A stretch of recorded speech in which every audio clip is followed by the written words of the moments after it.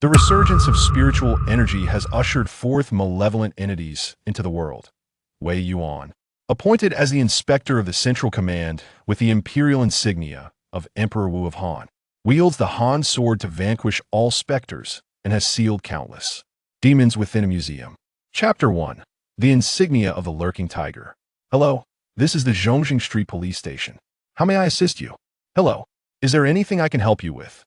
Are you currently in a situation where speaking is inconvenient? No, it's not that.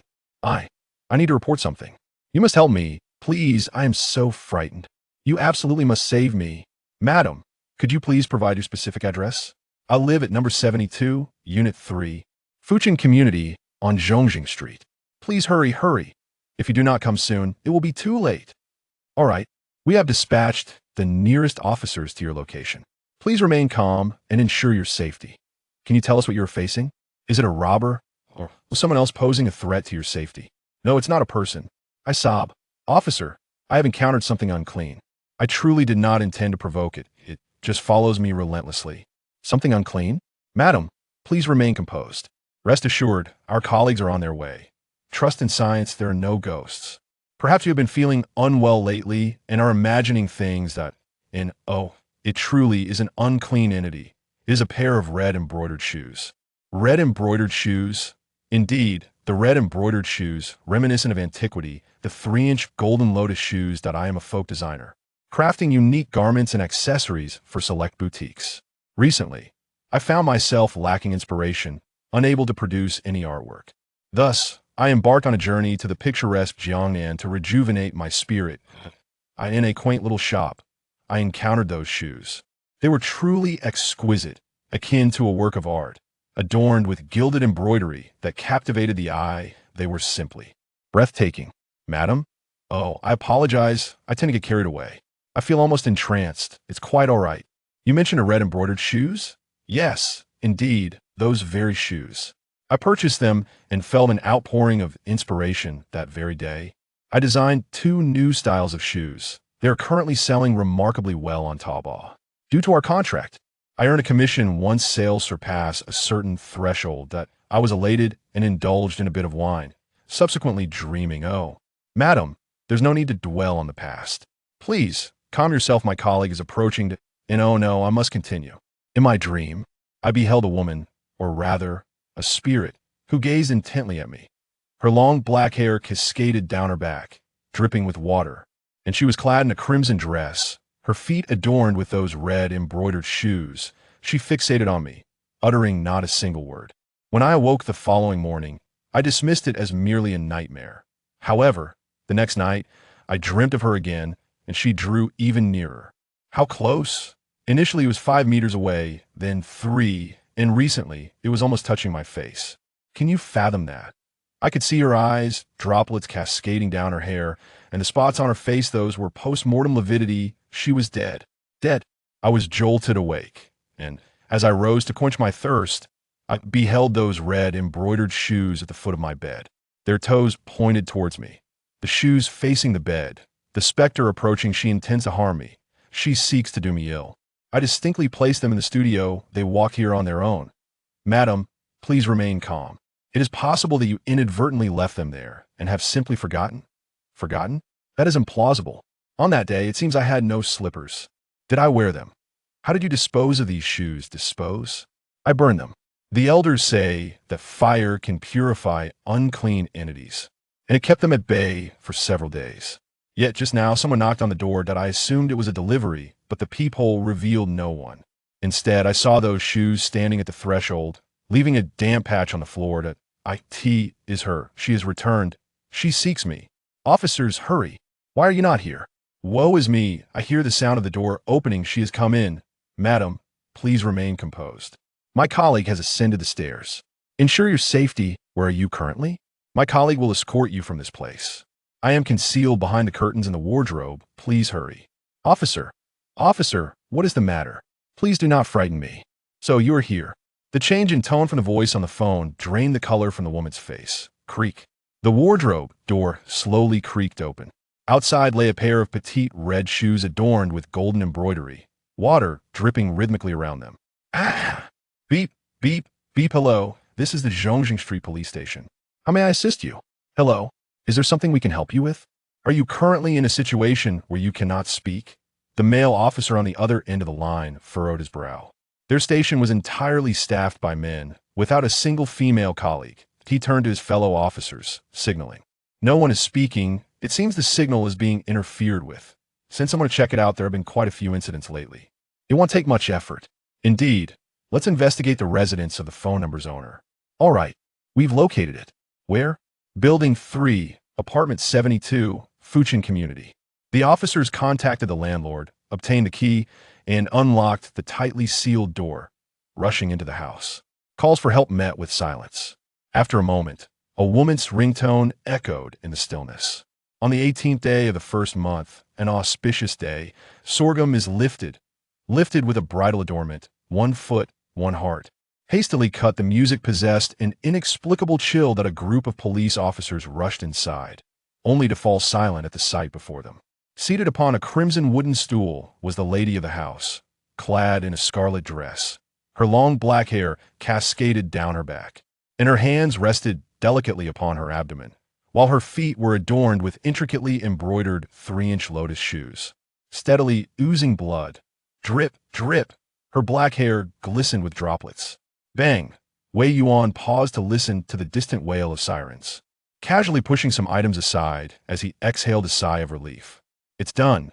This was the residence where his late father had lived, adjacent to the affluent Fuchin community. Beyond that lay the city center. He had once hoped fervently for the area to be redeveloped, envisioning how he would spend the proceeds.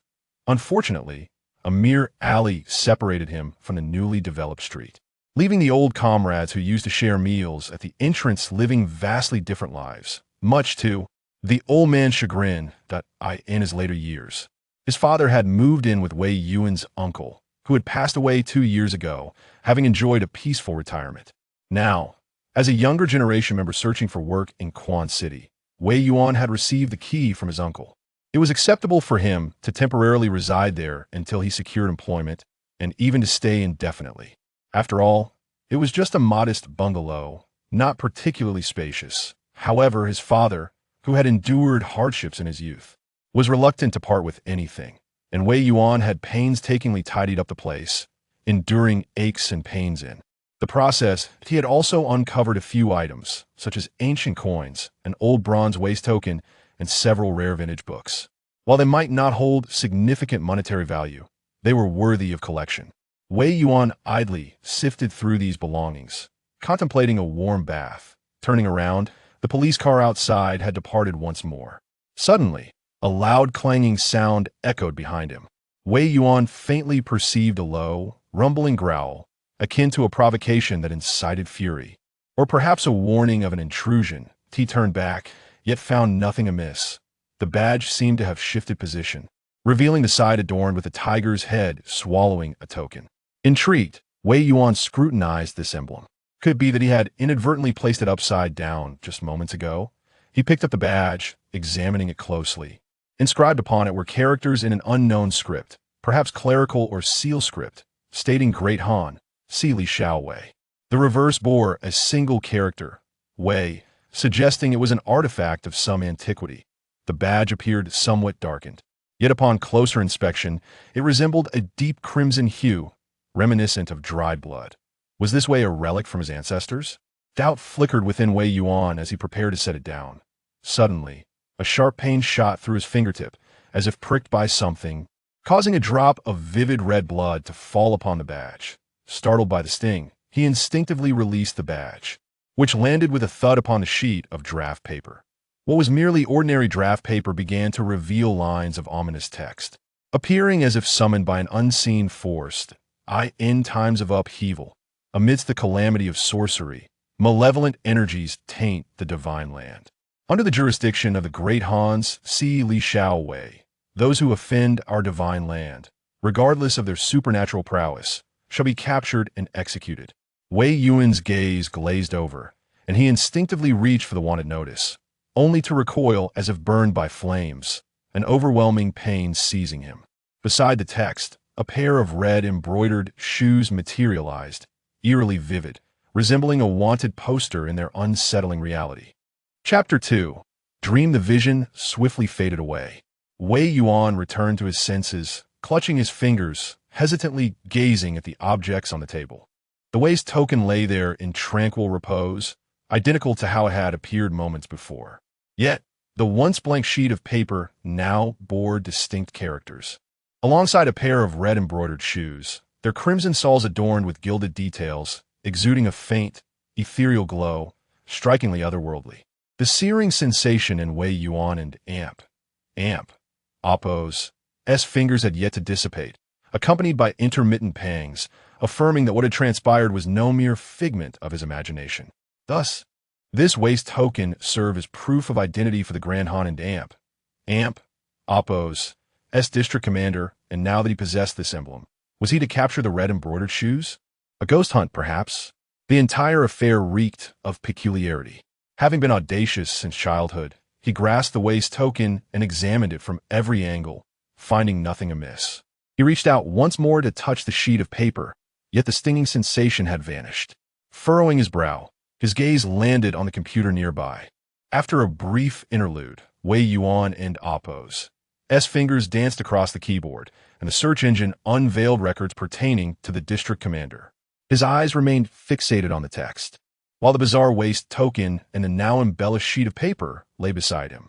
The district commander, formerly known as the Crouching Tiger, was a military official from ancient China, tasked with overseeing the capital and external territories, with authority extending to all matters.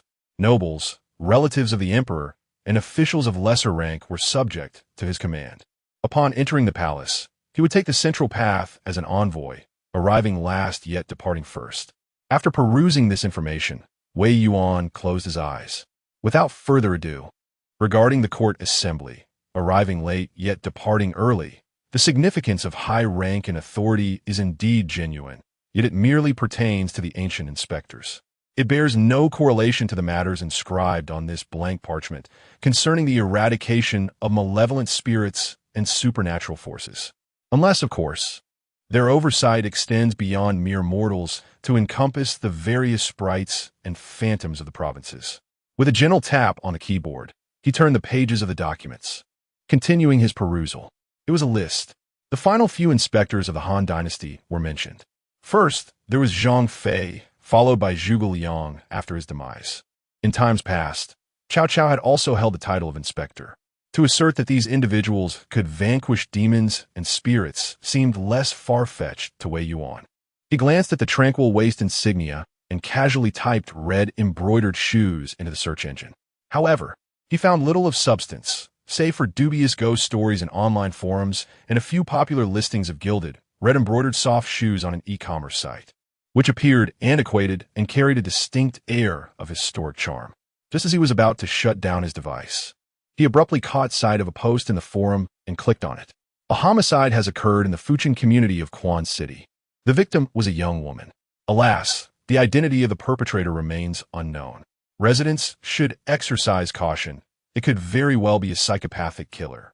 Young ladies, do not venture out at night and ensure your doors are securely locked when home alone. Fuchin community? Wasn't he that right next door? Wei Yuan's actions momentarily halted as he scrolled down the webpage, clicking on a particular post. He encountered a somewhat blurred photograph, seemingly taken clandestinely, depicting a woman whose face was obscured by a white cloth. The only discernible features were her long, lustrous black hair, which appeared freshly washed and still dripped with water, and her feet adorned with a pair of bloodied, red embroidered shoes reminiscent of the ancient practice of binding feet. It was perplexing to impose such archaic customs upon modern individuals. No wonder it was deemed perverse. What a pity, so young. Wei Yuan sighed inwardly, his attention fixating on the red embroidered shoes, with their crimson base and gilded embellishments, exuding an eerie charm intertwined with an indescribable sensual beauty. A sense of uncanny familiarity washed over him as he turned to look, and indeed, they mirrored precisely the shoes depicted on the white paper, with no detail amiss. Instinctively, he attempted to enlarge the image, only to find it had vanished, deleted by the administrator. Yet, he could affirm that the embroidered shoes worn by the deceased were identical to those illustrated on the paper. Recalling the previous post and the sound of police sirens that followed, it was evident that the red embroidered shoes had already been confiscated. Wei Yuan felt a sense of calm wash over him, dispelling the earlier doubts and subtle fears. This was the intrinsic trust that modern citizens of Huagua held towards the police. The shoes had been taken by the authorities, leaving him powerless to acquire them for his own pursuit of justice. Moreover, even if they had not been seized, he had no intention of pursuing the red embroidered shoes as dictated by the text on the paper. Strength alone could not guarantee success in confronting the supernatural. It is needless to mention that he lacked strength.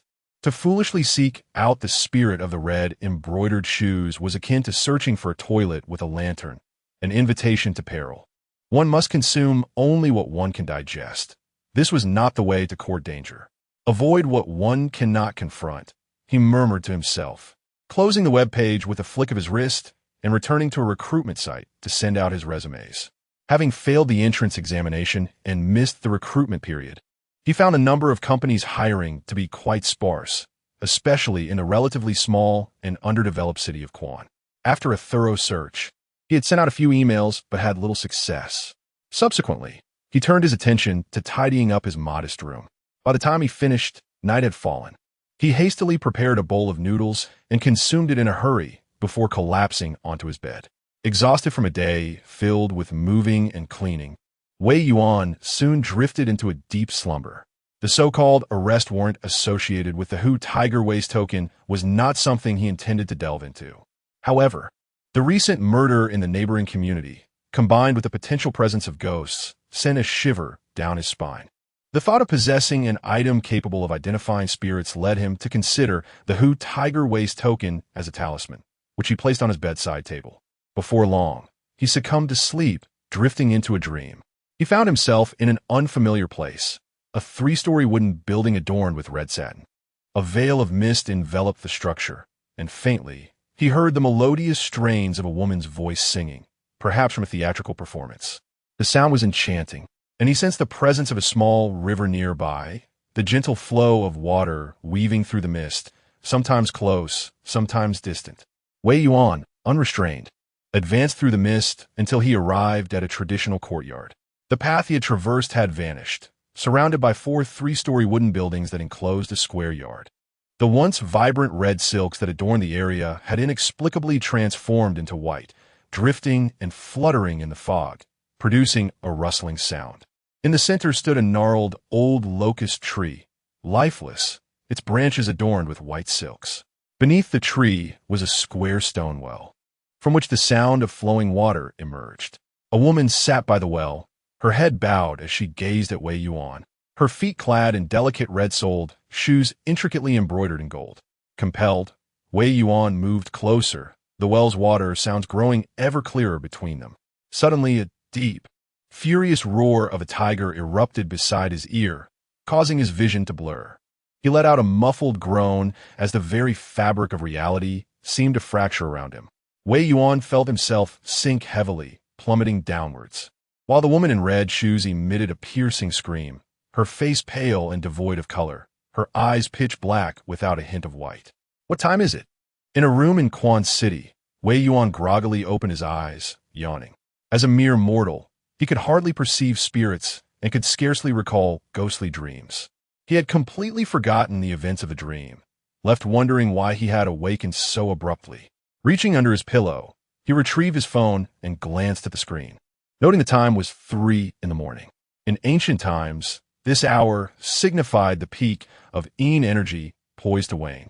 As Yang energy began to rise, a moment of transition between night and day, a time of profound Yin. Outside, dogs bark incessantly, while the night owls wail like infants in distress. Wei Yuan stifles a yawn, rises to pour himself a glass of warm water, and notices the floor feels slightly damp, as if a cup has been overturned. The tiger insignia on his bedside table lies quietly. He reclines on the bed, resting against the pillow, and habitually scrolls through his phone, the screen being the only light illuminating his face. Ding dong, you have a new email. Wei Yuan is slightly surprised. Who will be sending an email at this hour? He opens the message. It is a job offer, promising a salary of 5,000 a month. with meals and accommodation provided, the destination being. He clicks on the attached photo, revealing an old window, sill painted green. The paint peeling due to exposure to the elements. Beyond the window, numerous shelves are visible, and on the nearest one, several white paper figures sit, their lips of vivid crimson, appearing to both weep and smile. A folk museum. Chapter 3. Work. It is now 3:15 in the morning. The ancient hour of the tiger. The sky is clear. I have just escaped from the folk museum my son left behind. I feel as though I have encountered a ghost.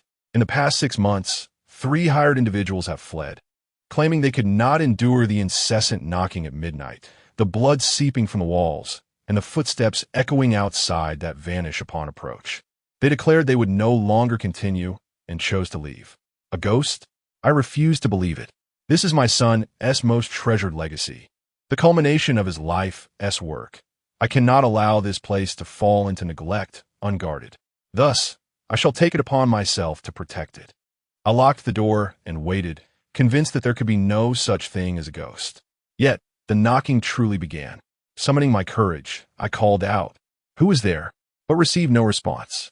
However, I distinctly perceived a figure standing outside. It must be a prank, I thought.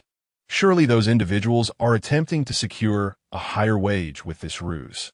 Annoyed, I grasped my flashlight and strode towards the door, opening it in a fit of anger, only to find nothing outside. Perhaps there truly is a ghost, I pondered, turning around, yet there was nothing behind me either. Still, an unsettling feeling lingered, prompting me to close and lock the door. I intended to return to sleep for a while longer. However, scarcely had I laid down when the bathroom light flickered to life. I lifted my head. The space is not particularly vast. The bathroom merely a dozen steps from my bed, yet I hesitated. Surely, it must be a result of aging wiring. I would investigate in the morning. Tick-tock. It seems that the bathroom is leaking. Drip, drip, drip, like the sound of someone shuffling in water while wearing slippers on the wooden floor. It draws nearer, closer with each passing moment. The sound of dripping appears to recede. I open my eyes and glance around, yet find nothing. I shut my eyes once more. The footsteps begin to approach slowly again. 5 steps, then 3. Suddenly, they come to a halt. Minutes pass. The stillness remains unbroken. I cautiously open my eyes. But there is nothing there, only a plastic bag, dancing in the wind. I release a sigh of relief, my body damp with perspiration. A chill envelopes me. Perhaps the window was not securely shut. I wrap the blanket tighter around myself. Yet a gust of cold air still seeps in. I decide to check whether the window truly allows the wind to flow through. I turn my head. It is beneath my blanket. Fang Hongba, hidden within his car, reflects on the recent ordeal, his body trembling uncontrollably. A face swollen from the water emerges, pressing against his own, whispering into his neck that it feels a bit cold, asking to borrow his warmth. Can one indeed borrow such warmth? Fang Hongba and Appo's hand clutches the steering wheel tightly, his face a mask of anger and fear, even twisted with a hint of rage. No more. This cursed house. So young, taken too soon. Surely the result of meddling with such things. I shall not concern myself with it any longer. Let whatever happens, happen. However, he recalled the words of his son just before his passing, expressing a desire for him to safeguard his legacy. This thought made him hesitate. For while he understood the gravity of the situation, he knew his son would never agree to return. A fleeting struggle played across his face as he nervously lit a cigarette and glanced at his phone. It was just past 3 in the morning, and a conspicuous red dot on the email app indicated a new message. Someone had sent an email. He hesitated, the hopeful gaze of his son lingering in his mind, before ultimately deciding to open the inbox. He pondered that if someone had applied for a position, he would take a look. Given his age and frailty, perhaps a young man would be less intimidated by the supernatural. After all, the men from 6 months prior had faced no calamity. Conversely, if the applicant were an older individual or a woman lacking vitality, it might signify that fate intended to close this museum. He opened the email and perused the resume, his eyes landing on a sharply defined youthful face. Wei Yuan. Fang Hongba's chest heaved heavily, and in a moment of ambiguous emotion, whether it be luck or regret, he exhaled deeply. His fingers swiftly danced across the screen, adjusting the salary from 3,000 to 5,000, including room and board, before sending the offer to the applicant. He then extinguished his cigarette and slumped against the steering wheel, immobilized. Had they been frightened away? Indeed they had. Excellent. Now there would be no trouble. This place still belonged to us brothers. All is well. All is well. Inside the Folklore Museum, several imperceptible figures exchanged high-fives, their faces illuminated with joy. One figure was a muddy specter, seemingly drowned in an unknown reservoir, while another donned a tattered, ancient costume, bearing a grotesque wound on his chest. A woman among them exhibited a pallid complexion, her demise perhaps attributed to some toxic substance. Lastly, two paper effigies held hands, spinning gracefully in the air. The paper figures, their faces puffed up with effort, managed to open a small refrigerator door. They precariously extracted a can, and upon opening it, found 3 lit incense sticks nestled inside. The surrounding spirits gathered in rapt fascination, inhaling the intoxicating fumes. The cola remained unscathed, yet any attempt to sip it would reveal its foul stench, rendering it undrinkable. The ancient specter with the ghastly wound clapped his hands in exclamation, remarking, this nectar, once savored, it is akin to indulging in the finest elixir. I have never encountered such a delight before. The swollen water ghost, brimming with pride, retorted, indeed, this is cola, a rarity from your era. Once we scare that old wretch away, this place shall be ours, and the storerooms are plentiful. The man in ancient garb licked his lips, hesitating before voicing his concern. But what if he brings someone else along? The water ghost, with a menacing grin, replied, this is my territory. Anyone who dares to encroach shall face dire consequences. After a harrowing escape from the Folklore Museum, Fong Hongba spent the night in his car. The confined space of the car, infused with the lingering scent of tobacco, offered him a modicum of comfort. It was not until he received a definitive response from the young man, named Wei Yuan, that he exhaled deeply, having arranged a meeting time near the Folk Museum. Only when the sky began to brighten did he finally ease the tension that had been coiling within him. By midday, he spotted the young man to whom he had submitted his resume. Clad in a pullover hoodie and athletic wear, he appeared quite robust. After discreetly inquiring about a girlfriend and receiving a negative answer, he felt a slight relief. A single man in his 20s exuded more vitality and might even be a virgin. In broad daylight, the prospect of encountering a young man like this seemed less likely to summon any specters, and he was distinctly different from himself, perhaps not easily frightened. He drove alongside Wei Yuan towards the Folk Museum. As he parked, he feigned casualness and asked, young man, are you afraid of ghosts? Wei Yuan glanced at the weathered window, its green paint peeling and marred with age, and replied, ghosts? We are materialists. There are no such things as ghosts in this world. He smiled as he spoke, hands tucked into his pockets, his right hand grasping a Hohu waist talisman. The Folk Museum, along with the paper effigies depicted in the photographs, held a hint of the uncanny. To avert any misfortune that could arise from stepping into trouble for the sake of 5,000 yuan, he had deliberately brought the talisman with him, ready to leave at the first sign of trouble. It seemed that such a scenario was indeed plausible. Fong Hongba parked the car beside them. We have arrived. Chapter 4. An attempt the door of the museum was unlocked. Upon closer inspection, much of the green paint on the windows had peeled away, and the festive paper cuttings from a new year had begun to fade, their once vibrant red now tinged with pallor. Fong Hongba, now in his 50s, glanced back at Wei Yuan and pushed against the door. It creaked open with a slight rust, revealing a somewhat rusty security door. Though spring had arrived and the weather outside was quite pleasant, the interior remained chilly and damp. Wooden shelves were lined with folk artifacts, relics of a bygone era seldom seen in modern society. The space was ample, divided into an outer area functioning as a folk museum and an inner living quarters. The living space consisted of a bedroom, a living room, and a bathroom, obviously once the residence of the original owners. Wei Yuan noticed an open bottle of cola on the table. Having circled through both the interior and exterior, Wei Yuan kept his right hand firmly around the Huahu waist token, ready to leave at the slightest sign of disturbance. Yet, it seemed his anxieties were unfounded, perhaps spurred by the peculiar red embroidered shoes. The Huahu waist token remained languid and unresponsive, akin to a mere hunk of iron. Indeed, one could hardly expect to encounter a ghost at every turn. This was no detective story. Fang Hongbo observed Wei Yuan as he completed his tour of the premises, wiped the sweat from his brow, and inquired, "What do you think? If the terms are unsatisfactory, we can certainly discuss them further. You need not concern yourself with any tasks. Simply keep the museum open. I will cover the utilities, and I shall ensure you receive 800 yuan for groceries each month." It is quite difficult to find a more relaxed job than this in Quanshi. Wei Yuan's fingers caressed the intricate patterns on the Hu tiger waist, the object cold and silent. He nodded, "Then let us sign." The conditions of the contract were remarkably lenient, perhaps excessively so. Fang Hongbo ultimately stated that if one wished to resign, he should be informed, for the museum ought to be closed. He then departed without a backward glance. Wei Yuan watched him leave, sensing an oddity in Fang Hongbo and Appo's demeanor. However, the Hu tiger waist, an ancient artifact that reacted even to the slightest presence, remained tranquil as he stood there, indicating that no vengeful spirits lingered. Perhaps Fang Hongbo, being sensitive and of advanced age, was simply overthinking. Indeed, the folk museum, with its paper figures, possessed an air of the uncanny.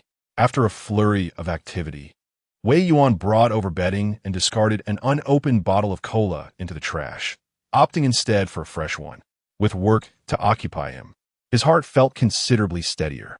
Meanwhile, a few invisible spirits gathered, casting suspicious glances at the uninvited guest and murmuring amongst themselves with malevolent expressions. To their surprise, the very next day, a lively presence arrived, a stark contrast to the usual. "Isn't it your garrulous mouth that brought this upon us? Can you blame me?" One spirit exclaimed. "If not you, then whom? He came here of his own accord. Direct your complaints to him. Enough with the bickering." Another interjected. The water ghost, feeling a headache, separated the two quarreling spirits and turned his gaze toward Wei Yuan, who was sipping cola, his eyes filled with malice. "First, we must frighten this living being away. His vitality is too strong. If he stays here, our abode will be uncomfortable. All right, how shall we proceed?" "Only at midnight. When the Yin energy is thick, can we barely manifest ourselves. For now, let's instill fear in him, making him dread the night, so he will scurry away in terror." "Very well, let us do just that." Together, Wei Yuan was in a state of serene contemplation, oblivious to the presence of spirits during the day. Suddenly, he heard a creaking sound and opened his eyes to see the security door swaying ominously before it slowly closed. The eerie noise sent chills down his spine. The room was dimly lit despite the daylight, and the incandescent lights began to flicker erratically. Drip, drip, the sound of water echoed from the bathroom. A soft splat. The sound of slippers squelching in water. Sensing something amiss, Wei Yuan squinted, his right hand tightly clutching the Hu tiger talisman, which inexplicably remained unresponsive to the bizarre occurrences. Comparing the situation to the red embroidered shoes from before, he grasped a crucial point. The red embroidered shoes were the manifestation of a vengeful spirit capable of eliciting a reaction from the talisman. Here, however, the spirits did not provoke any response from the talisman, suggesting that they were essentially harmless. Nevertheless, Wei Yuan resolved to exit the premises. Unexpectedly, in a whimsical moment, I brought along the tiger-hiding waist token, and to my astonishment, there truly were ghosts present. A few specters observed Wei Yuan's actions and erupted in cheers. One water ghost, brimming with arrogance, extended its hands toward Wei Yuan's shoulders, leaning into his neck with the intention of exhaling a chilling breath to intimidate this robust individual, all while exchanging mischievous glances with its companions. "Behold my prowess." The ghost and Amp, Appo's darkened nails grazed Wei Yuan and Amp, Appo's shoulder, yet it felt akin to grasping a searing iron. The water ghost trembled, its hands reddening, while Wei Yuan sensed the tiger-hiding waist token in his grasp vibrate, emanating a searing warmth, accompanied by a deep, languid roar of a tiger, exuding an air of lethargy and disinterest. Wei Yuan vaguely perceived an entity behind him. Instinctively, he turned, clutching the bronze token as if wielding a brick, and swung it forcefully. The water ghost, already cupping its hands to blow air upon itself, made no attempt to evade. Being a remnant of spiritual essence, it could not be physically touched. Not even a solid iron object, nor blades or bullets, could penetrate its form. It merely bared its teeth, addressing the nearby specters. "This is not right. The energy is too." Before it could finish its sentence, a bronze waist token, akin to a heavy brick, was firmly pressed against its forehead. The impact resonated with a distinct sound. If Wei Yuan were to describe the sensation, it would be somewhat reminiscent of striking a large mass of cotton candy with a wooden stick or squeezing a squeaky toy. The sensation was rather agreeable, quite pleasurable, and undoubtedly relieving. In the contemporary urban landscape, hosting an event could indeed prove to be quite lucrative. After striking that entity, the Hu Tiger Talisman emitted a faint hum, and Wei Yuan sensed a change. He retrieved a piece of white paper and pressed the side marked with the character "for and oppos," Wei and oppos, onto it. Gradually, a series of clerical characters emerged on the paper, distinctly different from the lethal inscriptions aimed at the red embroidered shoes. The wandering souls, untouched by bloodshed, bore no grievances and had never taken a life. They posed no threat and required no extermination. A moment later, Wei Yuan pulled up a chair and leaned against the wall, his left hand resting on the table while his right hand remained tucked in his pocket, grasping the still warm Hu Tiger Talisman. In the corner of the room, a row of spirits squatted, their heads cradled in their arms. With the warmth emanating from the talisman, he could faintly discern the outlines of the spirits, yet they became indistinct with any movement. There were 5 in total, 3 spirits and 2 paper effigies. Since he could only barely glimpse the outlines of the 3 spirits and could not hear their words, Wei Yuan used the talisman to tap lightly on their heads, then pressed it against the white paper. The resulting characters were entirely different from those associated with the vengeful spirits of the red embroidered shoes. They were merely ordinary wandering souls devoid of malice. This prompted Wei Yuan to speculate further about the Hu Tiger Talisman. It appeared to react primarily to resentful and malevolent spirits, while showing little interest in the harmless wandering souls, unable to hear their voices. And though he felt a tinge of curiosity towards these benign spirits, Wei Yuan nonetheless wielded the talisman to coerce them into another room, locking the door behind him as a means of asserting his position. The Specters, encountering for the first time someone capable of vanquishing their kind, were understandably terrified, likely conjuring images of exorcists and the like, and thus dared not reveal themselves. Wei Yuan examined the Hu Tiger Talisman in his possession. The talisman had responded twice. Once when a pair of ominous red embroidered shoes passed by, and again when that unfortunate spirit made contact with him, resembling a classic input-output mechanism, providing feedback based on certain external stimuli. As a supernatural entity, it elicited responses. He pondered whether he could do the same, especially since it had drawn his blood. Intrigued by this unprecedented realm, Wei Yuan tightened his grip on the talisman. He contemplated that typically, input and output must be interconnected. Thus, emulating the tone of the characters inscribed on the white paper, he declared, as a subordinate of the Inspector General, "I am forbidden from gazing directly upon the spectral entities. What methods exist?" The Hu Tiger Talisman remained inert. This was unexpected, reflecting on the words from the first day. Wei Yuan, with a contemplative expression, solemnly proclaimed, "Now, with malevolent forces disrupting the peace of my land, I seek to apprehend and eradicate them. Alas, as a mortal with mere fleshly eyes, I cannot behold these spirits. What methods exist?" This time, the Hu Tiger Talisman trembled slightly and illuminated. His heartbeat quickened as he sensed that he had indeed stepped into a new world. Truly, it was possible. Chapter 5. The opening of the eyes, a searing aura emanated from the Huyao, and Wei Yuan, having undergone this twice before, was well versed in the process. He procured a sheet of white paper and pressed the side bearing the character and amp, oppos, Wei and amp, oppos upon it. One by one, characters began to materialize anew, prompting Wei Yuan to lift his gaze. The text indicated that those affiliated with the commandant of the provincial office were empowered to slay demons and vanquish ghosts, gaining merits to access the Great Han's treasury for the acquisition of weapons against malevolence. However, if the commandant had not dispatched demons or apprehended those who disrupted the rites. No merits would be accrued, rendering the treasury inaccessible. Wei Yuan paused momentarily, noting the subtleties within the text. It suggested the impossibility of opening the Great Han treasury, implying the potential existence of this treasury in the present era. Before he could ponder further, the writing continued to surface. The text recorded 5 methods of esoteric practice that required no cultivation, enabling the opening of one and amp. Apos, vision to perceive the realm of spirits and the balance of yin and yang. Subsequently, an abundance of text emerged, detailing how an ordinary mortal could utilize their own vision to perceive apparitions and ethereal beings, indeed requiring no esoteric cultivation. The first method involved the tears of an ox, yet not merely the tears of common livestock.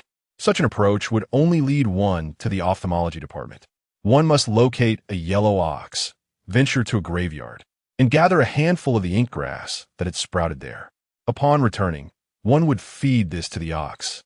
At the second hour of the day, when yin energy was at its peak, should the ox exhibit restlessness and vocalize unease, it would then be slaughtered to procure its bile. This would be combined with mint, licorice, and morning dew, amalgamated with fragments of yin entities. If the entity were of a spiritual nature, the requirements for other materials could be reduced. The most common and easily obtainable yin entity being ash from cremated remains. The resultant liquid, when applied around the eye sockets, would bestow upon the individual a substantial duration of the ability to perceive the dual realms of yin and yang after 7 days. This method poses minimal risks and yields enduring effects, yet Wei Yuan must regretfully abandon it. The price of merely a single yellow cow renders it unattainable for him. Alas, he is impoverished. The second method demonstrates swift results and prolonged efficacy, albeit with slight hazards. It is said that the night crow possesses the ability to perceive life and death. Thus, between midnight and the hour of the tiger, one must capture a blue-eyed crow perched upon a withered tree atop a grave, excising its eye with utmost precision, then immersing it in hot water before swallowing it whole, ensuring not to break the eye. Upon ingestion, one can perceive the realms of life and death. However, there exists a significant probability of complications, inviting retaliation from a flock of night crows or even the pursuit of night crow demons. This technique was derived from the left-hand path practiced by the Xili Commandant during the Hanwu era. Those who attempted this method often met a grim fate, having their eyes pecked out by the vengeful crows, ultimately succumbing to a gruesome demise as their flesh was devoured. A chill ran down Wei Yuan's spine as he surveyed the remaining 3 options. The third method involves seeking a black dog that has witnessed a ghost. It must be entirely black, without a single speck of another color. At the precise moment of the midnight hour, one must slay it with a peachwood dagger, plunging it into the heart to extract a drop of blood from the heart and instill it into one's eyes. This method is fraught with peril. Yet those who endure the trial can unlock the art of yin-yang vision, which remains effective for a lifetime. However, most who survive this ordeal often wish they had never embarked upon such a path. The fourth method requires one to perform a ritual at the hour of the tiger, when the yin energy is most potent, arranging an 8-trigram formation at the foot of a mountain, encircled by 12 bright lanterns. In the center, a bowl of morning dew is placed, and a drop of blood from the tip of the ring finger is mixed with the dew. While reciting the incantation Heaven and Earth, Qinquan, behold the yin and yang, one can perceive ghostly apparitions. However, vigilance is essential, should even one lantern extinguish. The practitioner risks becoming a wandering spirit themselves. In the 5th year of the Yongjian era of the Han Dynasty, the teachings of the first celestial master, Zhang Daoling, were passed down, allowing mortals to perceive wandering spirits and ghostly emissaries. Wei Yuan once again dismissed these 2 methods from his mind, recognizing the considerable risks they entailed. He truly had no intention of seeking treatment at an ophthalmology hospital, nor could he find a celestial master for guidance. His gaze turned to the final method, the use of willow leaves to cleanse the eyes. The branches of the willow, being 3 inches shorter than the spirits, could, when applied to the eyes, temporarily awaken the ability to perceive the dual realms of yin and yang. However, This required a foundation in Taoist practices. For those with untrained mortal eyes, prior preparation was essential. One would need to soak the leaves in the morning, dew mixed with Yin essence, allowing the infusion to steep until the midnight hour, when the Yin energy would be sufficiently potent. By then, one could use the willow leaves dipped in this elixir to cleanse the eye sockets and gain sight beyond the veil. The effect would last for the duration of a tea's brewing. Each activation would necessitate a repeat application. Aside from the cumbersome preparations, the associated risks and costs were within Wei Yuan and Appo's as tolerance. This shall suffice. His eyes sparkled with determination.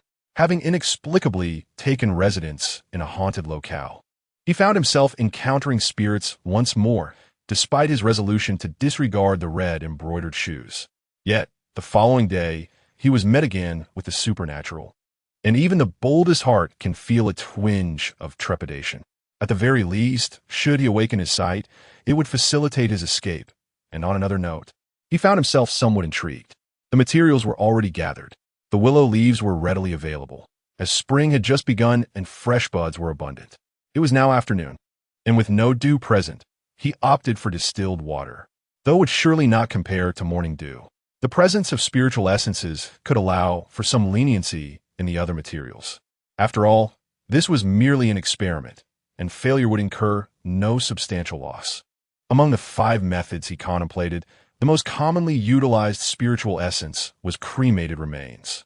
Using ashes, Wei Yuan could not overcome the psychological barrier within himself. Moreover, as for the malevolent entities, this room was replete with them. The 2 paper figures were, in essence, manifestations of such entities. The remaining 3 spirits were similarly accompanied by objects that were also imbued with their essence. Fear of the supernatural stems from the unknown. However, once one truly engages with it, the trepidation diminishes. This was a sentiment expressed by Wei Yuan. At present, he exhibited no fear of the harmless wandering souls inhabiting the room. Sitting at the table, he gently tapped his waist token with his right hand. Before him, the 2 paper figures huddled together, trembling in fright, while the other old spirits complied, albeit reluctantly, with Wei Yuan and Appo's request to present their respective items. Such objects were likely the very causes of their demise, or, perhaps, the embodiments of their deepest obsessions. Alternatively, they could be the spirits themselves. The 2 paper figures quivered, preparing to leap into the water. Amused, Wei Yuan gently nudged them aside with his finger, saying, "No, I have no intention of submerging you in such a manner." The little paper figures, in a state of panic, scurried away from the bowl of water, huddling together in terror. Wei Yuan then turned his attention to the other spirits as they rummaged through their belongings. Among the items was a foul, blackened fishing net, retrieved from an unknown source, and a large green bottle, approximately the size of an arm. Upon glancing at it, he noticed the words dichlorvos inscribed on it, causing his eyelid to twitch. Did someone perish from ingesting this?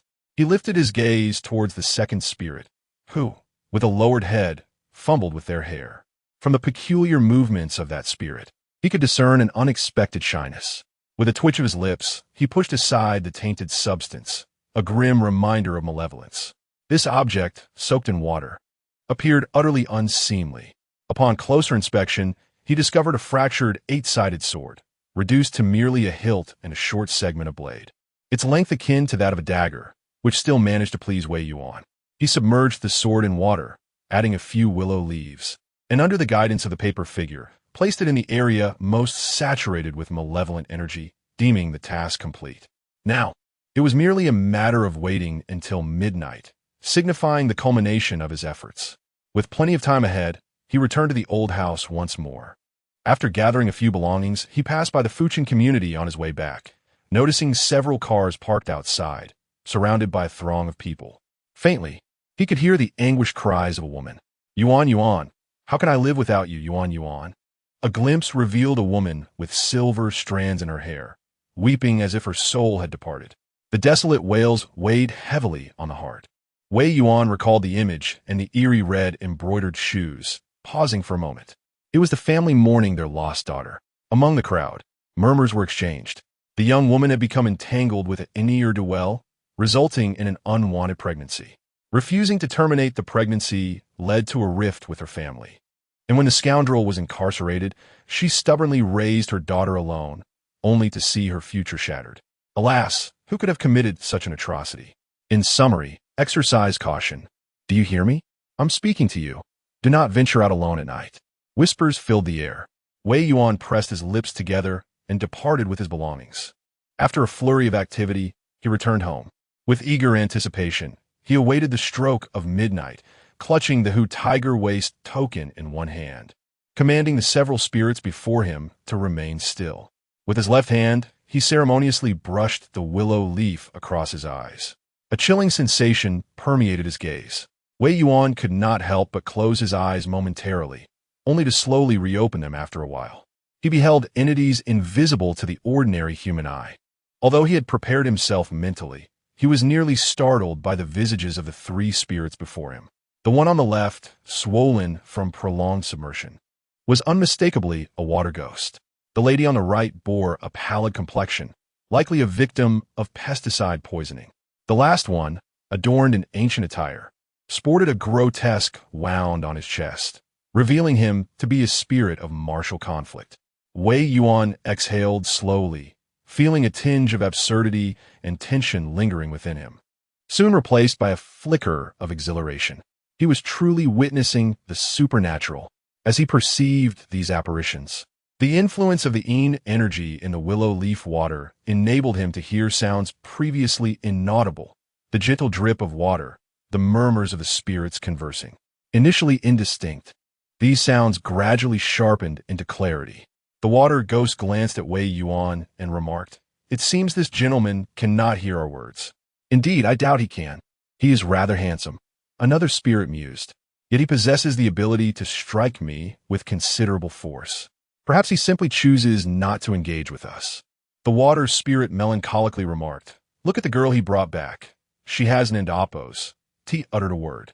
Wei Yuan, who had been listening intently with a stern expression, suddenly felt an unsettling sensation at the mention of the last phrase, a chill creeping down his spine. Drip, drop. The water spirit sat in front, yet the sound of water echoed from behind him. The night had descended, and the oppressive aura of the supernatural began to rise, compelling mortals to retreat. A sense of dread enveloped Wei Yuan as he took a step forward, simultaneously turning to glance over his shoulder. Behind him lingered a ghostly figure, with cascading black hair. She donned a long gown and adorned her feet with intricately designed red-soled golden lotus shoes. Her head hung low, shrouded in silence, as droplets from her hair fell. Drip, drop. As midnight approached, the malevolent energy intensified, causing ordinary beings to withdraw. Some guests, invisible to the naked eye, might arrive at this hour. Hush, speak softly. Do not look back. There is a ghost behind you. Chapter 6. The arrival. Wei Yuan's gaze was fixated on the pair of red embroidered shoes. The other spirits remained oblivious to the unfolding situation. The female ghost, adorned with 3-inch golden lotuses and red embroidered shoes, kept her head bowed, her raven hair cascading down her back, her visage pallid and devoid of any color, her eyes entirely black. She remained silent, not lunging forward with a shriek. Yet an unsettling tremor coursed through Wei Yuan, sending chills racing down his spine. The sounds from beyond the door seemed to echo as though filtered through multiple layers of soundproof glass, growing increasingly indistinct. Wei Yuan felt his limbs gradually losing warmth, succumbing to a numbing cold, akin to being submerged in icy water. He bit down on his tongue, the metallic taste of blood flooding his senses with a hint of warmth. He clenched the Hu Tiger Waist token tightly in his right hand, striving to dispel the disconcerting sensation that enveloped him. The searing pain emanating from the token at his palm finally anchored him back in the realm of the living. Wei Yuan's unwavering gaze remained locked on the silent female ghost. The red embroidered shoes. The ghost had arrived. Indeed, while the captain was tasked with subduing bandits and slaying demons, there existed no decree forbidding the dispatch of malevolent spirits by the demon-hunting captain. The water ghost within the museum appeared utterly ignorant of the prevailing atmosphere. It mistook Wei Yuan for a traditional Taoist priest from an old Hong Kong film. erroneously believing that this female ghost was to be captured and returned. As a fellow water ghost, it approached eagerly, raising a hand to pat the ghost's arm, cheerfully inquiring, "Sister, where have you been? Come back." Before Wei Yuan could utter another word, the female ghost's dripping hair surged forth with alarming ferocity. Buzz! The dense strands of hair converged, resembling sharp iron spikes that effortlessly pierced the water ghost's abdomen. The hair extended towards the ceiling, reminiscent of an aged locust tree that had withered after years of growth, suspending the water ghost in midair. Wei Yuan and App's expression changed dramatically. The water ghost struggled in the air, its face swelling grotesquely. Soon, its thrashing began to slow, the whites of its eyes gradually darkening, and an aura of chilling malevolence, akin to that of the female ghost, enveloped its form. Drip, drip, it began to rain water from its body. The tips of its fingers slowly turned black. Without needing anyone to tell him, Wei Yuan deduced that the once harmless water ghost was now undergoing a transformation into a malevolent spirit. Should this continue, the dwelling would soon be home to two vengeful spirits. Assessing the distance to the water ghost, Wei Yuan gritted his teeth, crouched low, and dashed forward. As he passed the coffee table, he swiftly reached into the basin and retrieved the submerged remnants of a sword, an ominous artifact. Grasping the broken sword sent a shiver coursing through him, akin to clutching a large chunk of ice. Yet, he resolutely tightened his grip and surged ahead. The museum's living quarters were compact, merely a few strides away. As Wei Yuan approached, the female ghost remained eerily still, her head bowed. Yet a strand of hair abruptly elongated, coiling towards him like a serpent. In response, Wei Yuan swiftly drew the Huyao badge and, with a deft motion, struck the searing tendril with the talisman. The inky black hair recoiled violently. Seizing the opportunity, Wei Yuan swiftly approached, his broken sword tearing at the single strand of hair that bound the water ghost. It felt akin to slicing soft rubber with a dull knife. Though the sensation was muted, he could discern the act of severing. His left hand brandished the Hu tiger insignia, which he wielded fiercely to fend off the encroaching dark tendrils that sought to pull him away or pierce through him. Gritting his teeth, he flipped the insignia and pressed it against the hair he had just cut, producing a sharp rip. A lock of hair fell to the ground, causing the water ghost to crash down like a lifeless fish, flailing momentarily. The eerie and sinister aura vanished from its countenance. The remaining two ghosts scrambled to drag the water spirit away, while a paper effigy attempted to rush in to assist, only to be caught by the knife-wielding ghost and thrust into its own gaping wound, preventing further chaos. Panting heavily, Wei Yuan gripped the insignia in one hand and a dagger in the other, crossing them protectively over his heart as he crouched low, fixating intently on the female ghost adorned in red embroidered shoes. He had sensed that trouble was imminent, yet the reality of it arriving left him somewhat flustered. Simultaneously, an inexplicable surge of anger coursed through him. The Hu tiger insignia trembled, resonating with the echoes of tiger roars surrounding him. The female ghost lifted her head, her hollow, obsidian eyes locking onto Wei Yuan's, sending chills down his spine. In his fury, he held her gaze unwaveringly. Even spirits fear the wicked. In this moment, Wei Yuan, a mere mortal, met the ghost's stare with an intensity that did not wane. Suddenly, the sky erupted in a brilliant flash of light. After a few seconds, the rumbling sound of thunder reverberated through the air. In the second month of the lunar calendar, all things awaken from their slumber, and the sound of thunder is hence referred to as Jingxia. The flashes of lightning and echoes of thunder dissipated, and Wei Yuan observed that the specter had vanished from sight. The floor ahead was damp, marked by a series of footprints that faded away at the threshold. Clenching his teeth, Wei Yuan felt his body stiffening. He switched on all the lights and clutched the waist token and the broken sword tightly, gradually sliding down against the wall. He exhaled a long breath. The few spirits that had narrowly escaped moments before reappeared before Wei Yuan. They had not witnessed the final moments and assumed that he had banished the malevolent spirit, regarding him as a capable Taoist priest akin to those depicted in films. Consequently, They approached him with utmost reverence, especially the water ghost that had nearly been transformed into a vengeful spirit, who expressed profound gratitude. Wei Yuan examined its injuries. Although it had been pierced by the female ghost's hair, it had remarkably healed. The largest wound was obstructed by a mass of ghostly fishing net, from which thin tendrils of ominous energy entwined, barely sealing the injury, allowing it to move about energetically. After the spirits had paid their respects, Wei Yuan intended to inquire about their origins. However, after confronting the fierce ghost directly, he now felt utterly exhausted, disinclined to move or think further. He sent a few spirits and 2 paper figures to remain at the museum. Closing his eyes, he suddenly sensed that the Huahu waste token was still vibrating, emanating a searing warmth. A moment of surprise washed over him as he summoned his spirit, took a piece of white paper, and settled onto his bed. He pressed the on of the paper, and characters in clerical script began to emerge. The chief commandant has repelled malevolent spirits, preventing wandering souls from becoming vengeful. Thus, he shall earn merit. Such merit is one of the essential mandates the chief commandant must master. Merit. Wei Yuan pondered thoughtfully. The characters dissipated, yet the cold, oppressive atmosphere of the room was entirely dispelled, as if absorbed by A surge of power flowed back to Wei Yuan, causing a sharp pain, but soon that weariness, along with his mental unrest and anger, began to ease gently. An overwhelming fatigue set in. Wei Yuan's eyelids gradually grew heavy, and he succumbed to slumber, during which his body was slowly fortified. Chapter 7. Entangled Wei Yuan found himself once more ensnared in a dream.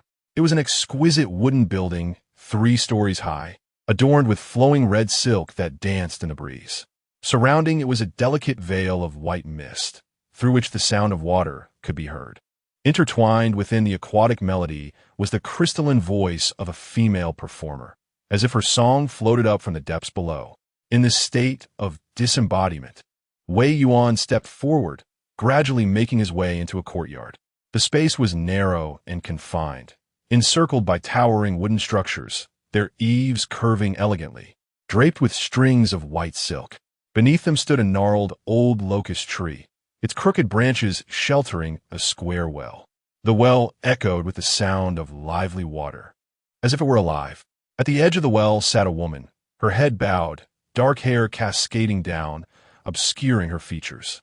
Wei Yuan, lost in a haze of confusion, approached her step by step. Yet, after only a few strides, a flicker of turmoil crossed his face, a struggle evident in his expression. Suddenly, a thunderous roar akin to a tiger's growl erupted, jolting him awake in the dream, where he was confronted by the sight of the woman with the long hair and a pair of exquisitely embroidered red shoes, etched in gold. In the blink of an eye, the dream shattered. In the realm of reality, Wei Yuan opened his eyes, a deep azure light fading from his gaze. He stared at the ceiling, enveloped in silence for what felt like an eternity. Just moments ago, the dream he had forgotten from the night before began to surface in his memory. Moreover, he can distinctly recall that when he entered the courtyard in yesterday's dream, the well and the woman beside it were approximately 5 meters away from him. Astonishingly, in the recent dream, that distance had diminished to 4 meters, indicating an unsettling approach. As for the implications of this gradually closing gap, Wei Yuan remained oblivious. Yet, it was evident that it heralded no good tidings. He sighed, gently caressing the Huyao talisman. The talisman could react within dreams, yet it was incapable of directly vanquishing the malevolent spirit. Was this due to its inherent nature as a non-defensive artifact, or had the passage of time significantly diminished its efficacy? Outside was shrouded in darkness, and Wei Yuan retrieved his phone to check the time. It was 3:30, nearly the same hour he had awakened the previous day, during the hour of the tiger. He was uncertain when he had succumbed to slumber, if memory served him right. It was during the talisman's reaction, which repelled the malevolent spirit and thwarted the haunting within the museum, earning him merit, which subsequently transformed into a technique that the Huyao lieutenant must master. After that, he had slipped into a hazy sleep. Wei Yuan clenched his fist, feeling no discernible difference. After a moment and oppose, As contemplation, he positioned his right palm against the talisman and closed his eyes in meditation. Gradually, he sensed a faint presence of a talisman materializing in the palm of his right hand. However, upon opening his eyes and illuminating his phone screen, he saw nothing. Touching it yielded no sensation either, clearly indicating that it was akin to a spiritual technique. The white paper bore inscriptions detailing this particular magical ability. In ancient times, there existed a practice known as exorcism, wherein 12 individuals would form a formation, adorned with crimson markings and wielding several foot-long hemp whips, performing a dance while chanting the names of deities. In the pre-Qin era, there was a text titled Jia, which addressed the afflictions caused by malevolent spirits that brought misfortune to the people. It served as a warning to the populace, instructing them to avoid calamities inflicted by these ghostly entities. The Han Dynasty also proclaimed shamans manage seasonal rites to exorcise and purify. This method has been passed down through generations. However, the exorcism techniques wielded by the Watcher of the Tiger are not merely about banishing lingering spirits. The term exorcise encompasses both expulsion and the ability to command. This mastery allows one to utilize certain abilities of the spirits. Each type of specter, from the mischievous to the malevolent, possesses unique characteristics. Even the mightiest watcher cannot encompass all forms of power. Thus, relying on the abilities of various spirits can prove to be immensely beneficial in capturing demons and other malevolent beings. In later eras, those spirits that were successfully commanded and contributed to the cause would often be venerated, becoming the ghostly warriors of the city gods. Over the span of 2 millennia since the Han Dynasty, the various schools of thought regarding exorcism and spirit summoning have largely evolved from these ancient practices. Wei Yuan, thoughtfully tracing the emblem of the Watcher of the Tiger, pondered deeply. In other locales, commanding spirits typically necessitates locating a suitable entity first, which is then subdued before any powers can be harnessed. Yet, within this museum, 5 spirits are present. If he could persuade them to accept his command, it would undoubtedly bolster his confidence against the seemingly relentless malevolent spirit that had ensnared him. He recalled the water spirit that had been effortlessly overturned and silently added a thought. Approximately. Regardless, the ability to awaken the yin-yang eye and master the extraordinary skills typically reserved for tails has indeed lightened Wei Yuan's spirits. It seems that when he inscribed the exorcism talismans, his body underwent some peculiar transformation. Despite having only slept for a mere 2 hours, he felt no trace of fatigue. After stretching his shoulders, he prepared to rise and seek out the lingering spirits. However, his movements paused, and his gaze became fixed. A pair of intricately embroidered red shoes lay silently on the floor, their pointed tips directed towards his bed, approximately 4 meters away. Outside, the night was pitch black, enveloped in an eerie silence, as if he were the sole inhabitant of the world. After a prolonged silence, Wei Yuan let out a faint sigh, descended from the bed, and walked over. Then with a swift kick, he sent the red shoes flying. A sleek black car sped along the highway. In the front seat sat 2 muscular young men, while the back seat housed a young woman with a sharp bob, clad in a suit and black high heels. One hand held a cigarette, while the other tapped away at a keyboard, her brow furrowed as she scrutinized the screen, watching the continually ascending graph. She felt her blood pressure rising as well. In recent years, the concentration of spiritual energy had been steadily increasing, and the frequency of certain occurrences had escalated.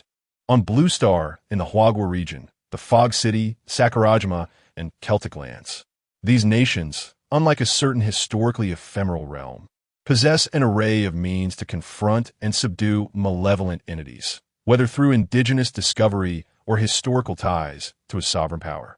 Notably, in the land of Hua, at the onset of the resurgence of spiritual energy, most of these malevolent beings were forcefully suppressed, ensuring that the ordinary populace could lead their lives undisturbed. Across the vast expanse of the Divine Land, disciples of Buddhism and Taoism were mobilized directly. Any emerging fiends were swiftly quelled by an iron fist. Yet at present, the situation has become increasingly unmanageable. The rapid escalation in the concentration of spiritual energy has surged abruptly at a certain juncture, coupled with an overwhelming proliferation of such entities.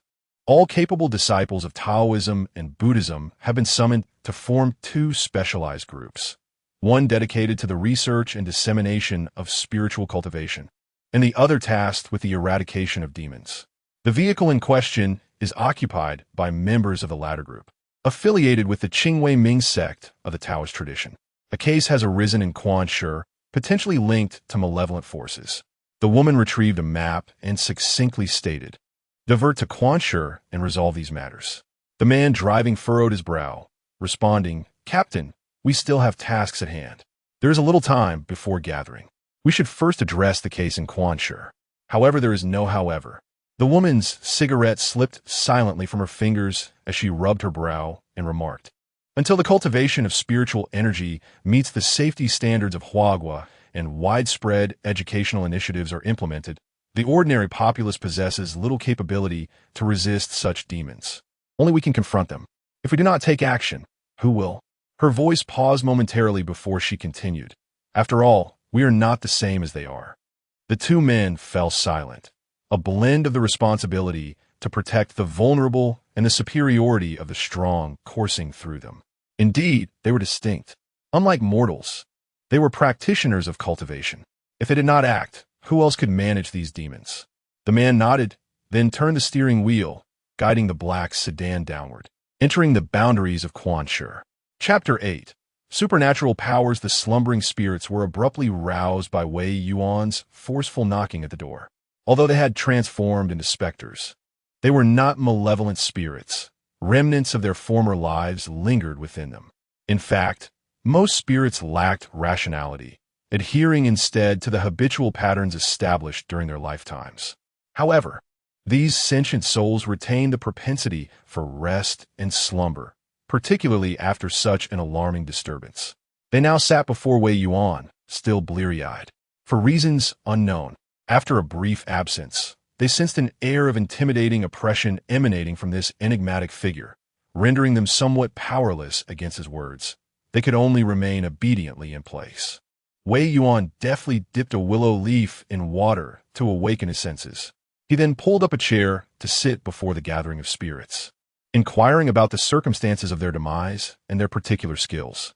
The first to respond was the bloated water ghost.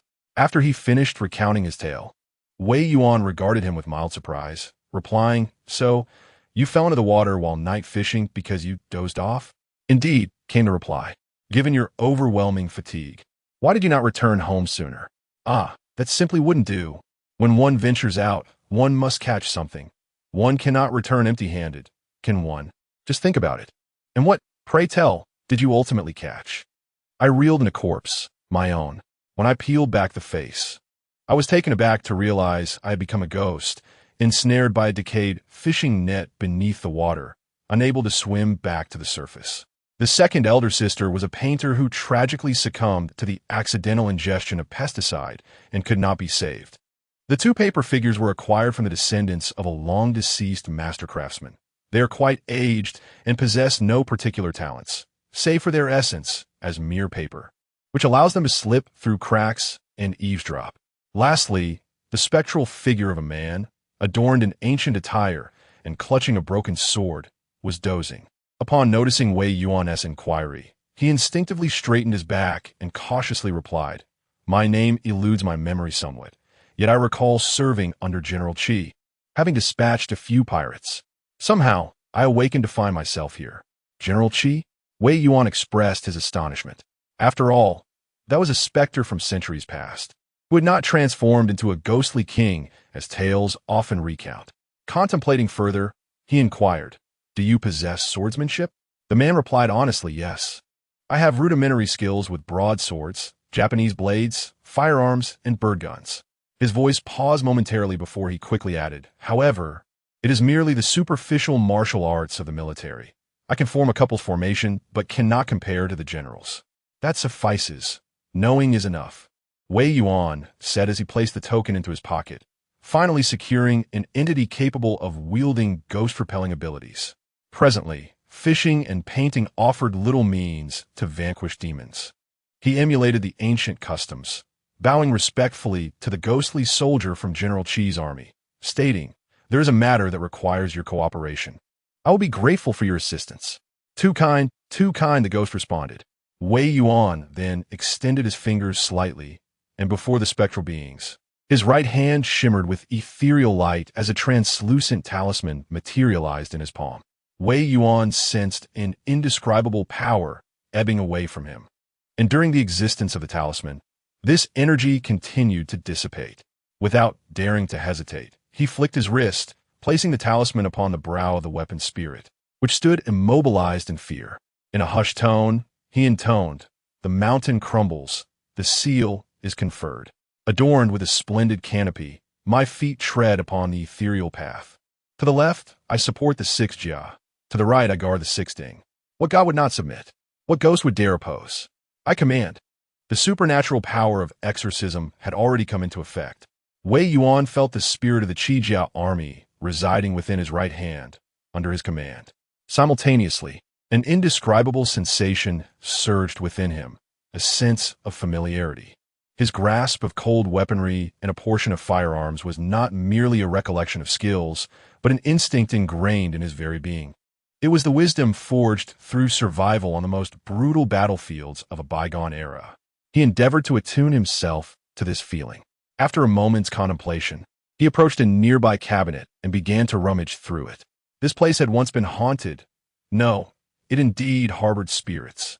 Previously, the 3 custodians of the museum had purchased a Long Quan sword online, intending to use it for warding off evil. Although it had proven ineffective, the blade remained, as a malevolent aura of the place had deterred them from taking it upon their departure. It was a sword of 8-sided design. Wei Yuan retrieved the sword and stood in the living room, grasping the hilt. He closed his eyes and delved into meditation. A sense of familiarity emerged. Although he had never wielded a weapon before, an instinctive appraisal of the sword arose within him. It was crafted from good steel, yet it was not a fine sword. Regrettably, Wei Yuan exhaled deeply, dispelling distractions as he grasped his sword, attempting to adhere to the instinct and experience inherent in swordsmanship. He executed slashes, thrusts, and upward arcs, deftly probing defenses and retreating to evade strikes. His technique was a rudimentary battlefield style, devoid of embellishments. Initially, his movements were sluggish and somewhat clumsy, yet gradually he became more proficient, his speed steadily increasing. Observing Wei Yuan's somewhat awkward swordplay, the water ghosts exchanged bemused glances, whispering among themselves in judgment. Wei Yuan paid them no heed, focusing instead on familiarizing himself with the skills at hand. Suddenly, he envisioned a battlefield strewn with corpses, a perspective that echoed the most vivid memories of the remnants of the Qi army. The brutal and sanguine essence unique to the realm of cold weaponry surged forth, causing his pupils to constrict and his mind to momentarily falter. The illusion dissipated as swiftly as it had appeared, yet it ignited a surge of swordsmanship experience acquired from the ghost-driving technique. Wei Yuan found himself immersed in the chaos of battle, facing a menacing foe. With a sudden retreat, he adopted a half-crouched stance, his back taut as a drawn bowstring. His muscles erupted with latent power, and with a fierce thrust, the 8-sided Han sword shot forward, producing a piercing sound that sliced through the air. As this simple yet fundamental maneuver concluded, the patterned steel blade quivered in resonance, channeling the first type of ghost-driving technique, expelling malevolent spirits. The entire chamber became imbued with warmth. The assembled souls stood on tiptoe, pressed against the walls, paralyzed with apprehension. The room was enveloped in a chilling silence, punctuated only by the low, ominous sound of a sword's resonance slowly dissipating. Wei Yuan closed his eyes, exhaled a breath of stale air after a prolonged moment, and with a flick of his finger, a talisman materialized in the void before shattering, thus dispelling the ghost-repelling incantation. The spectral figure of a warrior appeared at his side, appearing somewhat dazed. Wei Yuan sheathed his sword, and though he could not be certain if it was merely an illusion, he sensed that even after the dispelling, a remnant of proficiency with the sword lingered within him. While it did not compare to the skills of a battle-hardened warrior, it certainly surpassed that of an ordinary enthusiast. The The lingering spirit of the Qi family momentarily appeared bewildered, sensing something amiss, and inquired, "Master, do you intend to?" Wei Yuan nodded and gestured towards the red embroidered shoe, saying, "This object has come to our attention. It must be addressed." He recalled the quadrangle he had seen in his dreams, along with the antiquated and vividly real wooden building, an instinctive feeling hinting that this structure likely existed in reality. According to various tales of the supernatural, such places would undoubtedly be conducive to capturing the female ghost. As for locating it, one could search online, though the process would surely be sluggish. There was, however, another method. "You and I shall report this matter." The water ghost stared in astonishment. "Report it to the authorities to capture a ghost? Is that feasible?" Wei Yuan retrieved a box, placing the red embroidered shoe and a strand of black hair he had previously severed inside, stating, "With these items, we might persuade them to assist us in our search for the location. If my suspicions are correct, the red embroidered shoe belonging to the earlier victim is already missing." At this moment, a pitch-black vehicle came to a halt in front of the Spring City Police Station. Chapter 9. Reporting the case upon regaining consciousness.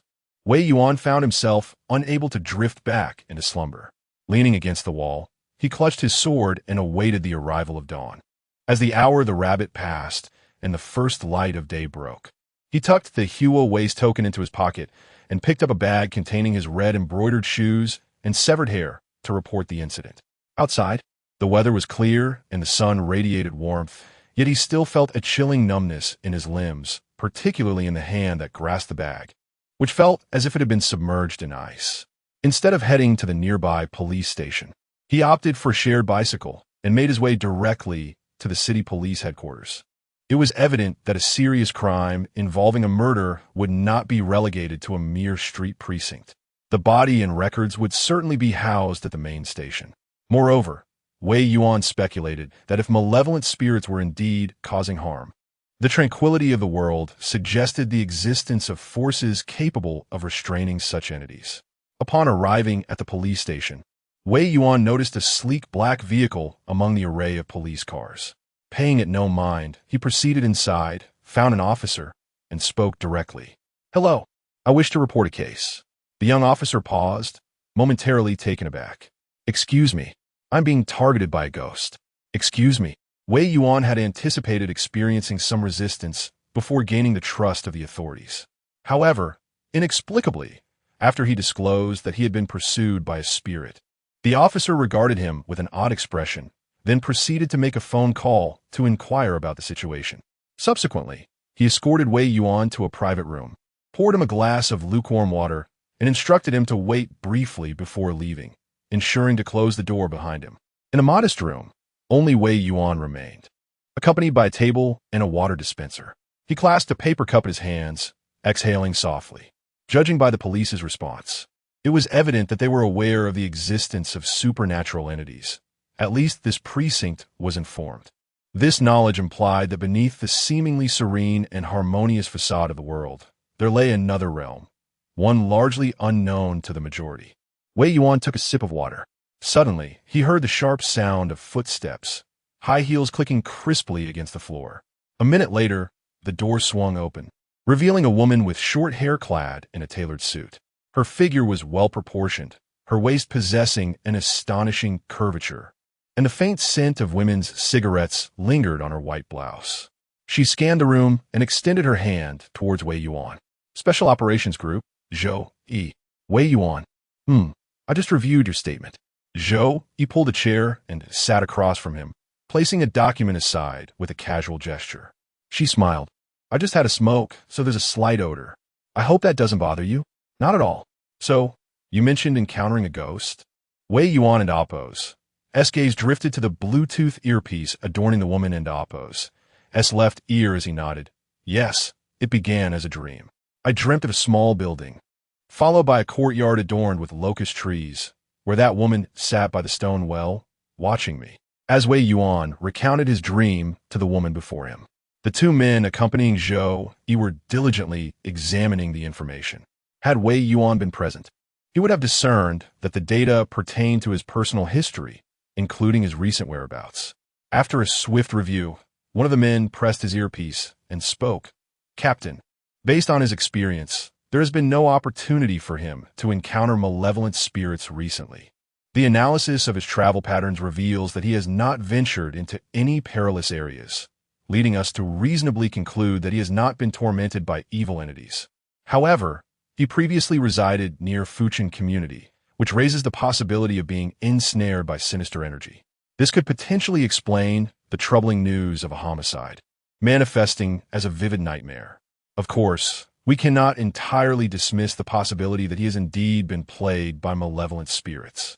Generally speaking, had he encountered such entities, his mental state would likely be more fragile and distressed, exhibiting slight neurotic symptoms, rather than maintaining the calmness he displays now, with articulate speech. He paused momentarily, adding with a hint of jest, based on past experience, a psychologist would be more suitable for him than an exorcist. Zhou nodded slightly, her gaze fixed intently on Wei Yuan, listening earnestly. Finally, she nodded again and inquired, aside from your dreams, are there any other signs? If not, we might need to explore alternative methods for further clarification. She chose not to follow her companion's suggestion for handling the situation. Wei Yuan's voice momentarily faltered as he produced a black pouch, delicately placing it upon the table. Zhou raised an eyebrow and inquired, this item, as her colleague just mentioned, is something you forbade him from touching? It must be of great significance. Wei Yuan nodded and reached into the pouch, retrieving a small box which he set on the table, opening it and sliding it towards Zhou. Her gaze fell upon it, and her expression froze. The two men monitoring the room via surveillance experienced a sudden shift in demeanor, with one of them abruptly rising and rushing out. Inside the box lay a pair of exquisitely embroidered shoes adorned with red and gold, strikingly eerie. Dried bloodstains were visible within the shoe's interior. Wei Yuan calmly remarked, had he seen this, it is likely that the one plagued by nightmares tonight would not be me, but him instead. A moment later, Zhou Yi's Bluetooth earpiece crackled to life, her teammate panting, it's gone. Standing in a designated area meant for sealing corpses afflicted by malevolent spirits. A muscular disciple of the Wei Ming sect gazed upon the woman's contorted feet, as well as the unopened freezer and outer door, stating, the iron gate here failed to contain her, and the talismans above seem ineffective against her. She is no mere ghost. She is a vengeful spirit. In light of such irrefutable evidence, there was no doubt that Wei Yuan's words were accorded the utmost seriousness. Shortly thereafter, two additional individuals joined Wei Yuan. Greetings. I am Zhao Yi, a disciple of Wei Ming's sect. My Taoist title is Xian Yi. After the disciples from the two sects arrived, they directly inquired about the specifics of Wei Yuan's earlier dream. The disciple named Xian Yi even produced sketch paper and swiftly sketched a loft from Wei Yuan's description, along with the chilling locust tree, the stone well, and the white silk, all enclosed within the towering wooden structure, allowing only a glimpse of the sky above in the courtyard. Zhou Yi, instinctively lighting a cigarette, noticed Wei Yuan's presence and, with an apologetic smile, extinguished it, explaining, the malevolent spirits differ fundamentally from ordinary wandering souls, as well as from vengeful and evil spirits. They possess considerable mastery and have encountered diverse circumstances, making direct confrontation unwise. Wei Yuan pondered this and inquired further, so, does the courtyard in the dream assist in subduing the malevolent spirit? Zhou Yi nodded affirmatively. Indeed, the essence of a malevolent spirit lies in its intense negative emotions, amplified by a particular resonance with the natural world. This resonance occurs during moments of peak negativity, leading to an increasingly ferocious manifestation. By identifying the source of such emotions, one can potentially weaken the malevolent spirit and seize the opportunity to subdue or eradicate it. As for souls that have transformed into malevolent spirits, they once were human, enduring an existence under the weight of overwhelming negative emotions, akin to a living death. Thus, both Buddhist and Taoist traditions refer to this act as transcendence. A moment of silence followed, punctuated only by the sound of Xian Yi's rapid sketching. Is that so? After a second revision, the muscular man presented the refined sketch to Wei Yuan, which bore an uncanny resemblance to the one from his dreams. evoking a chilling and eerie memory in Wei Yuan. He nodded and remarked, "It's almost exactly like that." Xian nodded in agreement, setting the pen aside. Zhao Yi took the drawing and began to access the database, searching for elements that aligned with Wei Yuan's dream. This capability is what allows Huagua to effectively suppress malevolent entities. Once modern technology identifies a location, disciples from Taoism and Buddhism can wield targeted artifacts to execute precise strikes. Amidst a moment of contemplative silence, Wei Yuan mused, "I never imagined that individuals like you truly exist." Zhou Yi responded, "After all, Arn and Amp, Oppos, T-Ghosts real? When supernatural beings manifest, people like us inevitably come into existence as well." Wei Yuan inquired, "So this has been the case for a long time?" Zhou Yi nodded, "Indeed. Our history can be traced back to the first brave individuals who dared to confront demons and spirits.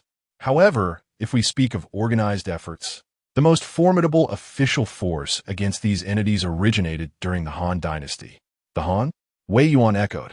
"Yes, the Commandant of the Imperial Guard, formerly known as the Crouching Tiger, suppressed the demons and malevolent spirits from the reign of Emperor Wu through the Sui and Tang dynasties." Before he could finish, Zhao Yi raised his head, his tone slightly elevated, saying, "I found it, Captain. It's the former theater in Jiangnan, a place known for its operatic performances, where several renowned actors once graced the stage before it was sealed due to past incidents."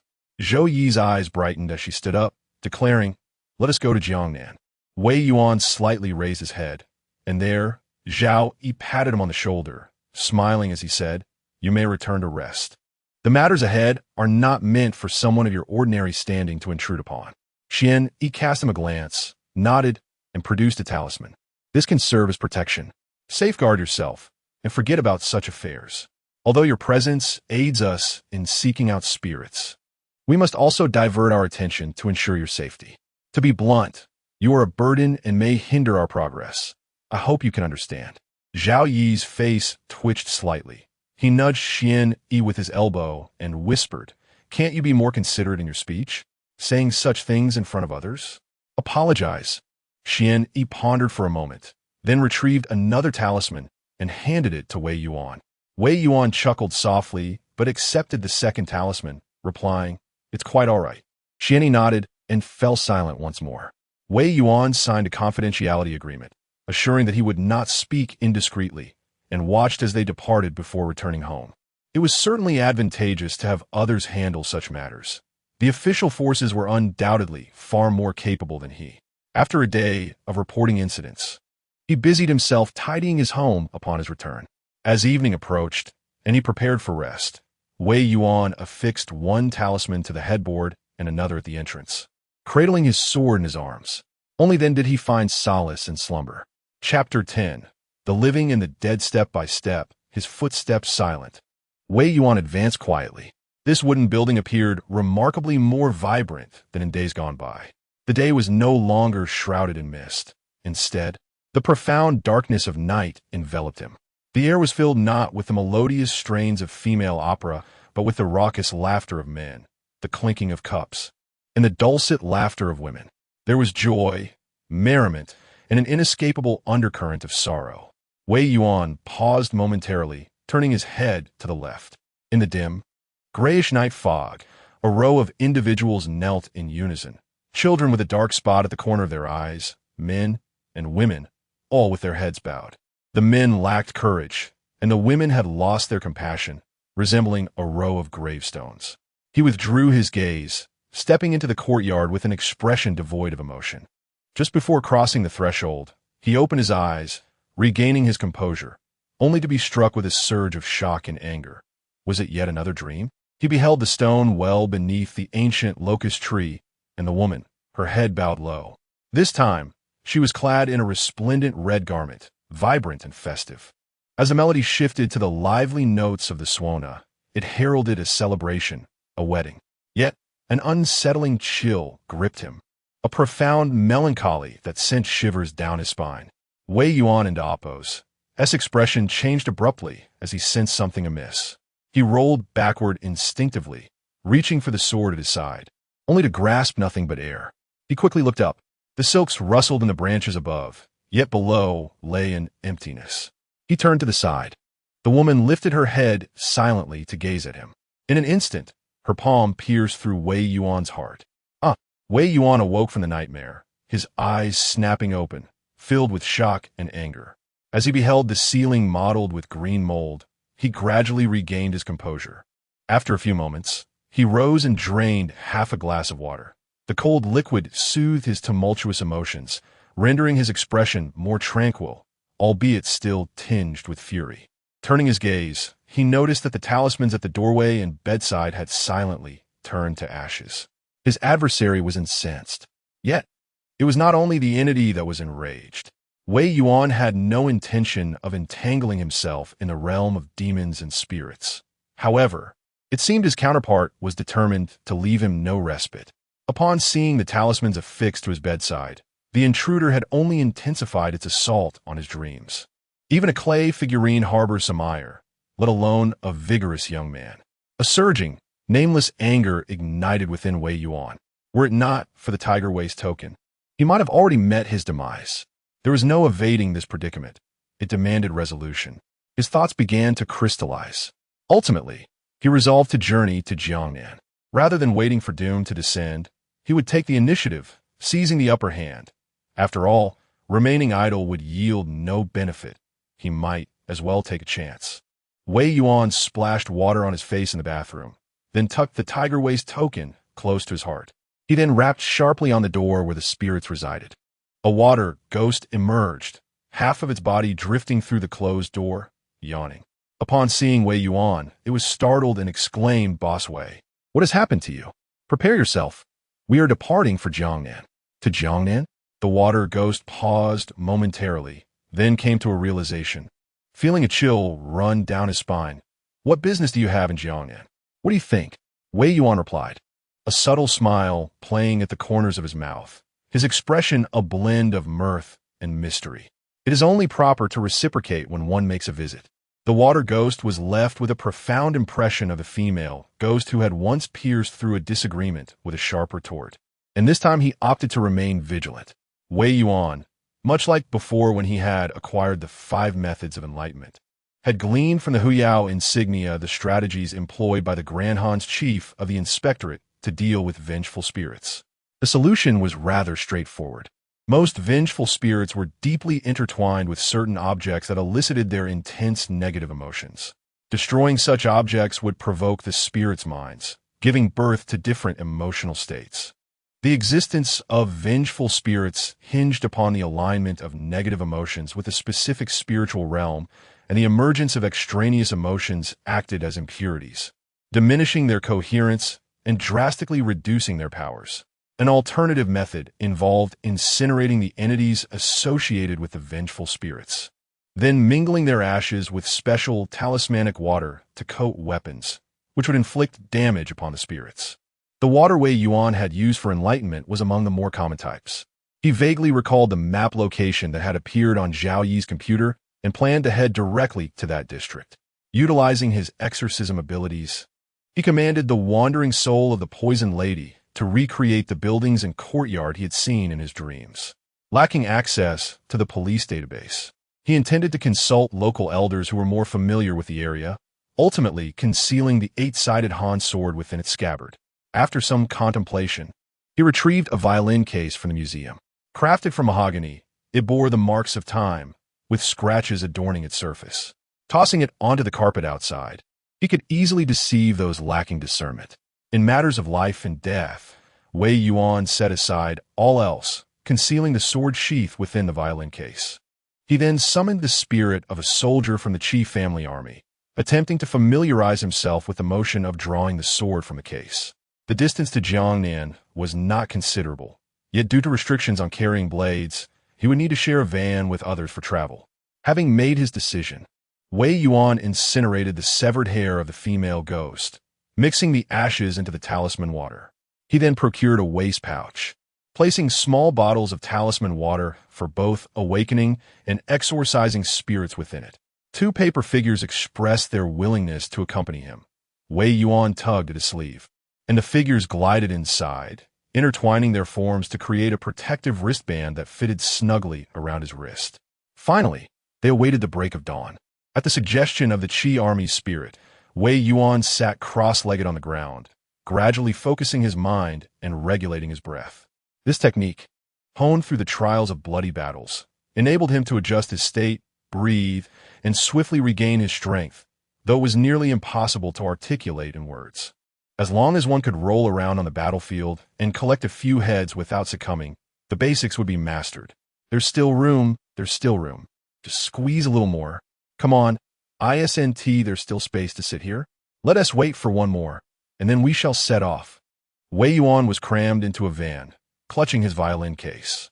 The driver, without inquiring further, maneuvered the steering wheel and accelerated, setting off directly. He was exceedingly familiar with the roads, navigating effortlessly, always discovering the most convenient routes. Departing in the morning, they arrived at their destination by afternoon.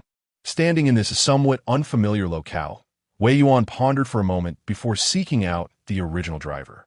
The driver was inside the vehicle, simultaneously engaged in a phone call while devouring a meal from a box. He exclaimed loudly, Is Dad eating well? Ha ha ha, of course he is. Just made some braised pork, a hefty portion. Is it fragrant? It is indeed. When Dad returns this month, I'll let you taste it too. Oh, be good and listen to your grandmother. What? You want to see the braised pork? Oh, what is there to see? I'm certainly eating the meat. Noticing Wei Yuan approaching, he uttered a few more words, covering the phone. Wei Yuan caught sight of the stir-fried potato shreds in the meal box, nodded slightly, and raised his voice a touch, saying, Eating so quickly, there are only 2 pieces of meat left. Share some with me, and I'll treat you next time. The driver cast a look of astonishment before nodding slightly in appreciation. After exchanging a few more words with the person on the other end of the line, he finally hung up. Thank you, brother. Here, have a cigarette. As he tucked the phone away, the driver seemed at a loss for words, persistently offering Wei Yuan a cigarette. Accepting it, Wei Yuan noticed the driver, a bit sheepish, said, Earlier, I showed her the bill, and she started to doubt me. Honestly, how old can that child be? Wei Yuan smiled. She is quite intelligent. Indeed. The man's expression softened considerably, and a smile graced his face. Wei Yuan held the cigarette without smoking it, and said, I came here to inquire about some news from you, my elder brother. You frequent this place. Do you happen to know any elderly individuals who possess considerable knowledge of past events? I wish to ask them a few questions and pin down some thoughts. Old people? The driver hesitated momentarily, pondering, a flicker of uncertainty crossing his face. There are indeed some. One in particular is quite renowned in this vicinity. Everyone is aware of him. However, he possesses quite an eccentric disposition. Another dream, I suppose. It was a time of prosperity, during the days of Jiangnan, when tales of beauty were known far and wide. Tall buildings adorned with silk sent by admirers. All for her, the foremost flower performer of Jiangnan. Stunning. Her voice, melodious and enchanting. The elderly man squinted as he reclined beneath the tree, tapping the armrest, softly humming disjointed melodies, reminiscing about the flower performer who, in his childhood, had given him sweets. Oh, how sweet they were! Yet, in moments like these, he would be abruptly reminded of that fateful event, and the mere thought would pierce his heart with anguish. That night, he and the entire courtyard knelt for hours. Who among them had not received her generosity? On that night, no one dared to utter a word. In the end, only she perished. After that, silence enveloped them all. Such is humanity. When a life extinguishes, so too does warmth and kindness fade into coldness. He slowly opened his eyes, gazing at the descending sunlight, feeling as though both the room and himself were on the brink of decay. He pondered how much longer he could endure, whether there would come a day when he would truly disintegrate, leaving no trace behind. Yet, in his current state, he found himself unable to venture outside, utterly trapped. That individual often remarked, in the dead of night, dreams of youth resurface. Alas, that matter seemed destined to accompany him to the grave. Suddenly, a series of knocks interrupted his thoughts. The old man lifted his head, initially reluctant to respond, yet for reasons unknown. He contemplated for a moment before rising unsteadily to open the door. Upon doing so, he encountered a man outside, bearing a violin case. The man cast a quick glance around the room, his gaze momentarily lingering on the ancient locust tree, then shifting to the old well beneath it, before finally resting upon the elderly man's face, noting the dark mole at the corner of his eye. In that instant, a memory of a kneeling child from his dreams surfaced in Wei Yuan's mind, accompanied by a poignant reflection on the passage of time. He quickly composed himself, adjusting the violin case on his back, and with a gentle smile, he inquired, "Are you Mr. Jiang? My name is Wei Yuan, and I wish to inquire about a few matters." Chapter 11. Tales of the Past, whisper to the spirits in this quaint locale. It has been quite some time since anyone graced us with their presence, rendering such occurrences rather rare. The elder vacated a spot to allow Wei Yuan to enter, and after closing the door, he settled onto a wooden chair beneath the locust tree, his somewhat clouded eyes gazing at Wei Yuan. Wei Yuan, perched on a nearby stone, smiled and remarked, "This is quite unexpected. Have no visitors come to pay their respects to you in the past?" The elder shook his head. "All those I once knew have departed this world, and the younger generations gradually cease to visit." He continued, "Interestingly, a few young souls did come by yesterday, yet they did not enter, choosing instead to turn away. Just then, he almost forgot, I ought to brew you a cup of tea. My memory seems to falter." Rising once more, the elder retreated into the house, grumbling about various matters while preparing the tea. Ultimately, he emerged with 2 steaming cups in aged porcelain, presenting them to Wei Yuan. As Wei Yuan cradled the cup in his hands without taking a sip, the elder assumed he found the tea unworthy and took a sip himself, chuckling, "I wonder what brings you, this old man, to seek me out?" Wei Yuan replied, "I am inquiring about a certain individual." "Who might that be?" "The most illustrious singer of the Jiangnan region." With a clatter, the elder and amp, Appo's cup toppled, spilling hot tea upon the ground. He stared intently at the composed Wei Yuan, opening his mouth to speak. "How did you come to know of this?" Wei Yuan responded, "By a twist of fate, I have come to learn certain truths." It appears that this phrase evokes memories, as the elderly man and Appo's expression grew somewhat weary. He closed his eyes, seemingly aging in an instant. After a considerable pause, he softly remarked, "Well, it's good that someone knows. I thought these matters would accompany me to my grave." This tale must commence with the final years of the Ming dynasty. The prosperity of Jiangnan has been an acknowledged truth throughout the realm since time immemorial. Within Jiangnan, 2 rival theaters have contended against one another for countless years. In recent times, your family has flourished, and in a few years, it shall be my family's turn to take the lead, engaged in lively and fervent competition. One winter, on an exceptionally rare sunny day devoid of snow, the mother of the Spring Dawn Pavilion returned with a young girl. She was strikingly beautiful and possessed a melodious voice. At the tender age of 16, she made her debut on stage, astonishing all with her talent. Her performance was akin to the shattering of exquisite Kunshan jade and the call of a phoenix, overshadowing several prominent figures from nearby theaters, leaving them in obscurity. The young girl was named Qin Yang and achieved fame in an instant. Numerous dignitaries and nobles flocked to hear her sing. Red silk sent by patrons was lavishly draped upon the wooden pavilion, resembling a vibrant cloud of celebration. Traditionally, Qin Yang would continue to perform until her 20s, at which point she might retire to teach newcomers or wed a gentleman of good standing, leading a life of virtue. However, reality seldom unfolds so favorably. If all were as harmonious as the storytellers proclaim, the world would not be burdened with so many unresolved sorrows. That very year, when Qin Yang found her beloved, the pirates invaded the borders, and the waves from the west surged into the 500-year-old empire of the Ming dynasty. In a moment of slumber, the dragon that reigns over the east was pierced by a dagger. Subsequently, the fierce and resolute emperor of the Ming dynasty, infuriated, took to the battlefield himself, having already penned a testament to uphold the ancestral decree that a sovereign must guard the nation, sacrificing himself for the state. The emperor's personal involvement stirred the hearts of the people, uniting them as one against the common foe. Stalemate ensued for several years, yet the nation flourished and ultimately, at great cost, vanquished numerous allied forces by the shores of the East China Sea, allowing the world to hear the dragon's roar. However, such events were yet to unfold. In that year, As the Ming defenses were caught unawares, the pirates seized their opportunity, advancing deep into the heart of the empire, with one faction even reaching the prosperous Jiangnan region. Filled with hubris, they believed they were on the brink of toppling the once mighty hegemon. Upon entering the lavish Jiangnan, they indulged in excess, demanding the finest wines, exquisite dishes, and the company of the most beautiful women, while serenading themselves with delightful melodies. Among them was the young but resolute Qin Yang, whose fierce spirit led her to prefer death over dishonor.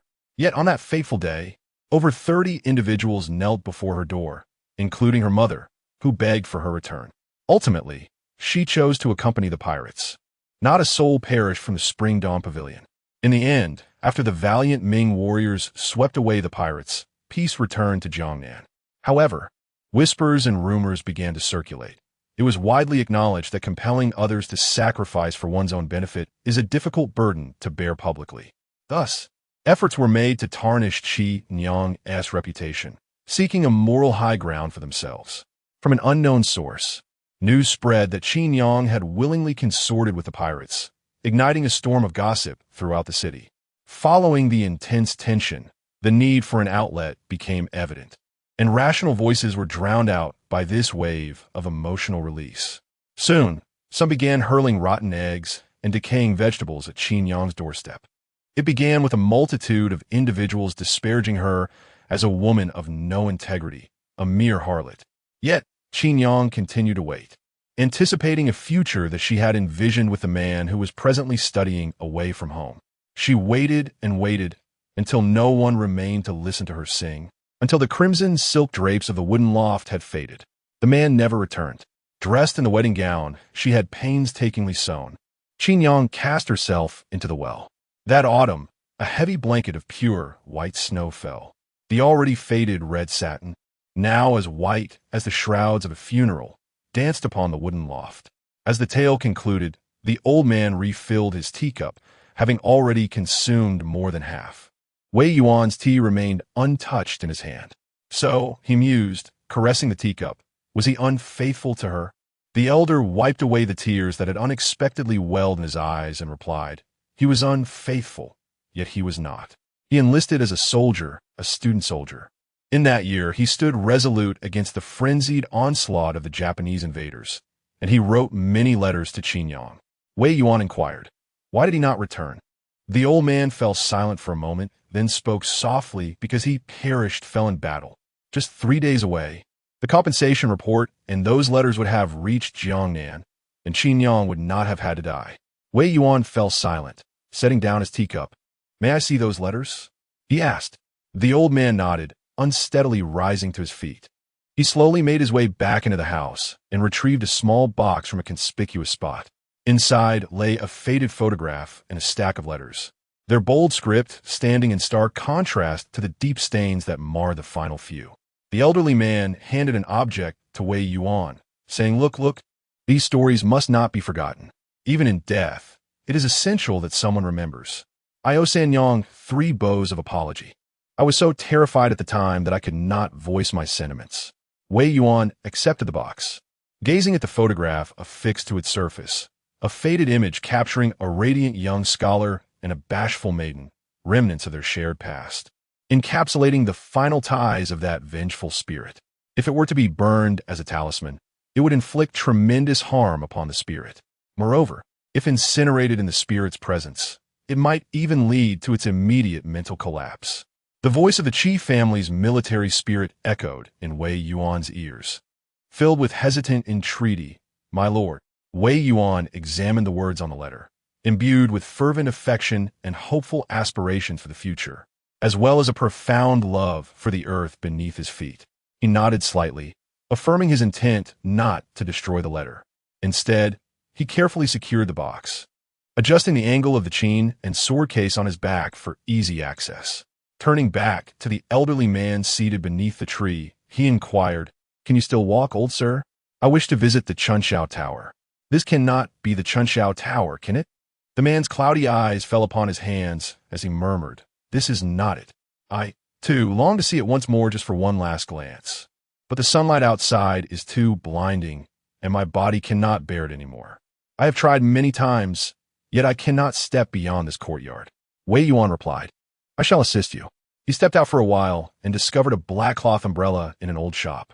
He returned, unfurled the umbrella, and offered his support to the elderly man, who, with great effort, rose to his feet, first once then twice, until he stood upright. Wei Yuan quietly regarded the ancient tree behind the old man, retracted his left hand, and drew the fragmented sword, a symbol of the Qijia army's spirit, from his waist, gripping it like a dagger as he severed a slender branch. The branch trembled slightly. Wei Yuan returned the broken sword to its place and assisted the elderly gentleman forward, pushing open the door. With Wei Yuan and Appos as support, the old man took a few steps and then paused, reflecting, it has been so long since I ventured out. The sun is still a bit harsh, but I am relieved. I thought I could no longer walk, yet here I am, moving quite swiftly.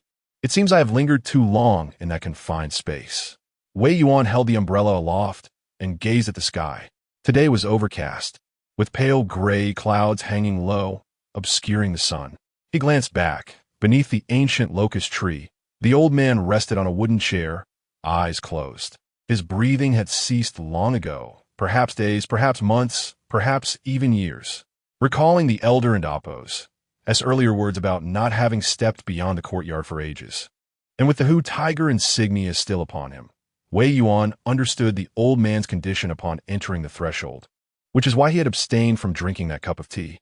He observed the fading silhouette of the old man. The obsession remained unbroken, the spirit unresolved, trapped within a confined space, a state known as earthly binding. But what truly shackles the soul? The earth itself, or the lingering matters within the heart that refuse to be relinquished? The old man's gait grew lighter, his pace quickening, as if he had cast off some burdensome weight. Wei Yuan, with his left hand gently cradling a chain box and his right hand holding an umbrella, stepped outside. In the garden stood a tree known as Kn, beneath which lurked a spirit, presumably a locust tree. Under the locust tree, a vague silhouette clad in ancient attire, with the embroidered characters Master Huai adorning the cuffs, slightly inclined in a gesture of respect towards Wei Yuan. The wooden door creaked open without a breeze, slowly closing, sealing the old man's corpse and the tale within this diminutive courtyard. Chapter 12. Revealing the true form, Wei Yuan held a black cloth umbrella. Following the voice of the elderly man as he stepped forward, rain was imminent, and the streets were nearly deserted, exuding a desolate ambience. The coolness lingered on the bluestone slabs, while the ancient architecture on either side emanated a sense of history reminiscent of the Ming dynasty over a century ago. After navigating through a series of twists and turns, he arrived at the old district, yet to be developed, and came to a halt. Raising his gaze, he beheld a garden directly ahead, with a 3-story wooden building standing solemnly before the entrance. It was evident that this place had once been a site of elegance and refinement. However, the tales of its past glory had been swept away by the winds and rain. The lack of maintenance had rendered it somewhat dilapidated. This is it, the elderly voice remarked softly, filled with nostalgia. Beneath the black umbrella, Wei Yuan looked down at the old man before shifting his gaze to the garden. It was not easily accessible. He plucked a willow leaf, once more seeking clarity, and discerned that within the garden lay a dense, heavy black mist, shrouded in a layer of pale blue light. It was clear that members of the Special Operations Group from the Minor Ming sect had discovered this location. Yet somehow, they had also summoned the vengeful spirit of the Seventh Lady. Wei Yuan extended his hand to touch the outer layer of the bluish glow, acutely aware of an instinctual urge to withdraw from this place. This was evidently a precaution taken by the disciples of the Minor Ming sect to prevent ordinary citizens from inadvertently stumbling upon it. Should one forcefully attempt to enter, they would be repelled with great force. Wei Yuan pondered quietly, contemplating his next move. The elder took 2 steps forward, slightly stepping beyond the reach of the black cloth umbrella, and sighed, I have returned at last. I have lived here for so many years, and after being gone for far too long, I am finally back. He extended his hand, and for reasons unknown, neither the azure luminescent shield nor the dark resentment emanating from this place could impede him. The long-sealed door creaked open slowly, revealing a narrow path directly opposite the entrance. Flanked by crimson lanterns, the elder stood at the threshold, slightly bowing, gesturing towards the courtyard as he invited, "Young Wei, please come in." Wei Yuan touched the chain case, nodded and stepped inside. The moment he crossed the wooden door, the two large gates slammed shut behind him, sealing out any trace of light. The once red lanterns transformed into a ghastly white, emanating a bluish-green glow that illuminated the path with an eerie, ghostly aura. Faintly, the sounds of Swana and singing could be heard, steeped in a chilling atmosphere that seemed more suited for spirits than the living. As he prepared to confront the true essence of this place, Wei Yuan felt an unexpected calm settle within him. With the chain case on his back and the black umbrella in hand, he walked steadily along the narrow path, flanked by the dim, ghostly lights. The sound of his footsteps echoed thud, thud, thud. Meanwhile, talismans floated in the air, forming a formation, which then ignited at an accelerated pace, turning to ash. Zhou Yi knelt on the ground, blood incessantly streaming from her shoulder, staining her white shirt crimson. Nearby, Zhao Yi lay motionless, while Xian's complexion had turned as pale as parchment, devoid of any color. Struggling, Xian managed to move to Zhao Yi's side, turning him over and pressing against his neck. The emotionless expression on Xian's face softened slightly before he nodded toward Zhou Yi, indicating that Zhao Yi was still alive, though he no longer possessed the strength to speak. Zhou Yi exhaled a sigh of relief, her gaze sweeping across the pitch-black realm of the spirits, where a figure in a red dress loomed, veiled in tendrils of night mist, eliciting a bitter expression from her. This entity was no mere specter. It was a malevolent spirit of catastrophic proportions. They had gravely underestimated its power. The moment they entered this domain, they were ensnared, and the talismans and artifacts they had prepared proved ineffective against this woman, failing to inflict any substantial harm or disrupt the spirit's emotions through words, leaving them with only a fragmented soul as a result of their desperate struggle. They had failed. Dying here was not terrifying, yet allowing such a ruthless spirit to escape would be disastrous. Zhou Yi's resolve hardened once more as she raised her hand to wipe the blood from her mouth, glancing at Xian. Xian, in silent agreement, nodded. Biting her finger, she smeared it across a peachwood sword, swiftly inscribing talismans upon it. Xian's pallor deepened, and the sword began to shimmer with a crimson golden light. The youth exhaled deeply. Then, brandishing a peachwood sword, charged towards Zhou Yi, his feet dancing with rapid steps as he swiftly altered his direction. Zhou Yi, in turn, extracted a golden talisman, pinching it between her fingers, silently murmuring, "Heavenly principles are clear, the earth is at peace, and humanity is in tranquility. Today, I invoke the Master's command. Hasten to the realm of Penglai." The talisman ignited spontaneously without wind, and with a flick of her hand, it soared out of the door.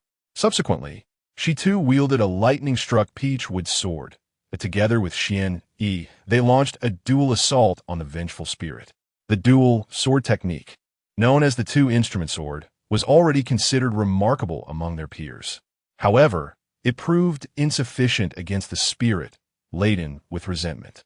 Xian Yi was swiftly vanquished, and in the absence of her companion, Zhou Yi, possessing slightly greater cultivation, coughed up blood and was also repelled. The lightning-struck peachwood sword shattered with a resounding crack, splintering into numerous fragments. Today, her demise was certain, yet she harbored no profound regrets. Regardless, the news of the malevolent spirit and Oppos, as calamity, had already been disseminated. No matter how ferocious the evil spirit, it would find it challenging to inflict further harm. At that moment, however, Zhou Yi suddenly beheld a golden light streaking toward her from a distance, then soaring above her head. Her expression gradually solidified, and as she recalled the records from ancient texts, she comprehended the dire situation, her face betraying a mixture of despair and unwillingness. Within the realm of spirits, the very fabric of reality was inverted. In such a peculiar environment, communication talismans, akin to modern messaging methods, failed to function. No, it cannot be. The thought that such a malevolent entity could still roam free, to cause harm ignited a surge of fury and immense dread within Zhou Yi's heart. She grasped a half-sized peachwood sword, swaying slightly as she rose, still intent on continuing her assault. Opposite her, the spectral woman hung her head, her long hair, perpetually dripping, surged forth, with a strand coiling together like an iron spear, aimed fiercely at Zhou Yi's heart. Zhou Yi had just depleted her magical energy and physical strength, rendered helpless as she could only watch her long hair pierce her heart. Xian Yi, equally powerless, could only watch in agony. Then, with a sharp sound, as if a weapon had been intercepted, the raven tresses were caught at an exquisite angle and deflected away. The hair failed to penetrate Zhou Yi's chest, instead crashing heavily against the ground, sending up a spray of earth. Zhou Yi was momentarily stunned, turning her gaze to see that it was not a weapon that had halted the dark hair, but rather an ancient zither box made of redwood. Though the strand of hair lacked substantial force, the ability to thwart a malevolent spirit and Appo's strike with such a simple object indicated that the newcomer possessed a mastery of swordsmanship far beyond Zhou Yi and Appo's comprehension. The zither box was then repositioned, standing upright against the ground, as the newcomer held an umbrella in one hand and supported the box with the other, not casting a glance at Zhou Yi, whose complexion had dramatically changed upon seeing his face. Instead, he calmly regarded the ghostly woman who had appeared repeatedly in his dreams, nodding gently as he spoke slowly. I am Zhou Wei Yuan, summoned by Lady Qi to listen to a melody. Chapter 13. The Cause, the Effect. The fate, a distant rumble echoed through the heavens, accompanied by a low, ominous thunder. The previously serene female ghost reacted violently upon hearing Wei Yuan and Appo's words. Her hollow black eyes fixated intently upon him, before she abruptly vanished, reappearing with an eerie elegance, her black hair billowing as if shrouding the sky. The malevolent and sinister aura intensified to an unprecedented degree. At that moment, beneath Wei Yuan and Appo's dark umbrella, another figure stepped forth, meeting the spirit of Seventh Sister. Zhou Yi, still reeling from the sudden transformation of the innocent populace in need of protection into something profoundly enigmatic, beheld the elderly man approaching her. She failed to perceive that he too was a spirit bound by obsession, instinctively gasping in alarm and attempting to intervene. However, she was restrained by Wei Yuan's outstretched hand. Exhausted, she could not advance, pressing her hand against his and urgently imploring, "Stop him. It ain't amp. Appo's too dangerous. Is he seeking death?" Wei Yuan replied, "Perhaps this is precisely what he has long desired." "What?" At that instant, Zhou Yi and Appo's gaze fell upon the old man and Appo's condition, her expression shifting. Wei Yuan, unwavering in his focus on the elder's actions, slowly articulated, "I find myself pondering a question, Officer Zhou. When a person has suffered their entire life for a singular mistake, harboring a steadfast wish to atone through death, should we intervene? Do we possess the right to impede him, to impose our judgment upon his fate? Can humans truly empathize with one another?" Zhou Yi was rendered speechless. The elderly man's spirit, consumed by obsession, surged towards the female ghost. She let out a piercing wail, her pale hands adorned with long, blackened nails reaching forward. The old man, in a sudden motion, prostrated himself, having grown old and towering in stature. He was significantly larger than the female specter, and in this act, it seemed as though he offered his very chest as a sacrifice. With a piercing sound, the ghost's hands, devoid of hesitation, penetrated the old man's chest. His soul felt no pain. Rather, it bore an expression of profound relief as he was cast aside by the female ghost. He staggered 2 steps before kneeling, his forehead striking the ground heavily. And he choked out, "Seventh Lady, I bow to you." Overwhelmed with remorse, he cried out, "I am sorry. I am sorry. I failed you. I failed." The old man wept uncontrollably, his anguish and deep-seated guilt resonating with clarity. Zhou Yi stood frozen, a flicker of hope igniting in her eyes as she began to speculate. Was this the crux of the vengeful spirit's turmoil? If she truly had been misunderstood and wronged in life, then perhaps a sincere apology from those who had wronged her, especially if it came from someone who perished by her own hand, could alleviate the ghost and Appo's intense negative emotions. It could present a remarkable opportunity. However, the vengeful spirit, transformed from the Seventh Lady, showed no signs of change. She withdrew her hand, casting not a glance at the old man, her hollow eyes instead fixated on Wei Yuan, her aura thickening with resentment and fury. This indicated that the old man's apology had failed to sway the specter. Her former self remained indifferent to such sentiments. The elderly man staggered forward, bowing 3 times. His soul's fixation was pierced through. Upon completing this gesture, he gradually vanished, his wrinkled visage marked by traces of tears. In his final moments, he beheld the girl from that year, smiling as she offered him a sweet. He then witnessed the tragic figure in red leap into the stone well. Ultimately, he was surrounded by a vast expanse of snow. With his heart unburdened, his spirit dispersed. Meanwhile, the female specter lunged toward Wei Yuan. With a swift flick of his right hand, the black cloth umbrella spun towards the apparition as he took a step back, opening the chain box, revealing the 8-sided Han sword. The broad blade felt resolute in his grasp, and Wei Yuan steeled himself. As the inky hair surged towards him, he moved his hand, directing the Han sword upwards to parry. While blocking the dark strands, he sidestepped to evade. Concurrently, he slightly adjusted the sword's angle, dissipating the raw force that accompanied the hair. The inky strands once again pierced the stone slab.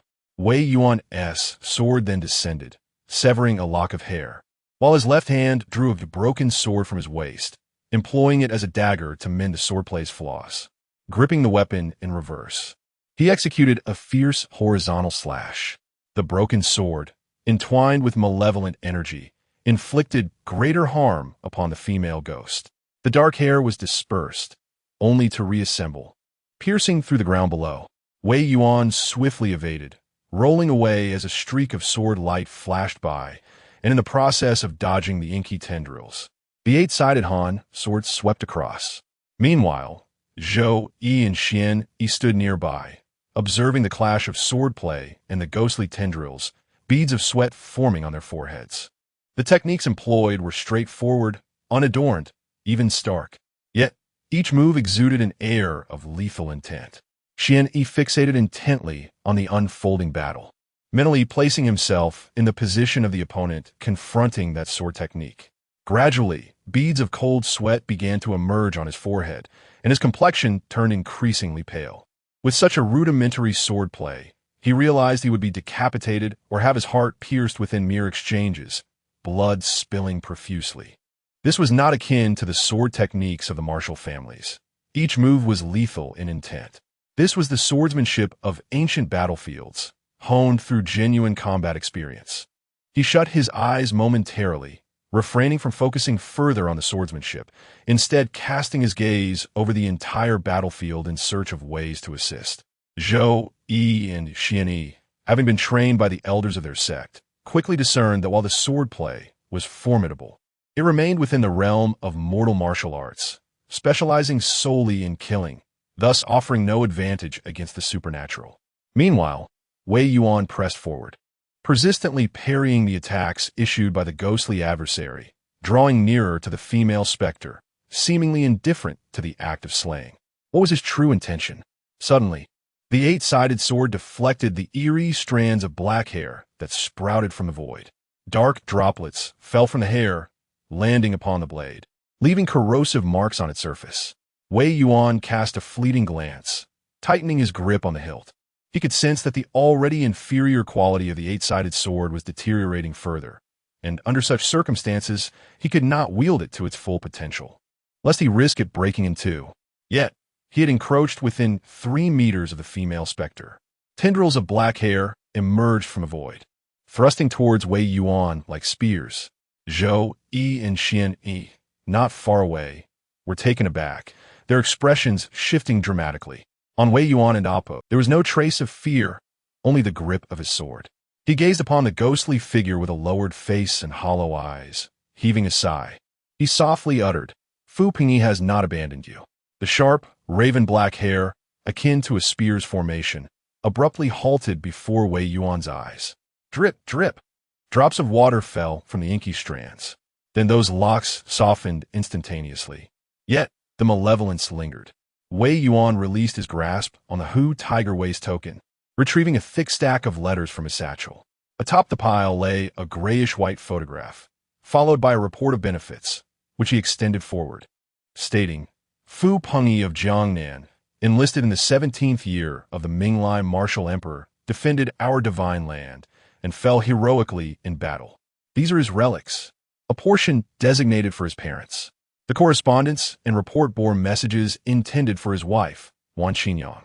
He let go, and the letters did not descend. This was the realm of ghosts.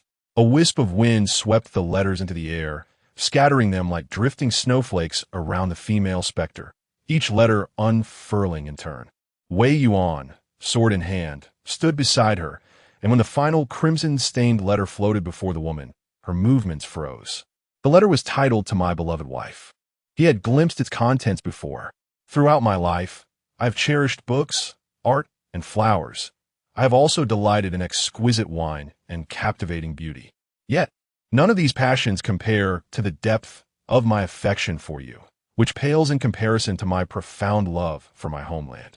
In these troubled times for our beloved country, we must be prepared to sacrifice ourselves for its sake. Should fate allow my return, I long to listen to your melodies in the south, never to part again in this life. If I am destined not to return, know that wherever you sing in our homeland, I shall hear you.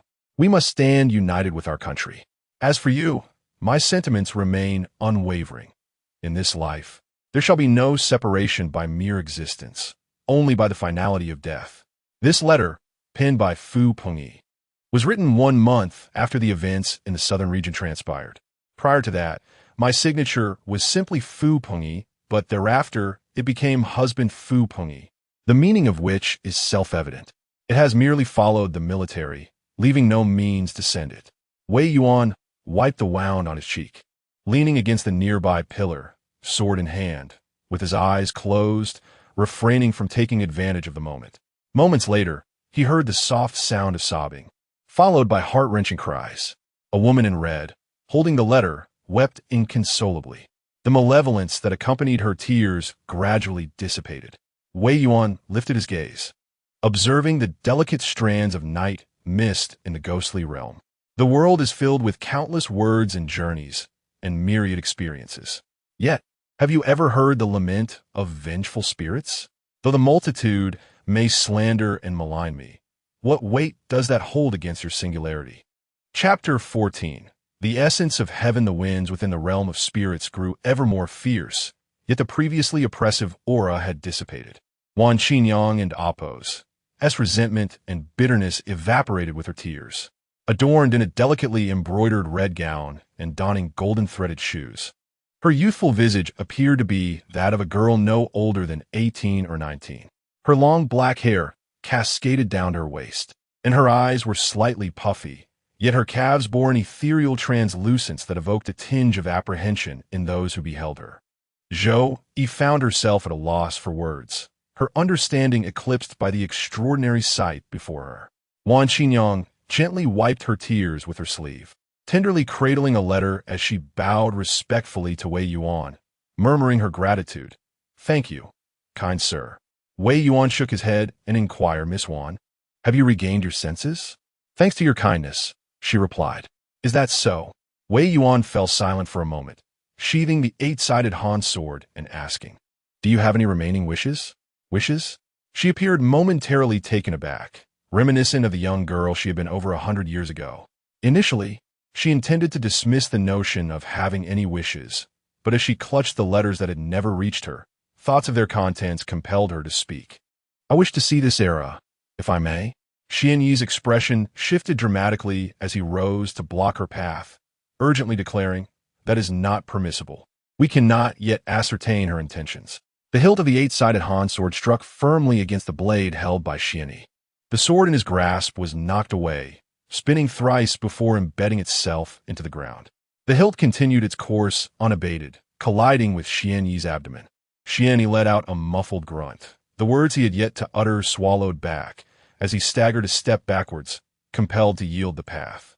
"Today, I owe you an apology. I shall repay this debt on another day. Wei Yuan sheathed the eight-sided Han sword into the chain box, bent down to retrieve the black umbrella he had just cast aside, brushed off the dirt, and then opened the dark fabric umbrella.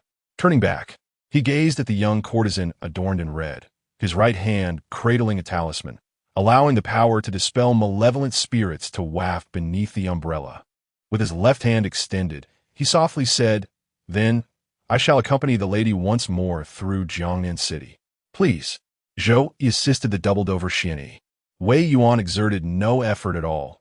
Xian Yi's retreat, even his fall, stemmed from his own exhaustion. His complexion was pallid as he gritted his teeth and remarked, "He has no idea how unstable a vengeful spirit can be. If that female ghost were to wreak havoc outside, the casualties would undoubtedly exceed hundreds." Zhou Yi replied, "He must possess some means to prevent the malevolent spirit from causing chaos. Let's first attempt to eliminate this ghostly realm. Otherwise, it shall remain a source of calamity. By the way, could you investigate the names Fu Pengyi and Wan Qinyang?"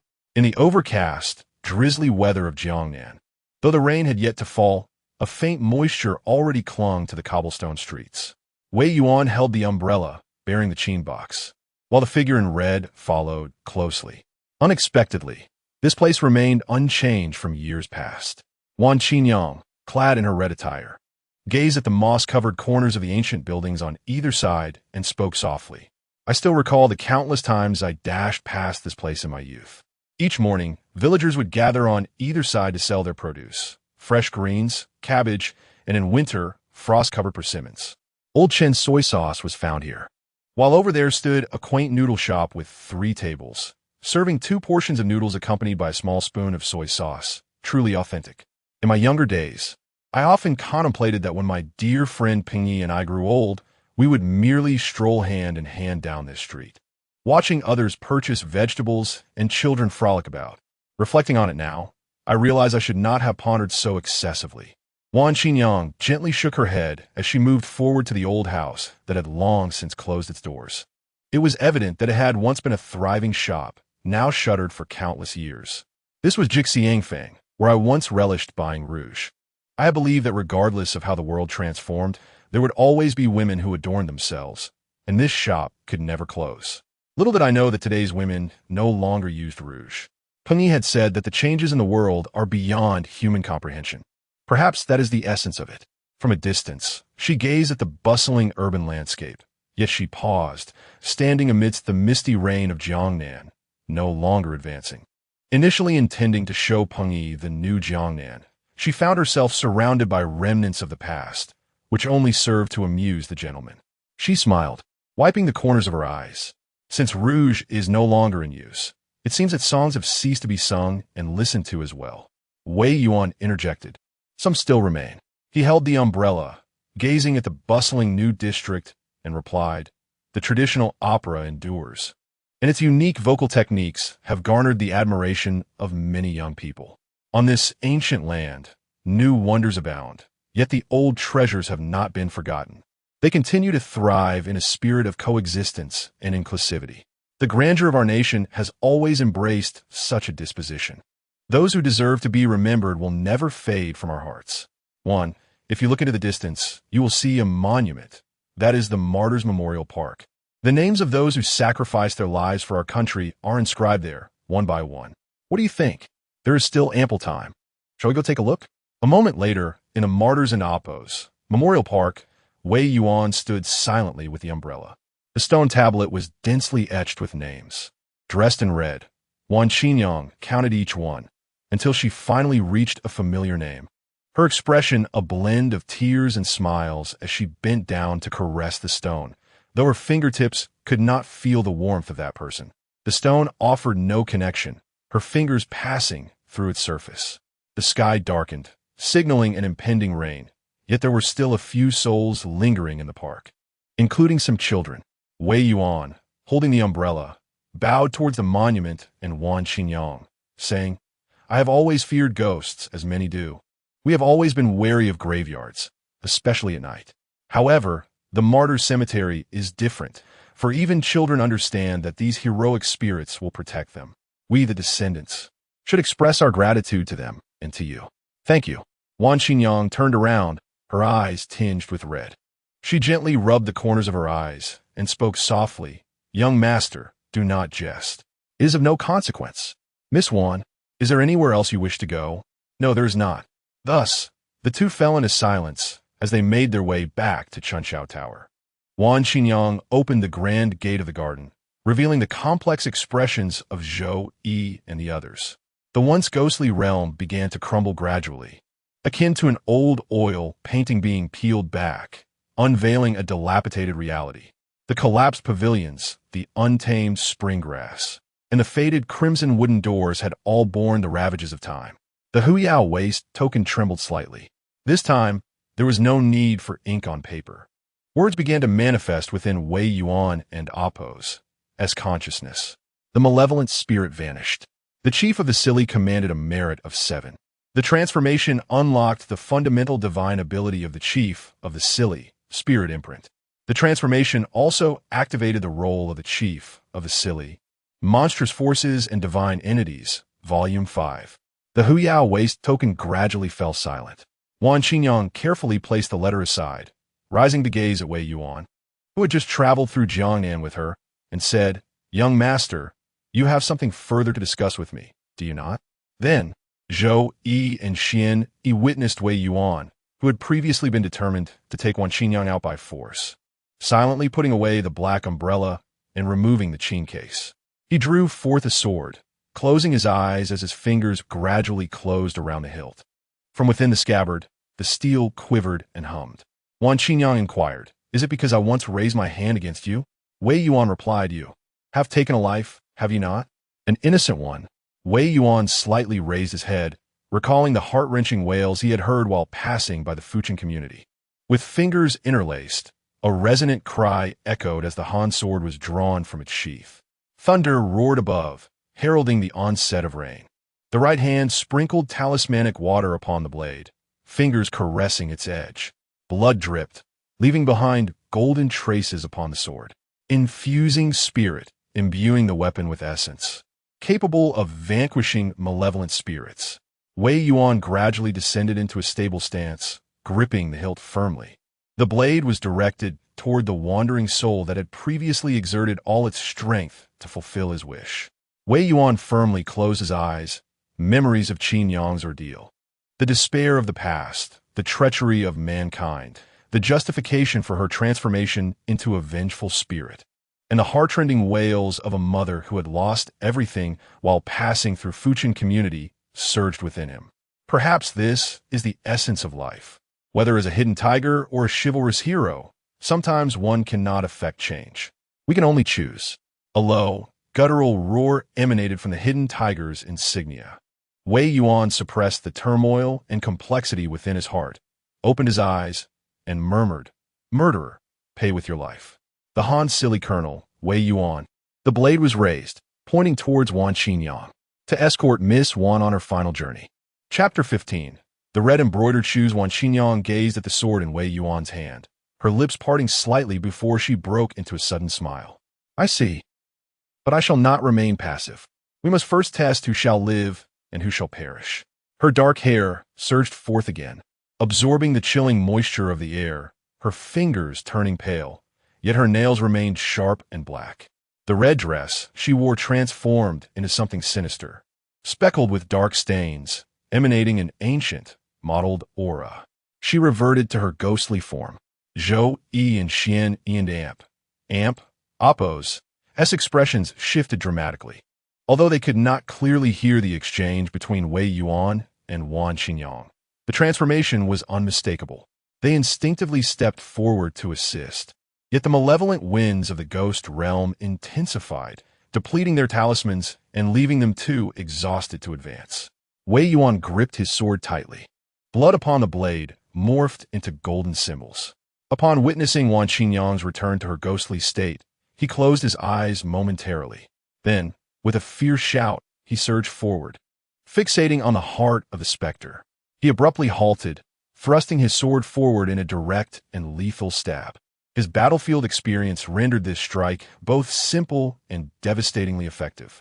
Power surged from the ground beneath him, coursing through his legs, waist, arms, and shoulders, culminating in his wrists. Every muscle engaged, each joint in damp. Appo's impact transferred strength seamlessly to the blade. To execute such a flawless maneuver required no conscious thought.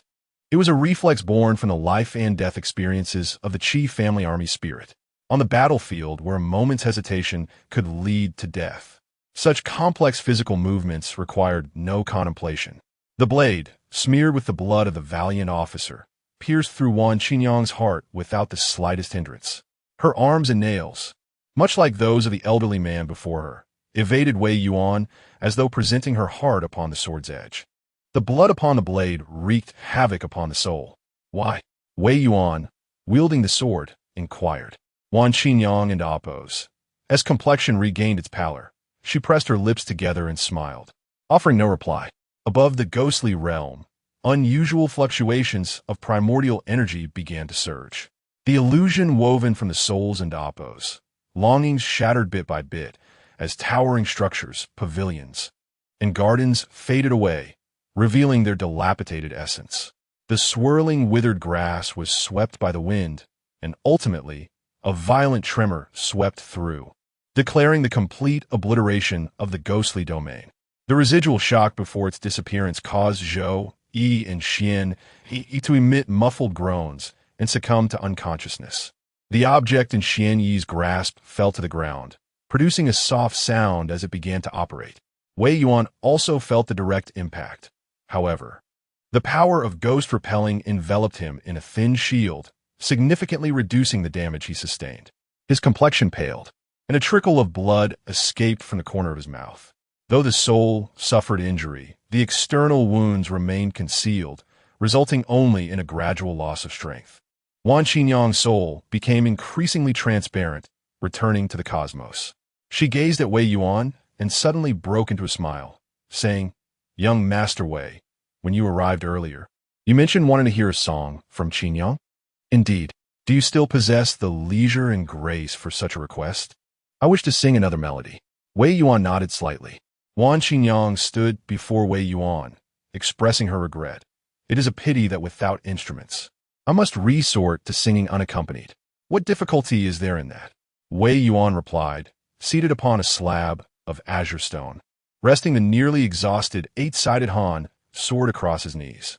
He struck the blade with his fingers, varying his force and location, producing distinctly different sounds, as if conjuring music, yet the resonance of metal was undeniably fierce. "I shall play the sword for the lady," he declared. "I appreciate your efforts, sir," she said. Wei Yuan paused momentarily, adding, "Old Master Jiang has long harbored a sense of remorse." Wan Qinyang lowered her gaze and softly replied, "What purpose does it serve to revisit the past? I do not wish to forgive them. Indeed, that is only natural." The captain of the Hidden Tiger gently plucked the strings of the sword. All elegance had been swept away by rain and wind.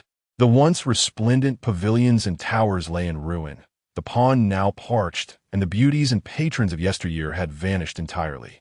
The Rouge shops stood deserted, while distant skyscrapers rose majestically, a bustling, dreamlike spectacle. Yet when the young maiden raised her hand, causing her flowing sleeves to ripple, her enchanting gaze lowered as she began to sing softly. It was still the Jiangnan of years gone by. Zhou Yi awoke in confusion, her eyes fluttering open. Instantly, she recalled the scene just before her fainting spell, causing her to shudder. Almost instinctively, she rolled to the side, grasping half a sword from the ground, and raised her eyes, only to be taken aback. The vengeful spirit had vanished. Surroundings no longer resembled the vast, eerie theater of ghosts. Instead, decay was evident in every corner. Trees lay fallen, rotting, and cloaked in a dim layer of moss, while mushrooms sprouted from one side. White cobwebs adorned the windows of ancient structures, and the lotus pond had withered.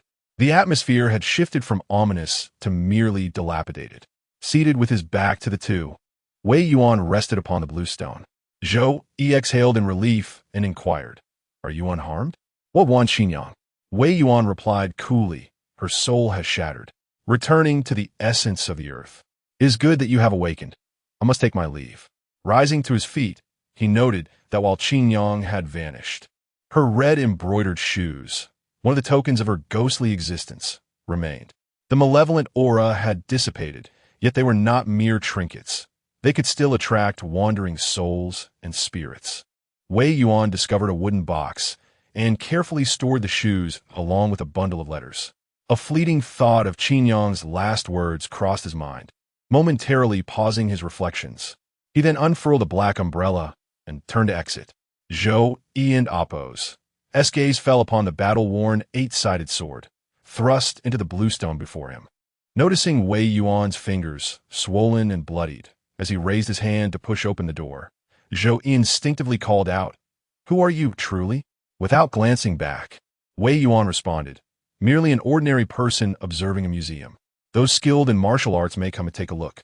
He pushed open the door and walked along the cobblestone path, the rain having ceased. The stones shimmered softly under the light, while a tour guide led a group of tourists past, announcing loudly through a megaphone, "Ladies and gentlemen, look over here. This is the most well-preserved ancient street in Jiangnan Road. Once numerous stalls thrived here. Behold, this is Jixiangfang, a renowned rouge shop of the past in Jiangnan, where women aspired to acquire the exquisite cosmetics offered within. And ahead lies Chengxiyuan, one of the two grand theaters from the Ming Dynasty, also known as Chengxiala. I trust it will soon be open for all, where one may enjoy tea and witness our theatrical troupe performing on stage, allowing everyone to experience the charm of the ancient Ming era." The tourists nodded in admiration. Among them were two little girls, merely 6 or 7 years old, discussing their favorite operatic styles while imitating the television portrayals, one hand raised and the other playfully tugging at their sleeves, their innocence radiating joy. Amidst the sound of footsteps, Wei Yuan held an umbrella, brushing past the tourists, all moving towards the distance. In the misty rain of Jiangnan's towers and pavilions, how many romantic tales linger. And who remembers them? Perhaps it is better to forget. Chapter 16. A Tranquil Life. My name is Fong Cheng, a name that signifies one who has achieved little. At 30 years of age, I remain single. Beyond my professional obligations, I take pleasure in mountaineering with friends, for I am indeed an avid climber. We have nearly exhausted the nearby mountains suitable for our pursuits, leaving me with a sense of ennui. Suddenly, a message appeared in our group chat, announcing the discovery of an untouched mountain. I recognized the name of the sender. He had been silent for quite some time, intrigued by the prospect of a new climb. I reached out to him.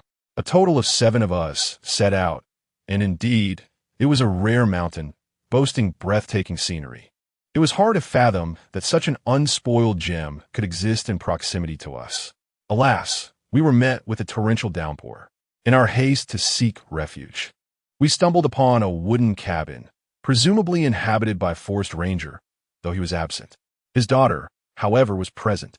We shared a meal atop the mountain, huddled together for warmth while I struggled to find sleep, venturing outside to clear my mind and admire the surroundings. I expected to see the glow of city lights in the distance. To my surprise, there was not a single glimmer to be seen, likely obscured by the dense night fog. My gaze returned to the ranger's cabin, where a light still flickered within. Was a young woman inside, still awake at this late hour? Curiosity piqued. I approached, drawn to the sight of her through the open window. She was preoccupied, grooming herself before a mirror.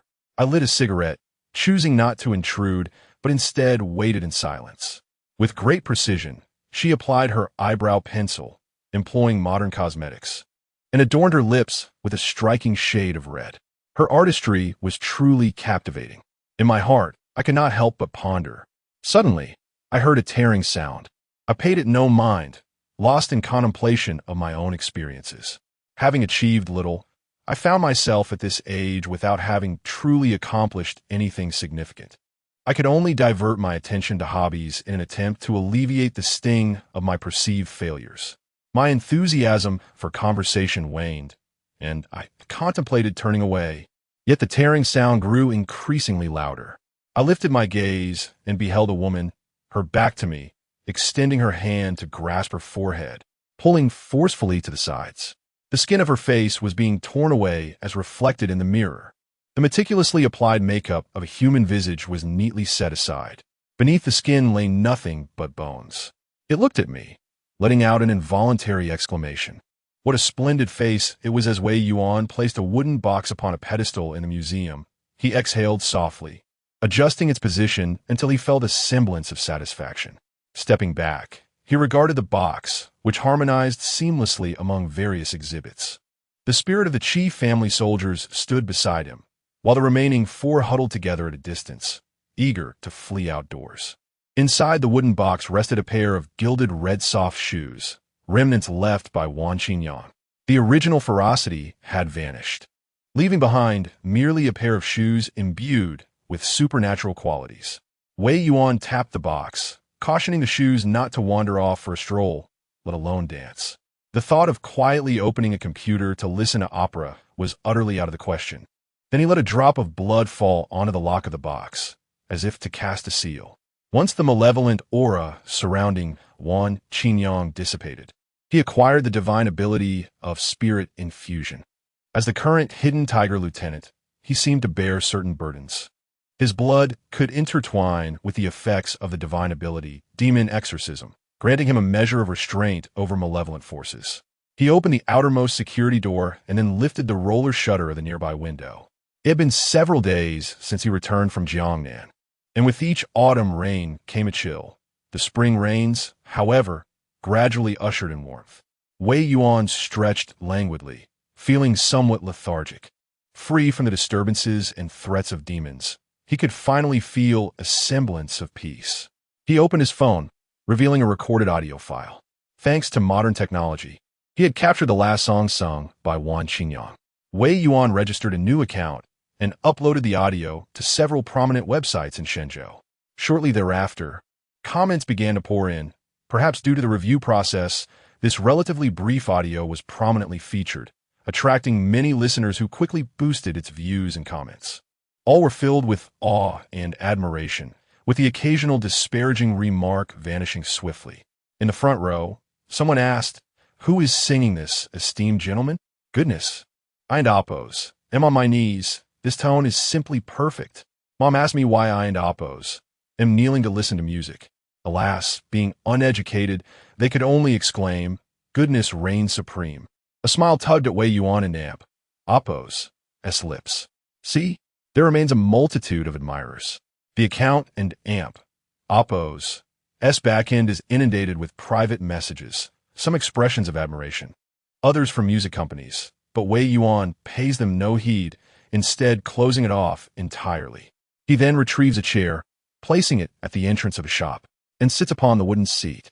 Within his headphones resonates a melody of pristine clarity, the final performance of the last courtesan of Jiangnan. As the day unfolds, local residents emerge. Elderly ladies stroll out to purchase groceries, while the gentlemen hurry to engage in their morning chess games. Upon noticing the reopening of this folk museum, their expressions turn peculiar, and the robust old men swing their arms, preferring to take a longer route rather than pass directly in front of the entrance. One lady circles several times before finally succumbing to curiosity, approaching him with a comment. "Young man, do you live here?" Wei Yuan removes his headphones, nodding with a smile. "Indeed, Auntie. Is there something you need?" The lady glances at the newly opened museum, hesitating before saying, "This place of yours, it doesn't in Oppos. Tea seem very clean. Heed my advice, you should not reside here." Wei Yuan expresses his gratitude, chuckling, "Thank you, but Auntie, in our modern society, we rely on science. There are no ghosts or monsters to fear. Besides, I am still quite young and full of vitality, so I'm not afraid of such things." After bidding farewell to the elderly couple, Wei Yuan squints against the sunlight, reclining lazily in his chair. He has yet to delve into the scrolls of the dossier marked with the emblem of the sleeping tiger. From its name alone, he instinctively senses that the contents may be more complex than they appear. At least he currently lacks the inclination to observe. It is only through loss that one recognizes the preciousness of what was once held dear. Having traversed the trials of Jiangnan, he now perceives that a tranquil life is the most desirable.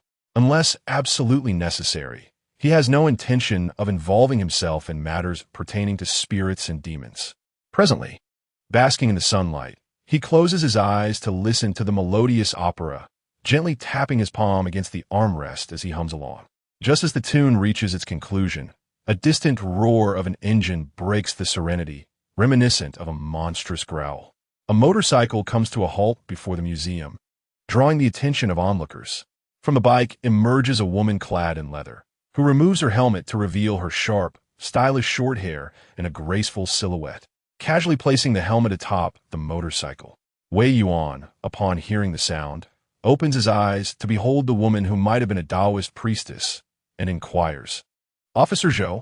Zhou Yi smiles and nods in acknowledgement, responding, "Master Wei." Wei Yuan initially wishes to clarify that he is not the curator of this museum, but upon seeing Zhou Yi, he dismisses the thought, offering a smile as he sets aside the matter. Removing his headphones, he rises to invite the guest into the museum, saying, "I did not expect Officer Zhou to take the initiative to visit my establishment." Zhou Yi replies, "Thank you, and I have something for you." She retrieves a wooden box, measuring 3 feet in length, from the side of the motorcycle and hands it to Wei Yuan. "I have examined your sword. It is no longer usable. This is a token of gratitude." Wei Yuan opens the sword box to reveal an 8-sided Han sword, complete with its scabbard, heavy and finely crafted in his grasp. Even devoid of the spirit and Appo's influence, the quality of the sword is unmistakable, prompting him to exclaim, "A fine sword indeed." Zhou Yi remarked, "As long as you are pleased." This exquisite piece was crafted by the Longquan lineage last year, its artistry and balance rivaling those of ancient warriors' swords. A rarity in the market. Interestingly, within the Special Operations team, there happened to be one, which I have exchanged as a token of gratitude for your life-saving assistance. Wei Yuan gently flicked the blade with his finger, listening to its melodious chime, his palm gliding over the sword's surface before sheathing it back into its scabbard and placing it aside. He then turned to Zhou Yi and inquired, "Officer Zhou, your presence here must pertain to matters beyond this, no?" Chapter 17. Recruitment. Wei Yuan's directness momentarily rendered Zhou Yi speechless. She then gazed at Wei Yuan and candidly expressed, "I hope that you, Master Wei, will consider joining us." Zhou Yi reached for 2 documents, placing them upon the table and nudging them toward Wei Yuan. He discerned that one belonged to Zhou Yi, while the other remained blank, both issued by the Special Incident Investigation Bureau of Shenzhou. Wei Yuan had mentally prepared himself for this moment, especially after displaying unusual behavior in Jiangnandao. He retrieved 2 cans of cola, offering one to Zhou Yi, before inquiring, "Why?" Zhou Yi gently traced the rim of the cola can with her fingers and replied, "You are no ordinary individual, Master Wei. We can speak plainly. Over a century ago, the dormant spiritual energy, which had lain still for nearly a millennium, began to awaken.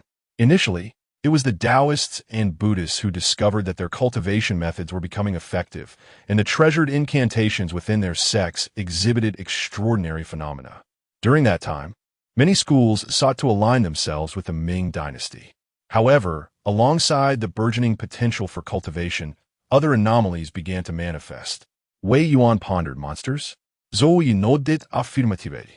To be precise, it encompasses all recorded mysterious events. The understanding of demons and spirits was scant among the populace at that time, leading to considerable chaos and casualties. To mitigate the impact on ordinary lives as much as possible, a faction of the Jinui was tasked with suppressing these creatures. Subsequently, with the outbreak of the Sakurajima incident and various other factors, the Ming dynasty transitioned to the Hu dynasty, resulting in the disbandment of the Jinui, leaving only one lineage behind, the precursor to the Special Operations Group. Originally, we were able to suppress the strange occurrences.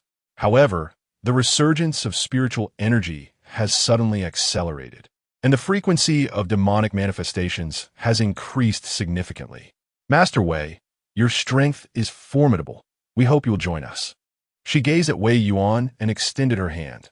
"Let us together vanquish demons and eliminate evil." Meanwhile, as Zhou Yi negotiated with Wei Yuan, several others were scrutinizing this matter through a device affixed to Zhou Yi's jacket zipper. As the organization responsible for suppressing all malevolent entities across the land of Shenzhou, the Special Operations Group wields considerable authority, and the criteria for membership are exceedingly stringent. Many possess supernatural abilities capable of altering their appearances, and should they infiltrate the Special Operations Group, the consequences would be catastrophic. 5 individuals sat at the table, observing the images projected on the screen. 2 men and 3 women. In the center sat an elder from the Celestial Master's residence, his hair a striking white. Their agreement to Zhou's proposal to admit outsiders into the organization stemmed from a photograph in his possession. When Xian Yi was rendered unconscious by the collapse of the ghost realm, his device fell to the ground, still active. It was a spirit imaging device, a product of the fusion between technology and spiritual energy, capable of capturing ethereal entities. The elder of the Celestial Master's residence lowered his head to examine the photograph. No matter how many times he looked at it, a sense of awe would inevitably arise within him. The dilapidated theater, the desiccated lotus pond, the decaying trees. On the azure stone, a young man clad in modern attire sat cross-legged, plucking a sword, while a crimson-clad specter, a young girl, lowered her gaze, her sleeves swirling dramatically. The interplay of humanity, spirits, and the passage of time is presented in a strikingly impactful manner. Whosoever lays eyes upon the scene depicted in this photograph for the first time cannot help but be entranced. The elder sets the photograph aside and gazes at the projection screen. Each individual present possesses a dossier, an extensive record of Wei Yuan's life. After surveying the 4 others, he states, "I believe this child poses no issues and should be welcomed among us." The remaining members exchange glances, united in their silence.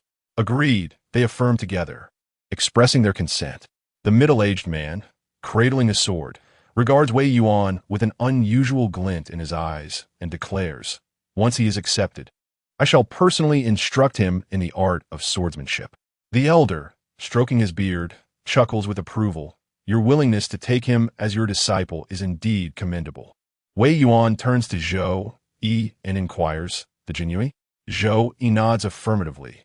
"Our lineage integrates disciples from both Taoism and Buddhism, overseeing the realm and vanquishing demons. In the Ming Dynasty, we were known as the Jinhui. During the Song, we were called the Imperial City Office. In the Tang, we were the Unruly Ones, and in the Sui, the Xili Tai. Tracing back 2 millennia to the time of the Han Dynasty's Crouching Tiger Colonel, wherever there are matters of supernatural strength and chaos, individuals like us have always existed." She smiles playfully, adding, "Of course, the authority of the Jinhui is not as extensive as one might think." Wei Yuan, setting down his soda, lifts the sword beside him and extends it toward Zhou. Her expression subtly shifts.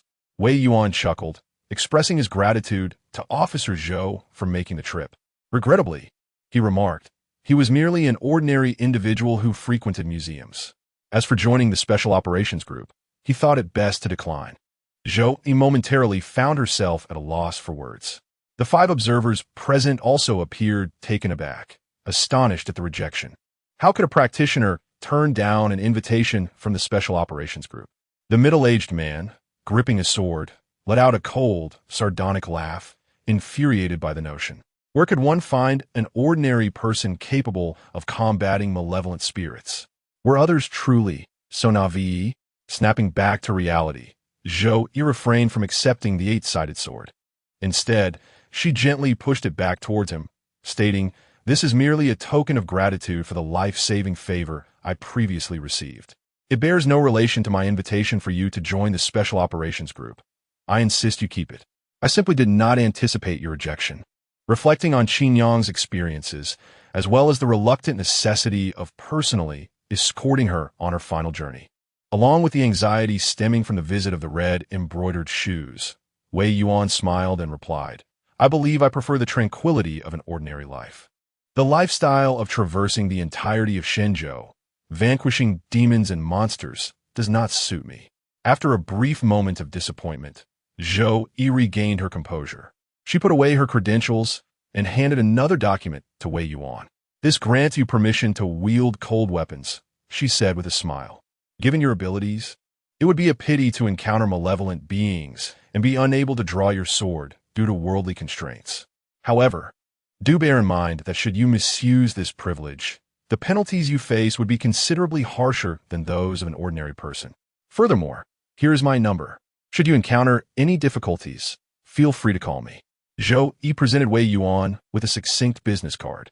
After a casual conversation, Zhou Yi mounted her motorcycle and departed. The machine, exuding a mechanical elegance and raw power, roared onto the roadway. Zhou Yi pressed her earring, exhaled softly, and stated with a calm demeanor, he declined. No matter, based on previous experiences, he essentially belongs to the harmless category. The permission to wield cold weapons is regulated. It is one of the credentials that can be applied for by those who have made significant contributions in repelling the Demon King disaster, fully compliant with the regulations. Other matters can be discussed upon my return. Has a rescue team brought the individuals back? Excellent. I shall await their return. The motorcycle and Oppo's roar intensified as its speed surged abruptly. At the Special Operations Group office of the Quantra Police Department, two individuals sat wrapped in blankets, their faces etched with fatigue and their eyes somewhat vacant. Clearly, they had just undergone a distressing ordeal and had yet to regain their composure. The sound of the motorcycle approached and then halted. Soon, Zhou Yi, clad in leather, strode in with purpose, holding a dossier. Her journey from the capital was initially aimed at addressing a specific task, and now, fortuitously, the victim was also from Quantra, a serendipitous twist of fate. She perused the documents in her hand, gaining insight into the missing persons case. Gazing at the two individuals before her, one a man in his 40s and the other a refined gentleman in his 30s with fair, delicate skin and glasses, Zhou Yi retracted her gaze and said, "Greetings. I am Zhou Yi, the officer in charge of this case. Could you kindly introduce yourselves and shed light on the matter at hand?" The man in his 40s, somewhat taken aback, collected his thoughts and replied, "I am Wu Shan, and it was I who initiated this mountain climbing expedition." Meanwhile, the fair-skinned gentleman fixated on Zhou Yi's face, remaining completely still. Zhou Yi furrowed her brow and inquired, "And you, sir?"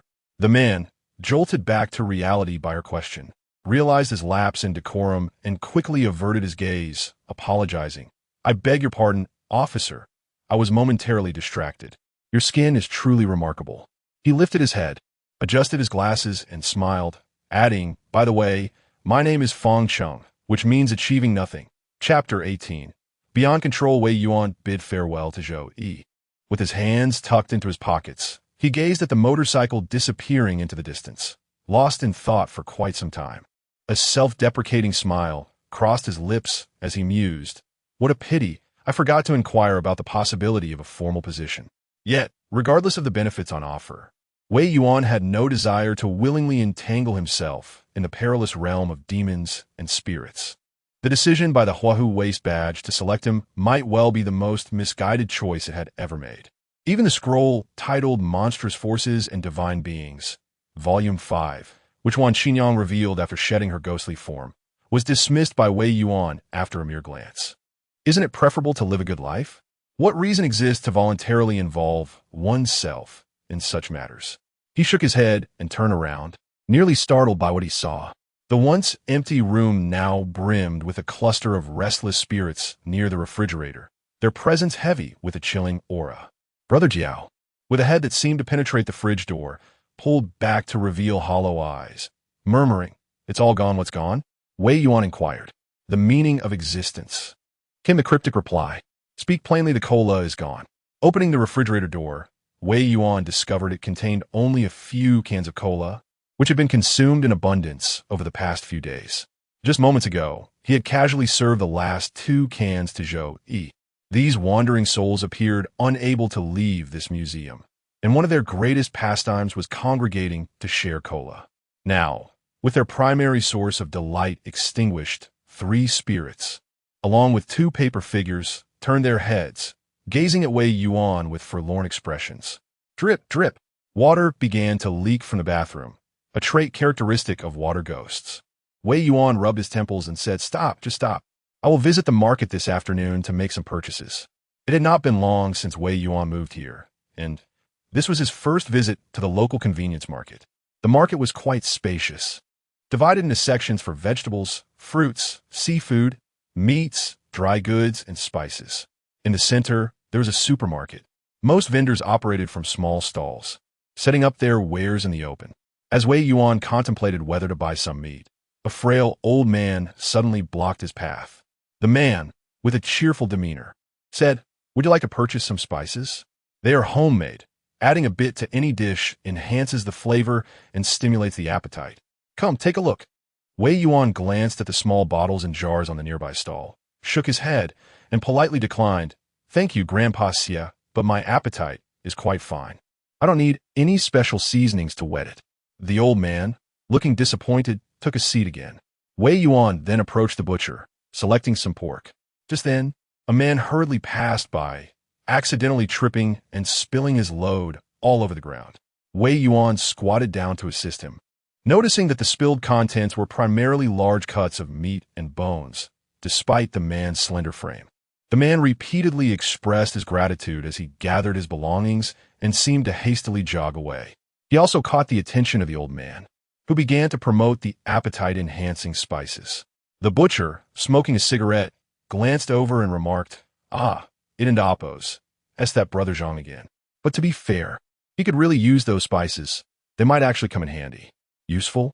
The butcher glanced at Wei Yuan, chopping meat, as he remarked, "Indeed, to be a food broadcaster, one must possess a hearty appetite." Wei Yuan, intrigued this time, responded, "Yet he hardly seems capable of consuming much."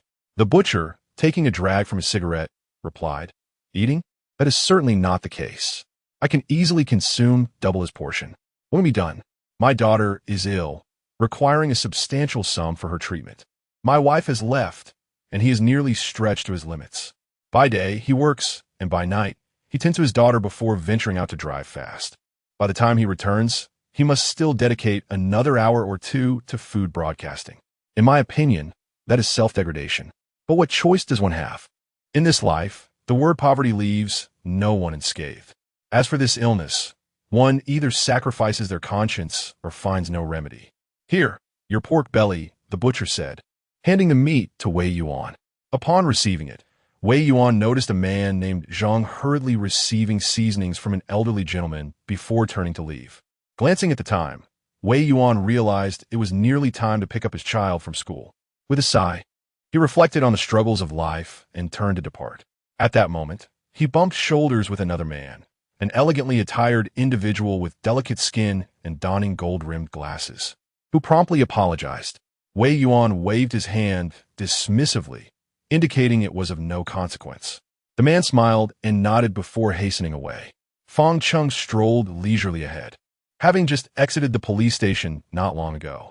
The ordinary practitioner of yin-yang sight perceives spiritual entities cloaked in human skin, and even the most seasoned Taoist often fails to discern their true form, let alone a mere policeman.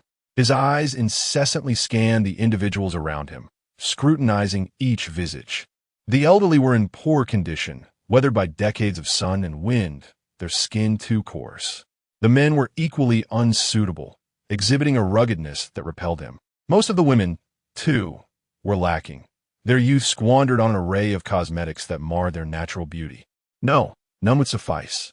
Within Fang Cheng's stomach, a fire seemed to burn, akin to the gnawing hunger of more than 10 days. Yet he found himself faced with unappetizing fare, his irritation mounting. This skin was on the brink of decay. He needed to hasten his search for materials to patch and repair. Swiftly, he surveyed his targets and potential prey, and then he discovered it. The perfect quarry. Untouched by the elements, it would not be rough. Unblemished by development, it lacked the coarseness typical of most adult men. Moreover, it had not yet succumbed to the application of cosmetics. Goodbye, teacher. Goodbye, children. Remember to listen to your parents when you go home. Fang Chung withdrew his gaze from the group of targets, noting the words Quanshi kindergarten above. He adjusted his bow tie and straightened his glasses, presenting himself as a refined and gentle man, seemingly there to collect children. With a soft smile gracing his lips, he stepped toward the kindergarten, where a few children remained, their guardians preoccupied with other matters. He could hardly contain his anticipation of touching that tender skin, to tear it away and immerse it in his arcane incantations. Stuck to his body, his footsteps quickened. Only one alleyway remained ahead. Leaning against the wall in the alley was a man who initially paid no heed. However, as Fong Chung hastened past, the man straightened up and brushed shoulders with him.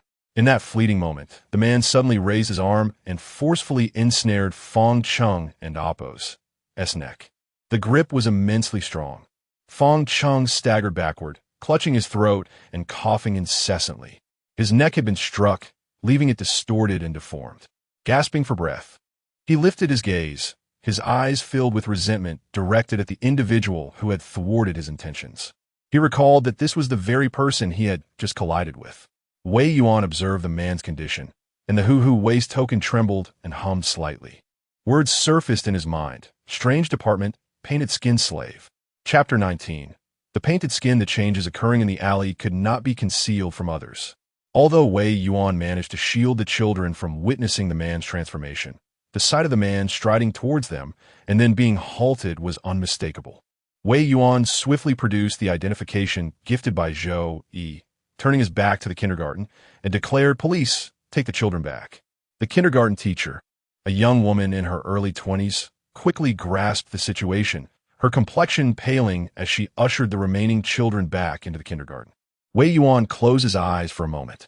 He had initially intended to follow the painted skin servant that had blended into the crowd to ascertain its intentions before notifying Zhou Yi of the emerging predicament. However, he had not anticipated that its objective was the kindergarten.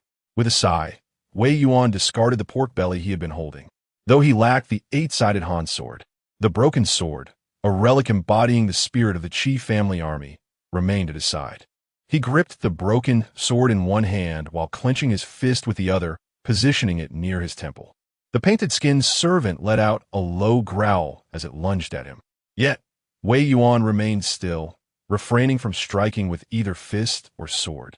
Instead, gathering his strength to deliver a decisive kick to the servant's face.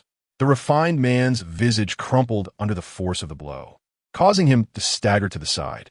Nevertheless, his distorted eyes remained fixated on Wei Yuan.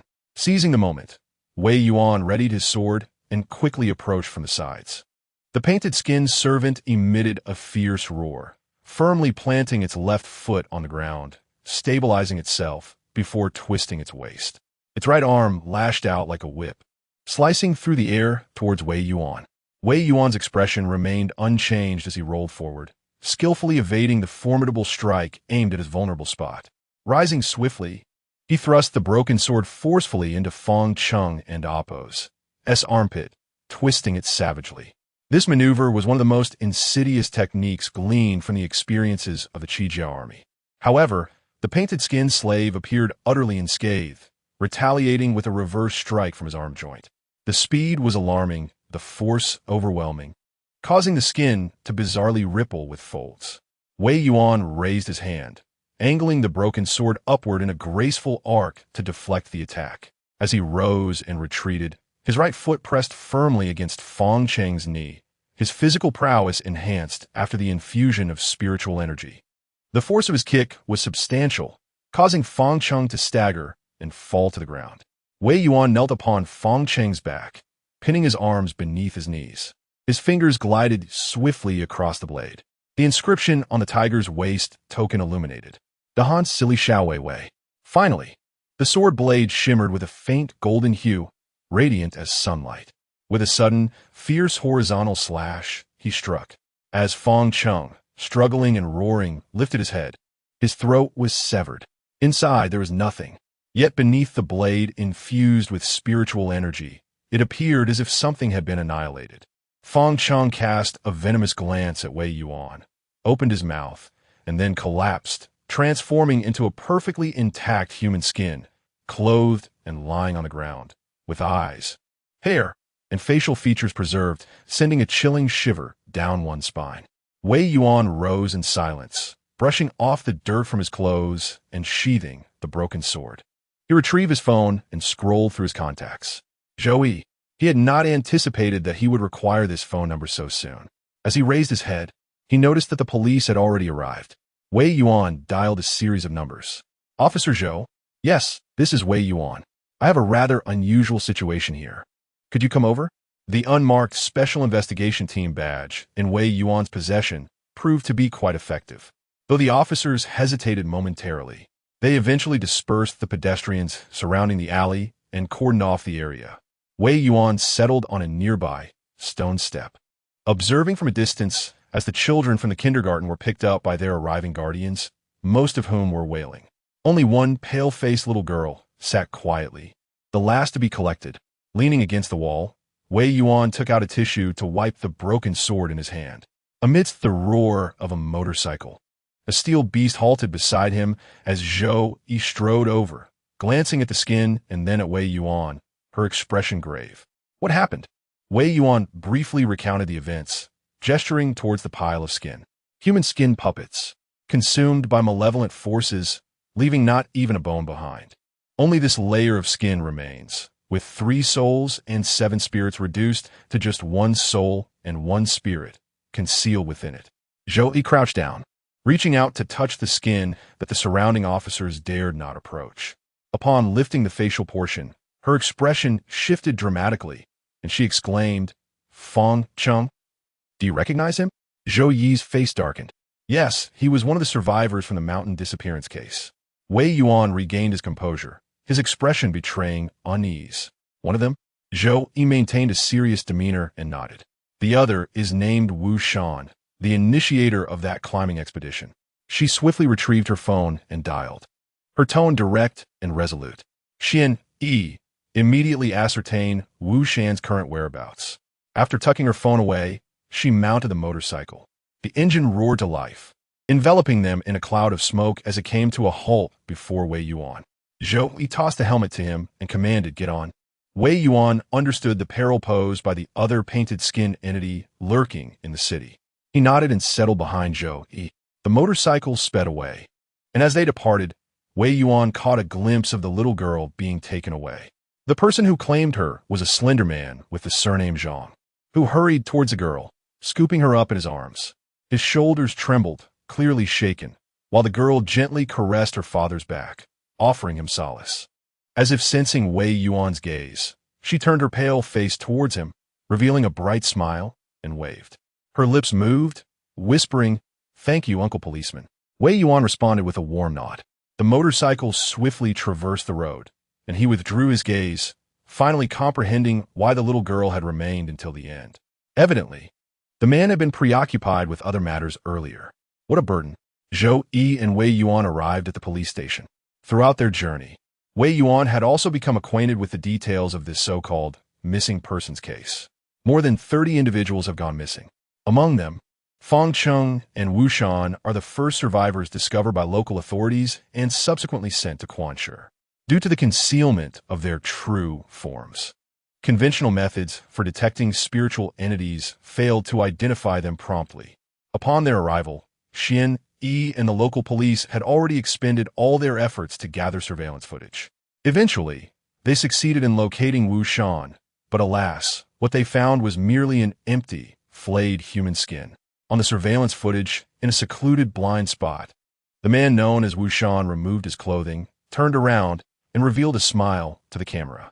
He then cautiously peeled away a second layer of skin and oppose, exposing his stark white bones. Finally, with a swift motion, he tore off his facial skin, the act executed with a delicate grace. Nearby, an officer could not suppress his nausea and rushed outside, covering his mouth. Wu Shan discarded the human skin and vanished without a trace. This is not merely a skin puppet. Beneath the skin puppet lies only a layer of soul. This is true flayed skin. Wei Yuan gazed at the surveillance map of Quanshi, which encompasses 5 districts and boasts over 7 million residents. A creature capable of effortlessly altering its appearance and identity, and capable of creating skin puppets, has infiltrated this bustling modern metropolis. The ramifications of such an occurrence far exceed those of ancient legends. In the most terrifying scenario, the entire city of Quanshi could transform into a haunting realm of flayed skins. Unlike ancient times, when a city might only harbor tens of thousands, today it encompasses millions, elderly, children, and the young alike. Moreover, it possesses an unparalleled mobility that ancient steeds could not match. Particularly, its piercing gaze towards the surveillance indicates that these creatures possess a certain comprehension of modern technological innovations. a demon capable of swiftly traversing distances with the aid of contemporary transportation? Zhou cast a glance at Wei Yuan. Wei Yuan exhaled deeply. Such matters could not be ignored. He nodded emphatically and stated, "I understand. I will do my utmost to assist with this matter." Chapter 20. Strange Forces and Deities. Part 5. Wei Yuan's prompt agreement caught Zhou somewhat off guard. She opened her mouth, uncertain of what to say, and simply expressed her gratitude. "Thank you." Wei Yuan shook his head, responding, "No need for thanks." Zhou acknowledged him with a soft mm, and after a brief moment, she turned to take a phone call. Upon her return, she bore several peculiar items: a Bluetooth headset, a temporary identification card, and a white vial containing capsule-like substances. "This is a supply from the Special Operations Group." The woman indicated the items laid before Wei Yuan. "This phone, when the button is pressed, will connect directly to the internal frequency of the operations group. Should you embark on a mission, a specialized intelligence analysis team will be providing support from behind the scenes, encompassing city-wide surveillance, target localization, and the intelligence retrieval you require, along with a certain level of law enforcement assistance. This is your identification, temporary, but with slightly elevated privileges compared to your previous one. And this," she added, handing the vial to Wei Yuan, "contains medication from Longhu Mountain. It has undergone nano-level specialized processing, enabling it to act swiftly on cultivators. The capsules are infused with spiritual energy, and within 3 hours of ingestion, they will maintain a state of abundant spiritual flow within your meridians. Tests have shown that it can enhance endurance and strength to a degree, varying between 20 to 30%, depending on individual constitution." A look of astonishment appeared on Wei Yuan's face as he accepted the items. This was something that was not found within the Hu Tiger's waste token. He indeed possessed some degree of cultivation, but his foundation stemmed from a mystical arts of spirit infusion and ghost exorcism. These two mystical arts had transformed his body, endowing him with a superficial level of cultivation. Furthermore, this transformation was complete. Even if the talismans dissipated, his cultivation would not vanish. However, he was uncertain whether these modern elixirs would have any effect on him. Upon seeing Wei Yuan receive the items, Zhou nodded and said, "It is just that the characteristics of the painted skin are unknown. In past records, there has been no demon capable of manifesting painted skin servants, so there is no way to request targeted talismans from the armory. Is it possible to request based on special circumstances?" Wei Yuan mused, impressed by the former Imperial Guard's resourcefulness. Suddenly, he recalled the mention of the Han treasury associated with the Hu Tiger's waste token. It was regrettable that his merits had been exchanged for foundational mystical arts, and that enigmatic record that had been inexplicably unlocked. The spirit infusion technique was understandable, as it was a power that every Hu Tiger captain must master, yet the reason behind the unlocking of that particular record eluded him. He cast aside his distractions and turned his attention to Zhou, asking, "You mentioned that their disappearance involved climbing a mountain?" Zhou nodded in affirmation. "Yes, I have consulted various sources and discovered that there is, in fact, no mountain in that location. It appears to have materialized out of nowhere. All the missing persons cases are, to varying degrees, connected to this mountain. Zhao Xian and several officers have already departed, equipped with drones, and we should soon receive photographic evidence." She reached out and tapped a few keys on the keyboard. Just then, a message arrived. Upon opening it, she found a video captured from the drone's perspective, along with a series of photographs depicting the mountainous terrain. This mountain is quite peculiar. From a front, it does not seem particularly tall, yet it is steep and treacherous. However, when the drone's camera ascends and zooms out, it becomes evident that this mountain stretches across the landscape like a great tiger lying in repose. The first peak resembles the tiger's head. The undulating ridges form its powerful spine, and the final summit represents its tail. Zhou continued to discuss the findings from their investigation, mentioning that soil samples from the mountain have been collected for further research. She also noted that the concentration of spiritual energy near the mountain is significantly higher than in the surrounding areas, and within a 70-mile radius. The spiritual energy is more potent than elsewhere. Wei Yuan gazed at the mountain, his expression somewhat frozen. It was not until evening that Wei Yuan was returned to the folk museum. In one hand, he carried a folder of documents, while the other held a portion of pork belly.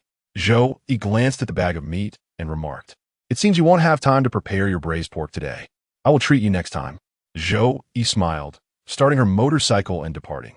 Wei Yuan turned and opened the door, only to find several pairs of ghostly eyes staring intently at him. He casually retrieved a can of cola from his pocket and placed it on the table, ignoring the raucous revelry of the spirits. Pushing the door open, he stepped into the inner room and firmly shut the door behind him. He opened a file bag, revealing the details of a missing persons case. Tossing it aside, he extracted several photographs. The images depicted a mountain that had mysteriously emerged alongside Jiangnan Road. Its peaks rose and fell, reminiscent of a fierce tiger. Wei Yuan produced a waste token and applied slight pressure, not directly extracting the text, but instead locating a blank sheet of paper. He pressed the reclining tiger waste token upon it, and amidst a low, resonant hum, black lines emerged on the white paper, ultimately forming characters in seal script. The Enigmatic Forces and Divine Beings, Volume 5. This was the dossier of the reclining tiger captain, chronicling the accounts of formidable demons apprehended by successive captains since the era of Emperor Wu of Han. Now, the lines on the white paper coalesced into the form of a mountain, its contours echoing that of a reclining tiger. Wei Yuan compared this white sheet with the photographs. They were nearly identical, save for one notable difference. The aerial image captured only the mountain, while the dossier featured the mountain merely as an embellishment. Dominating the page was a temple, which occupied a substantial portion of the paper. At its center sat a man of imposing countenance, while below him a maid lit candles, and behind her stood a man clad in official attire, bowing with a smile. The table before them was laden with fruits and delicacies, evoking an atmosphere of authority and serenity. This was the Mountain Lord Temple. Wei Yuan was engrossed in contemplation when, suddenly, he let out a pained groan. The white scroll in his hand began to emit a fierce crimson glow, the intense heat nearly searing his palm. Creak, creak. The energy-saving light dimmed abruptly, flickering ominously. The sound of electricity coursing through the filament filled the air. As the light waned, darkness enveloped the room, while starlight streamed through the window, casting a glow upon the scroll. Faintly, the mountains remained, yet the stones morphed into skulls. At the pinnacle of Skull Mountain stood a temple, constructed from interwoven human and beast bones. A man seated high above was obscured, while his subordinates sprouted wings, their ears sharp and mouths cruel. A maid at the forefront held a lantern, her visage a grotesque mask of skin and bone. When the light returned, the scene transformed into a conventional mountain deity's temple. Creak, creak. The light wavered. The serenity of the divine intertwined with the ferocity of demons, endlessly converging. This time, opening the scroll was entirely distinct from the last. Simultaneously, words began to materialize. Mountain Lord, conferred during the second year of the reign of Emperor Wu, when the mountains and rivers were divided among the deities. Later tasted blood, becoming uncontrollable. The inspector of the Central Command and the first celestial master, Zhang Daoling, vanquished the mountain and destroyed the temple. The seal has been broken. The words "the seal has been broken" glowed a vivid red, reminiscent of blood. As Wei Yuan beheld these words, an icy shiver coursed down his spine. A sensation of being watched enveloped him. He abruptly turned his head. In that instant, the lights in the room extinguished completely. On the glass, a distorted, ghastly visage fixed its gaze upon him. Zhang Yu trudged wearily back home. He had just been reprimanded by a customer while driving for a ride-hailing service and scolded by his boss during the day, leaving him in a rather foul mood. He parked the car in the garage, opened the door with utmost care, and made his way to his daughter's bedroom, where the child was already asleep. Kneeling beside the bed, Zhang Yu gazed tenderly at his daughter's peaceful slumber. His expression softened gradually as he reached out to pull the blanket snugly around her. "I shall never forsake my daughter," he whispered softly to himself. As he turned to leave, fatigue weighed heavily upon him. He had yet to dine and felt utterly exhausted, yet devoid of appetite. To ensure he could indulge more during his late-night eating broadcasts, he had always regarded dinner as the main meal. Each night, he would commence feasting at the stroke of midnight, which had long since taken a toll on his stomach. He prepared a dish of greasy, sumptuous roasted meat, yet found himself lacking any desire to eat. As he readied himself for the live stream, a sudden recollection of a seasoning he had purchased that day struck him. In a moment of curiosity, he poured a small amount. An unprecedented aroma wafted forth from within. Zhang Yu's throat bobbed up and down. How delightful! No, it was not merely delightful. It was hunger, an insatiable hunger, overwhelming and all-consuming. Chapter 21. The Great Han Armory, a grotesque visage pressed against the window, its eyes fixated intently on Wei Yuan. For an ordinary person, encountering such a specter during a power outage would elicit sheer terror. However, Wei Yuan, having acquired the Hu Tiger Waist token, had encountered various apparitions. His initial reaction was not one of fear, but rather a swift grip on the hilt of his broken sword at his waist. The blade scraped against the leather sheath. In that instant, the ghastly face contorted into a more sinister expression, unleashing a piercing shriek. The glass shattered into fragments, accompanied by a flare of light as a shadow lunged forth. The shards of glass reflected the light, and within those luminous particles danced malevolent spirits, swirling around Wei Yuan as if eager to escape their confines. Maintaining his composure, Wei Yuan took a half-step back and brought the broken sword down with force. This was merely a low-level specter, far inferior to the likes of the Seventh Lady. The sword in Wei Yuan's hand entwined with the ghostly energy of the specter. Being humanoid, it matched perfectly with the skills of a seasoned warrior. In just a few exchanges, Wei Yuan had cleaved the entity clinging to the window, dispersing its soul. In its frantic attempt to flee, the specter turned around, only to find itself immobilized by Wei Yuan's pointed finger and a commanding incantation. A ghost-repelling talisman, luminous and ethereal, surged forth, seizing control of the wretched being. "Come here," he commanded, as the specter, now under his dominion, turned to face him.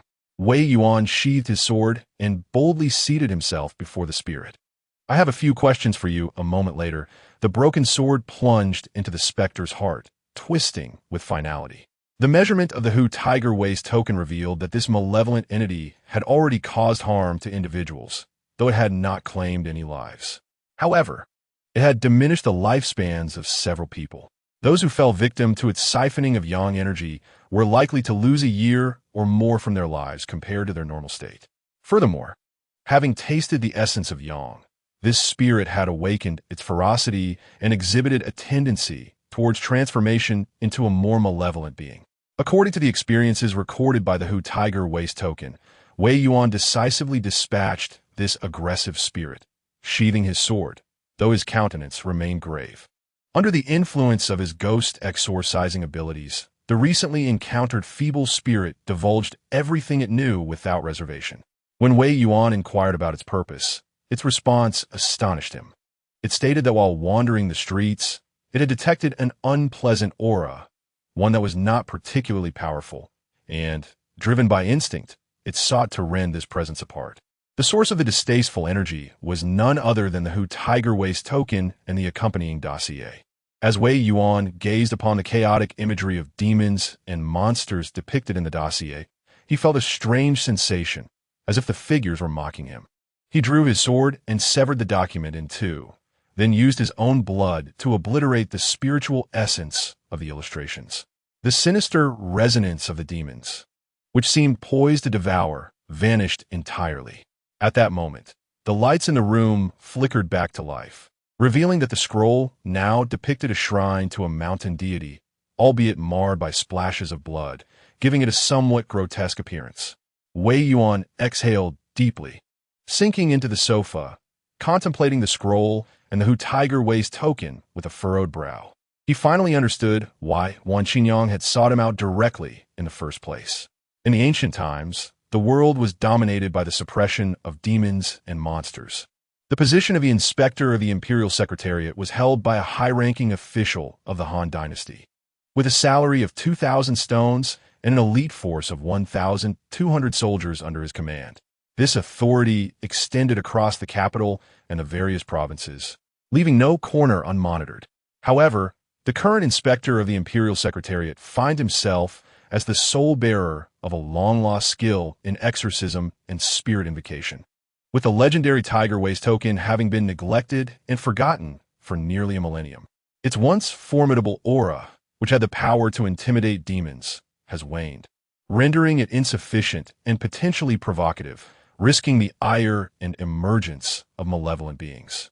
In essence, the demons and the Inspector of the Imperial Secretariat are natural adversaries. While the Inspector seeks to capture all manner of specters and phantoms, the demons harbor deep-seated resentment, poised to strike at any moment. Furthermore, there are formidable entities like the Mountain Lord, who was once sealed by the Inspector and subsequently broke free, as well as ancient beings that have endured through the ages. Their disposition towards the Inspector is unlikely to be benevolent, perhaps even steeped in blood feuds. All previous Inspectors have passed away, leaving only Wei Yuan in existence, who bears the Tiger Waist token. When engaging in combat, he inevitably employs the signature techniques of the Inspector, which serve as an indelible mark in the eyes of the demons. Wei Yuan closed his eyes, refraining from harboring resentment towards the Tiger token for choosing him, as such feelings are futile. In this era of revitalized spiritual energy, the concentration of such energy is gradually increasing, and phantoms and spirits are beginning to surface. The specter encountered earlier was merely a newly manifested demon. As an ordinary person navigating this precarious situation, unaware of the lurking dangers, he at least possesses the right to draw his sword against his foes. Upon reflection, it becomes evident that the two instances of attracting malevolent spirits were precipitated by pressing the tiger-watching token onto plain paper, which resulted in the emergence of text. It seems that to conceal one's identity henceforth, such actions must be avoided. Wei Yuan contemplated grasping the tiger-watching token, delving into deep thought. During the day, he had personally executed the painted skin servant and had just dispelled the malevolent specter, thus earning 3 merits. Furthermore, he had not actively initiated any specific scrolls. The 3 merits remained intact, opening the possibility of accessing the Great Han Armory. Since evasion was not an option, he resolved to enhance his strength to resolve the matter at hand. Upon further contemplation, it dawned on him that this peculiar scroll of supernatural prowess might have been triggered due to his proximity to the suddenly appearing mountain while in Jiangnan. Perhaps the scroll sensed the Mountain Lord's escape at that time.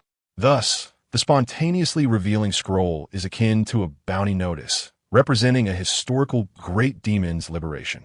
Wei Yuan's thoughts momentarily halted. His mind intertwined with the token, which trembled slightly, radiating a warm heat. As he closed his eyes, characters materialized in his consciousness. The Great Han treasury was unveiled. Wei Yuan felt his awareness transported to an expansive realm, where most areas remained inaccessible, as if an ancient bamboo scroll unfurled before him. Relief washed over him. Despite his closed eyes, he could gaze upon the scroll, discerning the clerical script and accompanying illustrations. The armory, categorized as the foremost tier, belonged to the Heavenly Master's estate, featuring the yin and yang dragon-slaying swords. The short and the long sword stand in stark contrast. The short sword heavy and fierce like a tiger, while the long sword is slender and sharp like a dragon. These were acquired by the first generation of Celestial Master, Zhang Daoling, and later passed down through the ages, ultimately reaching the 17th generation of the Inspector General. Wei Yuan felt a flicker of astonishment within. From Zhou, he learned that the Celestial Master's residence was the pinnacle of Taoism in this era, serving as the absolute mainstay of the Special Operations Group. Moreover, the twin tiger swords, sacred relics handed down from the first Celestial Master, Zhang Daoling of the Eastern Han Dynasty, were enshrined in the Celestial Master Hall. Yet now, they are recorded in the Great Han Treasury. Could it be that the current twin tiger swords are mere forgeries? If both swords indeed exist, Wei Yuan seemed to recall something. The bamboo slips before him flipped rapidly, words flowing past. Most of the weapons and magical artifacts housed in the armory have been lost to time, and the twin tiger swords likely have a dubious origin, which is why the former Inspector General refrained from using them openly, instead preserving them. However, aside from this, many ancient texts remain intact.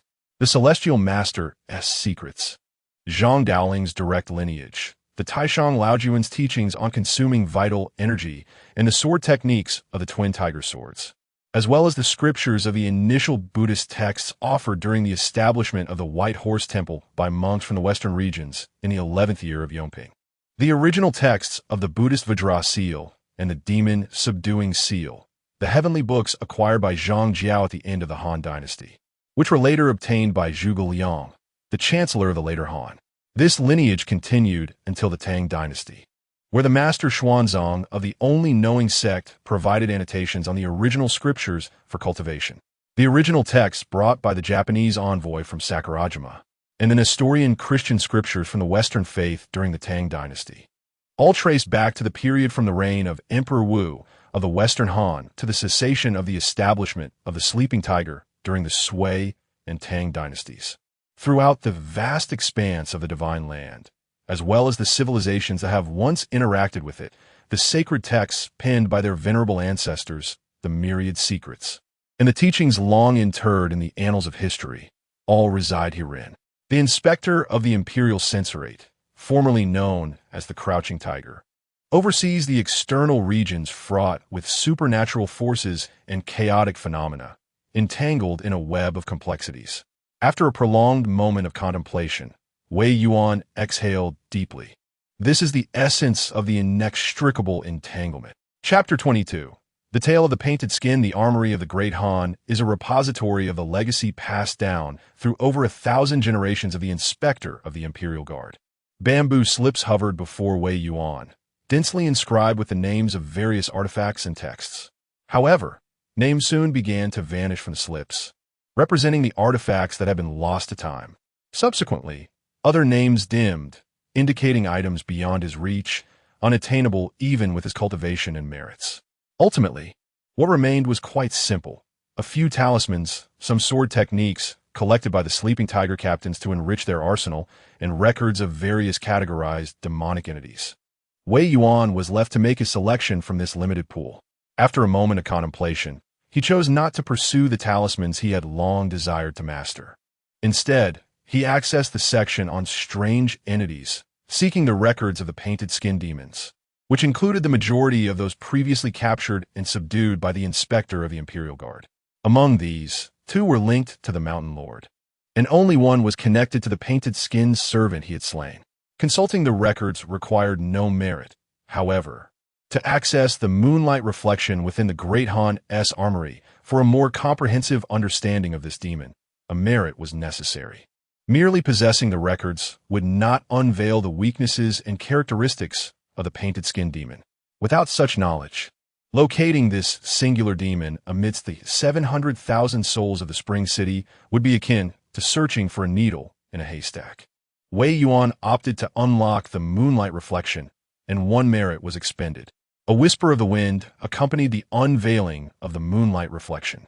This is an ancient secret technique of the moon cultivators, capable of preserving a fragment of information. As the achievements dissipated, Wei Yuan realized that the surrounding environment had transformed. Even upon opening his eyes, he found himself no longer within the confines of that museum, but instead in an unfamiliar place. Before him lay a narrow, winding path, flanked by ominous black mist. Moreover, Wei Yuan was no longer in his former guise. He donned a sleek black outfit, and a ring-hilted sword adorned his back. Furrowing his brow, he ventured along the path. Gradually, he arrived at a quaint alley, revealing an ancient street bustling with passers-by clad in historical attire. The scene appeared strikingly authentic, yet bore an aura of fading, imparting an odd sensation to Wei Yuan. It was the ephemeral shadows of history, the records of spirits and phantoms. With a flicker of understanding, Wei Yuan settled at a small stall, where the proprietor busily prepared soup pancakes and brewed tea. The throngs of people moved past him as if he were invisible. Directly ahead stood a dilapidated courtyard gate, amidst a flurry of white paper money swirling in the air. A man in his 30s was wailing in despair. Today marked the demise of his wife. Overweight, unattractive, and blind in one eye. Well, she has gone, he lamented. But one mustn't speak ill of the dead. She was a shaman. So what if she was a shaman? She still lost her daughter. The pedestrians to his left gossiped about these matters before vanishing into the mist. Wei Yuan's mind began to unravel the enigma of his current predicament. According to the interpretation of the Tiger Wei's token, this likely recalls the memories of a certain official from history, or perhaps it is an illusion conjured through mystical arts, intended to document an encounter with a demon that he experienced to be passed down to posterity. Such treatment is not afforded to all supernatural beings. In a recent catalog, not all of the monsters could activate the moon due to capture their likeness. He raised an eyebrow, unsheathed his sword, and placed it upon the table, quietly observing the changes around him. The sky began to drizzle softly. The stone bricks of the walls exhibited a mottled hue, while a cup of tea appeared on the table. This is a tale. The story begins with the death of the wife of a man from the Li family in a small town, but the earlier circumstances trace back to that woman, burdened by certain matters, passed through the nearby town and, weary and famished, decided to rest. By chance, the young daughter of the Tian family was out, and, upon seeing the woman's pitiful state, sent someone to deliver her a meal. The daughter of the Tian family was merely 16 years old at the time, possessing both beauty and a kind heart, her skin fair and delicate. After their brief encounter, the wife of the Li family could not shake the image from her mind, feeling both envy and self-loathing. She thought of it by day and by night, and before long fell gravely ill, lying bedridden. She recalled a small effigy her mother had given her before her passing, which was said to harbor a great deity. If she were to burn the effigy to free the deity, it could grant her a wish. Without hesitation, she set the effigy aflame, wishing to possess the appearance of the Tian family's daughter. Who knows that within the small figure lies not a celestial being, but rather a fearsome demon with a green face and sharp fangs? Once unleashed, it emanates a chilling aura that terrifies all in its presence, causing Li's wife to succumb to fright on the spot. According to local customs, one must wait until the 7th day to summon the soul before burial. It was during this soul summoning that Li and Appo's wife inexplicably revived. However, she could no longer recognize her own identity. The idle man from the Li family, attempting to touch her, was met with her startled screams as she insisted she was still a maiden confined to her boudoir, demanding her release. This commotion attracted the attention of the neighboring villagers, who ultimately confirmed that she was indeed alive, identifying her as the young daughter of the Tian family from Linjin. As she recounted her parents' names and the familiar sights of Linjin, it became apparent that her tale was consistent. Consequently, the townsfolk hastily dispatched messengers to inquire about the Tian family, who had reported that their daughter had fainted while out enjoying the spring scenery and had only just regained consciousness. The townspeople convened to seek an official's judgment. The unfortunate Miss Tian, upon reuniting with her parents, was filled with joy and hoped they would recognize her. To her dismay, however, the other Miss Tian who had awakened also recognized her family. Miss Tian fell to her knees before her parents, weeping uncontrollably, but her parents could only recoil in horror at the sight of this dark, unattractive woman, repeatedly retreating and forcefully snatching their garments from her grasp, expressing their disgust. In light of these events, the official ruled that the Li couple should return to their lives together, while Miss Tian continued to weep daily, still subjected to the demands of the lazy man. However, her temperament had always been at odds with that of the indolent man. She found his numerous shortcomings intolerable and often lamented her family's situation. Frequently subjected to his beatings and insults, she bore 2 daughters, and the rift between them grew ever wider. One fateful day, in a drunken rage, the man struck her down, leading to her untimely demise. Terrified, he disposed of her body in the mountains, claiming she had fled. Since she had once been dead and her appearance was grotesque, the incident was conveniently overlooked, with the man believing that wild wolves would consume her remains. To his astonishment, Miss Tian revived. Awakened by the gentle patter of rain, she gazed into the stream beside her, where she beheld her reflection, repulsive and corpulent, her face marred with excess flesh, and her palms rough and darkened. Overwhelmed with sorrow, she began to weep softly. At that moment, laughter echoed in the air. She looked up to see a pair of ethereal lovers, accompanied by attendants bearing fruits and fine wines. The man was strikingly handsome, while the woman possessed a beauty that was both radiant and delicate. making Miss Tian feel utterly inadequate. Lowering her gaze, she suddenly recalled. Those were her own features. That was her visage. That was her skin. In a fit of frenzy, Miss Tian cried out, yearning to reach for that face, to tear it away and drape it over her own. Yet in an instant, she stumbled and fell to the ground. Looking back, she was horrified to find no trace of her former grotesque body. The elements and scavengers had reduced her to a mere pile of bones. She lay there, heartbroken and desolate. However, he noticed a pair of white shoes, an umbrella, and a figure clad in white beneath it. Wei Yuan also observed this scene.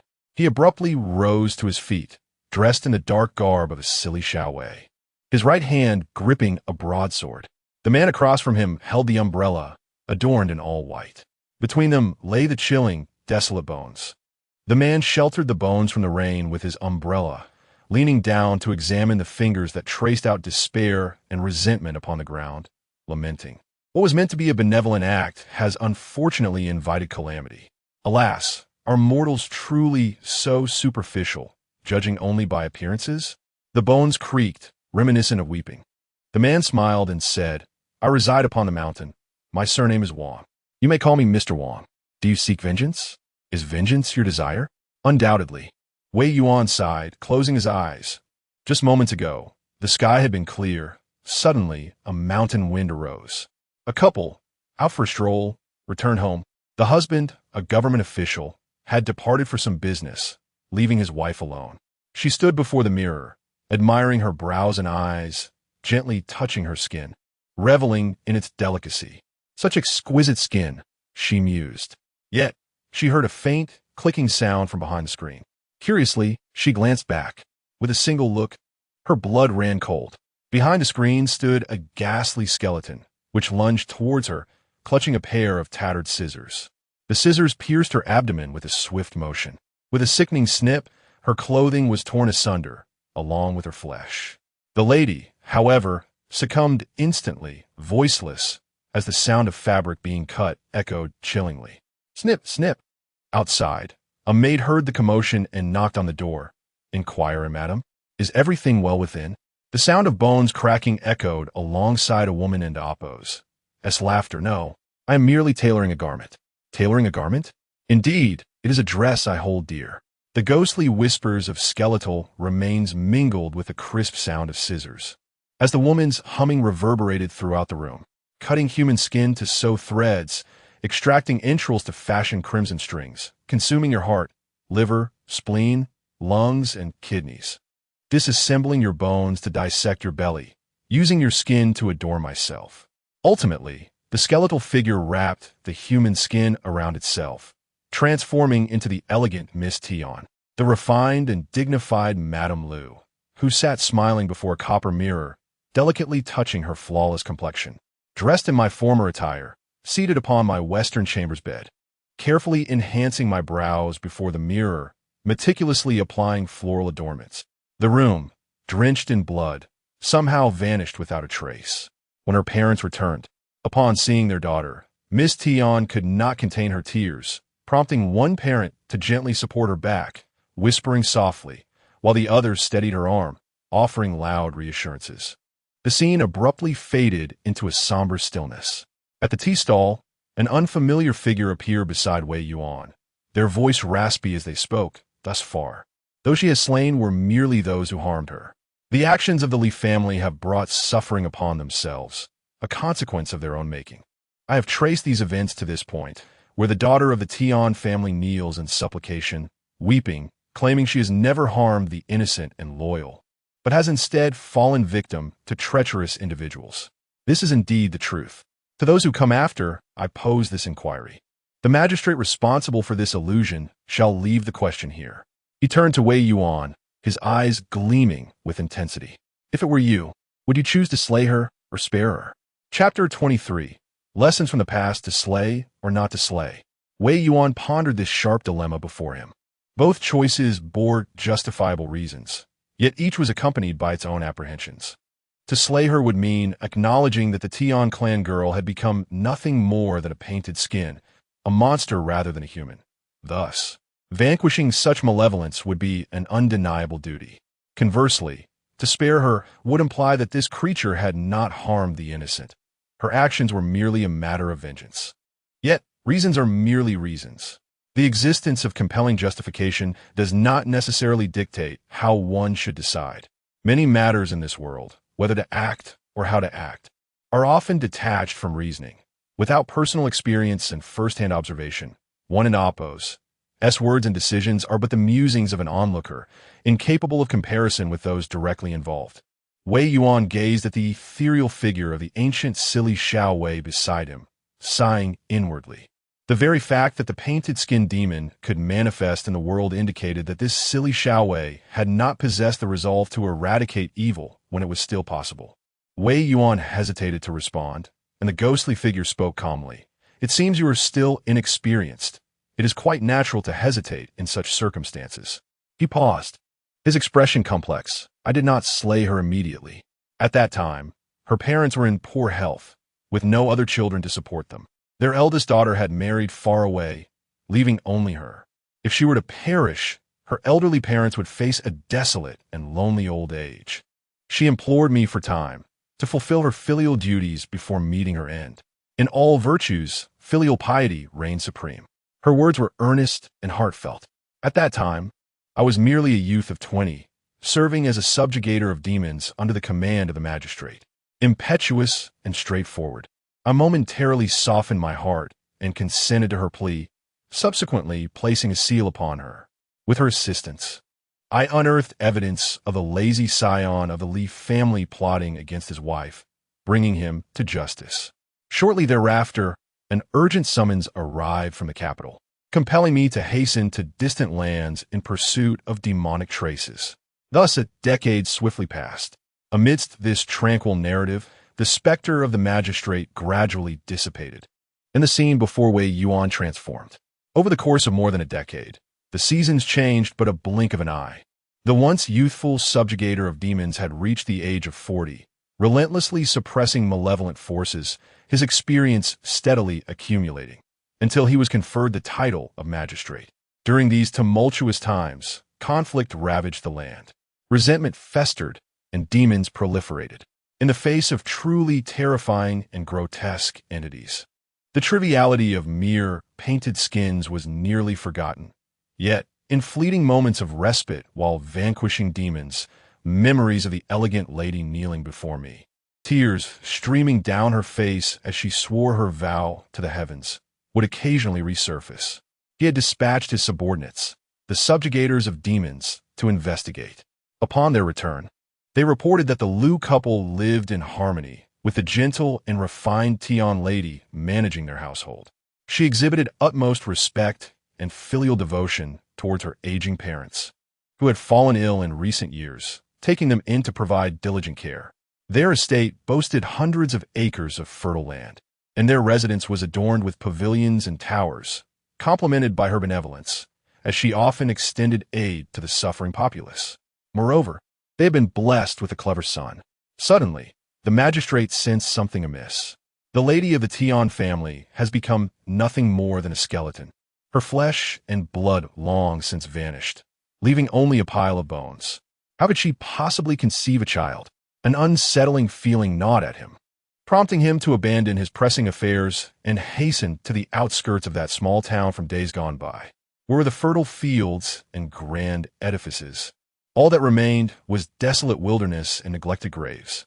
In a state of urgency, he rushed into the town, neglecting to engage with the local officials, and rode straight to the Liu family residence. With the authority of a hoo-hoo waste, he commanded the household servants to disperse and inquired after the lady, who was tending to the children in the backyard.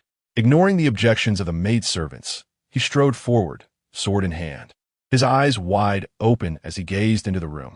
What he beheld was enough to shatter his composure. Over a decade had passed, yet the visage of that Miss Tian remained unchanged, as if time had left her untouched. Even her skin was as delicate as that of a youthful maiden. At that moment, she wielded a pair of black scissors, methodically slicing away a piece of slightly yellowed, withered skin from her own face. She then approached the bed, which was piled high with an array of items. At first glance, they appeared to be garments, but upon closer inspection, They reveal themselves to be the skins of young girls around the ages of 16 or 17. The woman, with precision, cut a piece of skin from one of the girls' faces, carefully affixing it to her own. On the bed lay a small boy, around 6 or 7 years old, who was swinging his legs while using a small knife to cut open his own chest. In a fit of anger, he glared at the bones and the decaying flesh between them, pointing at his own pristine vertebrae and pouting, "Mother, mother, I must grow up." The other students in the school are all taller than I am, and they mock me. The lady of the Tian family lightly tapped the child's forehead and said, "Very well, today I shall break your father into oppos. S-bones to grant you an additional segment." The young boy clapped his hands in delight, cheering in joy. Then, pointing to his own belly, he innocently exclaimed, "And, dear mother, how is the county magistrate in oppos? S liver? The private schoolmaster in oppos. S heart, I fear, has turned black and rotten. After 6 months, a living heart should indeed be decayed. What then? Fear not, for there is a high official from the capital outside. His heart is even better." The inspector of the imperial censorate, in a fit of rage, abruptly turned to look. The maid, the cook, the old farmer selling vegetables, the schoolmaster, and the man in official garb all stood behind him, their faces devoid of expression, tightly packed and silent. In this residence, more than 100 people had transformed into mere human skins. The inspector stood beside Wei Yuan and spoke softly. "When I finally executed Lady Tian, I discovered that beneath that human skin lay nothing but emptiness. It was merely a hollow shell. The true essence had long vanished, perhaps having sensed the danger earlier and fled. The anomalies of the world manifest as demons, the spirits of things as essences, the undispersed souls as ghosts, and the irregularities of objects as monsters." He murmured slowly, gazing at Wei Yuan, "Remember this, future generations. If faced with such spirits or demons, one may consider varying approaches based on the circumstances." In the second chapter of the Demon Tale, let it be known that any who serve as the sub-prefect of the Imperial Guard shall be met with execution upon sight, particularly those who, having taken on human form, transform into fiends and monsters. Such aberrations are to be eradicated without mercy. To deviate from humanity and to embody monstrosity is to stray irreversibly from the essence of mankind. The delectable delicacies we savor are to them akin to mere dust and dried grass, while the flesh and blood of humanity present an exquisite temptation. The semblance of benevolence they exhibit is naught but the last vestige of their humanity. Yet this semblance, like a tree without roots or water without source, will inevitably fade with the passage of time. Conversely, the malevolent nature and fierce disposition of these creatures will only intensify. Should there be grievances, let them be duly reported for justice to be served. However, our compassion and protection ought to be reserved for those who have perished unjustly, not for the demons born of lingering attachments to their decaying corpses.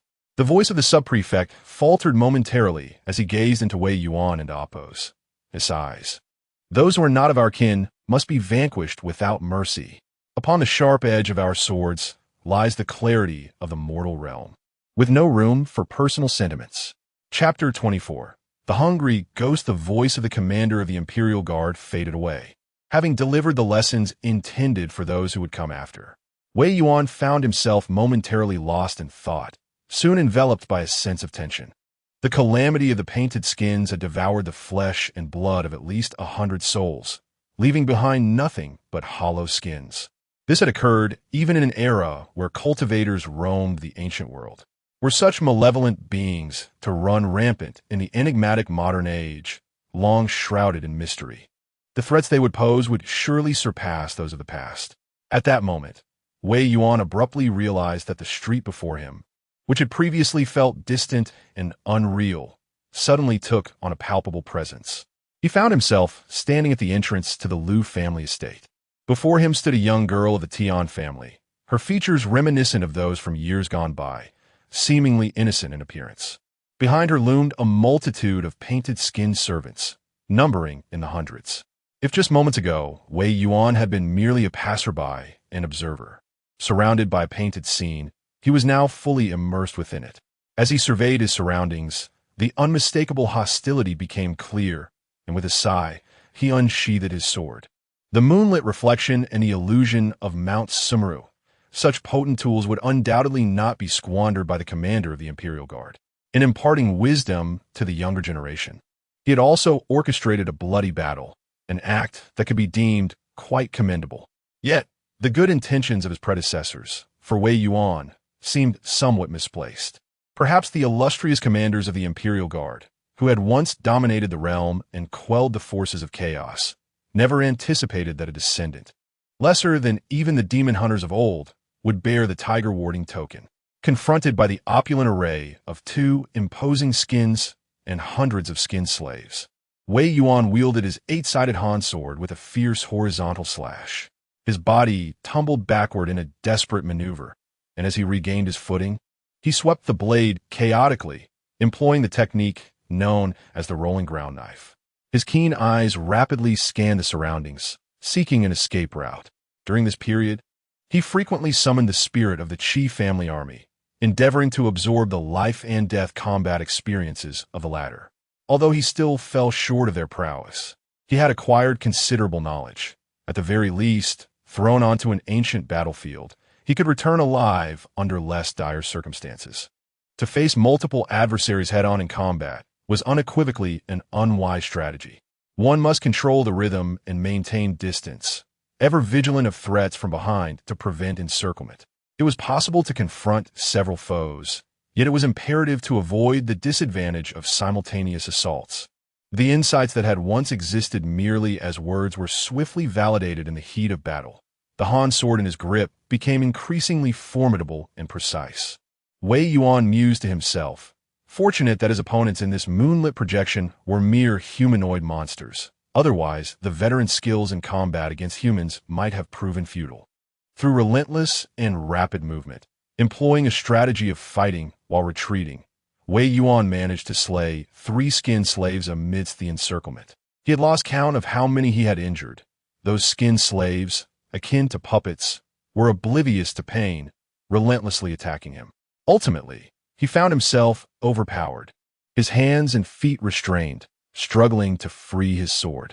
Just as he prepared to resist further, a white shadow darted past.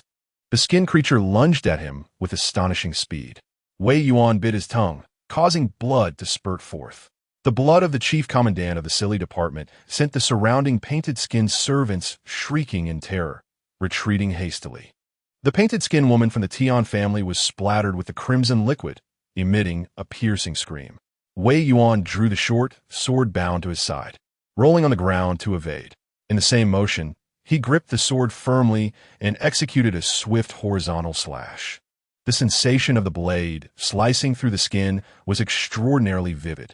A slight sense of relief washed over Wei Yuan, but it was fleeting. An excruciating pain soon enveloped him. The short sword in his hand had severed the head of the Tian woman, yet it proved futile. The woman's arms wrapped tightly around his neck, her soft body pressed against him. Her ribs, like ivory swords, pierced through her own flesh, invading Wei Yuan's chest, penetrating his heart and lungs, emerging from his back, only to retract as if yearning to restore their normal state. Creak, creak. Wei Yuan's spine was impaled and broken by those additional 8 ribs. Darkness engulfed his consciousness. In the realm of reality, Wei Yuan let out a muffled groan, staggering back a step, clutching his forehead. The sharp, stinging sensation took an eternity to subside. At this moment, he finally recalled a long-ignored truth. The painted skin was merely a guise for the Tian woman's concealed identity. Her true essence was that of a bone woman, a female who had suffered humiliation and oppression in life, passing away with a heart full of resentment that lingered on. For a long time, the identity of the painted skin had been overly renowned, causing Wei Yuan to overlook certain aspects. Just moments ago, he had fallen victim to the machinations of the painted skin within the moonlit illusion. Had it not been for the moonlit illusion preserving the experiences of predecessors for future reference, he would have undoubtedly suffered greatly upon facing the revived maiden of the Tian family. Wei Yuan let out a wry smile, realizing this was what they referred to as the darkness beneath the lamp. Thus, the transmission of experience is indeed of paramount importance. With the moonlit illusion now concluded, There remained 2 merit points. To initiate another endeavor, an additional merit point would be required. Wei Yuan closed his eyes, reflecting on the recent battle and the tactics employed by the Tian Maiden. One was the manipulation of the painted skin servants, while the other involved the Bone Woman and Appo's bone spikes. The former left him uncertain about how many painted skin servants like Feng Cheng might exist in the city of Quan.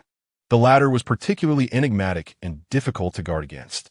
As Wei Yuan gazed at the remaining merit points, he contemplated the resources he could exchange with his current cultivation and merits. Firstly, he required a nimble method of attack to counter the unpredictable bone spikes of the Bone Woman.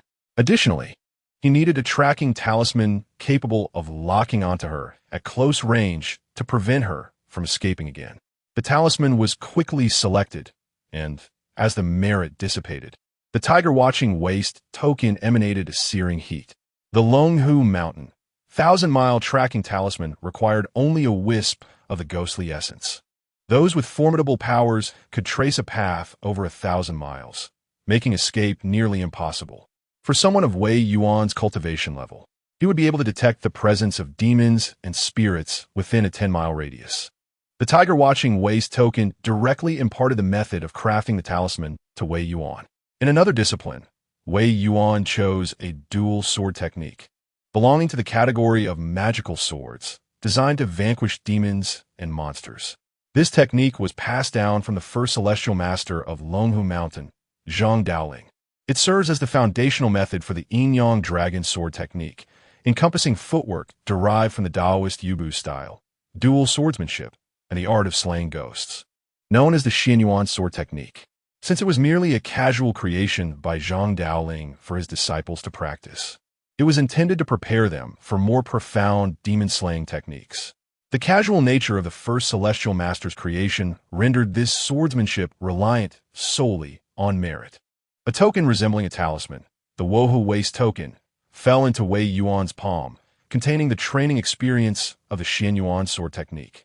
With the exorcised ghost divine ability, he could adeptly wield the Xianyuan sword technique, though this token would gradually dissipate, lasting no more than a month, merely to assist the district's military officer in swiftly mastering the method. Wei Yuan tightened his grip, with the 8-sided Han sword in his right hand and the ghostly blade in his left. Drawing both swords, he stepped forward. As he unsheathed the blades, the Xianyuan sword master wielded them with remarkable precision. The long sword was fierce and swift, while the short sword was heavy and domineering. The assault was relentless, perfectly synchronized with his footwork, filling the room with a chilling brilliance that pierced the very bones. Suddenly, he sheathed the swords, and the fierce sword light dissipated entirely. Wei Yuan exhaled a breath of stale air and pushed open the door. Outside stood the spirit of a soldier from the Qi family army. Wei Yuan inquired, and the soldier scratched his head, responding simply, "My lord, I sensed a sudden surge of killing intent from within your chamber, and I was somewhat concerned." Killing intent? Wei Yuan was momentarily taken aback, then recalled being slain by the Bone Maiden in the illusion, realizing it must have been at that moment. Nodding slightly, he expressed his gratitude. He then sought out the female painter who had succumbed to poison, utilizing a technique of ghostly summoning to gather her essence within his palm. While her memories were still sufficiently vivid, he procured several brushes and swiftly rendered an image on a blank sheet of paper, a portrait of a strikingly beautiful ancient maiden. With elegantly upturned eyes, a beauty mark at the corner of one eye, adorned with golden hairpins and an array of enchanting charm. It was the very likeness of Miss Tian in her former glory. Wei Yuan's expression grew solemn. Throughout the illusion, Miss Tian had been incessantly mending her visage, having lost her identity in life. The skeletal woman was a manifestation of her lingering obsessions, clinging to her corpse. Such profound attachments undoubtedly endowed her with an understanding of this face that transcended ordinary comprehension. Through this, perhaps he could engage in an opportunistic endeavor. In a city of 7 million, how many could possibly resemble this woman? The water ghost leaned in, intrigued, and exclaimed, "My lord, is this stunning maiden your mistress?" "She's indeed exquisite." Wei Yuan swatted the water ghost aside, retorting, "Mistress? The remains of this lady are likely nothing but bones. Her heart liver, spleen, lungs, and kidneys long since stripped away, leaving only a fa of human skin. Why not see for yourself? Perhaps, as fellow spirits, she would not mind your company. Ghost? The water ghost shuddered, awkwardly chuckling as he swiftly withdrew. Wei Yuan retrieved his phone, unlocked it, and was momentarily taken aback by a video notification. Initially inclined to dismiss it, he noticed the familiar face of the man surnamed Zhang, whom he had encountered twice earlier that day. After a brief contemplation, he decided to open the video, revealing a live stream featuring a gaunt man engrossed in a feast of greasy meat dishes. He uttered no extravagant words, merely consumed food with relentless fervor. Yet this simple act conveyed a profound message. It was incredibly appetizing, and he was undeniably hungry. Even the water ghost nearby could not help but swallow hard. The sight so tantalizing it stirred even the spirits. The live stream's popularity soared, indicating a potential turn of fortune for him. Wei Yuan glanced at the stream's avatar, a radiant smile of a young girl, and smiled himself. Ignoring the water ghost's envious expressions, he exited the stream and dialed Zhou's number. "Hello, Officer Zhou. I believe I may have found a way to locate that painted skin." Chapter 25. The Night Road talismans, yellow paper, and vermilion ink were meticulously arranged on the table. Sourced from the esteemed Heavenly Master's bureau. Wei Yuan lit incense to calm his spirit, dipped the talisman brush into the vermilion, and silently recited the incantation as his brush danced across the paper like a dragon and snake in flight. To the untrained eye, the dazzling talismans seemed to appear instantaneously on the yellow paper. Wei Yuan exhaled deeply, carefully storing away the 1,000-mile tracking talisman he had just completed. After an entire morning's labor, he had managed to produce only 5 talismans, leaving him feeling utterly drained. The mystical powers he had cultivated as a censor of the imperial court were nearly depleted. In the era of the first heavenly master, Zhang Daoling, he would have merely been a lowly fire attendant. The ability to create 5 effective talismans was a testament to the superior quality of the materials provided by Zhou, which significantly minimized the loss of spiritual energy. Otherwise, if even half of them proved useful, Wei Yuan would have considered himself exceedingly fortunate. After a brief moment of rest to rejuvenate his spirit, Wei Yuan selected one talisman, giving it a flick of his wrist. Under the activation of his mystical energy, the talisman ignited spontaneously. In that instant, his senses sharpened, and the world around him became vividly clear. The colors, scents, and the flow of air all fell within his grasp. In this heightened state, any discordant elements incompatible with the ordinary world would stand out glaringly. This was the essence of the 1,000-mile tracking talisman. With his level of cultivation, the talisman's effective range extended for 10 miles, lasting approximately as long as it takes to burn a stick of incense. Wei Yuan curiously surveyed his surroundings, his expression momentarily pausing. In the southern direction of the city, he faintly discerned a towering surge of ominous black energy, the very place from which the Mountain Lord had escaped. The distance was undoubtedly greater than 10 miles, yet its ferocity was still palpable. Wei Yuan's countenance grew solemn. He pondered whether the Mountain Lord still lingered atop the Hu Mountain and, after breaking free, how much of his magical power remained. As a stick of incense burned down, the efficacy of a tracking talisman spanning 1,000 miles dissipated, transforming into mere ashes. Wei Yuan carefully stowed away the remaining talismans into a specially designed pocket on one side of his waist pouch. This pouch was compartmentalized into numerous small sections, housing not only the Hu Mountain's exclusive tracking talisman, but also foundational talismans from a special operations group, talismans designed for mortals to combat spiritual entities, calming talismans that assuaged the fears of ordinary folk, and various modern elixirs extracted for efficacy. Each time, Wei Yuan felt a sense of awe. Having the power of the court to back him was indeed advantageous, a testament to the substantial resources at his disposal.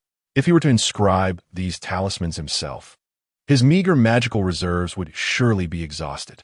He then retrieved the 8-sided Han sword, strapping it to his back, while securing the broken sword, home to a soldier and Appo's soul, at his waist. He awaited Zhou Yi's notification in silence. In the early hours of yesterday, Wei Yuan had relayed news to Zhou Yi, sending along a captured image. Although spirits are often enigmatic and inscrutable, modern methods rendered the task of locating individuals relatively straightforward. In contrast, filtering and analyzing these tedious and labor-intensive tasks can be effortlessly accomplished by a computer in a short span of time. However, the challenge lies in accurately identifying the individual targeted by the Tian family woman among those with similar appearances. After some contemplation, Wei Yuan advanced into the museum and gently tapped on a wooden box. With a creak, the box opened, revealing a pair of intricately embroidered red shoes resting quietly within. One shoe lay flat, while the other arched its toe as if inquiring. Wei Yuan pondered for a moment and asked, "Would you like to hear a tune?" The red shoes danced lightly within the box, resembling a flower maiden stepping onto the stage, performing with earnest precision. Amused, Wei Yuan chuckled and said, "If you wish, you must assist me with a task." The vast data analysis swiftly identified individuals within the entire Quan city who bore resemblance to the Tian family woman from over 1,000 years ago. Among the 7 million inhabitants, there were a few dozen individuals who shared notable features with her, whether it be in their eyes, brows, or facial structure.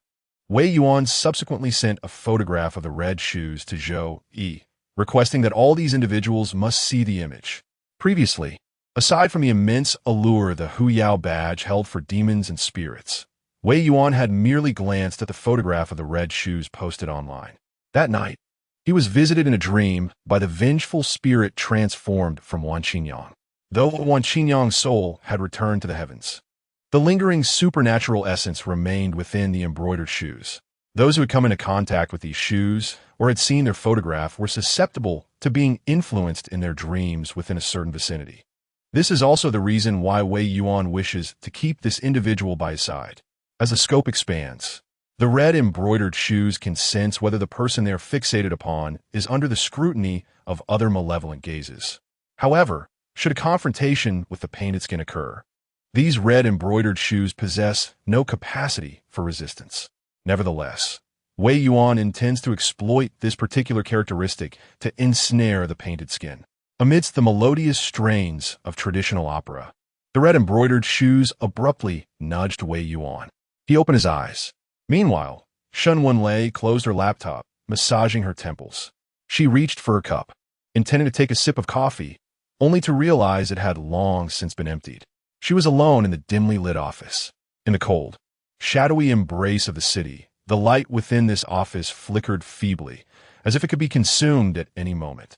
She was a journalist, investigating a missing persons case from 5 years prior, yet many leads remained fragmented. Her colleagues urged her to abandon this seemingly futile pursuit, but she could not forget the aged faces of the parents. A pang of conscience gnawed at her. Some say journalists do not require a conscience, while others insist that they must steadfastly uphold theirs. She cast a glance at the radiant smile of the girl reflected in the document on her computer, sighed, and closed the laptop. The darkened screen mirrored her visage, fair-skinned, with eyes that slightly upturned at the corners, adorned with a beauty mark. Shen Wenlei gathered her belongings and departed from the office. She resided at the edge of Quan City, not too far away, but today she felt delayed. The streets were sparsely populated with pedestrians and vehicles. As she turned into a narrow alley, the desolation intensified. There was no one in front or behind her, enveloping her in an eerie silence, with only the sound of her footsteps accompanying her. Shen Wenlei was engrossed in the mystery of a missing person case, oblivious to her surroundings. However, she soon sensed something amiss. Step, step, step. The sound of another pair of footsteps echoed behind her. Perhaps it was merely a fellow traveler.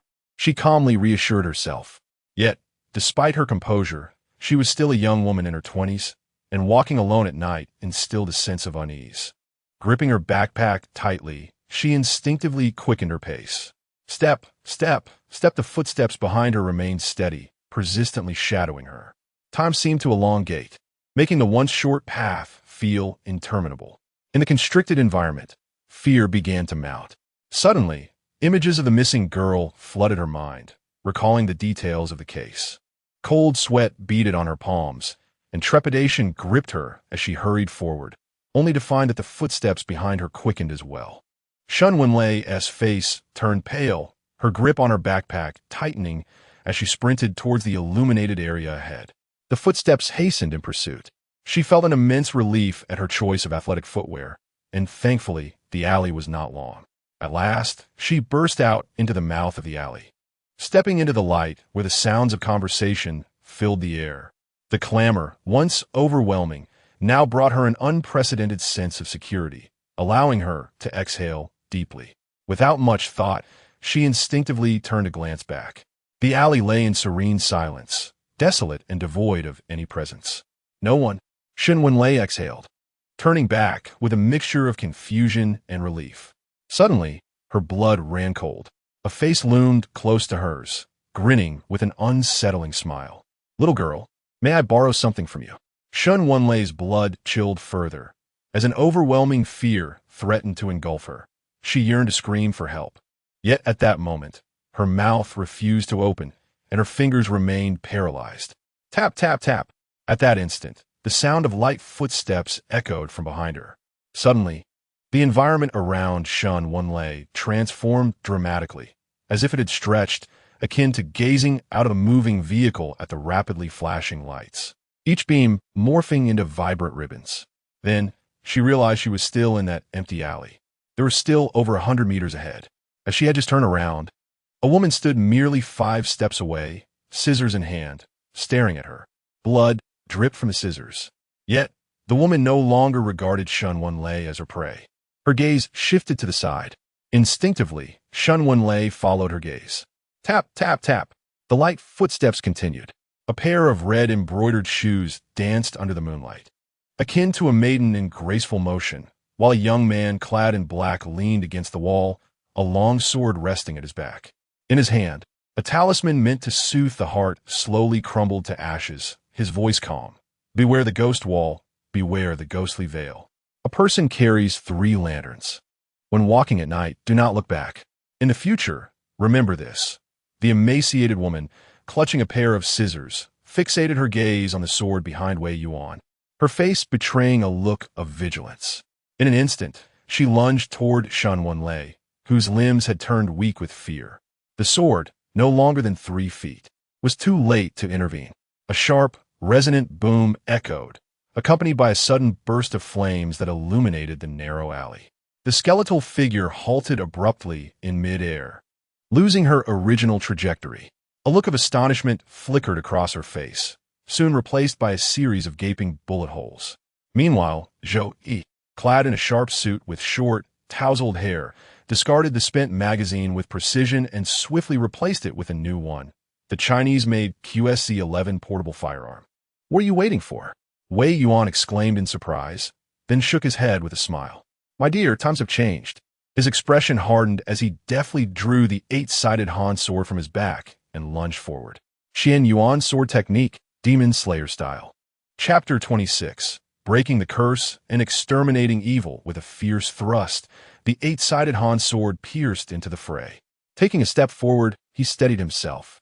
As he exhaled, he executed a horizontal slash, the blade slicing through the air in a graceful arc. The ebony scissors, clearly an object of malevolence in the hands of the bone woman, clashed against the 8-sided Han sword, emitting a sound akin to sizzling, as if being scorched. Runes shimmered along the blade, and Wei Yuan swiftly advanced, gripping the broken sword in his left hand, channeling his strength through his arm to deliver a powerful downward strike at the bone woman. A faint, low whistle seemed to resonate. Even Zhou Yi and Shen Wenlei, caught in a moment of daze, glimpsed the phantom of a fierce tiger materializing behind Wei Yuan, drawing from the essence of the male and female tiger and dragon sword technique, coupled with the enhancement of the hidden tiger waist token. Wei Yuan unleashed the profound might of the short sword technique with remarkable finesse. The broken sword was already entwined with malevolent energy, and with the addition of the dispelling talisman he had just invoked, the bone woman dared not meet his attack head-on and was compelled to retreat. In the heat of their clash, the intangible momentum was crucial. With her retreat, her spirit inevitably waned. Wei Yuan's right hand, wielding the eight-sided Han sword, followed suit, executing the dragon sword technique with a light and fierce grace. In the blink of an eye, 3 to 5 strikes were unleashed, resembling a flurry of chilling snowflakes. Meanwhile, his left hand wielded the short sword with the tiger's sword technique, heavy and domineering. Even a single strike forced the bone woman to withdraw. Seizing this opportunity, Zhou Yi managed to guide the paralyzed Shen Wenlei, gripped by fear, out of the haunted alley that seemed to trap them. While she could handle ordinary spirits, she found herself at a loss against such a vicious monster. The talismans of the Taoist could affect the bodies of demons and spirits, but they required the practitioner to tread the path and recite incantations while inscribing the symbols. Once, a disciple from the Celestial Master's mansion endeavored to inscribe talismans upon firearms and ammunition. However, when fired, the incantations were dispelled by the force of the shot, rendering them utterly ineffective. At least for the time being, success eluded them. Against such sinister and bizarre entities, ordinary bullets inflicted minimal harm, while high-powered weaponry was impractical within urban confines, creating a somewhat awkward predicament. Zhou Yi escorted the woman away, while Wei Yuan engaged in a fierce struggle with the bone woman, resolutely refraining from closing the distance too much. Even when she revealed a flaw, he remained steadfastly outside her 3-step radius, wielding his sword to create a perimeter, continually depleting the demon's magical energy. The talismans from the Celestial Master's mansion were crafted by Taoists who, though not skilled in combat, possessed profound cultivation, ensuring their effects endured for a considerable duration. It could be that the bone woman had only recently been unsealed, or perhaps her power was contingent upon the number of painted skin servants. After a brief skirmish, the bone woman exhibited signs of fatigue. Seizing the opportunity, Wei Yuan shifted his stance and executed a powerful diagonal slash. The 8-sided Han sword transformed from its previous agile and sharp technique into a style that was stark and lethal, exuding the essence of battlefield swordsmanship. The bone woman, caught off guard, was pierced through. With a twist and a turn, Wei Yuan swiftly retreated to increase the distance. Yet, the bone woman refrained from employing her bone spike embrace technique. Instead, she emitted a low, resentful murmur, exuding a dense, black malevolence. Sensing something amiss, Wei Yuan raised his hand and drew a dispelling talisman from his waist, urgently reciting the incantation as he hurled it towards the bone woman. The black malevolence dissipated violently, leaving behind only a tattered piece of human skin. She fled. Was this a technique imparted by the Mountain Lord? Wei Yuan murmured softly, raising his hand to grasp the 1,000-mile tracking talisman. Heaven and earth in their natural state. Let all impurities disperse within the depths of the cave. The mysteries of the void illuminate the primordial essence. Be commanded. As the talisman dissipated, everything around Wei Yuan appeared remarkably clear and natural to his eyes, with a particularly conspicuous black aura. Drawing his sword, he pursued it, taking several steps when a thunderous roar erupted, and Zhou Yi's motorcycle came to an abrupt halt before him. Get on. Throughout the lengthy years of following the Mountain Lord, that skeletal woman seemed to have acquired some peculiar advantages. Her methods of evasion were both enigmatic and unfathomable, nearly allowing her to escape the effective range of Wei Yuan's talisman. Fortunately, Zhou Yi's vehicle possessed ample horsepower, and in a moment of urgency, she disregarded all else, running several red lights. Under Wei Yuan and Appo's guidance, she steadfastly kept close on the skeletal woman and Appo's trail. Along the way, they witnessed a police officer sustaining an injury to his arm while protecting a nearby girl. Thankfully, Zhou Yi had already relayed the information, and the special operations team, along with the police, had collaborated to disperse pedestrians along the route as much as possible, dispatching fellow members of the special operations team to attempt to intercept the situation, thereby preventing any excessive turmoil. However, since the skeletal woman was compelled to seek out victims to restore her vitality, it was evident that she had reached her limit. As the third 1,000-mile tracking talisman was exhausted, Wei Yuan finally caught sight of the remaining skeletal figure of the Tian family woman. Before her stood a young man, approximately 27 or 28 years of age, wielding a dust whisk and long sword, ensnaring her. His attire bore elements of a Taoist robe. It was more simplified and conducive to swift movement. The swordsmanship of the young man was exceedingly formidable. The skeletal maiden appeared utterly powerless, having been cornered to within 3 steps.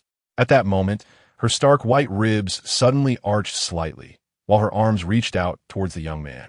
Wei Yuan let out a low shout, retreating swiftly. He raised his hand, drawing the scabbard of the 8-sided Han sword from behind him. Striking the talisman meant to dispel evil with a decisive motion.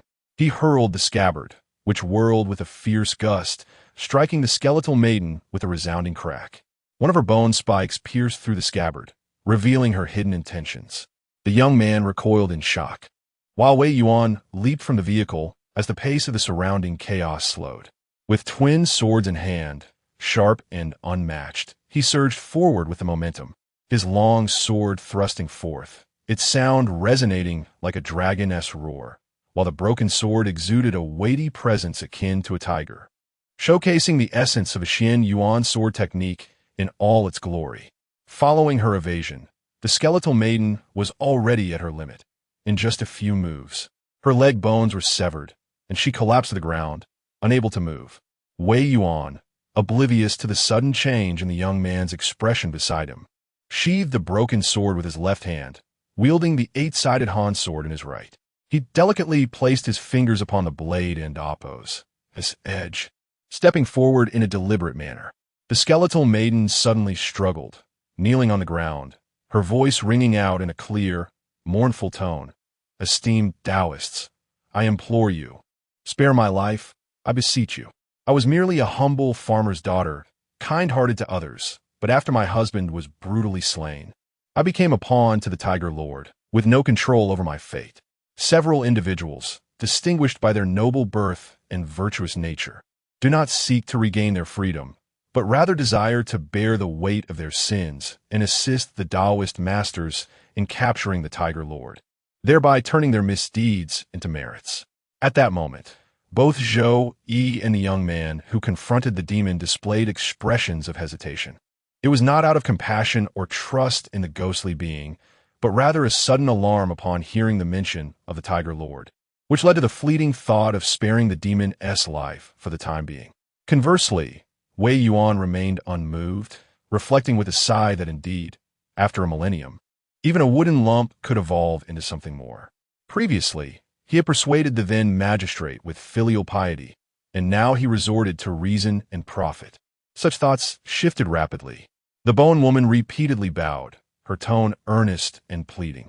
Wei Yuan observed the expressions of Zhou Yi and the young man with great scrutiny before turning his gaze coldly towards the bone woman, stating, "The Tian family is not merely a farming household. 1,000 years ago, granting you a reprieve led to the tragic demise of an entire city as officials, with over 100 souls from the Liu family meeting untimely ends. Are you truly attempting this ploy again?" The bone woman momentarily froze, recollecting the most harrowing memories of her past. Had she possessed a physical form, her pupils would undoubtedly have contracted in terror at this moment. Gazing at Wei Yuan, who was backlit and obscured in shadow, she could only discern a hand gripping an 8-sided Han sword and a short sword at his waist. Faintly hearing the low growl of a tiger, a sound so familiar to her, along with the recollection of his methods and experiences. Suddenly, the bone woman struggled, her voice laced with unparalleled fear and fury. "No, it cannot be. This is impossible. You are merely a human. How could you possibly have survived for over 1,000 years? This is inconceivable." Wei Yuan could not help but shake his head. It was truly absurd that this skeletal woman, in her terror, believed herself to be the ancient magistrate. It was evident that she had lost her composure in her fright. Thus, he chose not to utter a word, instead focusing his mind and breath. Pressing his fingers against the blade, he exerted a slight force, allowing a droplet of blood to escape. With this blood, he inscribed a talisman of exorcism upon the sword's edge. His blood possessed inherent magical properties, and coupled with his spiritual abilities, the talisman illuminated brilliantly upon the sword. He then executed a swift horizontal slash. The skeletal woman attempted to resist, her leg bone shattered, and before she could flee, Her head was severed. As the last remnants of her spirit dissipated, Wei Yuan's ghostly powers activated, and he faintly perceived a woman. In her final moments, consumed by resentment, angry with the lazy man of the Li family who had slain her, with the woman who had usurped her body, and even towards her own parents. Do the mortal eyes see only the surface? The woman's mournful cries gradually faded away. All that had transpired, the bitter, skeletal woman, the frenzied demon, the slain grotesque and corpulent figure, had ultimately vanished into oblivion. Yet before Wei Yuan, a fleeting image emerged from the moonlit past, the little daughter of the Tian family, who had once fed the woman of the Li family, her face untouched by the grotesqueness that now surrounded him. Such is the capriciousness of fate. Wei Yuan sheathed his sword with a sigh, wishing to recite a verse of the rebirth incantation, but lacking the knowledge of the words. He had no choice but to abandon the thought. He looked up and noticed the flicker of poignant sorrow on Wei Yuan and Appo's face, as if witnessing a familiar soul approaching its demise. Wei Yuan turned and explained, I once encountered the tale of this skeletal woman in ancient texts. After the woman pleaded for mercy, she was spared, yet over the course of more than a decade, she committed numerous heinous acts. As for the claims regarding the Tiger Lord, how credible are such words, steeped in the realm of the supernatural? Zhou Yi and the young man nodded in agreement. They then escorted Wei Yuan back to the museum. The ensuing matters did not require Wei Yuan's assistance. As they parted, the young man respectfully bowed and expressed, I'm deeply grateful for your recent act of salvation, Senior. It was the first time Wei Yuan had been addressed as Senior by another, and it felt somewhat peculiar. Aware that they had other matters to attend to, he refrained from inviting them in for a visit. Zhou Yi and the young man turned to leave. Why do you show him such respect? Zhou Yi hesitated, searching for an apt description. The young man fell silent for a moment before replying. Do you remember what that skeletal woman said? Zhou Yi chuckled softly. You truly believe in such things? The young man sighed, expressing his complexity. I do not fully believe, yet the sword technique employed by that curator is indeed the Xian Yuan sword art of Longhu Mountain. Within the sect, only the illustrations remain for identification, while the method of cultivation has been lost for a full 1,200 years. 1,200 years? Zhou Yi's expression froze, instinctively turning to glance at the seemingly ordinary museum alongside the young man. They were momentarily rendered speechless. Chapter 27. The mountain village Wei Yuan rummaged through the museum for an extended period before finally discovering a suitably sized wooden box. He deftly extracted a pair of entirely black iron shears, first wrapping them in a red cloth before cautiously placing them into the wooden container. He then retrieved the talisman against malevolence from Zhou Yi and affixed it directly to the box, sealing it shut. Finally, he dripped a drop of blood onto the yellow talisman, forcibly instilling it with spirit and sealing it, letting out a sigh of relief. These iron shears were sinister implements used by the Bone Woman to inflict harm. Throughout history, it is said that no fewer than 100 individuals have fallen victim to these shears, having their chests and abdomens laid open, their skins flayed. To this day, the precise number of lives claimed remains unknown. The malevolent aura surrounding the shears is palpably intense, starkly contrasting with the now dissipated malevolence of the previously encountered red embroidered shoes. These shears possess an inherent propensity to inflict harm. Wei Yuan was uncertain how to destroy this object, and entrusting it to Zhou Yi and the young man felt somewhat unreliable. After contemplating his options, he decided to retain it for the time being, relying on his own blood to suppress the malevolent entity, as well as the fact that the Bone Woman had met her demise due to her own actions, to confine the shears within the box. After further reflection, he placed the talismans against malevolence on the doors, windows, and walls, adorning each side of the room with a talisman. He then produced the Hu Tiger Waist token and pressed it onto a sheet of white paper. Accompanied by a low, resonant hum, the image of the Mountain Lord scroll re-emerged upon the paper.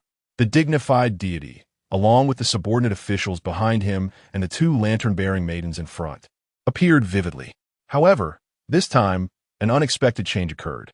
Before the naked eye, the lantern-bearing maid on the left side of the scroll suddenly manifested a hue reminiscent of white paper consumed by flames, glowing faintly with a golden sheen, only to abruptly fade, losing its original color. It appeared as if a vivid and authentic depiction of the Mountain Lord had been marred, creating a dissonance. Beneath the dimmed maid, a line of clerical script emerged. The maiden of the Tian clan, a monster in painted skin, has been slain. A stroke of crimson traversed that line, heralding the demise of this creature. This painted skin was far more formidable than the painted skin servant encountered previously, and the lurking specter that had beset Wei Yuan. Nevertheless, Wei Yuan found himself devoid of any merit. Gazing at the scroll, a suspicion arose within him. Since she was a maid of the Mountain Lord, it seemed likely that the extermination of several great demons recorded on this scroll would culminate in a substantial reward. Mountain Lord, subordinate officials, right side maid. Wei Yuan's fingers glided over the scroll one by one. He was curious as to why the record of the right side maid indicated she had been slain, yet her likeness remained on the scroll. A flicker of doubt crossed his mind. Drawing his sword, he cleaved the scroll, watching as its spiritual essence gradually dissipated. Only when the aura had entirely vanished, ensuring no malevolent spirits would intrude, did he remove the talisman from the door and step outside. It was time to prepare a meal. The relentless pursuit of painted skins had already drained his mental reserves. Engaging in battle, albeit brief, had proven to be exceedingly taxing. He was ravenously hungry. As he chopped the pork into pieces and blanched it, his gaze drifted toward the sofa head. A cluster of spirits huddled together, engrossed in the computer. Tap, tap, tap, tap. Among the gathering of spirits, a pair of crimson embroidered shoes danced lightly upon the keyboard, summoning forth a video. Wei Yuan glanced at it, only to find a familiar face, the eating broadcaster surnamed Zhang. This time, the number of his online followers and fans had undergone a dramatic transformation compared to before. The table was still laden with an array of various meat dishes. He remained silent, devouring his food with ravenous intensity. The tendons were crushed, the vegetables ground to pulp, and bones reduced to mere fragments. He lifted a bowl the size of a basin, drinking the food and broth in one gulp before forcefully setting it down and seizing a greasy pig trotter to gnaw on. An emotion that required no words emanated through the computer screen. Fragrant, oh so fragrant. Hungry, exceedingly hungry. The water ghost before the computer gulped down non-existent saliva. Strange. Wei Yuan paused. His actions halted as he gazed at the man on the screen. The figure of the eating broadcaster remained slender, resembling the same refined gentleman from before, yet his belly was grotesquely swollen, the shirt stretched taut and bulging. His limbs appeared emaciated, the abdomen distended. Though he seemed to have eaten his fill, he was insatiable, relentlessly consuming more. So hungry, so hungry, so hungry. And thus it came to pass. Zhou Yi and the young man from Longhushan, Song Xinghuai, stood respectfully before the screen, recounting the events of the day. In ancient times, such feats of communication were reserved for the great practitioners of the Wei. Yet under the aegis of modern technology, this had become a task easily accomplished. In the screen before them stood an elderly man, accompanied by a middle-aged Taoist priest bearing a sword. The priest furrowed his brow and inquired, "What are your thoughts on this matter?" With a hint of hesitation, Song Xinghuai responded upon hearing his master call him. As a disciple, I naturally do not believe the words of that demon. However, the notion of a being surviving for a millennium evokes an authentic sense of dread, which seems far from fabricated. Furthermore, the owner of the Wei Yuan Pavilion employed the long-lost Xian Yuan sword technique of our heavenly master's manner. Upon observing, I noted that the moves and illustrations aligned almost perfectly with the ancient texts.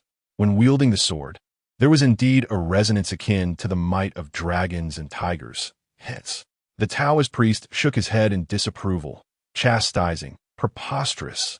Master, how could there possibly exist a person over 1,000 years old? Even the ancient Peng Zhu did not live to such an age. As for his blood rituals to forge talismans, it merely indicates his profound mastery in the talismanic arts.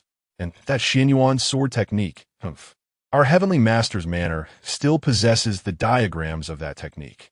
Any disciple within our ranks can wield a few of its forms. How can you ascertain that he employed the authentic method of the Xian Yuan sword technique? rather than simply demonstrating exceptional skill, wielding any sword with remarkable power. The resonance of dragons and tigers. Our heavenly master's manner possesses numerous techniques that can achieve such effects, even within the vast expanse of the divine land. Though we have lost the Xili Yuan sword technique, it remains possible that hidden copies still exist in the secluded corners of renowned mountains and rivers. To be swayed by a mere sword technique and the unfounded claims of a demon. Truly, do you believe there exists anyone with such profound cultivation, living for over a millennium? If that were the case, then the painted-skinned skeleton woman would merely be a trivial demon to him, requiring no invocation of the Xili Yuan sword technique whatsoever. In response to the incessant inquiries, Song Xinghuai found himself at a loss for words, ultimately resorting to a respectful bow. The Taoist shook his head and declared, "You shall be punished to retreat to the mountain for 3 months of seclusion following this matter." "As you command, master," replied the disciple. The elder beside him stroked his beard and remarked, "Now that the affairs of the master and disciple have concluded, let us discuss more pressing matters." Zhou Yi, when that bone woman pleaded for mercy, did she not mention the Tiger Lord? Zhou Yi nodded affirmatively.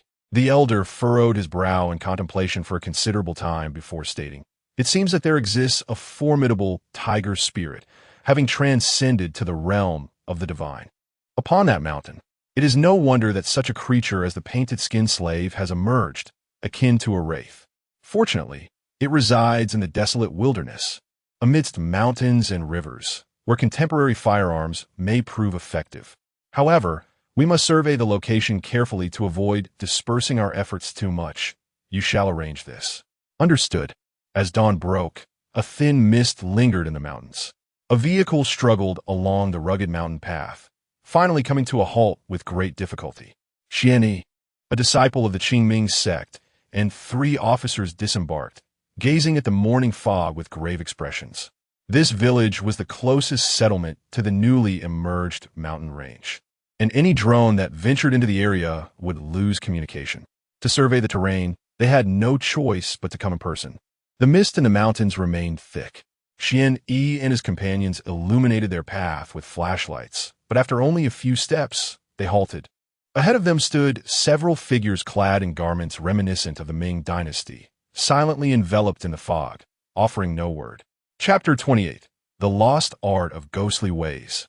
Unchanged hearts on the tranquil mountain, the lingering mist refused to dissipate, and amidst this haze, figures adorned in ancient garb appeared somewhat eerie.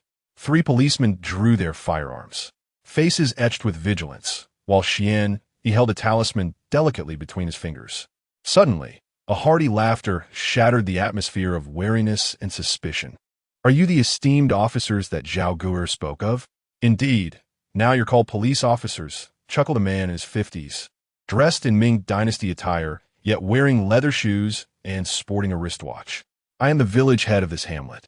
Yesterday, Zhao Guer called back, and we have been eagerly awaiting your arrival on this mountain path." Xian Yi retracted the talisman and his sword, his expression impassive as he remarked, "You are from Dajin village." The policemen, trusting their special operations leader, gradually holstered their weapons, though a flicker of caution and curiosity lingered in their eyes. The 4 of them followed the villagers of Dajin village back down the path. The village head was quite loquacious. However, Xian Yi noted that the other villagers displayed scarcely any emotion. Their expressions, rather than exuding simplicity, seemed more akin to numbness. Dajin village, hindered by inconvenient transportation, barely managed to establish electricity in this era. The villagers still fetched their water and studied ancient texts, and due to the abundance of mosquitoes in the mountains, they consistently donned the thick garments reminiscent of the Ming dynasty. Each of the 4 who ascended the mountain bore their own responsibilities. 2 were tasked with surveying the terrain, while another was an artillery expert. From this mountain, a high-powered telescope allows one to clearly observe the suddenly emerged mountain range, facilitating the accurate determination of firearm parameters.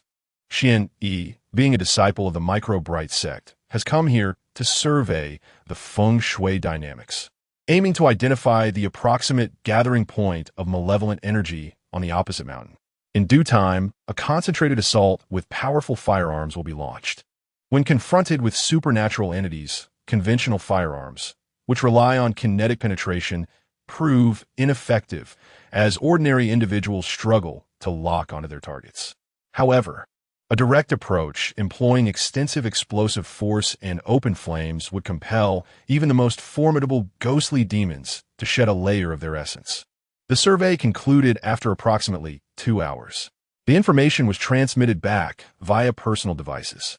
Initially intending to descend the mountain immediately, the villagers of Dajin showed great hospitality, inviting the four to partake in a meal before their departure. After a brief contemplation, Xian consented, noting that the nearest town required a 3-hour drive, and the provisions were limited. The fare consisted primarily of simple mountain dishes, with meat sourced from home-raised pigs and chickens, offering a rich and hearty flavor. At the table, the village chief persistently urged them to drink, but Xian, citing the prohibitions of his practice, skillfully evaded the insistence. The others also mentioned needing to drive later. Amidst the lively conversation, Xian observed a woman laboriously bringing dishes to the table, her movements betraying signs of fatigue. The usually impassive Xian furrowed his brow slightly and remarked, "That lady appears to have recently given birth. Why must she be the one to work?" The atmosphere at the table momentarily froze. It seemed someone muttered, "Well, at least she didn't give birth to a son." Xian Yi's elegantly arched eyebrows furrowed in irritation, a flicker of anger glinting at the corners of his eyes. The village chief, sensing the tension, hastily intervened, chastising the individual who had spoken out of turn. He then turned to Xian with a conciliatory smile, saying, "The villagers are rather uninformed. Please do not take offense, Master Dao. In this modern age, it matters not whether one bears a son or a daughter. They are both equal. However, in our village, we have maintained this custom. When guests are present, women do not sit at the table. If you insist on having her join us, I shall fetch her immediately." This statement bore a subtle sting. Should Xian insist on the woman's presence, the villagers would surely gossip after his departure. The young man, who had devoted himself to cultivation within the temple since his youth, found his countenance darkening. Yet he was a loss for words and could only mutter a curt "no need." His displeasure grew as this already meager feast hastily came to an end. Xian and his companions promptly rose to leave, while the villagers, feeling the awkwardness of the situation, lingered at a distance. The village chief, however, maintained a hearty, jovial demeanor as he bid farewell to Xian and his companions. As Xian regained his composure, he noticed the woman attempting to approach him, seemingly wishing to see him off. Yet, before she could draw near, another man swiftly pulled her away. Frowning, Xian was intercepted by the village chief, who cheerfully explained, "The young couple is currently in a tiff over their inability to conceive a son. Fear not, Master Dao. I shall certainly mediate between them later. After all, it is a matter of marital affairs. As an outsider, it would be unseemly for me to interfere." Xian Yi's discontent deepened, yet he had no choice but to take his leave. It was night in Dajin village. A slender man wielded a whip, mercilessly striking the woman kneeling before him. As he lashed out, he hurled insults, lamenting her inability to bear a son, bemoaning the fortune wasted on her acquisition, and reproaching her for daring to scratch the daughter of a certain gentleman, which had left him in a state of anxiety for several months. He scornfully noted how she was addressed as sister-in-law, and questioned her reluctance to embrace the role. Furthermore, he berated her for the note she clutched, demanding to know what "save me" meant. Was she courting death? After delivering several more blows, exhaustion overtook him, and he sank into a chair to catch his breath. His grievances with the woman he had bought were well known. Today, upon witnessing her approach a group of police officers, he sensed something amiss. Retrieving her, he discovered she was tightly gripping a note that awkwardly bore the words "save me" along with a phone number. This revelation ignited a fury within him.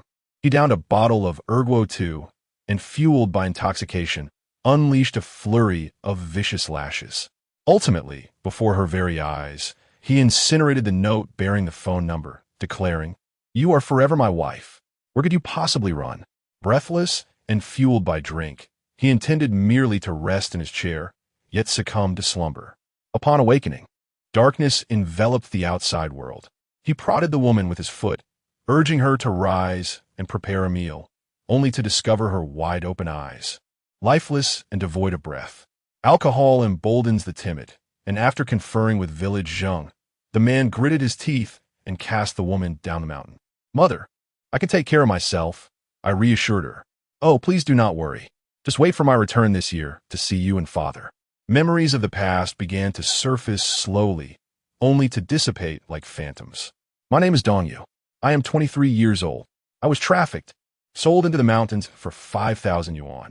This sum, perhaps the salary of a recent university graduate, unexpectedly represented the entirety of a graduate's future. Love, marriage, children. Watching them grow, working, advancing in one's career, realizing dreams, and traveling. All those aspirations vanished in an instant after a hike with fellow travelers.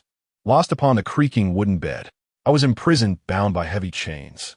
After much effort to ingratiate myself, I managed to escape. However, after walking a considerable distance, my feet blistered. I found I could not leave the mountain. I spotted a vehicle and hurriedly flagged it down, kneeling in desperation to plead for a ride out. They agreed, and with a sense of relief, I climbed aboard, drifting into a troubled slumber. That day I awoke in pain. Before me lay a darker, lower wooden bed and the furious, reddened eyes of a man. I understood then. Exiting this place would require a 3-hour journey by car. And all the people en route belong to this village. I cannot escape. They say I belong here, yet I do not believe it.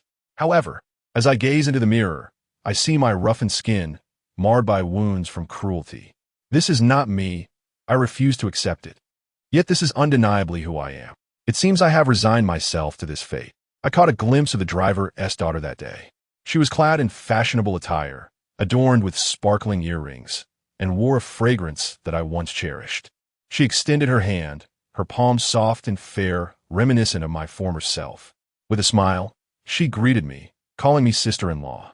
In that moment, I felt as though I was witnessing a reflection of my past. No, that is not correct. This is truly me. This is who I am. You have stolen my original visage, robbed me of my identity. I do not belong here. I should not be this way. That should be my face. That should be my life. Give it back to me. Return it to me. I lunged forward, frantically clawing at that face, and the girl was taken aback in fear. Surrounding men and women rushed to restrain me. Pain coursed through me, sharp and intense. The agony of memories and the torment of reality surged simultaneously. Yet, it felt as if there were a thin veil separating them, rendering everything unclear. The woman collapsed to the ground, her heart filled with resentment, desperately trying to rise, but utterly powerless. She turned back, only to behold her own lifeless body. A chilling despair enveloped her. Her heart turned to ash. Ah, so it is true. I have already perished. The night rain has fallen. Yet, the once stinging pain of the mountain's night rain has dissipated into nothingness. A single umbrella appeared above her head. Beneath the shelter of an umbrella stood a man clad in white, his visage concealed from view. In a hushed tone, he uttered the outer shell, the mere facade. Is it not more than superficial appearance? The ancient art of sorcery may have faded into obscurity, yet the human heart remains unchanged, capable of stripping one of their shell and bestowing upon them another. To this day, the world continues to judge by appearances. Dongyu murmured, her countenance tinged with sorrow. Indeed, she thought the identity she once possessed, the life she ought to have lived, this was the essence of that shell. I have been stripped of my original form, donning a different guise altogether. The man leaned closer, a smile gracing his lips, and spoke a single phrase. Do you wish for vengeance? To reclaim your true self. Chapter 29. The malevolent aura, a vehicle came to a halt at the entrance of a building. A somewhat gaunt man, evidently in high spirits, was carrying a multitude of food items as he made his way home. Surrounding him, a throng of onlookers brandished their mobile phones, capturing his every move. This was the residence of Zhang Yu, the most renowned food streamer on the internet at present. Among the crowd stood Wei Yuan, who, with a gesture, applied talismanic water to his eyes. Having acquired the ability of spiritual insight, he had gained a modicum of mystical prowess. which rendered the process of perceiving the unseen somewhat less cumbersome than before. Wei Yuan had obtained Zhang Yu's address through his contact with Zhou Yi, harboring suspicions regarding the man. While possessing a hearty appetite was not particularly alarming, the ability to evoke hunger in even the spirits through mere imagery was certainly beyond the realm of ordinary appetite. Upon activating his insight, Wei Yuan observed the lingering souls of various cats and dogs along the road. However, when he turned his gaze to Zhang Yu, he found something peculiar. The man was neither a ghost nor a demon. He bore no trace of malevolent energy. After engaging briefly with his fans, the man turned and ascended the stairs with a series of light footsteps. Wei Yuan withdrew his gaze, reflecting that his impulsive investigation had yielded no significant conclusions. Yet he remained undeterred. For him, the absence of malevolent creatures was, in fact, a welcome revelation. Returning to the museum, the midday hour found it devoid of visitors. Wei Yuan casually placed a small pouch upon the table, which emitted a metallic clink. Inside lay the compendium of fundamental talismans, meticulously compiled by the Celestial Master Bureau. This tome chronicled the efficacy, affiliations, and methods of inscribing most basic talismans, setting aside the necessity of merit to exchange for talismans from the Hu Tiger token. The records within the Great Han treasury extended only to the Tang dynasty. With nearly a millennium elapsed since the Tang era to the present day, many newly emerged talismans were notably absent from the Hu Tiger Waist tokens collection. I observed the exorcism talismans, the tranquility and peace talismans, the malevolent force dispersal talismans, the household guardian talismans, the 7 killings offender talismans, as well as the ritual food talismans and protective charms. Wei Yuan perused these fundamental talismans and their powers, contemplating the selection of several for preparation. He aimed to frequently practice and accumulate a stockpile, complemented by some inventory requested from the Special Operations Group, thereby allowing for a wider array of responses in the face of unforeseen circumstances. Yellow paper, talisman brushes, and cinnabar. These remained within the Celestial Master Bureau's inventory. He did not currently belong to the Special Operations Group, nor was his name inscribed in the Disciples' Ledger of the Celestial Master Bureau. Nevertheless, these fundamental talismans and elixirs would indeed be prepared for him. Wei Yuan surmised that his previous handling of local incidents had earned some merit for the Special Operations Group, which prompted a reciprocal gesture in kind. Thus, he accepted their goodwill without hesitation. However, despite having the compendium of talismans at his disposal, he found himself somewhat perplexed when it came to inscribing the talismans. The distinction between these talismans and those exchanged for merit from the Hu Tiger Waist token proved to be quite pronounced. Exploiting merit can allow one to obtain a ready-made talisman that will reside within the spirit platform for approximately 3 months. During this period, the intricacies of talisman crafting will unfold naturally. One merely needs to diligently practice and master the experiences encapsulated within the spirit platform talisman. Once this talisman dissipates, creating further talismans will become equally effortless. Ordinarily, the process of drawing talismans necessitates meticulous preparation, altars, steps, incantations, each element indispensable. Some may even require the establishment of a ritual altar. Unless Wei Yuan is willing to sacrifice his vitality to infuse spiritual energy, the task remains exceedingly cumbersome and arduous. After an entire afternoon, as dusk approached, he barely managed to produce 5 relatively simple talismans. Closing his eyes to meditate and momentarily gather his thoughts, Wei Yuan was suddenly startled by a metallic sound. Instinctively, he opened his eyes to find 2 young women, appearing to be in their early 20s, curiously entering the room. Guests had arrived. Wei Yuan straightened himself and welcomed the 2, for this was indeed a museum open to the public. However, as he regarded the 2 young women, he was momentarily taken aback. He sensed an underlying discord emanating from the girl on the right. Typically, the vitality of young men and women radiates robustly, akin to a blazing flame. Yet, these 2 seemed faint and listless, reminiscent of ice cast amidst a burning bonfire. With a subtle gesture, Wei Yuan dipped his hand in the talismanic water and brushed it near his eyes. In an instant, the lines of the surrounding reality dimmed. while the invisible realm before him sharpened into clarity. He gently turned his head to observe the two young women. Upon observing the shoulders and crowns of the young women, one could discern flames of vibrant energy coalescing above them. Each of them bore 3 illuminating lamps upon their shoulders, a testament to their vitality. As long as these 3 lamps flickered, it would be challenging for ordinary spirits to inflict harm. However, the flames of the girl on the right were entwined with faint, shadowy lines, and one of her lamps was perilously close to extinguishing. Wei Yuan pondered thoughtfully. Had they drawn the attention of recently emerged malevolent entities? "Excuse me, do you sell these items?" A melodious voice pulled Wei Yuan from his reverie. He noticed that the 2 guests had meandered through the museum during his contemplation. Shaking his head, he replied, "I apologize, but this is a private museum, open solely for exhibitions. The items within are not for sale." The taller girl on the left expressed a hint of disappointment, her gaze falling upon the talisman book casually placed on the table, alongside the stacks of yellow talismans and vermilion powder. Intrigued, she inquired, "What about these talismans? Surely, you created them yourself?" After a moment's reflection, Wei Yuan responded, "Indeed, I crafted them myself.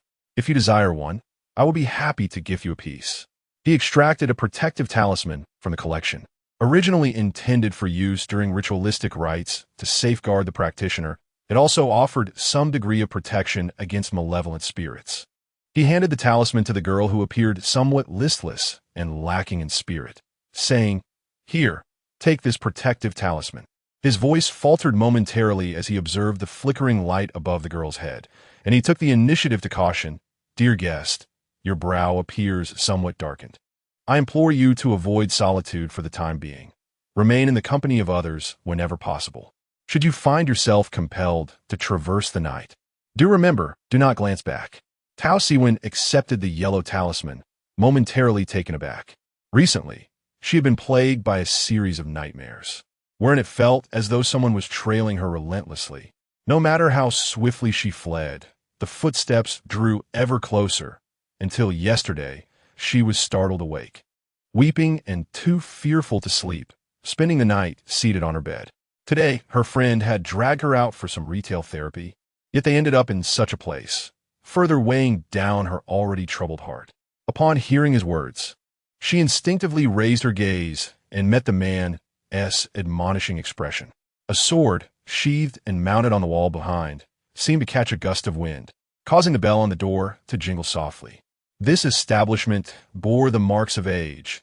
The tables and display cases were crafted from antiquated green-painted wood, the paint peeling slightly, exuding a nostalgic atmosphere reminiscent of the 1980s. Yellow talismans adorned the walls, the door, and hung beneath the sword. On 2 wooden boxes atop the counter, more yellow talismans were affixed, their vermilion hue appearing unusually dark. The bell tinkled gently. She felt as though she glimpsed 2 paper figures. This place emanated an unsettling aura. Tao Siwen's complexion paled as she clutched the talisman, pulling her friend towards the exit. Wei Yuan watched the 2 depart, glancing at the sky, noting that dusk had begun its transition into night. It was soon to be dark. With a casual motion, he drew his sword and secured it behind him, while tucking the talisman into the pocket of his waist. He then retrieved a broken sword and fastened it at his back. "I shall venture out. You remain here and keep watch." The sound of a reply echoed in the empty museum. Wei Yuan pushed the door open and stepped outside. As the museum door closed, the bell atop it chimed softly, tinkling. Chapter 30. Injustice. Tao Siwen hurriedly exited the museum with her close friend. Noticing her friend's irritation, the tall girl quickly resorted to playful pleading, feigning a pitiful demeanor. Although Tao Siwen was initially displeased, she found herself at a loss with her friend and could only sigh and forgive her. Glancing at the yellow talisman in her hand, she contemplated discarding it, but ultimately decided against it, feeling that it would be improper to toss such an item carelessly. So she tucked it away instead. As night descended, the modern city came alive with vibrant energy. People concluded their day's labor, and the atmosphere became notably more relaxed. The 2 friends strolled the streets for over 2 hours, indulging in various street snacks. Being modern individuals and still in their youth, they momentarily cast aside any supernatural tales, regarding Wei Yuan's advice as merely a business tactic, akin to the village fortune-tellers who always warn of unfavorable fortunes to attract customers. Given that Tao Siwen lived a little farther away, she and her friend parted ways around 9 o'clock to return home. After alighting from the bus, she only had a short walk ahead of her. While on the bus, Tao Siwen opened her phone to watch a movie, remaining blissfully unaware of any unusual occurrences. As she alighted from the vehicle and ambled along the path, the exhilaration from her playful escapades with friends and the emotional resonance of the film's narrative began to ebb, revealing an unsettling stillness surrounding her. The air was thick with silence, punctuated only by the whisper of the wind through the leaves and the rhythmic sound of her own footsteps, tap, tap, tap. A sense of unease gradually crept into Tao Siwen's heart. Suddenly, a phrase spoken by the curator of the museum earlier that day echoed in her mind. Please refrain from being alone, and if you must traverse the night, remember never to look back. Despite having dismissed it moments before, the memory now loomed large. Vivid as she recalled the soft glow of sunlight filtering through the window, the curator's gentle admonition, and the aged wooden frame, its paint peeling away. It's all a fabrication, mere folly, she reassured herself, yet the thought did little to quell her rising anxiety. Compelled by an urgent desire to return home and cocoon herself within the safety of her blankets, she quickened her pace. After traversing nearly 100 meters, she unexpectedly perceived a figure ahead, instinctively slowing her steps. It was a woman, clad in white, her presence unsettlingly ethereal against the backdrop of the night. Tao Siwen instinctively veered slightly to avoid the figure, her body taut with apprehension, as if she might spring into flight at the slightest provocation. As she passed by the woman, a sense of relief washed over her, only to be replaced by the realization that she was drenched in cold sweat. Yet, in that moment, she felt as if she had surmounted some harrowing ordeal, her steps growing a tad lighter as her mind chided her for indulging in self-induced fright. However, after merely 50 paces, a casual glance ahead revealed a fleeting white figure, rendering her face ashen. It was the same woman, clad in white, her eyes vacant, unwaveringly fixed on the distance. In that instant, Tao Siwen's mind faltered, leaving her with a chilling sensation in her limbs. She abruptly lowered her gaze and quickened her pace. Upon encountering the woman for the third time, she realized she had traversed less than 20 meters. It felt as though, if she dared to glance back, she would find another woman in white lingering 20 meters behind her. A tremor coursed through her body as an urgent impulse to turn around surged within her. Yet, she clung stubbornly to the words of the curator from earlier that day, resolutely refusing to look back, almost collapsing under the weight of her fear. She walked past the third woman, tears welling in her eyes, her psyche on the brink of unraveling. Anyone, please save me, help me. A melodious voice echoed from behind, growing nearer. Siwen, wait for me, wait for me. I've decided to take you home. It was Tong Tong. The thought of that tall, exuberant girl nearly brought her to tears, and in a moment of unrestrained joy, she instinctively turned around, gazing upon the lifeless, frigid visage. Dong Yu, now a specter, coldly surveyed her prey. The girl was fair-skinned, youthful, and strikingly innocent, reminiscent of her former self. She yearned to reclaim her form before embarking on her quest for vengeance. Her original body lay shattered at the mountain's base, rendered unusable. A new vessel was imperative. As she fixated on that face, her eyes brimmed with avarice and a fierce malevolence. The short blade poised at the girl's brow. Just as she was about to strike, the girl, overwhelmed by despair, collapsed to the ground, emitting faint cries for help. Dad, Mom, save me. Woo. Dong Yu's movements abruptly froze, memories of her humanity flooding her mind. Mom, I can take care of myself. Oh, please don't worry. I'll come back to see you and Dad this year, I promise.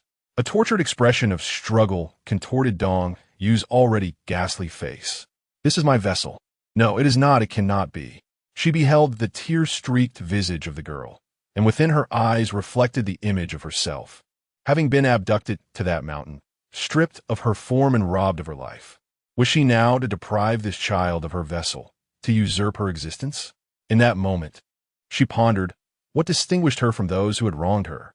The knife in her hand gradually fell, yet the instinct of the specter towards flesh and blood continued to exert its influence upon her.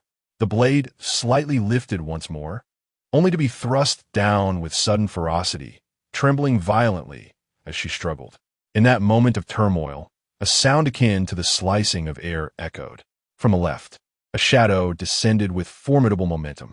Dong Yu, an ordinary person by nature, instinctively raised her arm to block the oncoming threat.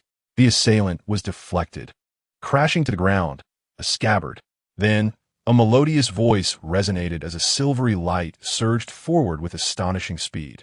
The initially raised blade, now transformed into an ethereal weapon, met the silver flash, its dark aura causing the sword to vibrate and hum.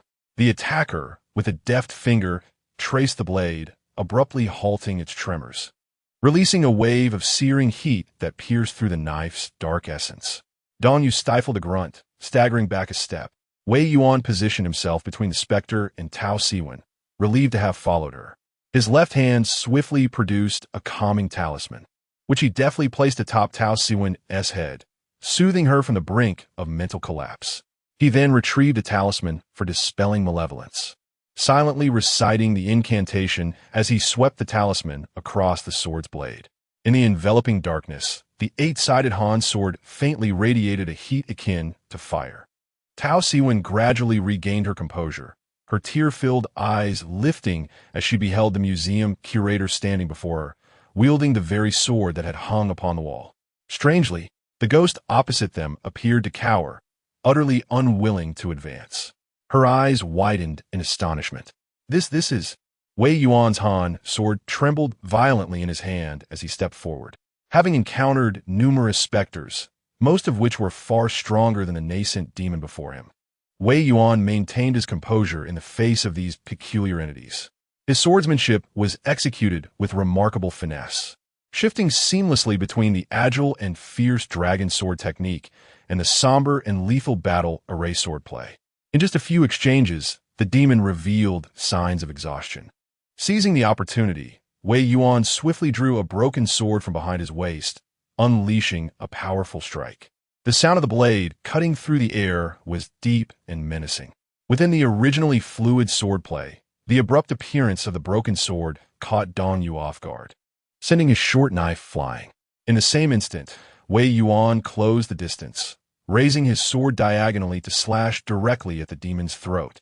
Dong Yu, driven by instinct from his former life, instinctively tilted his neck to evade.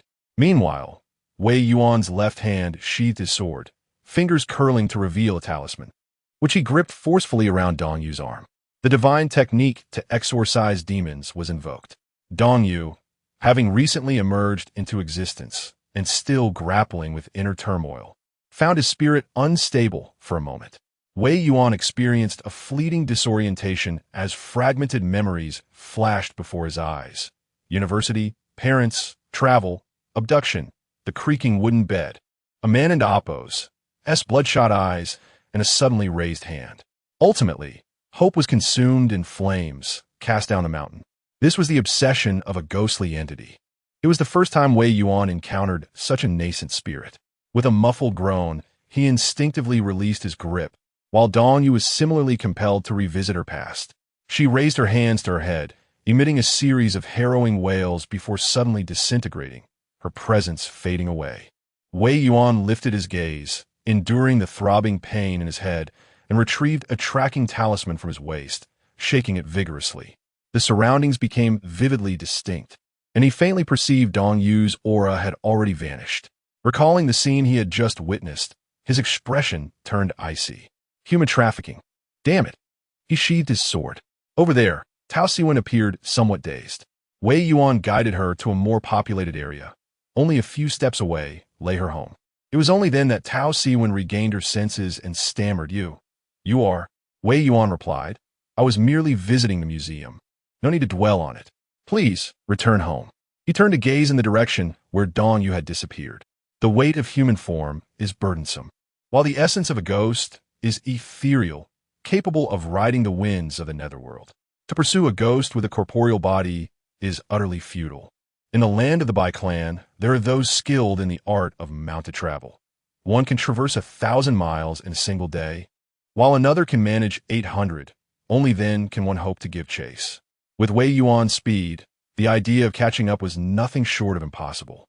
He wrapped his sword securely in his belongings and hailed a taxi. "Driver, I need a ride." Chapter 31. Exorcising demons. Two distant headlights illuminated the path ahead. The taxi accelerated smoothly, the roads on either side stretching back as the urban nightscape swiftly faded into the distance.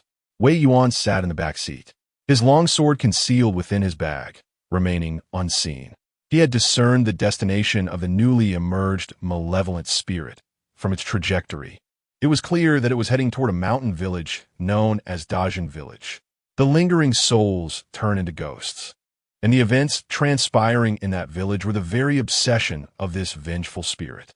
Wei Yuan closed his eyes, recalling the solemn counsel of his predecessor, the former chief of the Xili Commandery, captured in the moonlit reflections.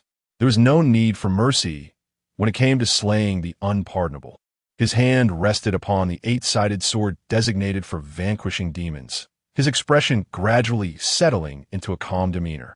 As the chief of the Xili Commandery, it was his duty to protect humanity and eradicate malevolent beings. This was his divine obligation. The taxi driver eventually halted the vehicle by the roadside, feeling a sense of unease in this desolate area devoid of any village or shop. As he ventured further down the road, apprehension gripped him, fearing he might encounter bandits or the like. Being a man, it was not easy for him to voice his concerns, yet he pressed on, determined to reach this location. Upon Wei Yuan's exit from the vehicle, the driver felt a wave of relief wash over him. The driver lit a cigarette, his trembling lips clutching it tightly. After taking a couple of deep puffs, he abruptly turned the car around, flooring the accelerator. The aging taxi spun around sharply, its engine roaring in response to the excessive throttle as it sped down the mountain, soon becoming a mere flicker of a taillight in the night. As he confronted the winding mountain road on his descent, there was no hint of deceleration. The crimson tail lights traced an S-shaped trajectory through the night mist before vanishing into obscurity. Wei Yuan stood in stunned silence, evidently having frightened the driver considerably. He withdrew his gaze and turned to observe the mountain village, unwrapping the cloth that encased his sword. He extracted the 8-sided Han sword and deftly produced a talisman of exorcism, brushing it across the blade to imbue it with the spiritual energy necessary to vanquish malevolent spirits. He then retrieved his self-drawn protective talisman of the 6 Ding and 6 Jia, forming a gesture to activate the charm. Only then did he step into the village. An oppressive aura of malevolence surged toward him, momentarily repelled by the 6 Ding and 6 Jia talisman affixed to his person. The inscriptions on the sword radiated a crimson light, revealing that this village had been thoroughly enveloped by a realm of ghosts. It was a place where vengeful spirits took form, the very epicenter of her lingering resentments, a locale where her power could manifest most effectively. The entirety of Dajin Village lay shrouded in a profound silence, as if all existence were cloaked in a viscous layer of shadowy bloodstains. As Wei Yuan tread upon it, he noted its stickiness, and faintly, the wind carried the echoes of a man's curses and a woman's weeping, their origins elusive. Whenever he turned to identify the source, the sounds seemed to emanate from behind him, creating an unsettling atmosphere. Maintaining a composed demeanor, Wei Yuan's left hand drew a broken sword from his waist. The 1,000-mile tracking talisman had already been enacted, significantly enhancing his perceptive abilities. However, he did not immediately pursue Dong Yu's direction. Instead, he strolled leisurely through the village, observing the familiar low wooden houses. Peering through the windows, he saw the villagers ensnared in the realm of the malevolent spirits, engulfed by a suffocating aura, with one of the 3 lanterns overhead nearly extinguished and the other 2 flickering precariously.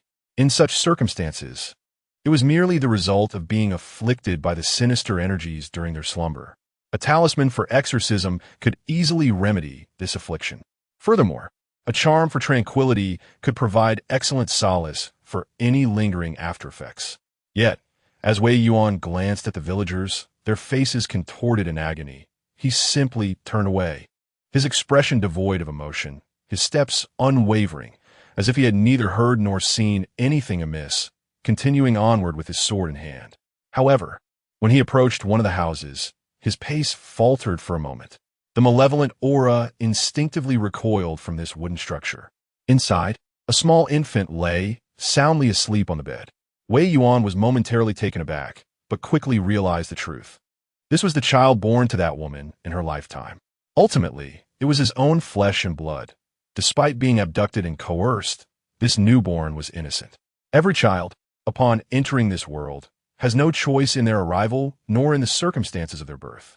However, under ordinary circumstances, when one encounters such events and transforms into a vengeful spirit, these spirits, driven by hatred and malice, often consume the children born from such turmoil. Yet in this instance, the spirit has exhibited remarkable restraint, not allowing resentment to corrode her heart and thus refraining from taking the child's life. This implies that in her former life, she must have been a genuinely kind-hearted individual. Wei Yuan gazed at the child within, retrieving his last 6-jia talisman and affixing it to the entrance. A flash of golden light surged forth, thoroughly dispelling the malevolent aura that would typically retreat from this place, allowing the child to continue sleeping soundly. Thus, even if a battle were to ensue shortly, the child would remain unharmed. He turned, sword in hand, and made his way toward the center of the village. There stood the only villa within the village, sufficiently grand, starkly contrasting with the surrounding dilapidated wooden houses. Come, let us drink. To Brother Zhao, I toast to you. Gulme. Drink. In the villa's living room, a lavish banquet was laid out, far more sumptuous than the one that had entertained the police in Xian a few days prior. It could rival the offerings of a grand hotel in the city. A lean man, having committed the grievous act of domestic violence, bent over repeatedly, ingratiating himself with forced smiles. The village chief of Dajin village was seated on the opposite side. At the head of the table sat a refined and cultured gentleman, attired in a casual suit and adorned with gold-rimmed spectacles. His demeanor resembled that of a teacher of ancient literature or perhaps a university professor. Yet he appeared decidedly out of place in such a setting. He sipped his drink and set the glass down, causing the man beside him, who was eager to press more alcohol upon him, to awkwardly withdraw his hand. Lu Chao picked up a piece of food and remarked on Tuesday, "Let us dispense with idle chatter. What has happened with your wife is of no concern to me. If you wish to acquire another, it leads to this figure." He raised his hand. Zhou Lair grimaced and queried, "Is it still 5,000? Lu Chao casually replied, 50,000. Zhou Lair shuddered, spilling a good portion of his drink, and with a pained expression exclaimed, 50,000? Are you certain, Brother Chao? If you sold me, I wouldn't have that much money." Lu Chao responded, "Who would desire this foul meat of yours? 50,000 is the fixed price. This time, I can find you a woman from a village, gentle in nature, to help you bear son. What do you say? I have some photographs. Take a look and choose one. I will bring her to you." He produced a stack of photographs. Zhou Lair perused them for a while, finding each one appealing. However, the thought of that 50,000 left him feeling somewhat apprehensive. He said, "How about this, Brother Chao? Could you lower the price a bit more? If this works out, you shall be my dear brother, and I will do anything you ask without hesitation." Lu Chao leisurely sipped his drink, remaining silent.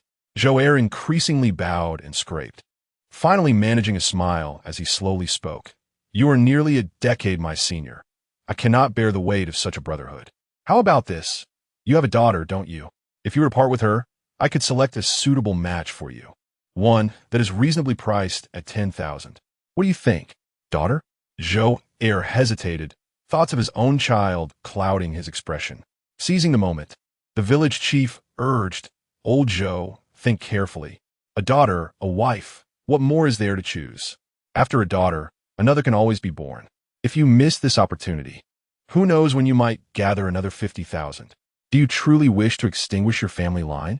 Zhou Lair's face contorted in struggle, and with a heavy sigh, he declared, "Fine, but 10,000 is excessive. 8,000. Ha. Now that's more like it. Zhou, my brother, you are forthright. Come, let us seal this deal." Indeed, let us proceed."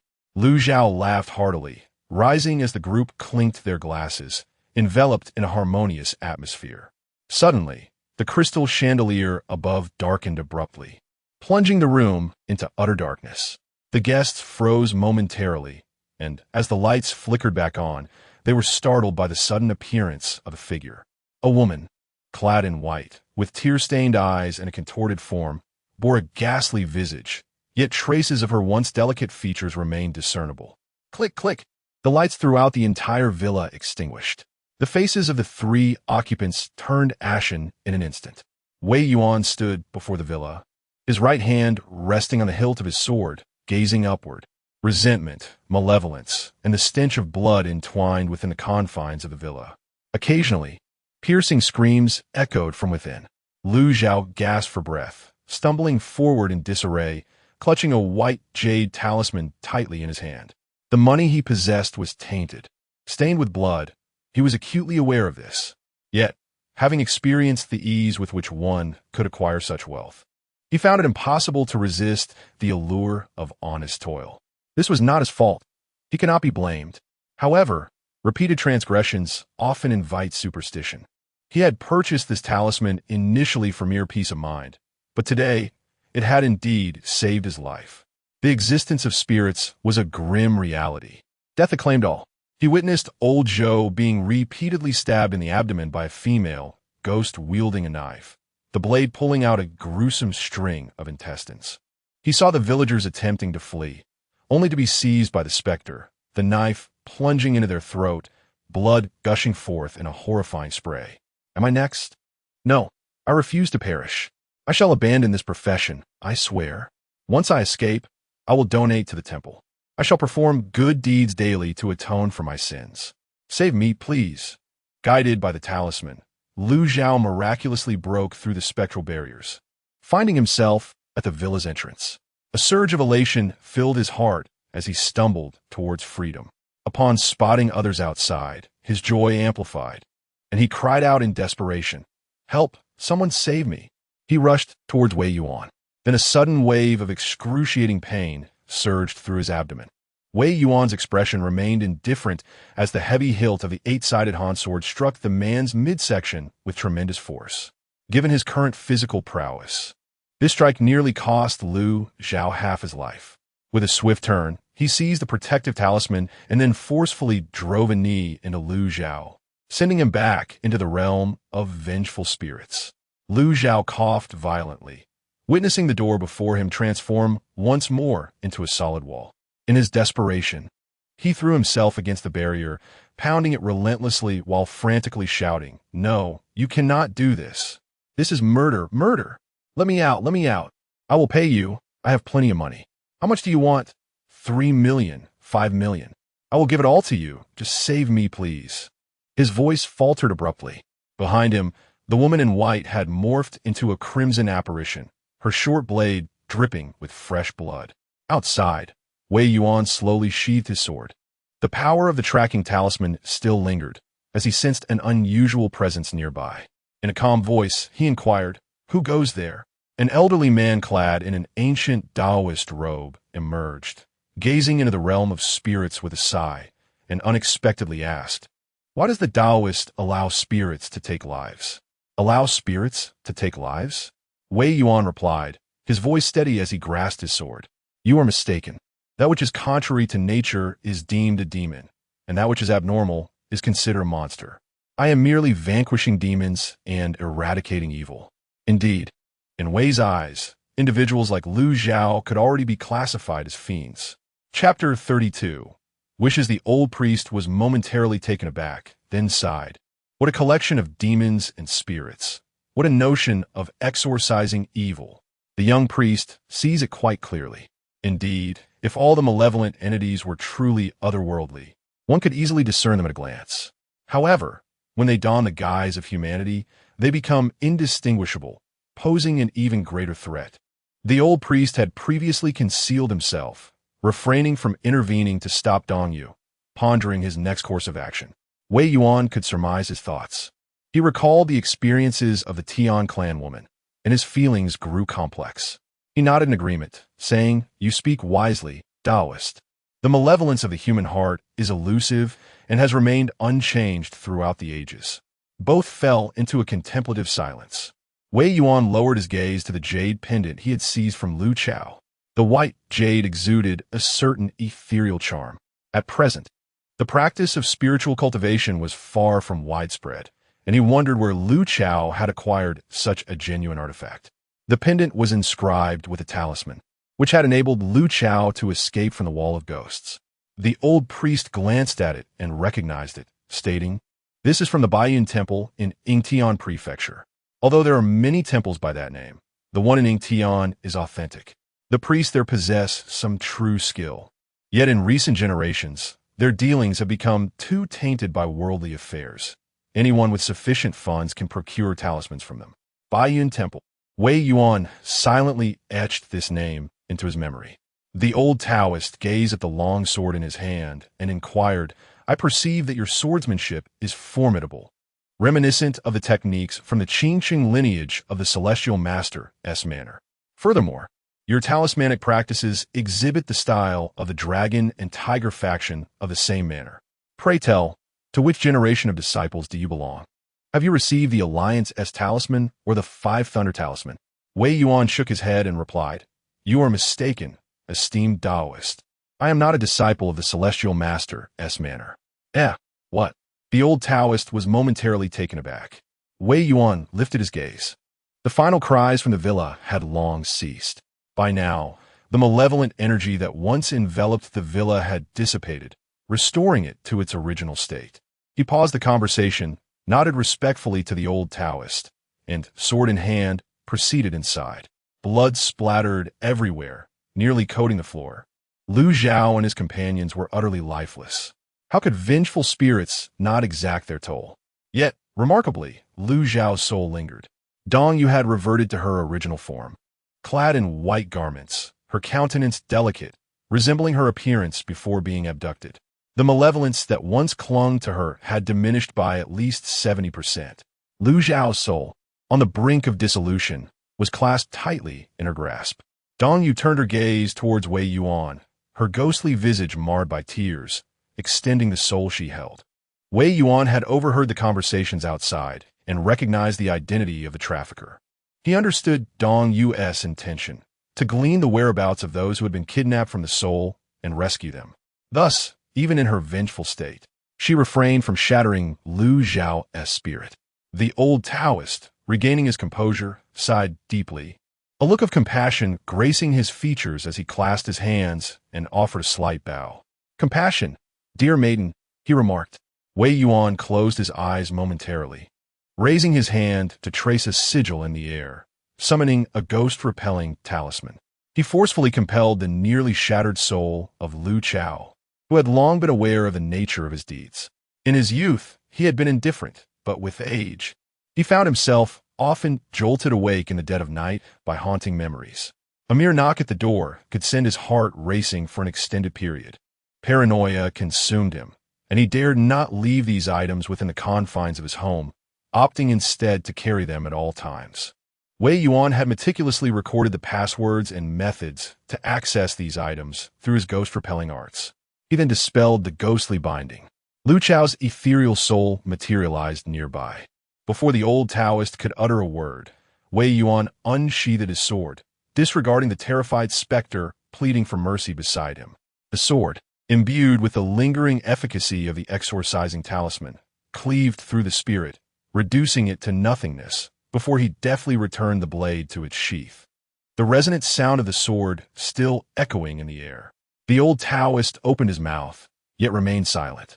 Wei Yuan carefully stored the items away, knowing they could be handed over to the authorities as irrefutable evidence, ensuring that none of those involved would escape justice. He turned to Dong Yu, who stood frozen in place, seemingly lost and disoriented after her vengeance had been fulfilled. After a moment of silence, he asked, "Do you have any unfulfilled wishes?" Dong Yu lifted her gaze to meet Wei Yuan's eyes. The old Taoist priest closed his eyes, aware of Wei Yuan's intentions, feeling a twinge of reluctance within. Dong Yu's lips quivered as she murmured, I, that child." Wei Yuan nodded slowly, reassuring her, "Do not worry, I shall take her away. I can entrust her to your parents for nurturing, or send her to a friend who will take her to the Taoist sect, where she can live as a little acolyte." Both arrangements would be suitable, and you may choose between them. I swear, she shall never have the slightest connection to this place again. Dong Yu pondered for a long while before softly replying, "Let her go back to my parents. If I am no longer here, at least she can keep them company. But please, do not reveal her origins to them." Wei Yuan readily agreed. He then turned to Dong Yu, his voice gentle. "Do you have no other wishes?" Initially, Dong Yu intended to say there were none, but upon mentioning her parents, two somewhat aged faces flashed before her eyes. Her lips trembled, and before she could speak, tears streamed uncontrollably down her cheeks. I still wish to see my parents again. I want to talk to them once more, to taste the meals they prepared, to savor my father's stir-fried pork with scallions, to relish my mother's oil-braised shrimp, to enjoy the dumplings they made by hand. I just wish to see them one last time, just once. Forgive me, am I being too greedy? She lifted her hand to wipe away her tears. Observing Dong Yu, whose face was streaked with tears, Wei Yuan sheathed his sword. Then, extending his right hand, he said, "Very well. What is it? Your wish. I shall fulfill." Wei Yuan arrived at the wooden cabin where the child resided. The old Taoist priest produced a stack of talismans and bestowed a protective incantation upon the child to ward off malevolent spirits. Wei Yuan secured his sword behind him, wrapping it in the cloth that originally encased it, shielding the child from its chilling aura. The sword had vanquished numerous demons, and the fabric now bore an unusual essence, making the child feel somewhat uneasy. Moreover, as Wei Yuan was a stranger, the child began to weep. The spirit of Dong Yu, shedding tears, reached out in an attempt to touch the child's small hand, but could only transfer her essence through her own hand. In an unexpected turn, the child turned away, gazing at an empty space with wide eyes, extending their hand towards the void and babbling softly, ceasing to cry. The old Taoist observed the child's hand intertwining with the ethereal fingers and with a sigh, diverted his gaze. In his youth, he had wielded his sword against evil. Yet in his advanced years, he found such scenes increasingly difficult to bear. He turned to Wei Yuan and inquired, "What are your intentions for departure?" Wei Yuan replied, "I have already contacted my friends. They should be arriving at the foot of the mountain soon. It would be prudent to wait a little longer before sending. This place is laden with malevolence, and despite the protective talismans, the child's prolonged stay here is ultimately detrimental." The old Taoist nodded in agreement, and then produced 2 talismans, handing them to Wei Yuan. "Take these, young man. This mountain is arduous to traverse, primarily due to its rugged paths. A winding road is essential, consuming considerable effort. It would be far quicker to return to the city from the foot of the mountain. You may instruct them to wait below. My spell of shrinking the earth does not match the speed of those vehicles. However, this technique possesses its own profound mysteries, enabling one to travel 1,000 miles in a day, irrespective of the terrain. Descending this mountain, you may glide as if walking on level ground." The venerable Taoist, alongside you, recited the incantation, urging you to hasten down the mountain with the child. He instructed Wei Yuan to bind 2 armored steeds to his legs. Chanting the spell, with each step, 100 steps, the ground itself diminishes. When encountering mountains, they flatten. When meeting waters, they dry. I heed the command of the 3 mountains and 9 lords. Wei Yuan bid farewell to the old Taoist, temporarily employing his spiritual powers to gather Dong Yu, cradling the child blessed with numerous talismans. As they descended the mountain, their pace was indeed remarkably swift. The rugged and steep slopes felt as smooth as solid ground beneath their feet, showing no signs of stumbling or falling. Eventually, the captain, emboldened, stepped among the moonlit mountains, each stride covering considerable distance, almost as if soaring through the air. A black sedan halted at the mountain's base. Beside the vehicle, the sharp-featured Zhou Yi held a lady's cigarette, accompanied by Xian Yi, a disciple of the Ming dynasty, and Song Xinghuai, the direct successor of Longhu Mountain. Xian Yi gazed solemnly at the shadowed mountain, while Song Xinghuai inquired, "Why has the proprietor suddenly instructed us to wait here?" Zhou Yi replied, "Perhaps it is because he has already descended." Song Xinghuai shook his head and remarked, "To traverse a couple more steps along the mountain path is less efficient than waiting here for him to come to us. Perhaps we should drive slowly upwards. We might just encounter them. Zhou Yi pondered aloud. Suddenly, Xian Yi exclaimed, "They are here." Zhou Yi and Song Xinghuai turned their gazes towards a mountain path, which lay still and deserted. A hint of astonishment colored Xian Yi's voice as he continued, "Above, above." Zhou Yi and Song Xinghuai instinctively looked up, their expressions shifting dramatically. Amidst the rugged rocks and a dense canopy of ancient trees, a figure emerged with a swift motion, its presence lingering in the air. It stepped lightly upon the forest floor, advancing another 20 meters. Under the astonished gaze of the three, it gracefully descended alongside a drifting leaf. The moonlight was bright and clear, illuminating a figure cloaked in black, bearing a sword. Wei Yuan exhaled softly. The old Taoist had indeed spoken truthfully. The effectiveness of the Earth Shrink Talisman was remarkable. He glanced at the three by the vehicle and nodded slightly, his voice calm. "Thank you for your patience." Chapter 33. Salvation. The vehicle from the Special Operations Team sped along the road. Inside, Wei Yuan cradled the child, recounting the events on the mountain in as concise and calm a manner as possible. He detailed how he discovered Dong Yu's whereabouts, pursued her, and regrettably missed the crucial moment, resulting in her vengeance being fulfilled and Lu Chao, along with his companions, meeting a gruesome end. He also mentioned retrieving certain documents from Lu Chao's belongings. As for the old Taoist appearance, he chose not to mention it, as the latter had given him instructions before his descent. The atmosphere within the vehicle grew increasingly somber. Song Huaihua closed his eyes, reciting scriptures with a countenance full of compassion. Xian Yi remained silent, his head bowed, fingers tightly clenched. Zhou Yi had extinguished her cigarette long ago, feeling a sense of suffocation. She yearned for another puff but retracted her hand, aware of the child's presence, and remarked, "So, Lu Chao was a human trafficker, and those on the mountain were also involved in the trade?" Wei Yuan nodded in affirmation. Zhou Yi fell into a momentary silence before her tone turned icy. "We will handle this matter appropriately." Wei Yuan glanced at the child in his arms. She was still very young and had already succumbed to slumber, her small hand clutching his sleeve. He hesitated before speaking again. "As for her, I will look after this child for a few days.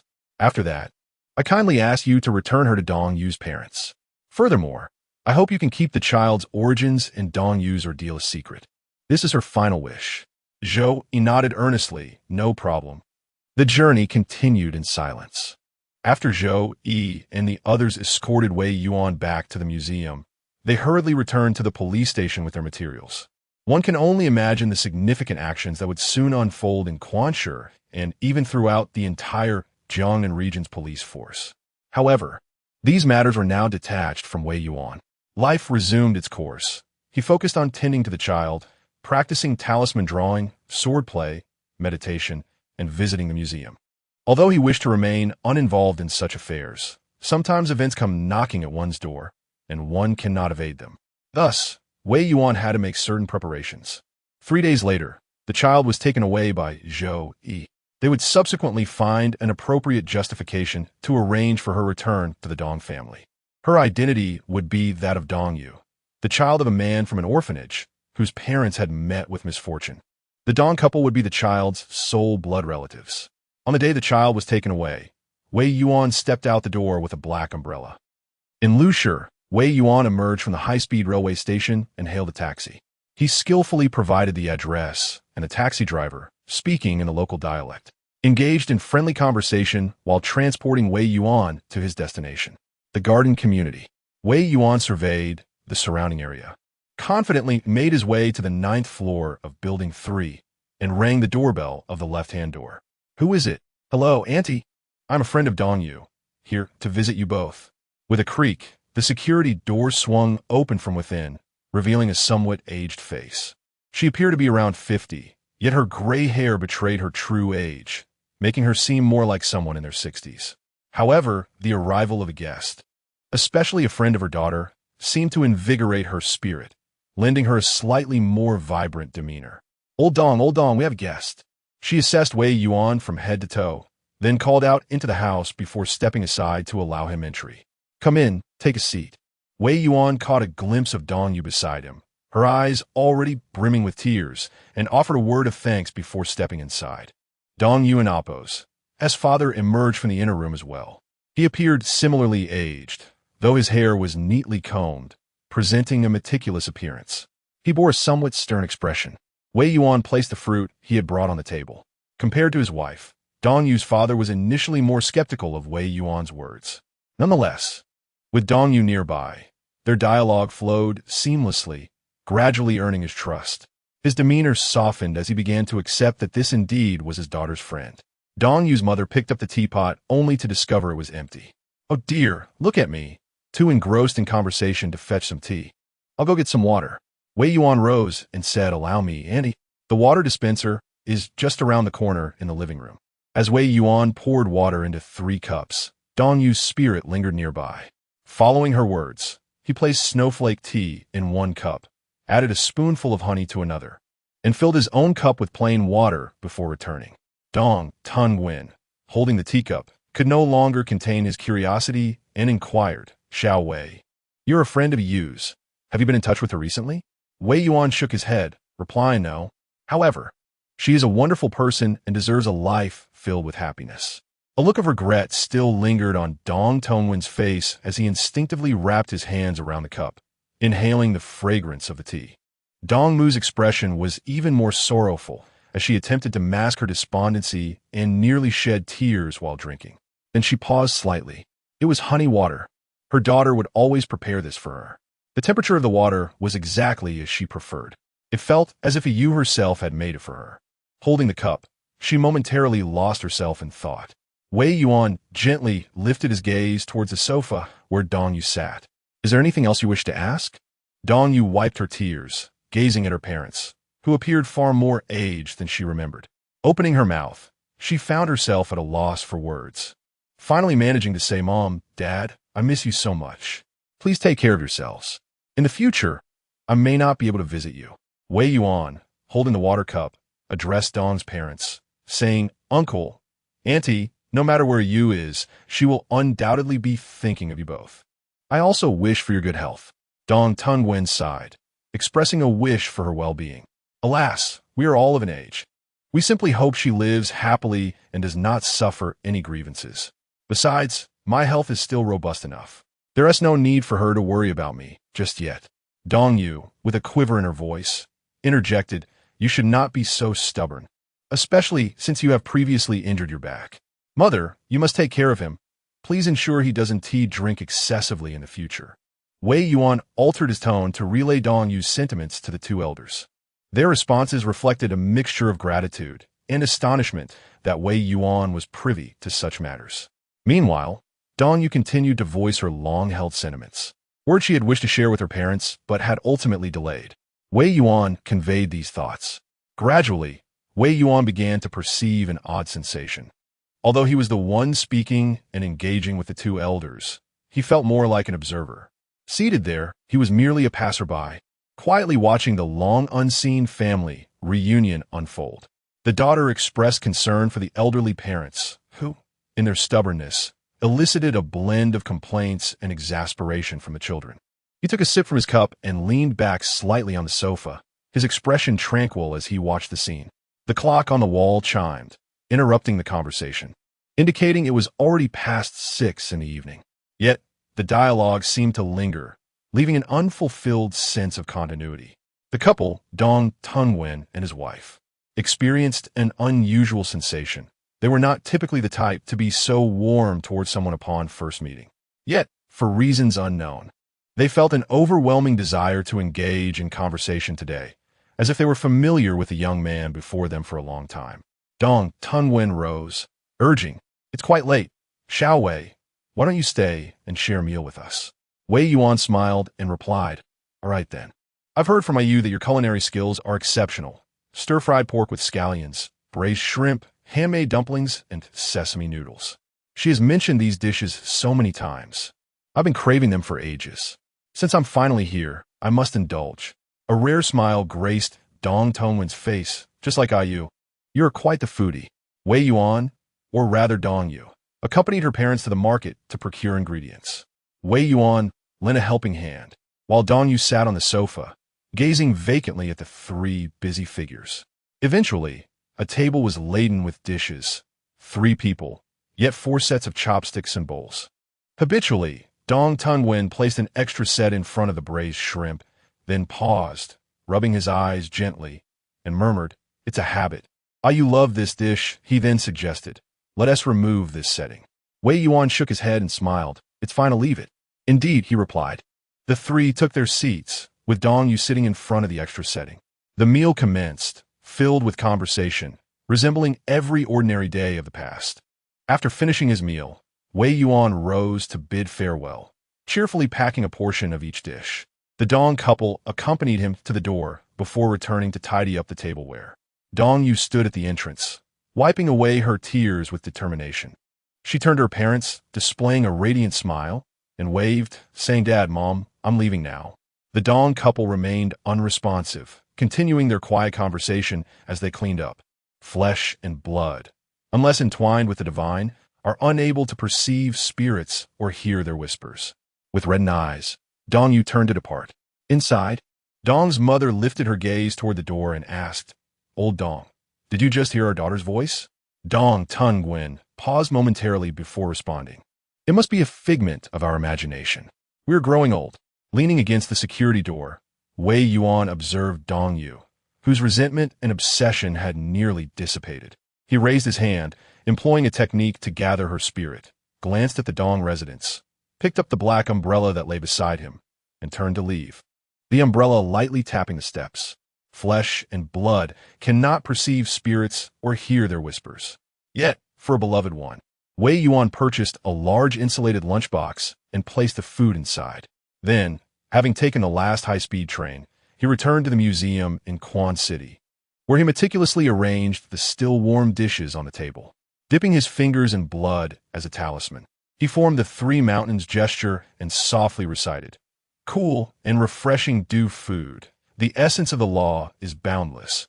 Gathering 7 treasures, what hinders in the void? Partake of this sacred sustenance. Ascend to the purple summit. May blessings and virtues rise high, offering food that grants purity." This was the incantation for the Taoist as sweet, dew, sacrificial food. Spirits could only consume the sanctified offerings. Wei Yuan seated himself, while Dong Yu, her grievances seemingly dissipated, sat before him, her appearance resembling that of her living self. She indulged in several oil-braised prawns and sampled other dishes, rubbing her eyes and chuckling softly. Indeed, the oil is rather heavy. Such cuisine cannot be found again in Jiangnan. The dumplings are filled with pork and celery, which is quite agreeable. "Host, our family's meals are rather ordinary, aren't they? Yet, to me, nothing tastes better than these. The key to this sesame noodle lies in the sesame paste, and then the Sichuan pepper oil. After frying the exquisite peppercorns, one must add a handful of dried shrimp, drizzle in soy sauce, mix it all into a large bowl.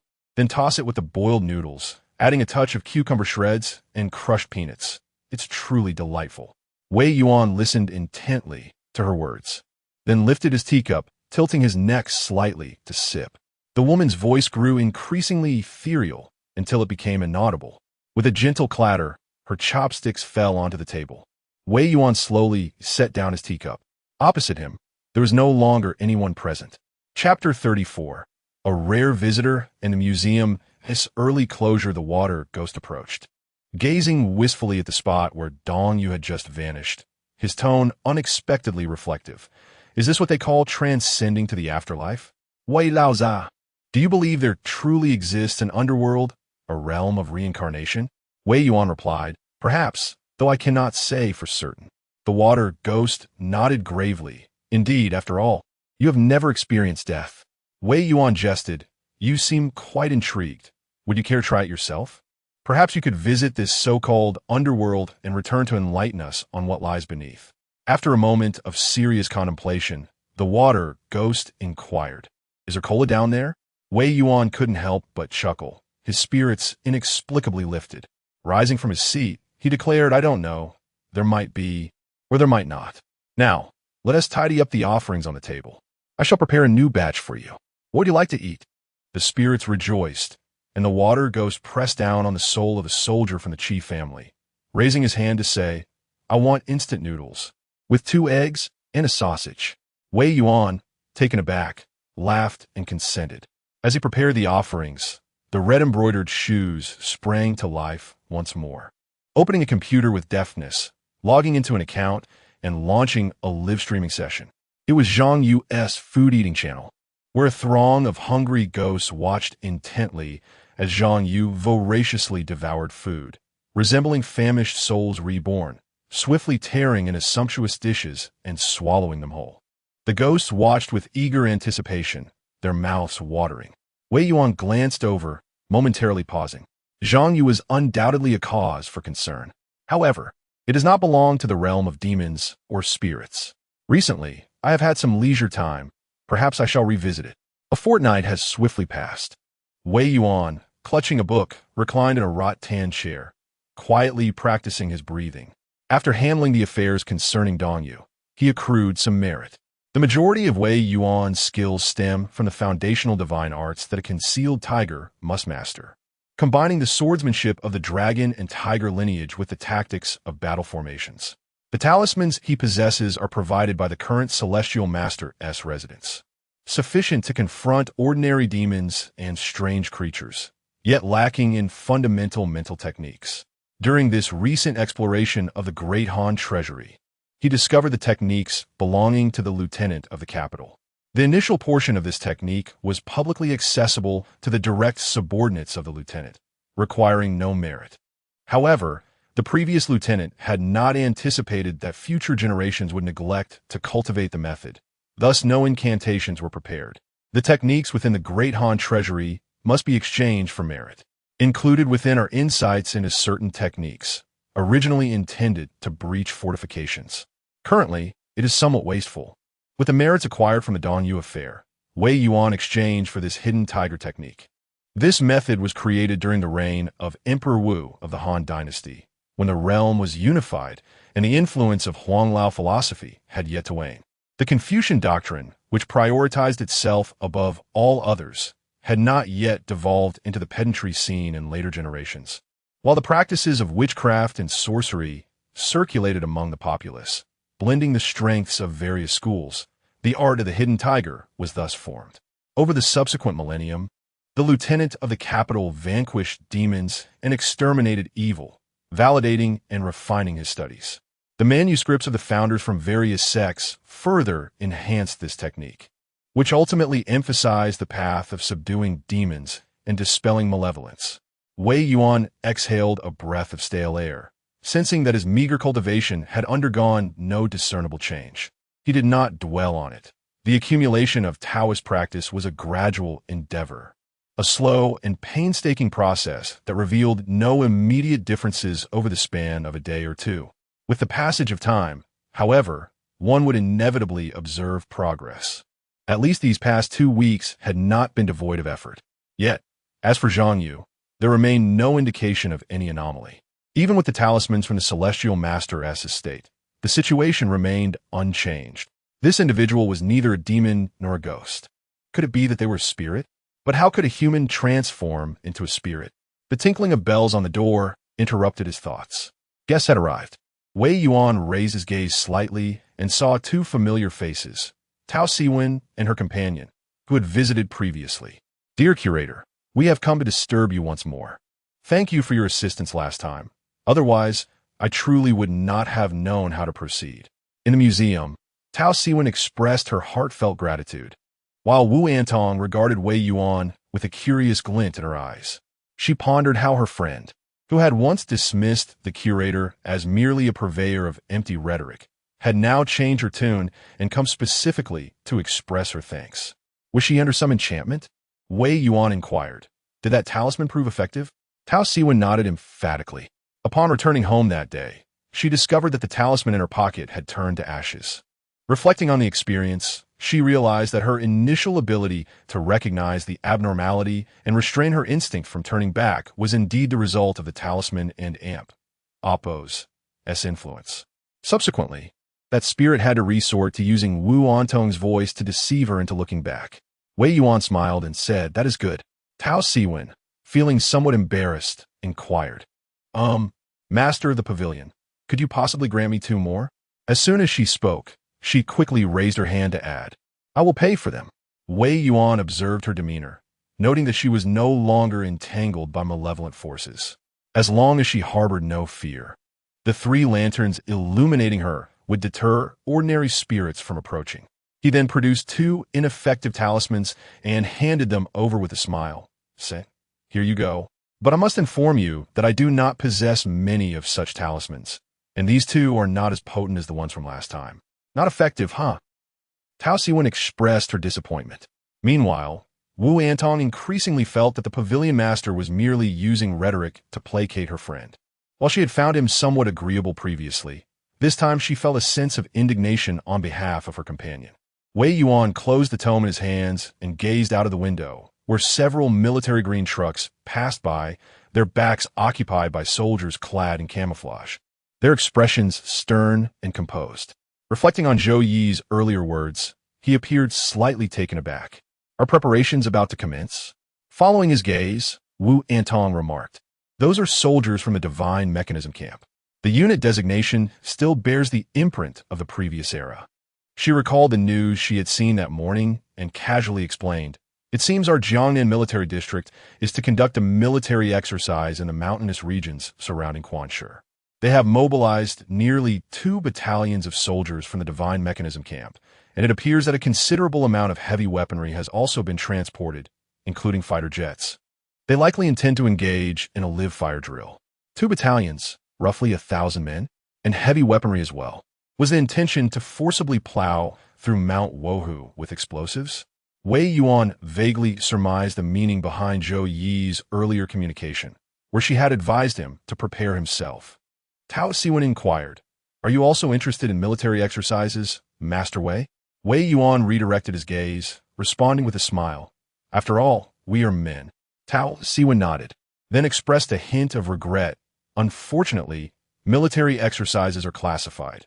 The training area is now under strict surveillance. We can only glean information from the news, and even then, any footage is merely fleeting seconds." Noticing the conversation was set to continue, Wu Antong tugged at Tao Siwen's sleeve, saying, "Siwen, we've expressed our gratitude and received the talisman. Let's be on our way. I know of a newly opened restaurant. Shall we dine there for lunch?" Tao Siwen hesitated, reluctant to depart. Meanwhile, Wei Yuan observed a military vehicle leaving the street, heading towards the museum. The robust vehicle came to a steady halt outside, and 2 soldiers clad in special operations gear disembarked, striding purposefully into the museum with weapons slung across their backs, emanating an aura of coldness. The 2 patrons inside the shop were momentarily taken aback. The soldiers approached Wei Yuan, whom they had seen in photographs, standing to attention before him, though their eyes betrayed a lingering skepticism. The resolute sound of footsteps echoed as another vehicle arrived, from which emerged Zhou Yi. Clad in combat attire with her short hair strikingly sharp, she strode in, momentarily taken aback by the presence of 2 guests in the usually desolate museum. Offering them a gentle smile, she placed a firearm on the table, pushing it towards Wei Yuan. "This is your weapon. It proves remarkably effective in obstructing and disrupting at a distance," she stated, acknowledging the unexpected circumstances. Wei Yuan, having anticipated the arrival of military personnel, refrained from speaking further. He merely nodded, setting aside the talisman book in his hands and rising to retrieve his sword. Adorned in black, he secured his wrist with protective gear for ease of movement, the long sword resting upon his back while a broken blade was sheathed at his waist. He then carefully stowed the firearm, removing the talisman and elixir compartment for the tactical belt provided by the Special Operations Group, which included a discreet holster. An oppressive silence enveloped the space, interrupted only by the soft, resonant hum of the sword sliding into its sheath and the faint click of the firearm being holstered. The museum, once a place of quietude, now bore an air of foreboding. Wei Yuan surveyed the rare guest before him, contemplating his words before finally stating, "I apologize, but we are closing early today." Chapter 35. The assault on the mountain begins. The military vehicles moved steadily forward. The soldiers at the wheel remained silent, while Wei Yuan and Zhou Yi sat in the back seat, quietly arranging their talismans and the firearm. This weapon, enhanced by a military research institution for practitioners, possessed substantial firepower with significant recoil, yet its potency was formidable enough to severely injure or even slay ordinary minor demons at close range. 6 bullets. Wei Yuan was not well acquainted with this firearm, having only tested it a few times over the past fortnight. His proficiency merely allowed him to fire the bullets, but where they landed was a matter of chance. He secured the gun and drew the sword from his back, resting it horizontally across his knees. "When do we commence?" he inquired. Zhou Yi replied, "Tomorrow morning, the area surrounding Mount Wohu will be entirely sealed off, so we must enter the restricted zone beforehand and rest there tonight. After all, that mountain is not an actual desolate wilderness. The firepower we can mobilize has its limits. It would be easier in the wilds of the testing zone. Even against the Demon King of ancient times, deploying 5 nuclear warheads from the Dongfeng series would suffice." Wei Yuan envisioned that scene and replied in astonishment. "So what is the plan this time?" Zhou Yi lit a lady's cigarette and said, "The maximum firepower we can deploy consists of fire dragon-level rockets, with a destruction radius of 300 meters, sufficiently powerful within an effective range, albeit limited in number and prohibitively expensive. It is not feasible to simply obliterate the mountain. As for individual cloud explosives, their lethal radius due to high temperature and shock waves is approximately 50 meters. Aerial support is the Tomahawk missile and Oppo's conventional ground attack capability, possessing a limited radius of destruction, yet offering remarkable versatility." Wei Yuan inquired, "Support, does that imply the necessity for personnel to venture into the mountainous terrain?" Zhou Yi nodded, responding, "Indeed, the monsters are not ordinary foes. The efficacy of shrapnel damage against them is considerably diminished. We remain uncertain of the extent of their power within the mountains. Since it is the tiger lore mountain god, there must undoubtedly be a temple dedicated to it atop this mountain. We must concentrate missile and firearm assaults on this temple, obliterating it, as this would significantly diminish the deity and amp, Oppo's power, and even risk backlash that could affect its own cultivation. Following that, the second phase of the operation would involve the individuals who entered the mountain to slay the severely wounded Tiger Lord, ensuring it does not escape into hiding within the mountains. If a mountain deity is determined to conceal itself, locating it would prove exceedingly challenging, which underscores the necessity of having personnel infiltrate the mountains. Should the operation fail, we would have to deploy high-caliber weaponry, inevitably impacting the surrounding cities." Wei Yuan closed his eyes and stated understood. "Apart from myself, who else will ascend the mountain?" "Myself, members of the Special Operations Team, and a squad from the Divine Machine Camp," came the reply. A moment of silence ensued as the vehicles gradually changed direction. Wei Yuan suddenly queried, "What of Zhang Yu and Oppo's situation?" Zhou Yi furrowed her brow slightly, responding, "That food broadcaster? Xian, Yi, and several members of the action team have already secured the area, and the house opposite has been rented. However, as you are aware, neither the Tianshi Mansion nor the talismans of my Wei Ming sect have revealed any abnormalities. The demon detection plate has shown no response, and the health examination records are entirely normal. According to protocol, we can only observe and are not permitted to take further action. This is to prevent the action team from overstepping their authority and unjustly detaining innocent civilians under the pretext of potential demon concealment, which could lead to an unwarranted expansion of power and eventual calamity." Wei Yuan closed his eyes and murmured in acknowledgement. The Mountain Lord who, after all, is an adversary that the silly Xiaowei needs to re-imprison and subdue. Furthermore, with reinforcements and companions accompanying him, Wei Yuan felt no resentment about venturing into perilous territory. Yet that night in the tent, he found himself unable to sleep soundly. Visions of the young daughter of the Tian family, around 16 or 17, flickered through his dreams, along with the final words of Dong Yu and the image of the man in white holding an umbrella. On the following morning, Wei Yuan stretched lazily, had breakfast, and prepared himself with the sword strapped to his back. Beside him, 2 robust military off-road vehicles stood ready, exuding a sense of formidable strength. Each vehicle was equipped with 3 individual rocket launchers, one carrying special forces from the Divine Machine Camp, and the other comprising members of the Special Operations Team. former members of the Jinui. He opened the door of the vehicle and said, "Wei Yuan, get in." The woman, with her sharp short hair, donned a combat uniform and was armed to the teeth. If it were not for her carrying the talisman, Wei Yuan might have nearly forgotten that she was an elite disciple of the Minor Bright sect. As he raised his sword, 3 Taoist priests from the Celestial Master's mansion approached him. One wielded a talisman for dispelling evil, another brandished a protective charm of the 6 Ding and 6 Jia, while the third invoked a spell to summon clouds beneath his feet. The numerous talismans worked in perfect harmony, amplifying each other's effects without interference. Wei Yuan felt as though he was enveloped in layers of invisible, radiant light. His steps were nimble, his breathing deep and measured. He was also clad in specialized combat attire designed for demon extermination. Jet black and protective of vital areas, it offered significant defense against slashing and piercing attacks, resisting the forces of demons and spirits. Furthermore, it was embedded with talismans that could mitigate most negative influences from ghostly realms. An integrated injector was capable of administering restorative substances upon detecting a decline in vital signs, infused with adrenaline to invigorate the spirit. Wei Yuan could only marvel at the official resources at play. Their wealth and profound background were indeed impressive. The availability of such equipment had a monumental impact on demon slaying, a distinct advantage unattainable by lone wanderers. The Taoist priests bowed respectfully, while the surrounding soldiers readied their weapons, standing at attention. Clutching his sword, Wei Yuan entered the vehicle.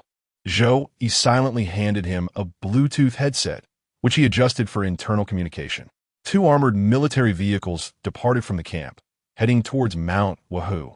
They could ascend only a portion of the way, for the road ahead became increasingly narrow and rugged, rendering even these off-road vehicles powerless.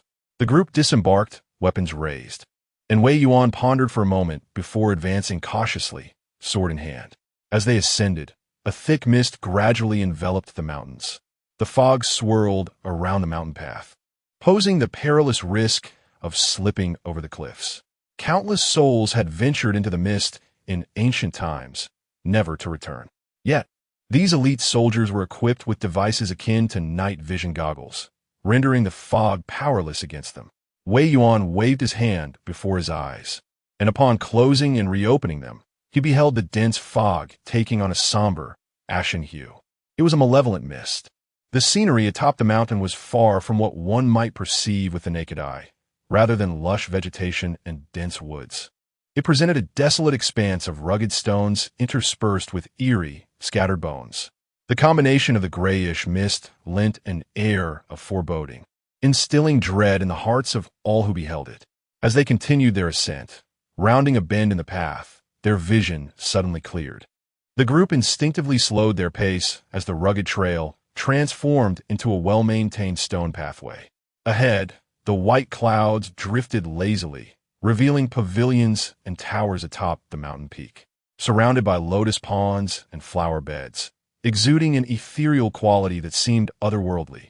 Beneath one of the pavilions sat a man garbed in white, serenely playing the guqin. The music flowed gracefully, imbued with a profound confidence. Snap! Snap! In an instant, numerous firearms were trained on the man in white. Meanwhile, in the rear, events occurring in the mountains were captured by miniature cameras and transmitted back. The report indicated that the task force had made contact with the target. The opposing party displayed no semblance of concealment. The officer from the Special Forces camp frowned and remarked, "It appears they do not regard us as equals in this confrontation."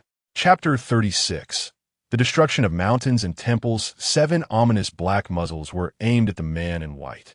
Yet, he remained unfazed, leisurely playing his lute. This calmness instilled an unsettling shadow within the hearts of those present.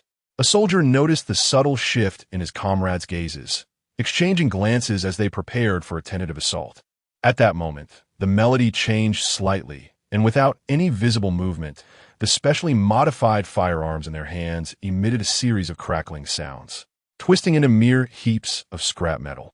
The barrels were severed cleanly in two by an invisible wave of sound, crashing to the ground. Harnessing external forces proved formidable. However, once these lifeless instruments were rendered useless, what would they have left to rely upon? The expressions of Zhou, Yi, and several others, along with the soldiers in the camp, darkened significantly. The firearms contained incendiary rounds capable of inflicting damage on the monstrous entities, as well as signal flares to ascertain the coordinates of the mountain god temple. Yet they had been obliterated before they could be utilized. Most disconcerting was the unexpected strength of this creature. The ability to shatter firearms without a trace of response from the onlookers implied an undeniable capacity to rend human flesh asunder. A thick fog enveloped the mountain, with malevolent energies obscuring the precise location of the mountain god temple from the outside world, rendering concentrated fire impossible.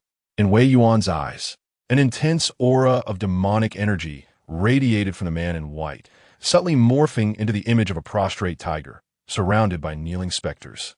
To the untrained eye, he appeared as a recluse in the mountains, immersed in his loot. Yet, in Wei Yuan's vision, he was a formidable demon lord encircled by ghostly minions. The surrounding soldiers found themselves momentarily paralyzed by the overwhelming aura of malevolence, their movements sluggish and hesitant. The spiritual energy within Wei Yuan and Appo's blood flowed away. Yet he suffered no significant harm, aware that overcoming the formidable demon breaking free from its seal necessitated support from behind. He recognized that accurate positioning required the assistance of the nearby warriors of the Divine Machine Camp. Given the circumstances, hesitation was not an option for Wei Yuan. He slightly raised his sword and executed a diagonal downward slash, the blade whistling fiercely as it cleaved through a wraith, vanquishing it instantly. The man in white regarded Wei Yuan, who still moved with agility. Sheathing his sword momentarily, Wei Yuan spoke. "Mountain Lord, before we engage in combat, I have a matter I wish to inquire about." Wei Yuan was also taking a gamble, since the Mountain Lord sat here, playing the lute. Evidently self-assured and waiting for a confrontation, the white-clad figure had yet to strike, his brow slightly furrowed, his amber eyes fixed on Wei Yuan. This maneuver was initially intended to buy time, yet at this moment, a genuine question arose. He recalled the figures that had appeared in his dreams and spoke softly. "A few days ago, regarding Dongyu, it should have been your doing, Mountain Lord. I must ask, given her unfortunate fate, did you have a hand in it? And concerning the case of the Tian family and Appo's Bone Maiden, the soul-switching technique employed by that Li woman does not seem typical of a common peasant girl. Was it also your work?" The Mountain Lord suddenly burst into laughter, exclaiming, "What did I expect? So you believe it was my interference that led to their dire outcomes? Do you still think that such matters arise from our so-called machinations, rather than the actions of humanity? Ha ha ha, you are mistaken. The matter of witchcraft was originally a method employed by your human race to secretly harm its own kind, and it bears no relation to me. After the calamity of witchcraft during the reign of Emperor Wu of Han, countless practitioners of such arts concealed their identities. The maiden from the Tian family merely encountered a stroke of ill fortune. As for the unfortunate woman from a few days past, who was abducted and brutally slain by her husband, with her corpse discarded at the foot of the mountain, there were no supernatural beings involved. It was entirely the work of humans. However, this incident occurred at the border of my mountain, and upon witnessing the lingering resentment, I felt compelled to investigate.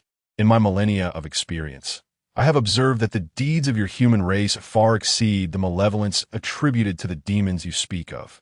Wei Yuan remarked, "If that is the case, does the Mountain Lord not punish evil and promote good?" The Mountain Lord, intrigued, replied, "Certainly, it is not as simple as that. Let me ask you, do humans possess compassion for one another?"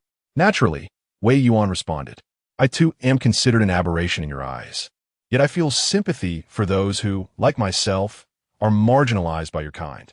Moreover, the mountains and all things within them possess emotions.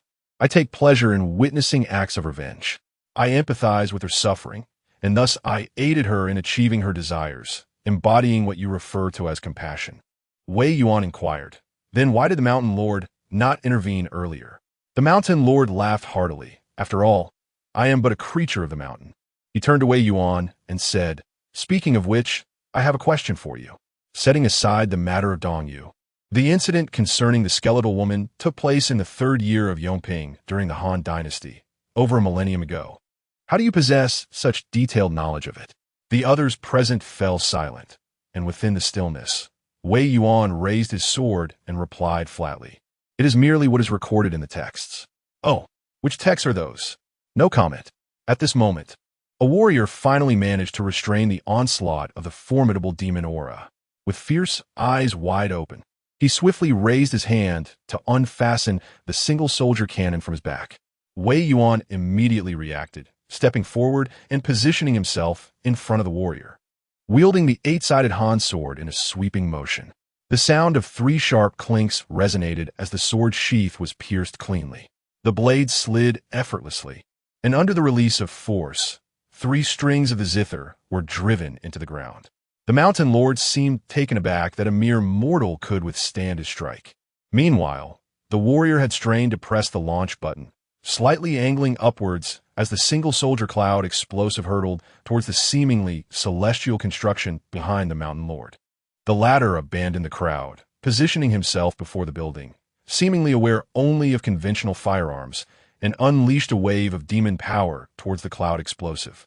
Wei Yuan's expression changed dramatically as he swiftly drew back his sword to evade. The other warriors also struggled to extricate themselves, retreating hastily.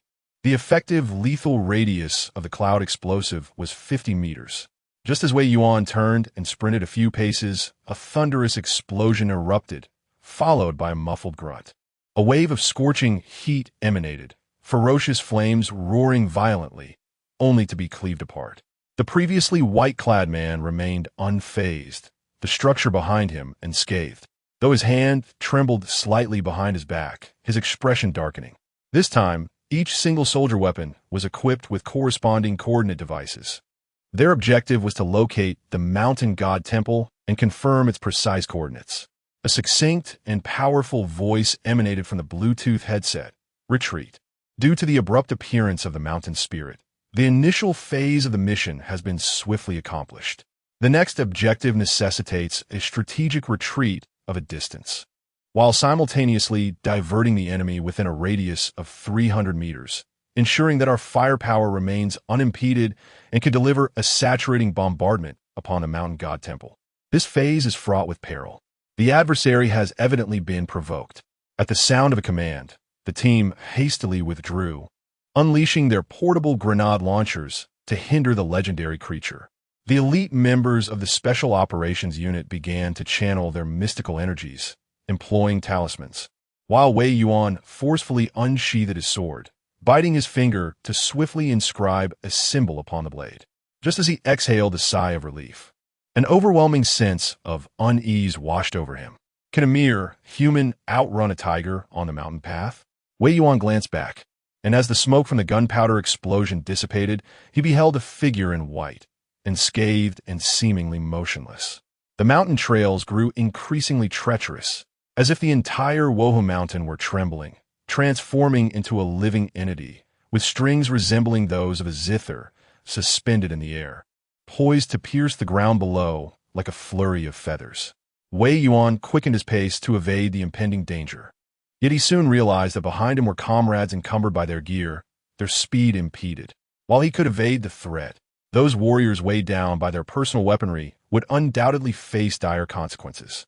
Wei Yuan gritted his teeth and abruptly altered his stance. With a swift thrust of his eight-sided Han sword, he struck the strings of the guqin, causing his internal energy to surge tumultuously. With a deft twist of his wrist, he forcefully channeled the Wohu technique, accelerating the speed of his sword as he engaged in both retreat and combat. Using the force of the dragon's sword to intercept each individual string, sparks erupted amidst the glimmering sword light, resembling a flurry of snow under the blazing summer sun. The final string, having been disarmed, pierced deep into the mountainside. Without a moment to catch his breath, the figure of the mountain lord loomed closer. In a fleeting moment, a colossal phantom tail of a tiger lashed out towards Wei Yuan with a fierce wind. Grounded in his stance, Wei Yuan advanced rather than retreated, shifting his position to appear at the mountain lord's left flank. With the eight-sided Han sword poised at his side, he gritted his teeth and viciously slashed at the mountain lord's waist. The sword emitted a burst of crimson light from the blood-red talisman inscribed upon its blade, and despite having just endured a violent assault, the demonic power seemed somewhat inadequate against this formidable blade. With no defense in place, a portion of the Mountain Lord's garment was severed, revealing a faint scar across his abdomen. Wei Yuan's grip was severely shaken, blood streaming from his hands, presenting a pitiful sight. Yet, the Mountain Lord and Appo's wound healed instantaneously, though his expression shifted dramatically, now a mix of rage and a hint of fear. He finally sensed the faint aura emanating from Wei Yuan and Appo's badge. So it is you, Wei Yuan exhaled, feeling a pang of pain in his chest. The remaining members had retreated to a safe distance, not lingering hesitantly, and he smiled. Mountain Lord, have you taken notice? How far have we withdrawn now? Originally, they were over 100 meters away from the mountain god temple, and now they had retreated for quite some time, well beyond a safe distance. The Mountain Lord furrowed his brow slightly, puzzled, for the creatures of this mountain posed no threat to his existence. What does this imply? Within the rear camp, commands were swiftly disseminated. Our personnel had withdrawn to a secure zone and had requested authorization from the military district to open fire. Permission granted. A bespectacled girl, appearing delicate and refined, pressed the button. Fire at will. At a distance of 30 kilometers, the Fire Dragon series of rockets were activated. A journalist captured the military training scenes, broadcasting them to various television networks, while military personnel provided explanations of the formidable power of these rockets. In an instant, 12 warheads could be launched, with a destructive radius of 300 meters and a maximum deviation of no more than 10 meters. Of course, these were rockets. Not ballistic missiles, certainly not. The destructive force was palpable. Accompanied by the narration, a series of Fire Dragon-like rockets soared into the sky, utilizing the pinnacle of Blue Star's rocket targeting systems. The entire sky momentarily darkened as these modern weapons, laden with explosives, descended upon the mountain god temple at Wahoo Mountain. Flames and searing heat instantaneously engulfed a radius of 300 meters. The shockwave, mixed with intense heat, swept outward. Thick black smoke billowed into the sky, as what once resembled a celestial realm transformed into ruins, submerged in a sea of flames. The once composed Mountain Lord suddenly turned pale, his overall aura diminishing significantly, as if a vital essence had been forcibly extracted from him. He was no longer in a state of insurmountable power. Wei Yuan deliberately pressed a button on his specialized combat suit, injecting a unique elixir into his body, rapidly regenerating his depleted magical energy. A mist enveloped the Mountain Lord, his voice, deep and resonant, now intermingled with the roar of a tiger, filled with immense fury. Indeed, it is you, the prefect of the Imperial Guard. No wonder you are aware of the events from years past. No wonder you refer to me as Mountain Lord rather than Tiger Lord. Only you would address me in such a manner. It was your ancestors who bound me within this mountain so long ago. Zhang Daoling is deceased, and his disciples are far removed from this place. The grudge of a millennium, coupled with today's enmity, shall be settled with you. Meanwhile, at the base camp, everyone finally witnessed the destruction of the mountain god temple, collectively exhaling a sigh of relief. The Tiger Demon withstood the direct impact of anti-tank missiles and thermobaric bombs, unscathed. The ability to manipulate the very terrain of the mountains surpassed their wildest imaginations.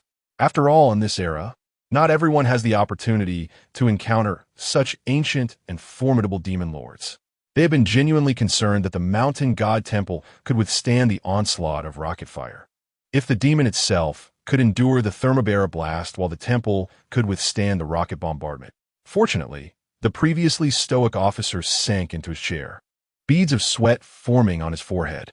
He composed himself for a moment before stating, "Identify the position of the members. Who is currently closest to that Tiger Monarch? An operative from the Special Operations Unit, or one of our soldiers?" A communications officer promptly replied, "It is that external personnel." The officer's expression shifted as he recalled the words of the Mountain Monarch he had heard earlier. He slowly nodded and remarked, "That is the individual well-versed in numerous texts, possessing vast knowledge, truly befitting of a museum curator." As he connected the communication, a cacophony of tiger roars resonated, distorted by the influence of demonic power, resulting in diminishing clarity.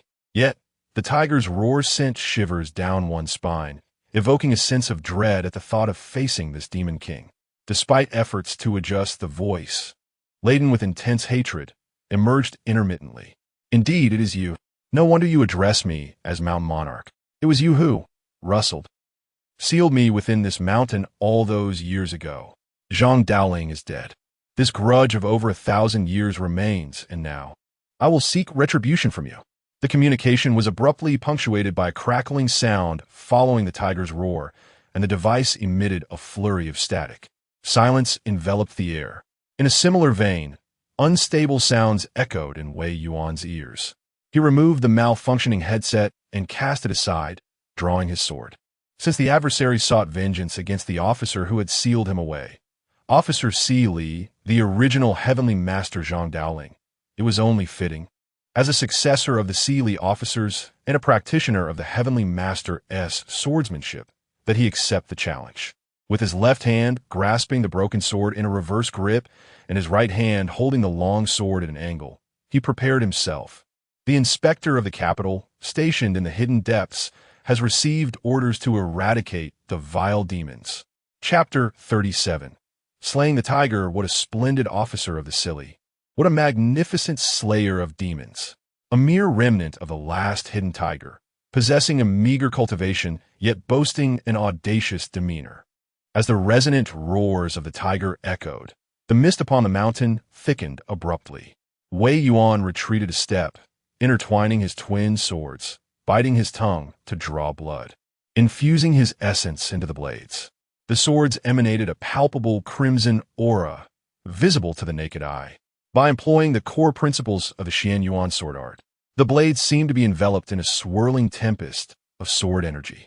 The destruction of the mountain god temple had shattered the seal, rendering the mountain lord vulnerable at this very moment.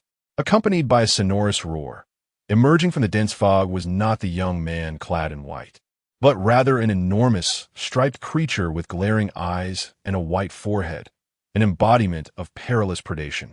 Its fur, a vivid representation of a formidable predator, gleamed ominously, with sharp fangs and claws, and most strikingly, its colossal size.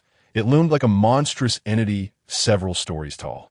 Its bristled fur stood on end, and its indifferent yellow eyes fixated upon its prey, moving with a leisurely grace characteristic of felines. The enormous claws pressed softly against the ground, making nary a sound. The power and agility of this mountain lord were manifest in its grand form. Wei Yuan's expression shifted slightly. He no longer feared the typical fierce tiger, wielding his sword with confidence.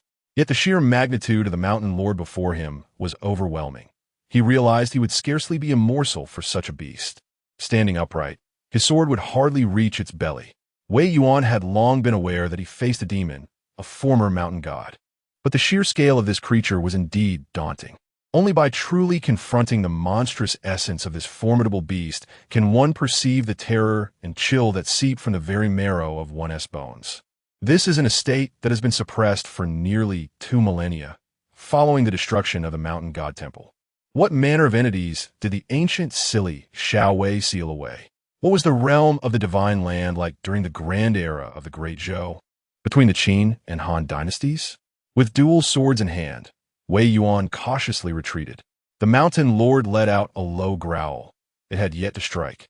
Yet the raging winds had already transformed into fierce whirlwinds, tearing toward Wei Yuan from all directions. Along the way, fragments of stone, the sharp remnants of individual weaponry, and the dry wood from the mountains were all swept into the tempest, producing a cacophony that sent shivers down the spine. As they were hurled at Wei Yuan from every angle, the violent, tempestuous sounds bore down upon him like a ferocious typhoon. Clouds take the form of dragons. Winds take the shape of tigers. Wei Yuan's expression shifted. His footsteps faltered, yearning to evade the onslaught, but the gale's fury hindered his movements, rendering him more than twice as slow. To turn his back to the tempest in a hasty retreat would mean courting death, as the high-velocity shards would surely claim his life. Gritting his teeth, Wei Yuan's eyes widened as he discerned the minuscule whirlwinds coalescing with demonic energy. The blood-red sword aura surged forth from his dual blades. The innate power of the crouching tiger's spiritual essence inherently counters the forces of demons and specters. While he could not cleave through ordinary winds, perhaps he could indeed breach the vortex of demonic energy.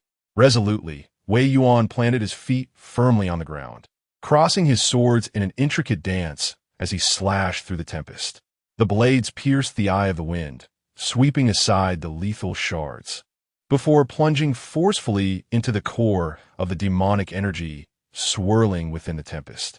A violent tremor surged along the blade, reverberating through Wei Yuan's palm, causing his tiger's mouth to crack.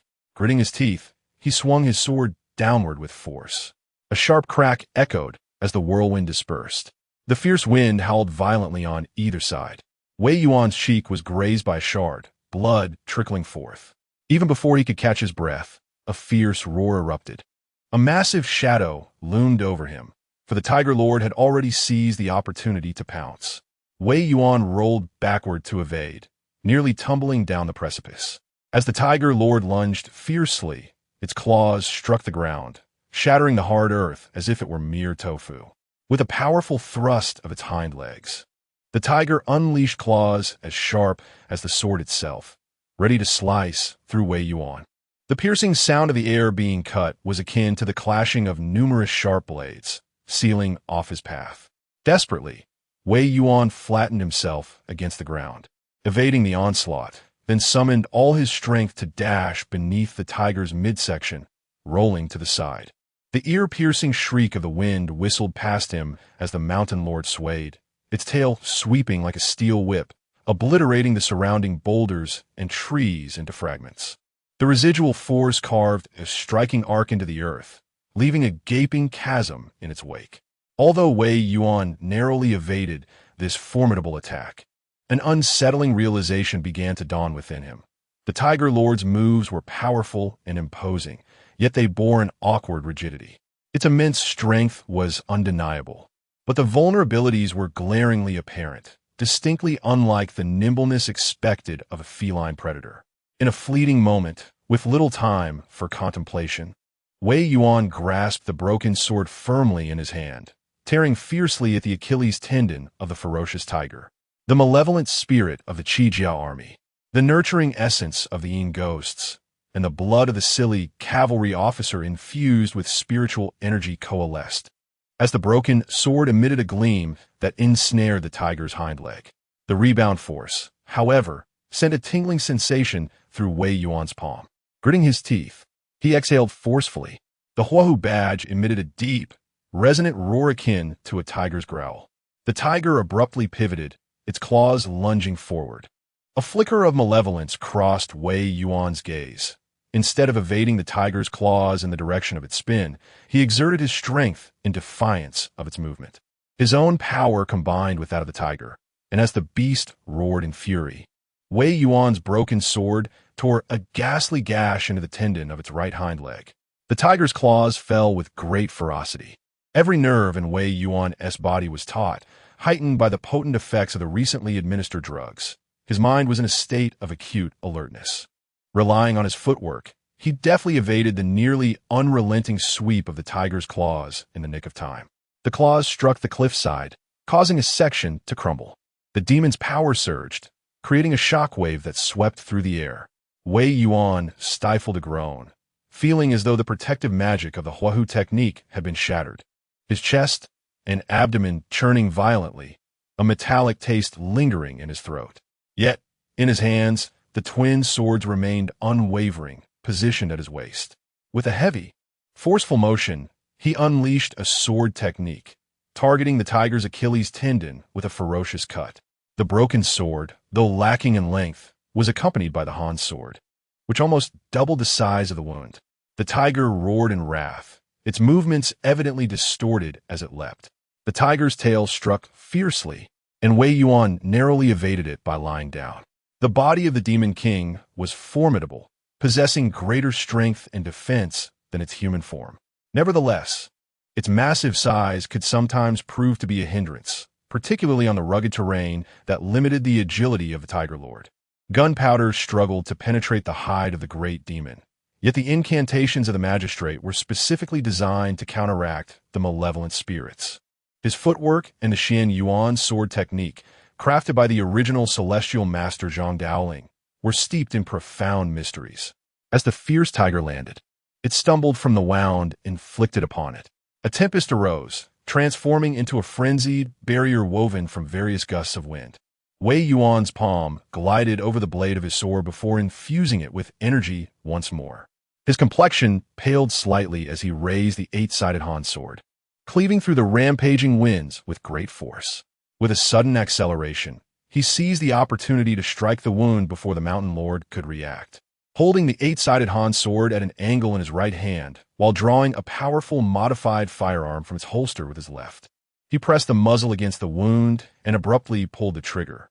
In an instant, 6 armor-piercing incendiary rounds were unleashed. The rounds exited the barrel at high speed, igniting violently upon impact. This miniature armor-piercing ammunition, unlike heavy shells designed for ships, might not breach the Mountain Lord's hide. However, firing directly at the wound posed no issue. The 6 bullets penetrated the flesh and ignited within, causing intense combustion. While not necessarily fatal, the pain inflicted was considerable. Wei Yuan hurled the emptied firearm at the Mountain Lord and swiftly retreated. The fierce tiger suddenly let out a mighty roar, standing on 3 legs as a tempest arose, nearly transforming into an entire eye of a typhoon. The mountain deity temple was ravaged, inflicting tremendous damage upon a newly unsealed mountain god. Coupled with over a millennium of confinement since the Eastern Han dynasty, its capabilities were nearly rendered ineffective. Otherwise, how could such a young one act with such audacity? The tempestuous winds, even more ferocious than before, enveloped the entire mountain, dragging down clouds and mist, stirring up a dust storm, with faint flashes of thunder raging ominously. Wei Yuan's expression shifted. The fiend was desperate, intending to cleanse the mountain thoroughly.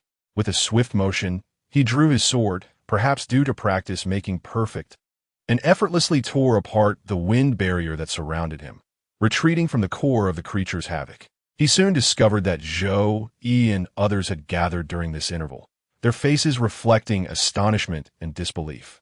It is rare for modern cultivators to witness such prowess. Engaging a tiger single-handedly, inflicting wounds upon a terrifying demon, slashing through the raging winds, and retreating with composure. Each perilous moment left onlookers trembling in fear. One misstep could lead to instant demise. The swordsmanship, courage, and techniques displayed were far removed from the style of contemporary demon exterminators and practitioners who wield modern weaponry. This was akin to the legendary skills of ancient swordsmen found within the sex tomes.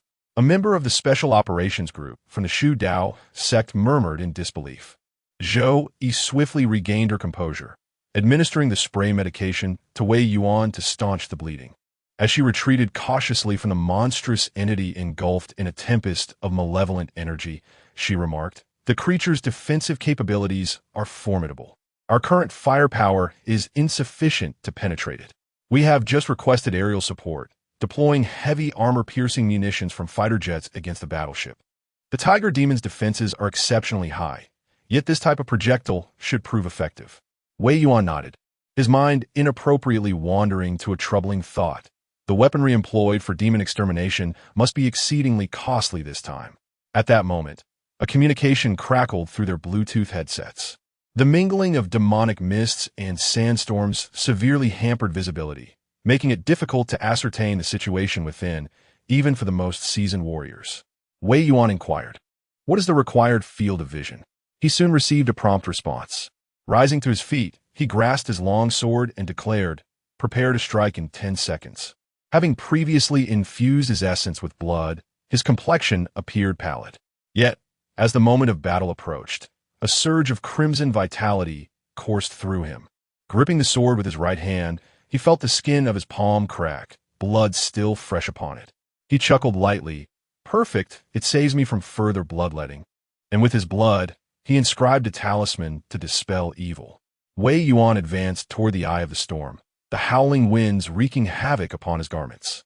With his eight-sided Han sword raised, the dispelling talisman glowed brightly. He thrust with all his might, piercing the core of the demonic energy within the tempest. The immense tremor caused blood to gush from his palm, yet he exhaled softly, swiftly angling his sword to deliver a fierce slash. The furious winds before him were violently torn asunder. The true form of the Tiger Lord, preparing to cast a spell, was revealed.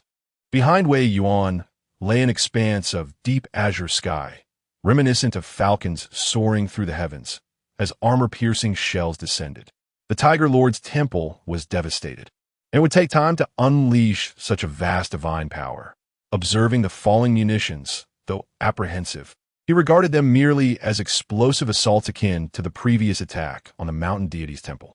The tiger's claws, fierce as a tempest and as unyielding as steel, swept towards the armor-piercing shells. A thunderous roar ensued. Heavy munitions designed to breach the defenses of colossal sea beasts and even aircraft carriers shattered the demonic barrier, subsequently embedding themselves into the massive form of the Mountain Lord. The high-density metal cores of the projectiles penetrated the innards at an accelerated pace, igniting a fierce conflagration within. The spell was disrupted and interrupted. As fighter jets streaked across the sky, the pilots observed the tempest gradually dissipating before the swordsmen below. In the far distance, a drone discreetly captured this scene, while observation devices at the encampment below transmitted the imagery. For a moment, Zhou, Yi, and the others were rendered speechless. The armor-piercing shells vanished into the sandstorm, rendering them indistinct. There was an illusion, as if the swordsman before them had, with a single stroke, shattered the tumultuous winds and rains enveloping the mountains. Astonishingly, the Tiger Lord still clung to life, his eyes dimming gradually, his voice a low murmur. Is it the five-thunder law of the Celestial Master's manner? No, Wei Yuan replied, gripping his sword. It is our armor-piercing shells. Chapter 38. The second type of solution to the story struck head-on by a heavy armor-piercing round. Even the once mighty demon, sealed for nearly 2 millennia, could not withstand the assault under the conditions of the mountain deity's temple being breached. The essence of a vibrant tiger, whether it was a sigh or a low growl of fury, gradually dissipated, and its enormous tawny eyes lost their luster.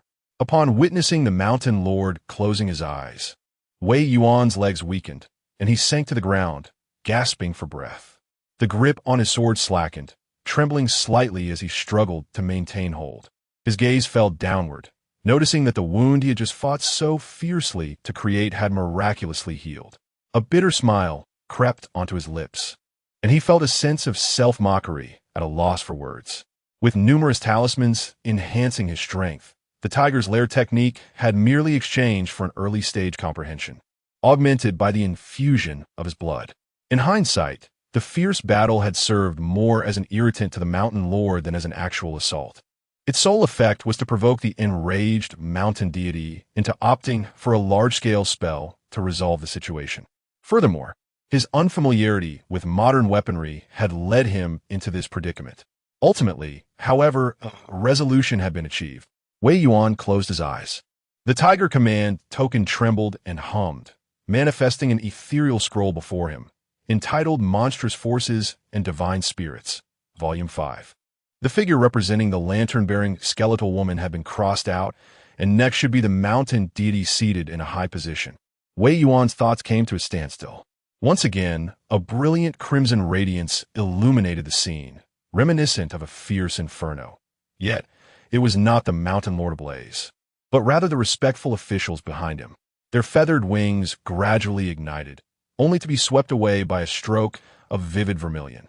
The tableau was left with only the Mountain Lord and a young maiden of delicate features.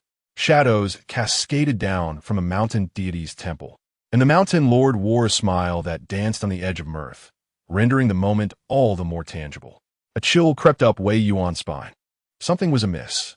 As Zhou, Yi, and the others marveled at the imposing tiger, they suddenly witnessed Wei Yuan spring into action, leaping towards the magnificent beast in a flurry of movement, his right hand forming a sigil that struck with precision at the tiger's head, summoning forth the remnants of its soul. This was the divine art of exorcism. Wei Yuan glimpsed the mountain lord's experiences. The tiger, once a mere beast of the mountain, had been consecrated into divinity, its powers deepening to an alarming extent. Eventually, it awakened to the allure of blood and flesh, becoming insatiable and reckless. Yet, these experiences bore a vague and indistinct quality. Wei Yuan strained to muster the dwindling remnants of his spiritual energy. The sigil in his hand grew increasingly vivid. Suddenly, a crisp sound rang out, as if a thin membrane had been pierced, and the memories and illusions before him crystallized with startling clarity. In the mountains, a resplendent feathered bird soared, accompanied by a carefree traveler amidst the clouds. Once, he had witnessed the first emperor on his grand procession. Later, in the year of Xiang Yu's demise, he attained enlightenment, traversing the world and returning to a solitary mountain. He became a minister in service to his sovereign, reveling in the pleasures of the mortal realm for over a century, only to ultimately be suppressed and sealed away, slumbering for countless years until his awakening. Within this vision stood a formidable man clad in black robes and armor, exuding an air of authority. He invited himself over for a drink, and a wave of unprecedented joy washed over him. Eagerly, he accepted the invitation. The host repeatedly urged him to drink. Overwhelmed with delight, and in a state of semi-intoxication, he proclaimed his willingness to die for his esteemed host, offering his very essence. The host laughed heartily, questioning such a sentiment, and poured another glass for him. He tilted his head back and drank deeply. Yet, as the liquid coursed through him, his consciousness began to blur. At last, the scene before Wei Yuan swayed, and he collapsed, losing all awareness. In that moment, he glimpsed a mirror, reflecting a refined gentleman clad in white. Though his senses lingered, he retained a faint perception of the world around him, the images not entirely fading. The man in black raised his hand to drink and spoke. When we awaken, the chief of the Xili will surely take notice. This generation's hidden tigers will come hunting. You claim you would die for me. Therefore, I ask for your service. The man in black rose and bowed respectfully to the gentleman in white. Then, with a sudden shift, he transformed into a magnificent and imposing striped tiger. With a ferocious snap, he devoured the white-clad man, followed by a wave of excruciating pain, as if his very being were melting away, a disoriented soul desperately seeking refuge. In an instant, it found its place.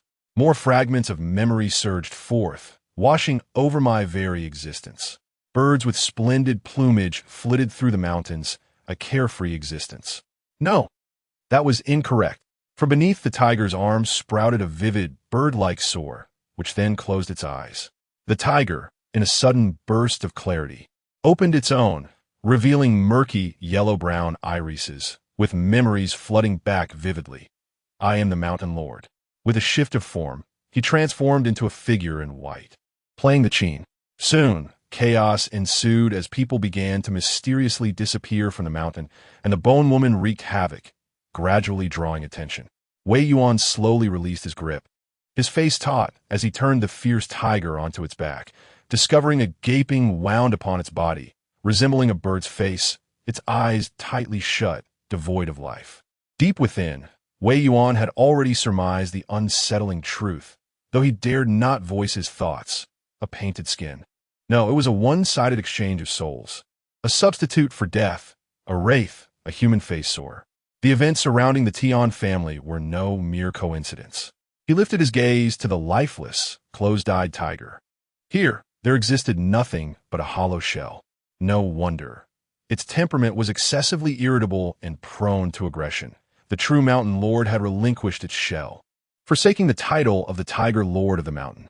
Now, it appeared to have lost its might, yet it was akin to a hidden dragon submerged in the sea, utterly untraceable. The foremost region of Jiangnan is known as Yingtian Prefecture.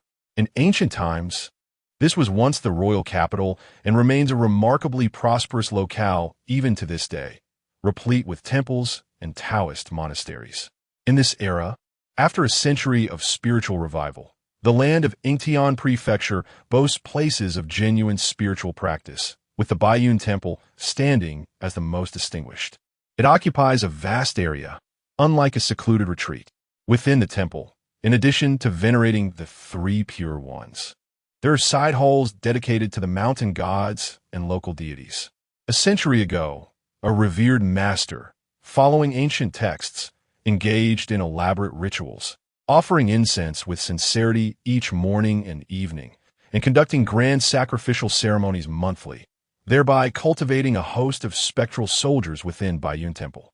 In ancient times, these could serve as the guardians of the land and city.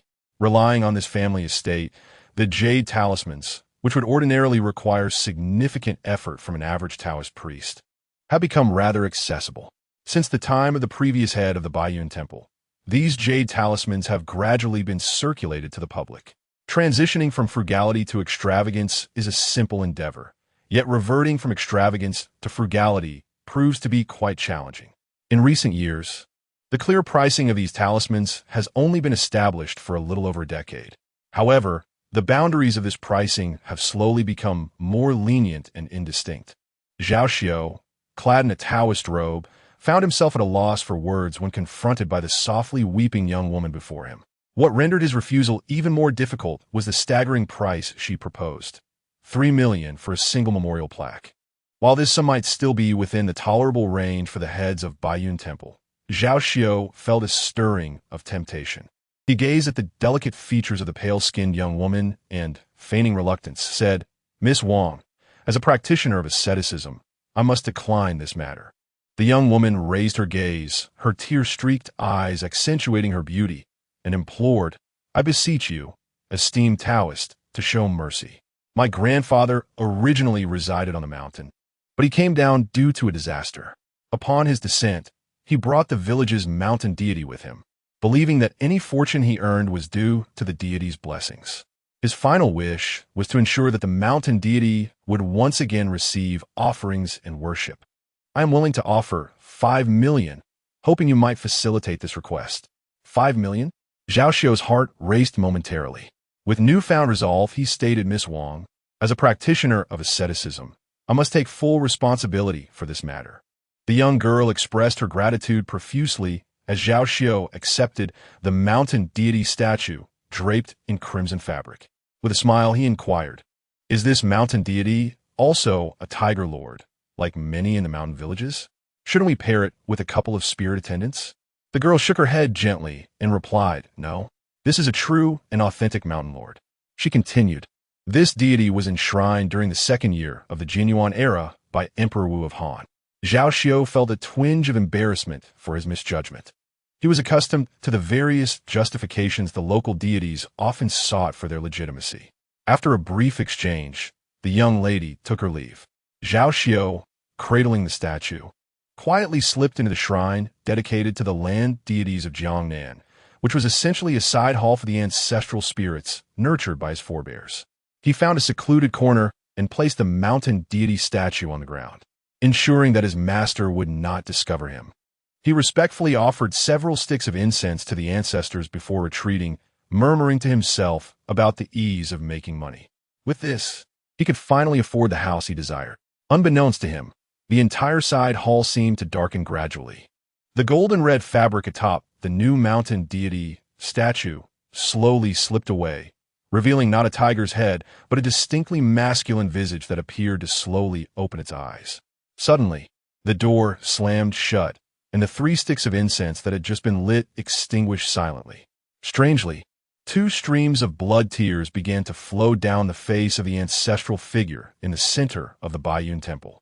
The preceding chapter had hinted at this occurrence, and the poorly handled elements would be refined further.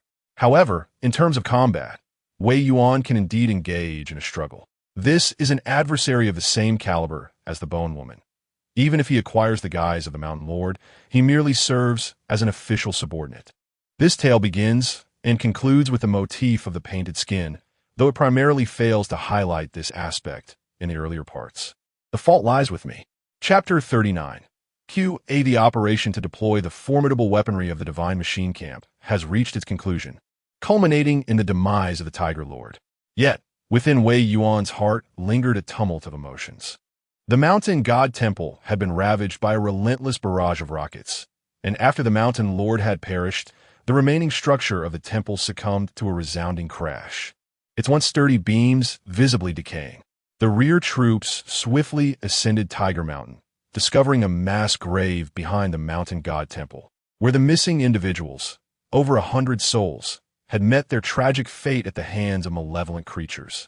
Such a sight, in a land long accustomed to peace, was nothing short of harrowing. As the soldiers commenced their grim task within the mountain god temple, Wei Yuan gazed upon the colossal carcass of the fierce tiger. The Wei's token of the Tiger Lord still radiated a searing warmth. He drew forth the broken sword and, guided by the sensation emanating from the token, sought out the area of most potent resonance, an avian wound. With determination, he plunged the fractured blade into the wound, cleaving it open. A low, thunderous roar reverberated in his ears, followed by the anguished cries of birds, a torrent of resentment and fury coalescing within that avian injury. This tumult summoned a fierce wind, which ultimately transformed into a delicate feather, gently descending into Wei Yuan's palm, imbued with a frenzied essence of demonic hunger. The feather was then enveloped by the Tiger Lord's Wei's token, drawn into its depths. "What has transpired?" queried Zhou Yi, standing nearby. Wei Yuan, stowing away the broken sword, found himself momentarily at a loss for words. After a pause, he replied, "The Tiger Lord bore an avian wound. Moreover, there remain uncertainties surrounding this matter." He sheathed his sword and remarked, "The true Mountain Lord may still be alive." At the rear command post, Wei Yuan and the first contingent of elite soldiers, members of the Special Operations Team, had returned. Yet, he sensed a peculiar gaze from those around him, akin to the way one might observe rare and exotic creatures in a zoo. The composed officer cast a complex glance at Wei Yuan. After hearing the claim that the Mountain Lord might be alive, he fell silent for a moment before speaking. "First and foremost, we need to clarify your identity, Mr. Wei Yuan." "Identity?" The officer nodded. This was a military camp, and he wished to resolve his inner doubts. Indeed, the Tiger Lord had mentioned such a thing, but his rational mind insisted that even the most enlightened beings could not possibly exist for such an extended period like a mythical creature. Pondering this conundrum, he chose to adopt the most straightforward approach of a soldier, pressing a button. The last part of the communication echoed in the room, the Mountain Lord's words reverberating through the space. The communications officer, who had just endured a shock, managed to maintain his composure, while the expressions of the members accompanying Zhou Yi turned stark, each of them glancing at Wei Yuan, who still held the sword, as if they were gazing upon a malevolent spirit. Several Taoist priests from the Heavenly Master's manor fixed their eyes on him, seemingly ready to carry him back to the mountains the moment he admitted the truth. An ancient ancestor still alive, binding him was the least they would do. Wei Yuan was taken aback and said, "This information must have been interfered with by demonic forces." He chuckled with a hint of exasperation and explained at that moment. What Lord Tiger said was, "It is you, not me," followed by the statement, "Your ancestors have imprisoned me here." As for the mention of Zhang Daoling, the Celestial Master, Wei Yuan's voice momentarily faltered. Then he continued with candor, "Perhaps it is because the talisman I employed was cast by a Taoist from the Celestial Master's residence. Thus, he mistook me for a disciple of the Celestial Master's sect, and thinking that Zhang Tianshi has departed, he sought to take revenge on me, his junior. Do you truly believe that I am an ancient practitioner from 2 millennia ago? The first Zhang Tianshi has long ascended. How could I possibly have survived until now? Furthermore, my place of origin, along with my records, should be documented in the Ministry of Household Archives. Surely, this cannot be fabricated?" Wei Yuan's demeanor was composed, and his statements were entirely coherent. Moreover, in comparison, his assertion was far more convincing than the notion of him being a senior contemporary of Zhang Daoling, aligning better with modern sensibilities. At least the assembly found it more palatable and were more inclined to accept it. The officer exhaled slowly and remarked, "Ah, I see now. It appears to be merely a misunderstanding. However, Mr. Wei, you just mentioned that Lord Tiger is not dead. Could you elaborate on that?" Wei Yuan pondered for a moment and replied, "While sorting through my ancestral home, I stumbled upon a fragment of an ancient text, which contained an illustration of the mountain deity's demonic visage. I have kept it with me. When I previously vanquished the painted bone maiden, a portion of the illustration darkened. Yet after defeating Lord Tiger, it was not his image that darkened, but rather that of his subordinate. The Tiger Lord bore upon him the marks of a bird-like affliction, leading me to suspect that what we had slain was merely his doppelganger. As we descended the mountain, Wei Yuan had quietly impressed the emblem of the crouching tiger onto a sheet of white paper, conjuring forth images imbued with a hint of ethereal charm. In the process of vanquishing the two demons, the paper took on a charred appearance, turning a withered yellow, reminiscent of ancient relics. This peculiar manuscript, filled with supernatural accounts, was submitted to the military. Upon viewing a video featuring members of the Special Operations Team alongside an elderly man with silvery hair, Wei Yuan's demeanor soured. The old man glanced in Wei Yuan's direction, offering a slight smile before concluding the video. The Taoist from the Celestial Master's abode, who had previously bestowed upon Wei Yuan the talisman to dispel evil, remarked that according to the elders of their sect, such methods indeed exist. However, these are typically employed when a demon cannot be vanquished after being defeated, necessitating a seal to alert the guardian should the demon stir. This seal harbors a fragment of the demon's essence. Thus, the Mountain Lord remains very much alive, his whereabouts a mystery. The expressions of those present grew somber. Wei Yuan recalled the words of the Bone Woman when she pleaded for mercy. A once ordinary affluent woman from ancient times had become cunning and treacherous over a millennium. How much more so a fierce tiger from the mountains, whose arcane prowess is beyond reckoning. The great demons of antiquity, adversaries of the first celestial master, Zhang Daoling, are certainly not to be underestimated. Yet, when the heavens fall, there are always those of stature to bear the weight. One must consume only as much as one can digest. His current capabilities suffice to deal with minor demons, yet for formidable fiends, it is best left to this generation's Taoist masters and Zen practitioners to grapple with. Armed with an array of talismans, he can only manage to engage with the feeble counterfeit versions, while true great demons would evade him with a mere slide. Once Wei Yuan realized he had no further role to play, he took his leave. After his departure, the officer took a sip of water, and the nearby communicator removed his glasses, speaking with familiarity. "Oldly, do you genuinely believe what Wei Yuan has said? His record appears unblemished, quite ordinary. Yet when considering his skills, it becomes decidedly extraordinary. Moreover, the coincidences in his statements suggest a complexity that cannot be overlooked." The officer shook his head, interrupting him. "Enough. Enough. Everyone harbors secrets. He has aided us, and there is no need to pry deeper. Besides, what if he truly is an ancient demon? Do you intend for our sect to bear another ancestral figure? Zhang Daoling's old friend, what should the current Celestial Master do? While the Celestial Master may remain indifferent, what of his disciples? How would they perceive this? It is wiser to avoid unnecessary complications. If he claims to be an ordinary person, then so be it. Our vast land can accommodate these so-called extraordinary individuals." Zhang Yu concluded another day of live streaming. With his rising fame, he had resigned from his previous job, no longer needing to race outside or broadcast in the early hours of the morning. Today, a wealthy admirer boldly proclaimed that should he consume an entire sheep by tomorrow, a generous reward would follow. This was a figure that Zhang Yu eagerly anticipated. Yet, he was acutely aware of his own limitations. Even with the addition of that particular seasoning, devouring an entire sheep was beyond his capabilities. What should he do? As he pondered this dilemma, he laid out the meal on the table. His daughter sat across from him, her delicate face appearing somewhat paler than usual. Zhang Yu served her some dishes while simultaneously contemplating this conundrum. The little girl cautiously glanced at her father and inquired, "Daddy, why are your teeth becoming sharper?" Zhang Yu chuckled and replied, "How can one crush bones and tear through flesh without sharp teeth?" The girl nodded, then softly asked, "Daddy, why are your eyes getting redder?" Zhang Yu responded, "It must be from staring at screens all day, causing the corners of my eyes to redden." She continued, "Daddy, if you eat so much, why does your complexion seem increasingly pale?" With a smile, Zhang Yu answered, "Perhaps it is because I have not consumed enough. How else can I cure your ailment?" He contemplated how he might manage to eat an entire sheep, thinking that perhaps a little more of that seasoning would suffice. The little girl then lowered her head and murmured, "But, Daddy, I am not sick." Chapter 40.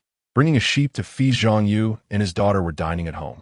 In the adjacent community, several members of a special operations team were partaking in boxed meals. The circumstances of the family across the way, particularly the movements of Zhang Yu, were under their scrutiny. Based on their experience, Zhang Yu's situation undoubtedly hinted at hidden complexities and issues. However, even at this level of concern, the anomaly detection devices remained unresponsive, and no peculiarities were found in Zhang Yu's behavior. One member, using binoculars, focused on Zhang Yu's face and actions, meticulously recording a series of data. 3 days prior, it appeared that Zhang Yu's appearance had undergone slight changes. His teeth had sharpened, resembling those of a canine or feline predator. His pupils had turned a shade of red, and his complexion gradually paled. Yet, upon comparison, these alterations fell within the realm of normal human ailments and did not reach the threshold of demonic transformation. Nonetheless, this prompted the special operations team members to heighten their vigilance, and after filing a request, they received authorization for further monitoring of Zhang Yu. Wei, responsible for this task, documented the observed features: a pale face, sharp teeth, sparse eyebrows, reddened eyes, and an increased appetite. An unsettling feeling stirred within. At this juncture, conventional wisdom would dictate maintaining a safe distance to observe the changes, to avoid alarming the target by mobilizing excessive manpower, thus mitigating any potential danger to themselves. Yet, as Xian Yi gazed upon the pale-faced girl, memories from his experience in Dajin village resurfaced, drawing his thoughts to Dong Yu, who was merely a few steps away. Had he been a tad more proactive back then, Dong Yu's fate might have been entirely different. The incessant self-reproach has tormented him during this period. Even a nightly recitation of calming scriptures fails to soothe his troubled heart. Xian Yi closed his eyes, set aside his notes, and resolved to pursue this suddenly popular food broadcaster further the next day. He could no longer allow innocent lives to be harmed before his eyes. He must honor the uniform he wears. If he feared death, he would not have descended the mountain years ago. Early the next morning, Xian Yi donned a black civilian outfit and took his place in a car, concealing himself near the kindergarten. Every morning between 8 and 8:30, Zhang Yu would drop his daughter off at the kindergarten, after which he would head to the nearby convenience market to procure ingredients for his food broadcast. Wei, nibbling on a fried dough stick, leisurely followed in his white van, parking 3 minutes after Zhang Yu entered the market, blending in as an ordinary resident in search of supplies. Zhang Yu purchased some vegetables and ordinary condiments like oil, salt, and vinegar. He then acquired a substantial amount of meat, filling the back of his vehicle to the brim. With familiarity, he sought out the frail, elderly man who was setting up his stall. The old man's stand remained largely unattended, as if only Zhang Yu had discovered this extraordinary place. This time, unlike before, he spent a considerable sum, buying up all the condiments from the elderly man's stall. The elderly man gazed into Zhang Yu's eyes and examined his teeth, remarking, "It seems you have indulged quite a bit lately. I am curious. Why do you consume so fervently? Are you indifferent to your own well-being? You eat more than a tiger, and sooner or later, your body will succumb to such excess." Zhang Yu squatted in front of the stall, lit a cigarette, and replied in a muffled tone, "I have no choice. My daughter's illness is severe, and it requires a substantial sum to prolong her life. My wife has left, and I cannot abandon my child." The elderly man slowly nodded in understanding, saying, "That is indeed the case. However, in business, I believe in mutual consent. I have promised someone that fairness is paramount. Since you have purchased my goods, I must advise you, do not overindulge, for excessive consumption is detrimental to your health. Do you understand?" Zhang Yu smiled, but did not respond. He placed the bag he was carrying onto the old man and Appo's stall. The frail old man glanced at the bag, opened it, and found it filled with large denominations of currency printed this year. He shook his head and said, "You've given too much." Zhang Yu extinguished his cigarette and stood up, saying, "Consider it my gratitude. Without your appetizing seasoning, I would not be here today. One must always remember to show appreciation." The old man continued to shake his head, insisting, "No, I have always believed in fairness in business." Seeing the old man's reluctance to accept, Zhang Yu contemplated and said, "Then let it be that I am purchasing your goods. What else do you have? I will buy it all."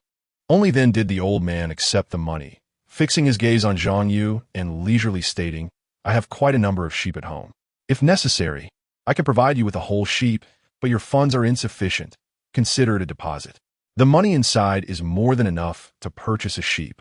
Yet Zhang Yu readily nodded and said, "That is fine. I recently need a whole sheep. Where are your sheep? Shall we go fetch it now?"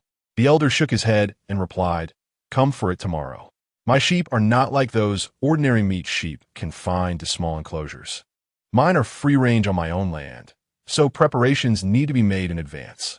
However, rest assured, these sheep are raised on a diet of exquisite mountain delicacies, resulting in tender meat that surpasses any lamb you have ever tasted." Recently, Zhang Yu's appetite had surged, as if he had transformed into a different person. At the elder's description, saliva rapidly filled his mouth, and he longed to indulge in that lamb immediately. After agreeing on a time and place, he departed. He fixed his gaze intently on Zhang Yu. He observed him bowing his head, occasionally smiling and sighing, as if engaged in conversation with someone. Yet, there was no one before him, and the surrounding people seemed oblivious to Zhang Yu and Apos as presence, naturally avoiding his position in an eerily uncanny manner. Soon, He saw Zhang Yu rise again, a new object in his hand, seamlessly blending into the crowd, with passers-by and vendors exhibiting no signs of disturbance. A chill ran down Yi's spine. Zhang Yu was undoubtedly involved in something sinister, something significant. He had finally found evidence. Immediate reporting was imperative. He retrieved his encrypted phone, a sudden question surfacing in his mind, amidst the throngs of people bustling about. Why was it that no one else had witnessed the conversation between Zhang Yu and that enigmatic entity, while he alone had perceived it? The individuals who had passed by moments ago seemed oblivious to any anomaly. How was it that he, standing closer, had discerned the peculiarity? A chill coursed through him, prompting him to refrain from further contemplation as he turned to leave. However, as he pivoted, he was startled to find a gaunt old man quietly standing behind him, seemingly having been there for quite some time.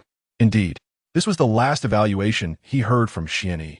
Instinctively, he pressed a button to send a shortcut, and the video he had captured in the interim was instantaneously transmitted. Then, Xili lost consciousness entirely. A tall young man collapsed to the ground, surrounded by a considerable flow of passers-by, yet none noticed the anomaly. The thin old man produced a piece of white sheepskin from somewhere, wrapping the member of the special operations team from a Ming sect within it. Visibly, Xian's body began to merge with the sheepskin, fine white hairs sprouting upon his face, his once robust form shrinking dramatically, fingers converging into a fist, which then transformed into a hoof. The old man struggled to lift the unconscious figure, placing him onto an electric tricycle. Nearby, a few well-meaning youths lent him a hand, and he expressed his gratitude politely. Then, like an old farmer blending into the market crowd, he vanished among the throng. Time passed, though how much he could not tell, and gradually, Xili began to regain consciousness. "No, Zhang Yu, there's a problem." He immediately regained his senses and discovered himself lying atop a fetid pile of withered grass, the sunlight glaring down upon him. The last image etched in his mind was that of an old man smoking a pipe, while beside him stood Zhang Yu. Wei, startled and enraged, attempted to vocalize but only emitted a bleating sound, sending a chill down his spine. Lowering his gaze, he found that his hands had transformed into hooves covered in white fur. The old man took a leisurely puff from his pipe and said, "What do you think of this head?" Zhang Yu gazed intently at him, then slowly nodded, swallowing hard, and replied, "It's quite good. Truly a fine sheep, with exquisite meat." Chapter 41. The live audience Xili has gone missing. The news was relayed to Wei Yuan by Zhou Yi. Prior to this, Wei Yuan had already received an encrypted video file on his phone. The perspective within the video wavered slightly, revealing a bustling community market. Amidst the throngs of people, Zhang Yu, whose appearance had notably changed, squatted on the ground, conversing with the air, occasionally smiling or letting out a sigh. The passers-by hurried along, some frowning, others engaged in hushed conversations, yet they consistently ignored Zhang Yu. The viewpoint flickered, seemingly disturbed, accompanied by a rustling sound. This scene exuded a chilling sense of the uncanny. Zhang Yu stood up and seamlessly blended into the crowd. As the video captured Zhang Yu turning, it revealed the expressionless face of an elderly man, before abruptly plunging into darkness, marking its conclusion. Wei Yuan exhaled deeply. There was no doubt that something was amiss with Zhang Yu, and it was significant. He recognized the last face shown, the elderly man who had once attempted to peddle seasonings to him. Did this imply that the old man had initially fixated not on Zhang Yu, but on him? Had he engaged with the old man in the past? It could very well be Wei Yuan who had been transformed into something monstrous. Yet, there was also a possibility that the hidden tiger emblem could have sprung to life. However, given his past self, in the face of such a bizarre malevolent entity, his fate would have been no different from Xian Yi's. He would have been swiftly subdued, with his life hanging in the balance. Xian Yi was an acquaintance, someone with whom he had exchanged words on several occasions, and could barely be deemed a friend. The reason for Xian Yi's watch over Zhang Yu stemmed from his suspicion regarding Zhang's integrity. He reported this to the Special Operations Group, compelling Wei Yuan, both morally and logically, to take action. He proactively reached out to Zhou Yi to inquire about Zhang Yu's current situation. Zhang was preparing for a live broadcast. Zhou Yi's voice, though tinged with fatigue, remained coherent. It was supposed to be at this time. But one of the live stream viewers mentioned that he owns a villa in the suburbs, which he could offer to Zhang for the broadcast. They planned to slaughter a sheep on site and prepare a lamb dish. Judging by the time, they should have already left. Wei Yuan nodded silently.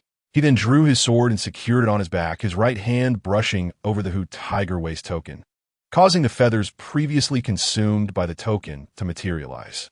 These remnants belonged to the Jin Yu bird, a vestige of his demonic form that had been devoured by the Tiger Lord. The immense demonic power, along with bitterness and resentment, coalesced within the human-faced Soar, forming a powerful artifact rife with vengeful energy. Any ordinary person attempting to wield it would inevitably be transformed into a mindless demon, stripped of reason by hatred and grievance. At that moment, he had severed the human-faced Soar, allowing it to be absorbed by the Hu Tiger Waist token. After several days of suppression, he could partially manipulate the demonic energy through the Hu Tiger Decision and Waist token. He donned a broken sword and a high-powered modified firearm, with various talismans secured to one side of his belt. Wei Yuan succinctly stated, "You must find a way to disrupt his live stream. Where's the villa located?" Xian Yi was administered a tranquilizer, and his consciousness gradually faded. He possessed profound mastery of the orthodox path, and even when confronted by the king of ghosts who had unleashed the realm of spirits, he would not have been so defenseless. Yet, it seemed as though he was ensnared by a shroud of sheep's wool, utterly unable to mobilize his abilities. A chill coursed through Xian Yi's heart as he realized he had encountered a truly formidable practitioner of the dark arts. The art of livestock manipulation, originally a nefarious technique employed by lowly traffickers, had unexpectedly been wielded with such finesse by an ancient and sinister being. Xian Yi swiftly succumbed to unconsciousness. Upon regaining awareness, he found himself in a secluded villa nestled within the mountains, situated on the outskirts of the city, not far from the urban sprawl. In the distance, the majestic peaks of the mountains unfolded, while turning back revealed the bustling modern metropolis, a scene imbued with charm. His hands and feet were bound by coarse hemp ropes, leaving him unceremoniously cast upon the ground, pain radiating through him. Zhang Yu descended with a small child, gesturing toward the sheep. "Little fish, behold, this is the feast we shall partake in today. Such a robust sheep is a rare sight. We shall savor it in numerous ways, braised, stir-fried, hand-torn, and boiled." Zhang Xiaoyu's eyes widened in astonishment as she gazed at the large sheep, yet a glimmer of fear flickered in her gaze. Unperturbed, Zhang Yu continued, salivating profusely, his eyes gleaming with hunger as he fixated on the imposing sheep, lamenting, "What a pity that the old man has no lamb. Otherwise, hand-torn lamb would be delightful." Lamb? Xian Yi momentarily froze, and then a surge of fury ignited within him. In the art of animal husbandry, he possessed a robust physique, rendering it inconceivable for him to be transformed into a mere lamb. To achieve such a transformation, he could only rely on a child. The practitioner nearly crushed his steel teeth in frustration. The serene state cultivated since childhood was on the brink of collapse. despite his vigorous struggles. The specially treated hemp rope rendered him utterly immobile. Exhausted and under the influence of the anesthetic, he succumbed to the ground, his heart seething with cold fury. Zhang Yu utilized the villa key he had previously acquired to unlock the door, transporting the prepared materials inside. The villa's owner had not arrived that day and generously lent him the key. He resolved to put on a splendid display shortly thereafter. Zhang Yu extended his hand, retrieving a bottle of seasoning from his bosom, placing it upon the table, and commenced the live broadcast. Initially, he engaged in the customary warm-up, casting a glance at the live stream. Perhaps due to the previous wager involving the consumption of an entire sheep, the stream was bustling with activity, though many familiar names were conspicuously absent. Feeling a tinge of regret, Zhang Yu noted the heightened popularity of the stream compared to before. The affluent patron generously rewarded him with substantial gifts, allowing him to deftly manage the broadcast while connecting with several viewers who requested to join the live feed. At the bottom of the central screen, a row of small images displayed the audience members linked to him. He began by consuming other dishes to sustain the stream's momentum before proceeding to the live slaughter of a sheep. Zhang Yu retrieved a large basin of braised pork, sprinkling a dash of seasoning over it. After contemplating the sizable sheep that awaited him, he decided to add a bit more seasoning. He closed his eyes in resignation, awaiting his fate. The raucous sounds from the live broadcast stirred a tempest of anger within him, yet he felt utterly powerless. However, he soon heard the gentle sound of approaching footsteps. Upon opening his eyes, he beheld a small girl with a pale face and deep, dark eyes. Zhang Xiaoyu crouched down, gazing at the robust sheep, her eyes filled with trepidation, and stammered, "You are not a sheep." Xian Yi's eyes widened in disbelief. He could scarcely comprehend how this ordinary child could perceive the enchantment. He struggled violently and nodded in affirmation. Zhang Xiaoyu cautiously leaned closer, her delicate hands laboriously working to untie the thick hemp ropes that bound him. The ropes were tightly wound, and given her limited strength, it took her considerable effort to free him. As Xian Yi swayed unsteadily, nearly collapsing, Zhang Xiaoyu's hands bore the marks of the rough ropes, leaving red imprints on her pale skin. She bowed deeply to Xian, her voice barely a whisper as she murmured, "I'm sorry. My father should not have known you were not a sheep. You must run away now, quickly." Though Xian Yi regained a modicum of strength, he was unwilling to leave.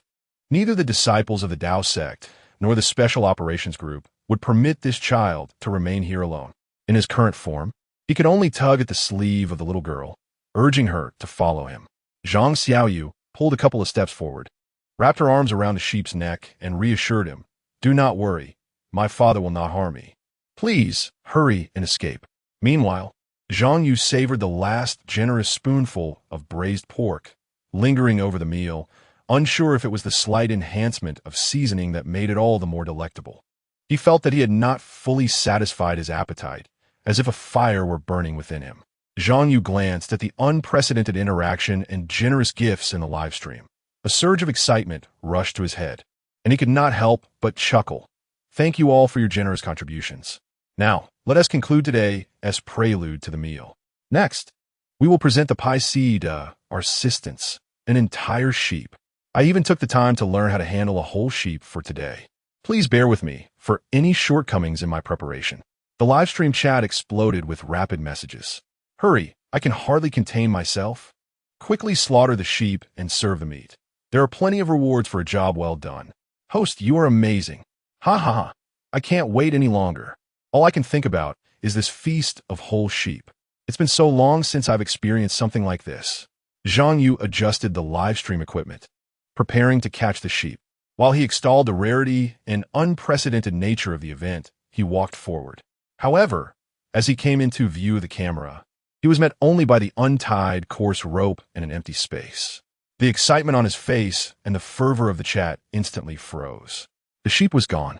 Anger surged within him, but he noticed his daughter standing quietly with her head bowed. He opened his mouth, feeling somewhat powerless, turned his head, and forced a laugh as he explained, "There has been a slight issue. The sheep, it's disappeared." The lively atmosphere of the live stream transformed into an eerie silence that was almost palpable. uncertain of how much time had passed.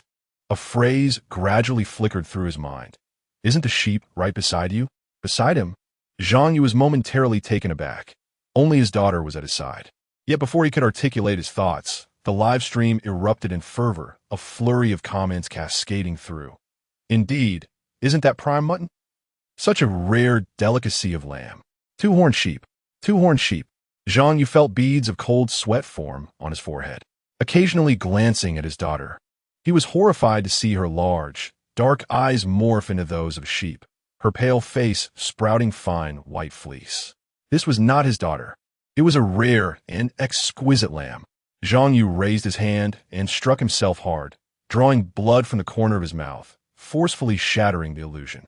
He struggled to explain, that is not a sheep. A viewer connected to the stream slammed their hand on the table, displeased, and exclaimed, Grandpa, I've given so much in tips just to see you slaughter a sheep. Are you reluctant because the tips aren't sufficient? Come, I'll give you another heart. With that, he pulled a fruit knife from the table, lifted his shirt, and plunged the blade into his left chest, a spray of blood erupting forth. Yet his expression remained unflinching. Is that enough? Zhang Yu was horrified, his scalp tingling with fear. Meanwhile, the livestream audience erupted in cheers. Another viewer, a delicate girl of about 17 or 18, her face flushed, shouted, Then I shall tip you with my own sacrifice. She too brandished a knife, slicing in her abdomen and yanking forcefully. Regrettably, the girl lacked the resilience of the man from before, collapsing motionless upon the desk. Yet the atmosphere in the live streaming room grew increasingly frenzied, with an incessant barrage of messages and gifts flooding in, everything from heart and liver to lungs and kidneys. The ambience within the room twisted into something grotesque, as Zhang Yu's consciousness began to blur and her breathing grew heavier. Stiffly, she turned her head to gaze at the tear-streaked visage of the little lamb. The chat was dominated by a singular refrain. Kill the lamb. Kill the lamb. Kill the lamb. Kill lamb. What transpired? The live stream was abruptly severed, officially citing the host's ill health as the reason for the disconnection. Zhou held a lady's cigarette between her fingers, facing the now dark screen of Zhang Yu's stream. Only a large virtual figure remained, bowing in apology, claiming the host was unwell. Nevertheless, a devoted audience, adorned with the titles of generous contributors, continued to wait eagerly. The authorities intervened, yielding remarkable results. Today, no one could enter Zhang Yu's live streaming room. Chapter 42. The Five-Path Demons and Malevolent Spirits as Soldiers Special Operations Group File, number 73. Codename, Golden and Silver Spirits. Recording method, audio. Have you ever heard the tale of raising minor spirits? In the borderlands of small nations surrounding the Divine Land, there exists a legend of the ancient Commandant. It is said that nurturing the souls of prematurely deceased infants contained within bone tablets and feeding them with one's own blood can bring about good fortune, enhancing both luck and wealth. I merely sought to experiment. He wishes to turn against me. Yet the methods of raising minor spirits are merely remnants of our practices in the Divine Land. Zhang Laolu, be honest. I am indeed being honest. No need for rescue. Your people are doomed. You belong to the Special Operations Group, so it is understandable that you are familiar with Commandant. However, your practices surely adhere to the righteous path, correct? Then allow me to enlighten you on how we of the Central Plains cultivate spirits through the left-handed path. This spirit is known as the Guardian Spirit, also referred to as Golden and Silver Spirits. In the treasury, there are Golden and Silver Spirits. It is said they serve as pawns for the tiger. Money can also compel spirits to grind grain. Why should it not have its own spirits?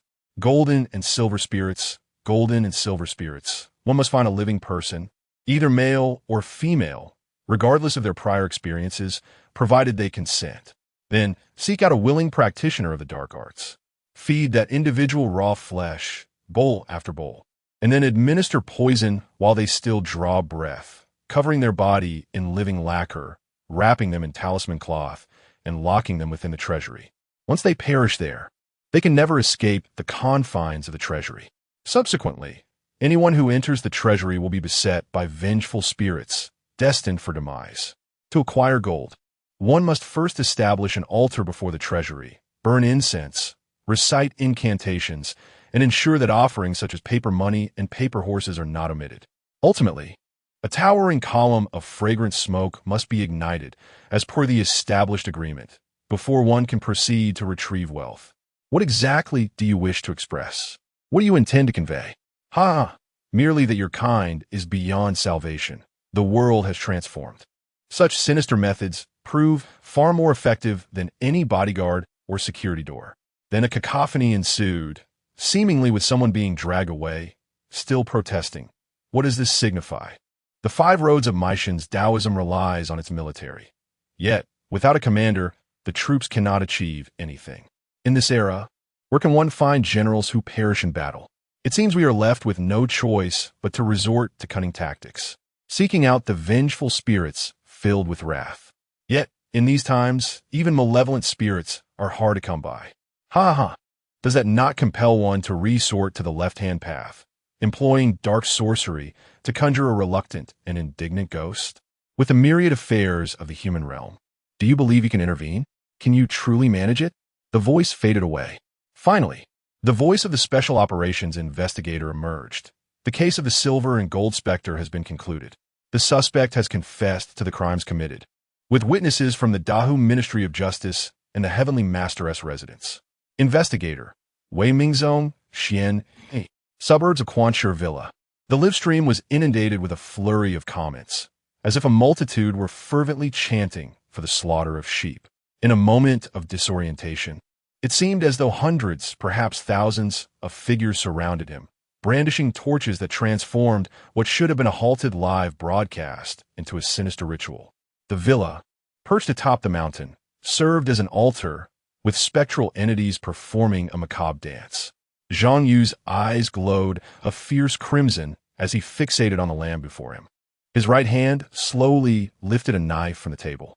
The lamb appeared almost sentient, tears streaming from its eyes as it emitted soft cries, stirring a pang of compassion within Zhang Yu. Yet, he steeled himself. This was for his daughter, to cure the affliction that plagued her. I can accomplish anything.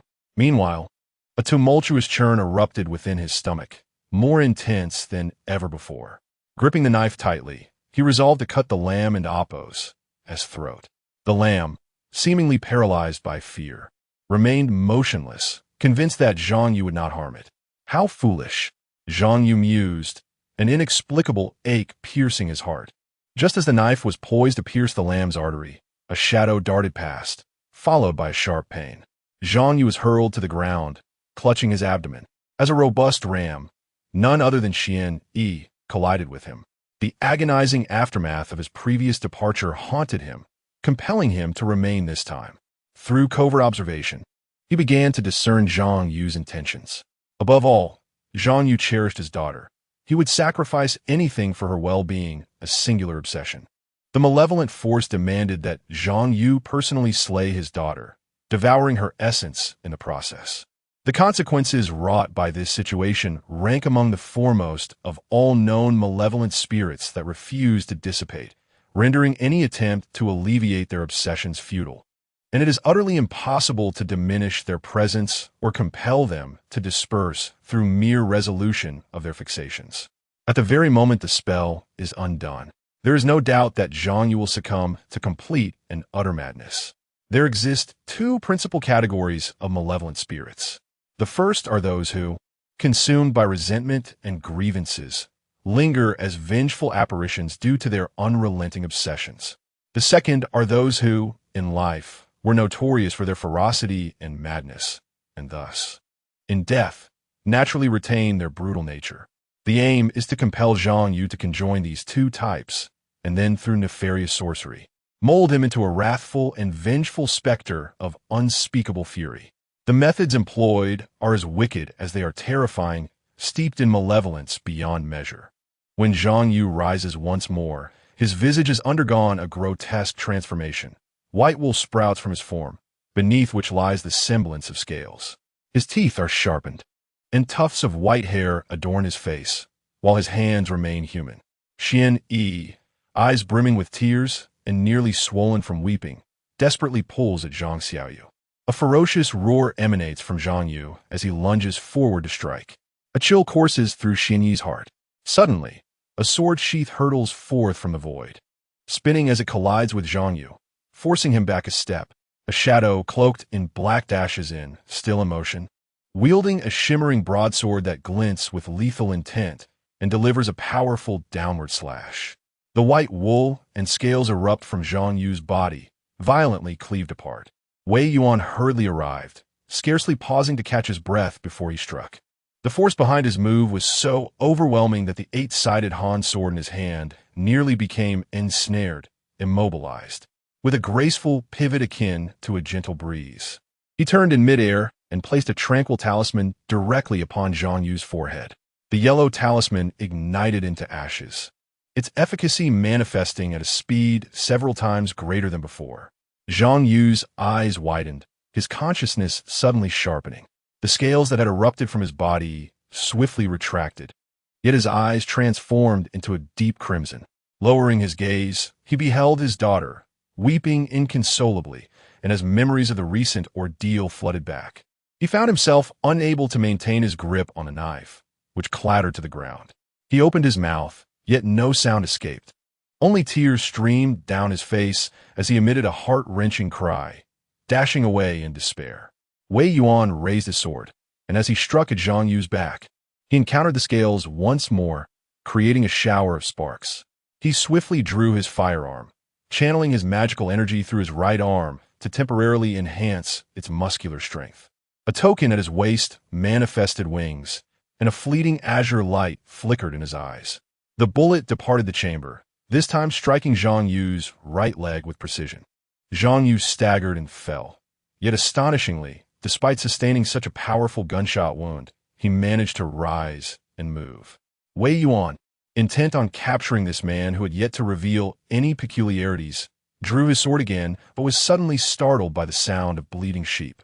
From behind, a multitude of ghostly apparitions emerged, clad in ancient military garb, charging towards Wei Yuan while simultaneously rushing towards Zhang Xiaoyu and the sheep.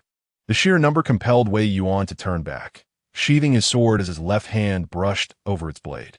At that moment, it seemed as though the melodious and soaring cries of birds echoed in the air. The splendid, feathered creatures of the mountains, which could only be vanquished with armor-piercing bullets, embodied a lifetime of obsession and fury, their gathered demonic power transforming into vibrant plumage. At this instant, it was summoned, enveloping the sword in a thin, swiftly flowing breeze.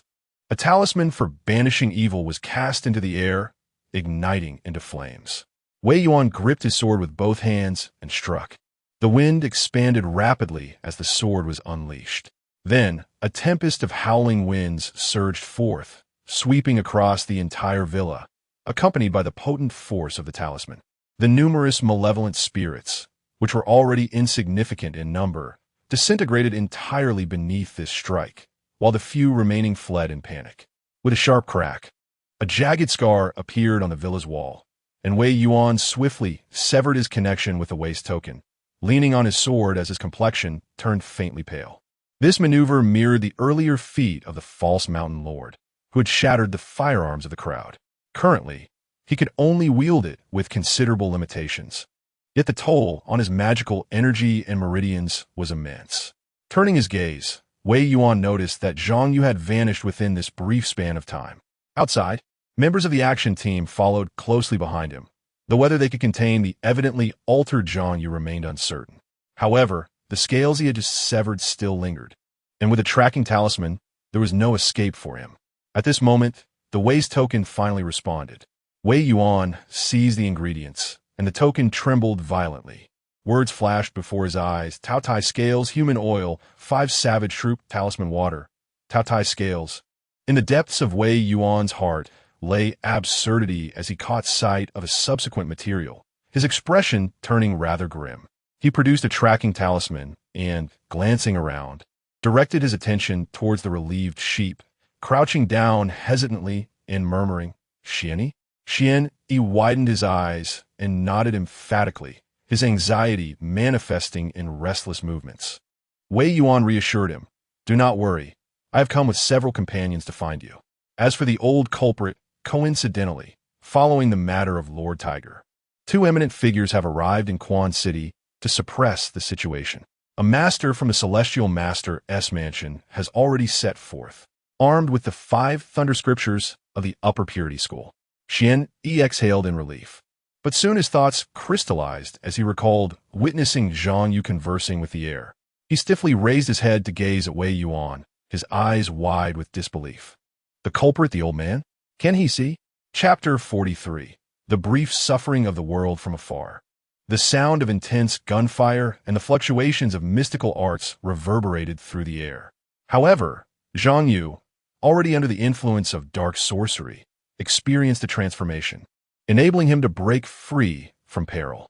Fortunately, in his madness, he had no intent to kill. Although some were injured, the overall situation remained manageable. It was astonishing that a once ordinary man like Zhang Yu could withstand the onslaught of small-caliber gunfire unscathed, an occurrence that was nothing short of shocking. Wei Yuan collected the fragments of scales he had just severed with a small wooden box, sheathing his sword thereafter. At that moment, a disciple from the Minghui sect, named Zhao Yi, entered, realizing that the white sheep was indeed his junior. He stood there, dumbfounded, spinning around repeatedly, and then bared his teeth in frustration. No matter how one looked at it, it was merely a sheep. His junior's cultivation was not lacking. So how had he fallen into such a lowly path? Typically, the art of crafting livestock is easily dispelled. One merely needs to peel back the sheep's skin. Yet, after circling several times, he found himself utterly perplexed, unable to figure out how to lift it off. The skin seemed as if it were grown onto Xuani's body. In an attempt to crouch down and see if it could be opened from the belly, he was met with Xuani's furious kick to his chest, sending him tumbling to the ground. This presents quite a predicament. Zhao Yi rubbed his abdomen, forcing a bitter smile. It seems I must return and request assistance from the elders. I am at a loss, and my senior sister may also find it impossible to unravel this enchantment. Such matters are beyond our capabilities. Alternatively, if the Tianshi mansion manages to capture the sorcerer responsible, they may also be able to break this spell. As he spoke, his gaze fixed intently on Wei Yuan. Wei Yuan had just sheathed his sword and observed Xian Yi's condition, barely able to discern that a layer of sheepskin enveloped his body. After a moment of contemplation, he said, "Follow me. I may have a way to break this spell." Zhao Yi was momentarily taken aback, but soon his face brightened with joy. He stood upright, repeatedly cupping his hands in gratitude. "Then I must first thank you, Master Wei." Wei Yuan replied, "I can only attempt it. It may not be successful." He sighed softly, drew out 2 tissues, and crouched down, gently wiping away the tears of the still sobbing Zhang Xiaoyu. His movements were tender, yet when his hand brushed against the little girl's cheek, he hesitated momentarily. The Huahu waist token quivered slightly, and the corresponding characters emerged in his mind. Regaining his composure, Wei Yuan cleaned the girl's face and said, "Let's go." They found themselves once more in the antiquated museum, where the wooden counter had aged to the point of losing its paint. Xian Yi and Zhao Yi, guiding the temporarily bewildered Zhang Xiaoyu, entered. Wei Yuan poured them glasses of water and handed Zhang Xiaoyu a bottle of cola. After instructing them to wait briefly, he proceeded to the front of the museum, retrieved a box, and broke the seal. Inside lay a pair of ancient, darkened iron scissors, emanating a palpable malice, the very tools of the Tian clan emissary. After the bone woman was slain, these scissors had been entrusted to Wei Yuan for safekeeping. Ordinary blades would merely slice through the sheepskin and human skin alike. But these scissors were different. They were crafted specifically for the art of skinning. Nature can merely slice open a sheepskin, yet the malevolent energy it harbors can dismantle wicked sorcery. Wei Yuan grasped the iron scissors and proclaimed, "I require you to undertake a task. In a moment, simply unravel the sheepskin without inflicting harm upon the human form." The scissors trembled slightly, their sound reminiscent of a sharp, mocking laughter, imbued with disdain and ire. Wei Yuan continued, "Consider this an act of assistance on your part. I shall devise a means to disperse your malevolence, transforming you from a mere specter into an artifact of power, at which point you shall be liberated." The imposing iron scissors opened and closed, as if reveling in unrestrained mirth. Wei Yuan, with remarkable composure, urged, "Ponder over it." Yet the scissors remained obstinately uncooperative. In an instant, Wei Yuan drew a broken sword from behind his waist, its blade gleaming ominously as it pierced the wooden counter beside the scissors, swiftly dispatching malevolent entities. The sword had undergone a transformation, emanating an icy aura and a palpable sense of lethal intent. Wei Yuan asked, "Will you comply?" Eventually, Wei Yuan returned, wielding a pair of obedient iron scissors. He instructed Xian Yi to lie down, the scissors radiating a chilling energy as they obediently glided across the sheepskin.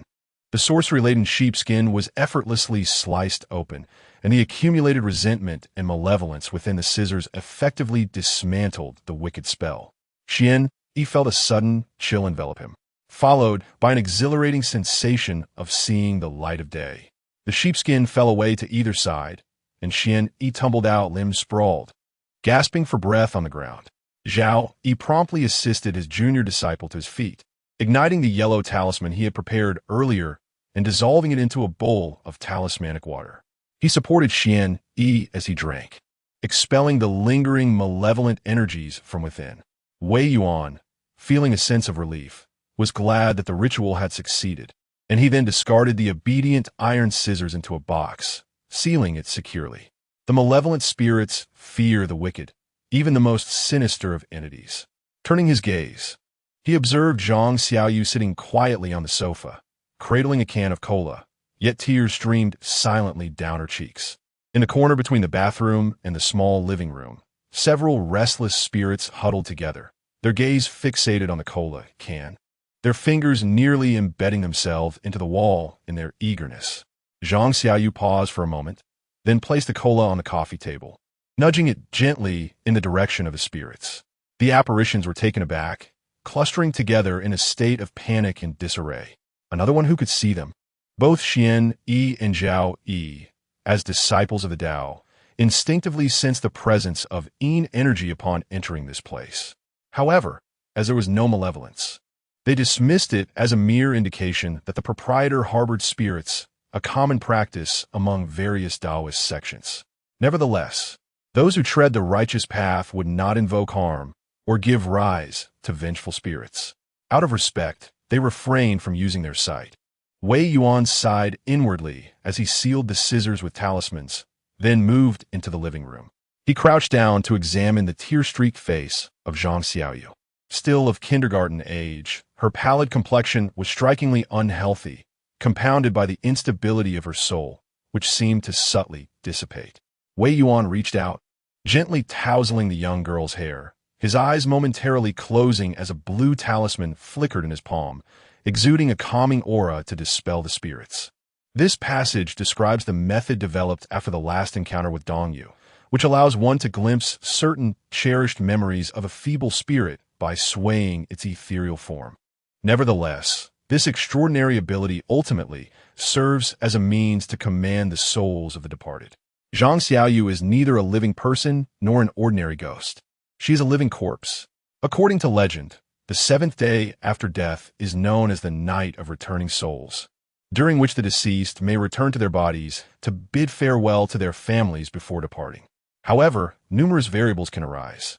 One possibility is that the soul becomes trapped and, by the seventh day, fails to return to the body to settle its earthly affairs, resulting in cremation or burial. The soul, unable to find its way home, becomes a wandering spirit. Another scenario involves the soul being imprisoned within the body, existing in a state that is neither human nor ghostly, neither alive nor dead. This method is referred to in some places as prolonging life. It is not a righteous path, summoning souls to extend life and drawing upon one's vitality to sustain another's existence. Before Wei Yuan's eyes, the memories unfold. The child's recollections are vibrant and colorful, resembling crayon drawings. There are images of a father, a mother, and the child themselves. Every trivial occurrence in the world is a source of joy. The father is a hero, capable of lifting them high into the air.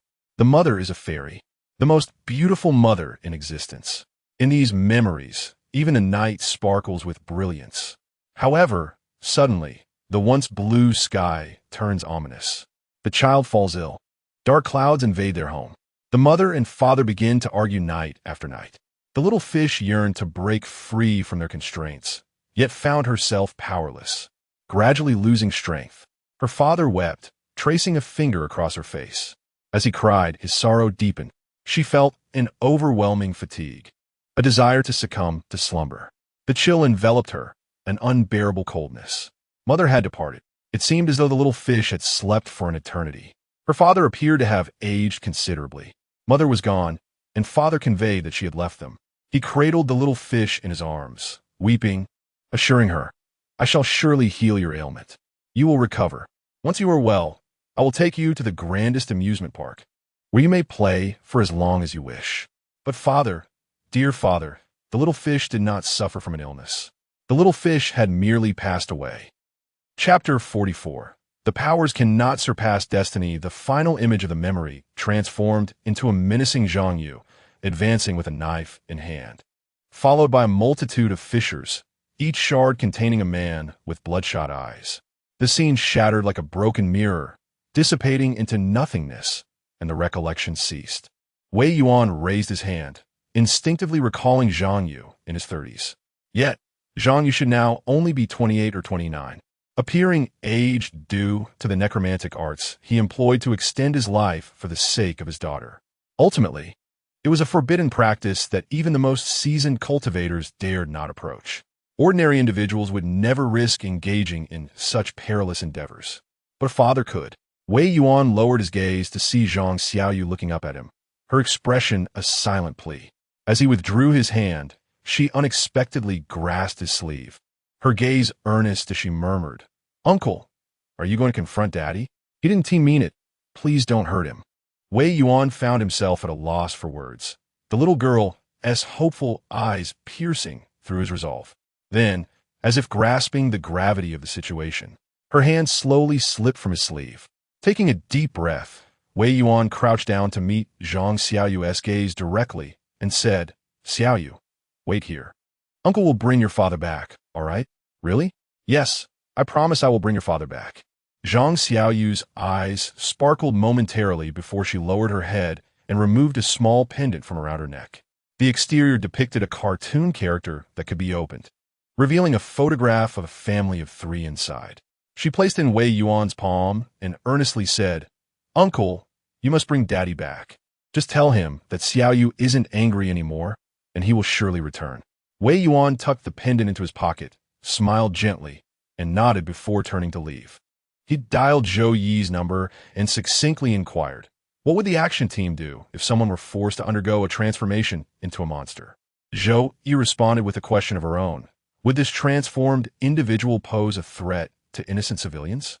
Sharp teeth, sparse brows, red eyes, a pale complexion. It was highly likely that he bore the visage of a man-eater. Silence enveloped the line on Zhou Yi's end. Although he had long anticipated such a scenario, Wei Yuan remained at a loss for words. The practitioners of dark sorcery harmed others, and Zhang Yu had unknowingly become a monster for the sake of his daughter. Yet, Zhang Xiaoyu still longed for her father's return. While the special operations team had to eliminate the monsters for the sake of the majority of innocent people, where did his allegiance lie? Should they slay these monsters, or refrain if they were victims themselves? After a lengthy pause, he finally spoke, "I understand." He instructed Zhou Yi to send the approximate coordinates obtained from the surveillance footage to his phone. After hanging up, Wei Yuan muttered a rare curse under his breath, striking his right fist heavily against the wall. He closed his eyes for a moment, resting his hand on the hilt of his sword, finding some solace in its sturdy presence. The members of the special operations team parked their vehicle before Wei Yuan. He then handed him a box of talismans, stating, "Captain Zhou instructed me to give this to you. If the external malevolent force has not infiltrated the body for too long, the disaster-dispelling talismans may have the potential to expel that malign energy. As long as it can be expelled, there is still hope." Wei Yuan accepted the talismans and promptly entered the vehicle. This member of the special operations team was quite young, driving recklessly and nearly flooring the accelerator. As he swiftly maneuvered through the city, guided by the surveillance coordinates, until he was compelled to halt during the final segment of the journey. He had lost track of his target. Within the surveillance feed, Zhang Yu had evaded detection in this area. In order to gather the necessary items to prolong Zhang Xiaoyu and Appo's life, Zhang Yu had spent a significant amount of time as a rideshare driver, becoming well acquainted with the routes of Quan City. Even in moments of despair and madness, the remnants of instinct would lead him to choose the most advantageous paths. What had begun as a bright sunny day suddenly erupted with the sound of thunder, resonating like drums. A gust of wind arose, stirring a mass of dark clouds. Yet this tempest was fleeting, dissipating quickly. Nevertheless, the sound of thunder grew ever more resounding, echoing like the drums of victory. After disembarking, Wei Yuan raised his hand to grasp a talisman of long-distance tracking. Having consumed 3 of these talismans, he finally detected a trace of an unusual aura. He gazed towards a derelict factory's workshop. With a swift motion, he grasped the sword and tucked the talisman for dispelling misfortune into his bosom. As he dashed forward, a faint trace of the mystical power of the Jinyu bird surged within him, enveloping him in a gentle breeze. Though it could not compare to the previously employed teleportation talisman, his speed surpassed that of an ordinary individual, and he moved with a remarkable grace that rendered him nearly silent. Wei Yuan effortlessly ascended to the 2nd floor, perching on the windowsill beside the glass. He hoped he was not too late. A frail old man coughed, expelling dark blood that revealed tiny, lifeless insects within, all charred black. The old man's expression was fierce, for he had recently been caught off guard by the Celestial Master's entourage, ensnared by their ritual and subjected to several blows from their authentic Taoist arts. Unlike Wei Yuan, who possessed some minor supernatural abilities and was formidable in combat with firearms and martial skills, he could only be considered a junior in the realm of true sorcery. Mastery of genuine Taoist magic required elaborate rituals, intricate ceremonies, and a high level of cultivation. Yet, once unleashed, such powers could summon winds and rain, conjure armies from mere beings, and even invoke celestial retribution. His concealment technique had evolved to the point where it could hide 3 souls and 7 spirits, rendering him nearly invisible to the mundane eye. However, he was still shaken by the thunder, which had disrupted his magical essence, leaving him vulnerable. He could do no more than summon 5 protective spirits to shield him. Rising to his feet, the old man arranged an octagonal formation on the ground, methodically setting 5 bowls of water in place. Chanting incantations, he transformed the clear water into blood, positioning 1 bowl in each of the 4 cardinal directions, with 1 at the center. With a deft flick of his wrist, he inserted incense into the water, where it settled firmly, igniting spontaneously without a breath of wind. The ritual commenced with fervor, invoking the spirits and wielding the sacrificial artifacts. A ritual platform was established atop the 8 trigram stage, where a golden bell adorned with a yellow talisman was retrieved. With a graceful gesture, the incantation of the Maishan 5 spirits was initiated. Wei Yuan observed Zhang Yu sprawled on the ground, unconscious, while the elder chanted incantations, shaking the golden bell. Accompanied by the chime, Zhang Yu's body trembled uncontrollably. Realizing the gravity of the situation, Wei Yuan understood that the distance was too great, and channeling his demonic energy to unleash sword qi would be excessively taxing. He resolutely drew his firearm, augmenting the muscles of his arm with magical energy, poised to strike when a delicate sound suddenly pierced the air.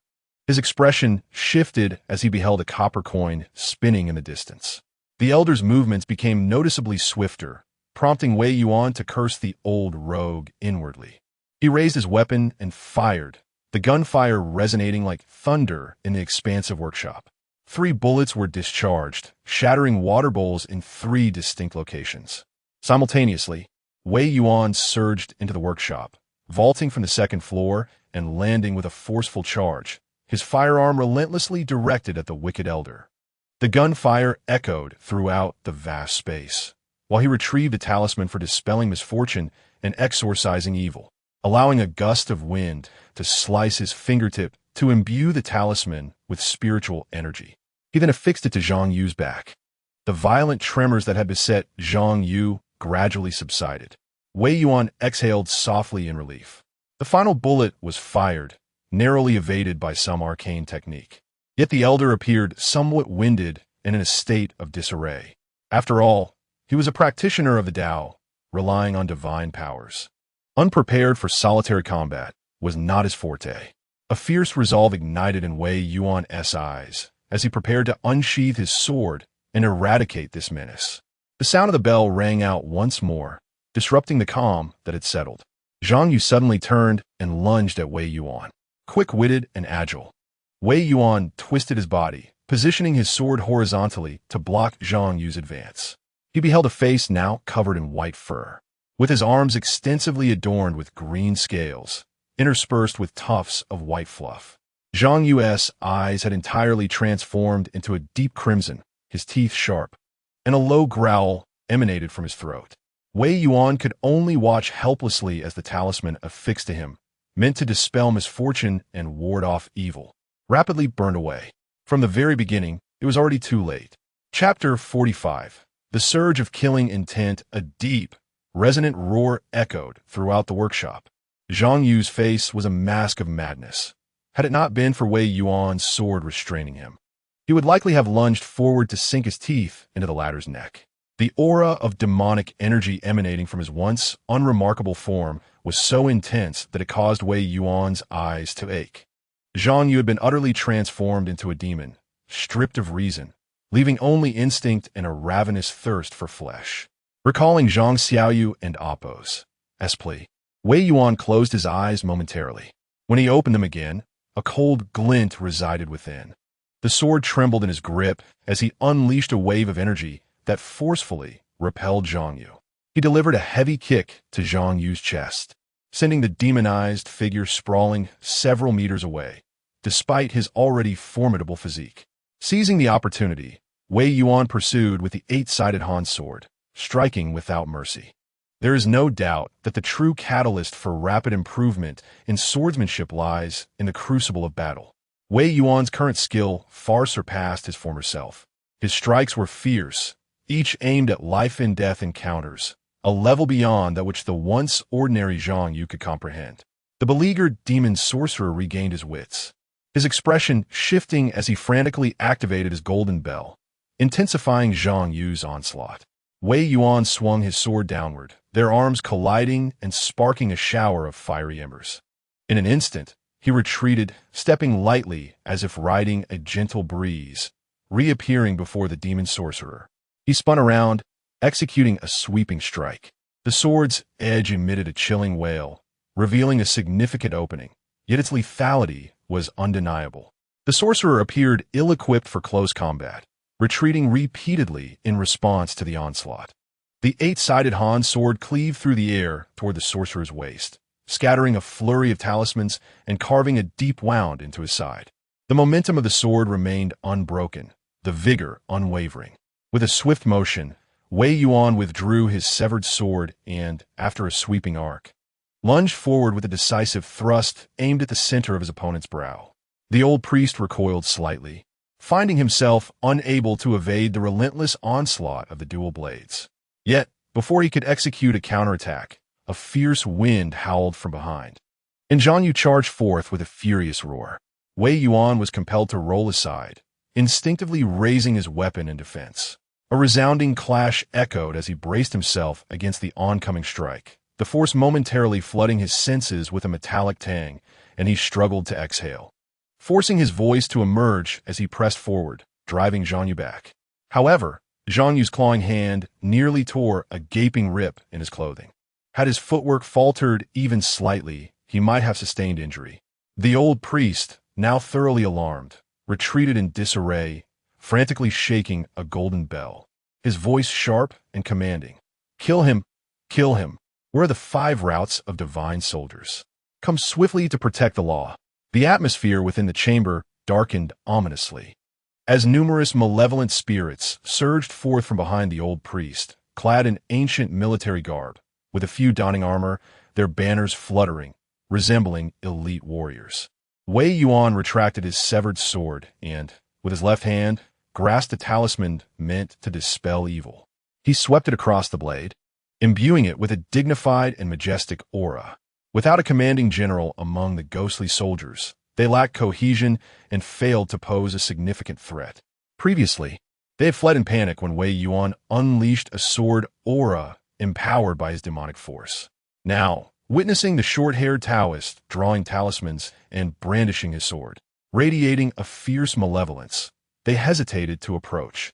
The old Taoist, filled with frustration, repeatedly invoked his talismans, yet the ghostly soldiers were in disarray, with each one retreating as another advanced. The Taoist's mastery faltered, rendering him unable to command them effectively. In desperation, he vigorously shook the golden bell, urging Zhang Yu to act as the ghost general.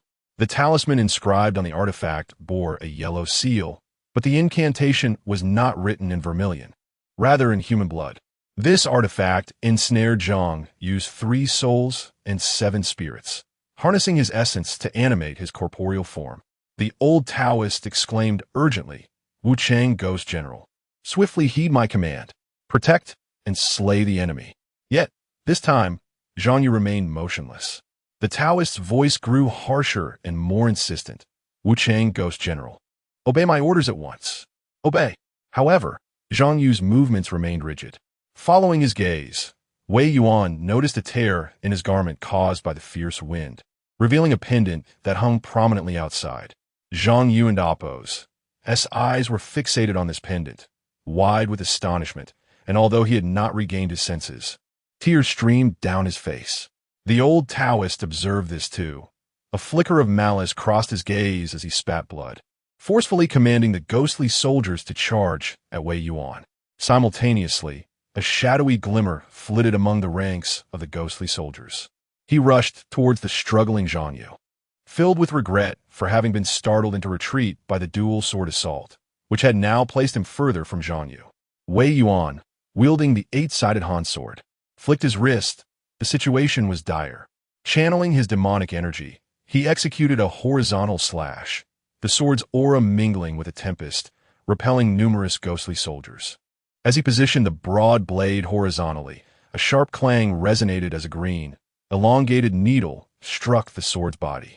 The green needle transformed into a jade-hued serpent, coiling around the blade to strike at Wei Yuan's hand. The glimmer of the broken sword flashed by, severing the serpent in two. At that moment, the cunning old Taoist had reached Zhang Yu's side, biting his finger to draw blood, which he used to inscribe a blood curse on Zhang Yu's back, a malevolent talisman. In direct combat, the old Taoist was no match for Wei Yuan. However, in the realms of incantation and ritual, he far surpassed this left-path elder. In the blink of an eye, the talisman's head and essence had formed, preparing to finalize the curse. Wei Yuan raised his hand to seize a pendant, hurling it towards Zhang Yu with force, summoning the wind, as demonic energy enveloped a disaster-dispelling talisman that fell before Zhang Yu. His voice rising in fury, "The little fish awaits your return." The old Taoist completed the final step, declaring, "Rise, fierce spirits." The disaster-dispelling talisman turned to ash. Meanwhile, Zhang Yu's demonic aura thickened, reaching a level that pressed against Wei Yuan. In the background, the faint sounds of a tiger's roar and birds' cries ascended. The old Taoist, with a cold smile, waved a golden bell, commanding the 3 souls and 7 spirits, and proclaimed with calm authority, "5 fierce ghost generals, swiftly seize that man for me." Zhang Yu raised his head and let out a fierce roar, then suddenly turned, as if driven mad. He retaliated against the old Taoist priest under Wei Yuan's watchful gaze. Grasping the old man's arm with his hand, he sank his sharp teeth into it, accompanied by a piercing scream. The old priest's grip on the golden bell was severed, and the golden bell fell to the ground. The demonized Zhang Yu frantically tore at the old Taoist. With a hasty low cry, the old man's clothing collapsed, leaving behind only a small figure woven from black withered grass, exuding an aura of malevolence. A fissure opened at its brow, and the surrounding dark energy dissipated entirely, revealing the substitute for death and disaster technique. Wei Yuan recognized the spell, yet the blood of the old Taoist still stained the sword's blade. With the tracking talisman in place, the old priest could not have escaped far. Wei Yuan turned his gaze to Zhang Yu, who, in his demonic state, seemed to have lost his mind, ravenously gnawing and tearing at the severed arm, devouring it whole. By the time his clarity returned, most of the arm had been consumed. Zhang Yu's expression changed, and he began to retch violently before collapsing to the ground. The golden bell contained his blood and a fragment of his soul. Now that he had retaliated against the old priest, the spell had reversed. Zhang Yu trembled, touching his face and the scales on his arms. The white, downy hair between scales. He opened his mouth, tears streaming down his face, culminating in a heart-wrenching wail. Wei Yuan, rendered speechless, bent down to pick up the blood-stained pendant. Zhang Yu looked at his hands, feeling an instinctual craving for human flesh and blood. Tears streaming down his face as he gazed at Wei Yuan. Little fishy. Wei Yuan reassured him. She is unharmed. The voice faltered momentarily, then said, She mentioned that she no longer holds you accountable. Zhang Yu caressed the pendant, a smile gracing his lips, yet tears cascaded down his cheeks. He wiped them away, placing the pendant aside, and turned his gaze towards Wei Yuan, who had not shifted his stance. Noticing the broken sword sheathed at Wei Yuan's waist, he implored, Brother, may I borrow your sword? Wei Yuan remained silent, drawing the weapon with a swift motion and tossing it to Zhang Yu.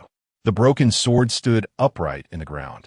Zhang Yu grasped the sword, driving it into his own arm with a pallid expression, then let out a fierce roar, prying off the monstrous scales piece by piece and discarding them upon the earth. He scraped away the burgeoning white fuzz with the blade, his right arm a gruesome sight of blood and flesh. Methodically, he did the same to his left arm, eradicating the white fuzz from his face as well. Although drenched in blood, he retained his human form. Zhang Yu hoisted the sword back to Wei Yuan with trembling hands, then staggered to his feet. With a resolute step, he shattered the golden bell, tears streaming down his face. Brother, I am not a monster, am I? I am not a monster. I am a human. A human indeed. I beseech you. I implore you. Save Xiao Yu. She is so young, so innocent. She knows nothing of this world. All I desire is for her to live, to simply live. The man broke down in tears, prostrating himself upon the ground, his hands gripping Wei Yuan's pant leg with desperation. Wei Yuan raised his hand to assist him, yet paused momentarily. The vital essence had already been extinguished. Zhang Yu, unwilling to be a man-eating demon, voluntarily shattered his life-bound golden bell. Having already lost his breath, his soul was dispersed by the backlash of malevolent sorcery. Yet, his hand still clutched tightly onto the pendant. Wei Yuan bent down to retrieve it, adorning it upon his chest. After a brief pause, he took a yellow talisman between his fingers and intoned softly, Supreme command, release your lonely soul, banish all spirits and phantoms, and bestow blessings upon the four realms. Those with heads shall ascend, and those without shall rise. Let spears pierce and blades slay. Let the waters leap and ropes hang, whether in light or in darkness, whether unjustly perished or wronged in death. May the creditor and the foe seek their due. I command the rescue of all, swiftly granting rebirth. I command the rescue of all, swiftly granting rebirth. The obsessions binding Zhang Yu gradually began to dissipate. His hand still gripped Wei Yuan firmly, who reassured him, Fear not. Little fish has committed no wrongdoing. I shall endeavor to find her a proper resting place. With another struggle, the grip indeed loosened. Wei Yuan turned and stepped over Zhang Yu, raising his hand to draw his sword, exuding a formidable aura of killing intent. Chapter 46. The clarity of the world lies within the 3-foot sword. The efficacy of the life-saving spell is limited in range. At least, with the current capabilities of the old Taoist, its effectiveness extends no further than 10 miles, particularly since he had been deprived of an arm by Zhang Yu. The scent of blood was all but impossible to conceal. Wei Yuan gripped his sword, propelled by the 1,000-mile tracking talisman, his steps swift as he traversed the air with remarkable speed. In this state, his heightened perception, amplified by the talisman, was exceptionally acute. Just as he was on the verge of catching up, he unexpectedly received a call from the Special Operations Unit. Master Wei, have you located the Taoist? If you have, please escort him back. Such a malevolent sorcerer must be handed over to the Celestial Master's Bureau for proper adjudication, alongside the judicial authorities of the Great Hua. Although his crimes are heinous, due process must be observed. It is an unavoidable reality. After all, he is fundamentally a human being. Wei Yuan paused momentarily, his expression composed, and replied, "Understood." He ended the call, placing the phone upon a nearby stone. With his sword in hand, Wei Yuan ventured into the desolate outskirts of Quan City, a remote area nestled against a modest hill. Once a village, it had long been abandoned. The youth had descended the mountain, while the elderly had moved to their children's homes, leaving the place nearly deserted. The old Taoist, having lost an arm, leaned against a stone, his complexion ashen. Yet, when he gazed at Wei Yuan, there was a hint of tranquility in his demeanor, accompanied by a faint smile. "You've arrived a step too late, young one. Are you here to send that demon off on its final journey? Your heart is not wicked, but alas, I have already reported myself. Choosing a day to stand trial, whether for life or death, is dictated by fate. At the very least, one must endure a lifetime within those walls.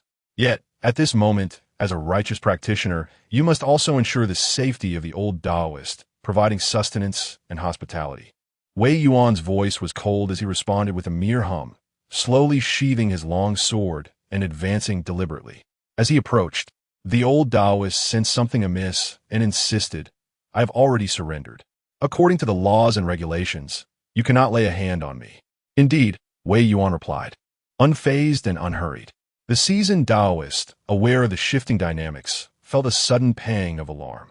In a desperate move, he swiftly grasped his phone with his uninjured right hand, poised to summon help, but was met with a thunderous gunshot. The specialized bullets, designed for the eradication of demons, pierced through his frail hand and the device, eliciting a harrowing scream as he collapsed to the ground, pale and trembling. Wei Yuan raised his firearm, stating regrettably, "I'm not a member of the action team." The Taoist, now ashen-faced, contemplated his final gambit, hoping to devise a plan after imprisonment. However, he did not anticipate the ferocity emanating from Wei Yuan. In a frantic plea, he exclaimed, "Stop. In this world of spiritual essence, apart from you and me, there are other mountain spirits and wild creatures watching. Any inquiry will expose your deeds. You are still young.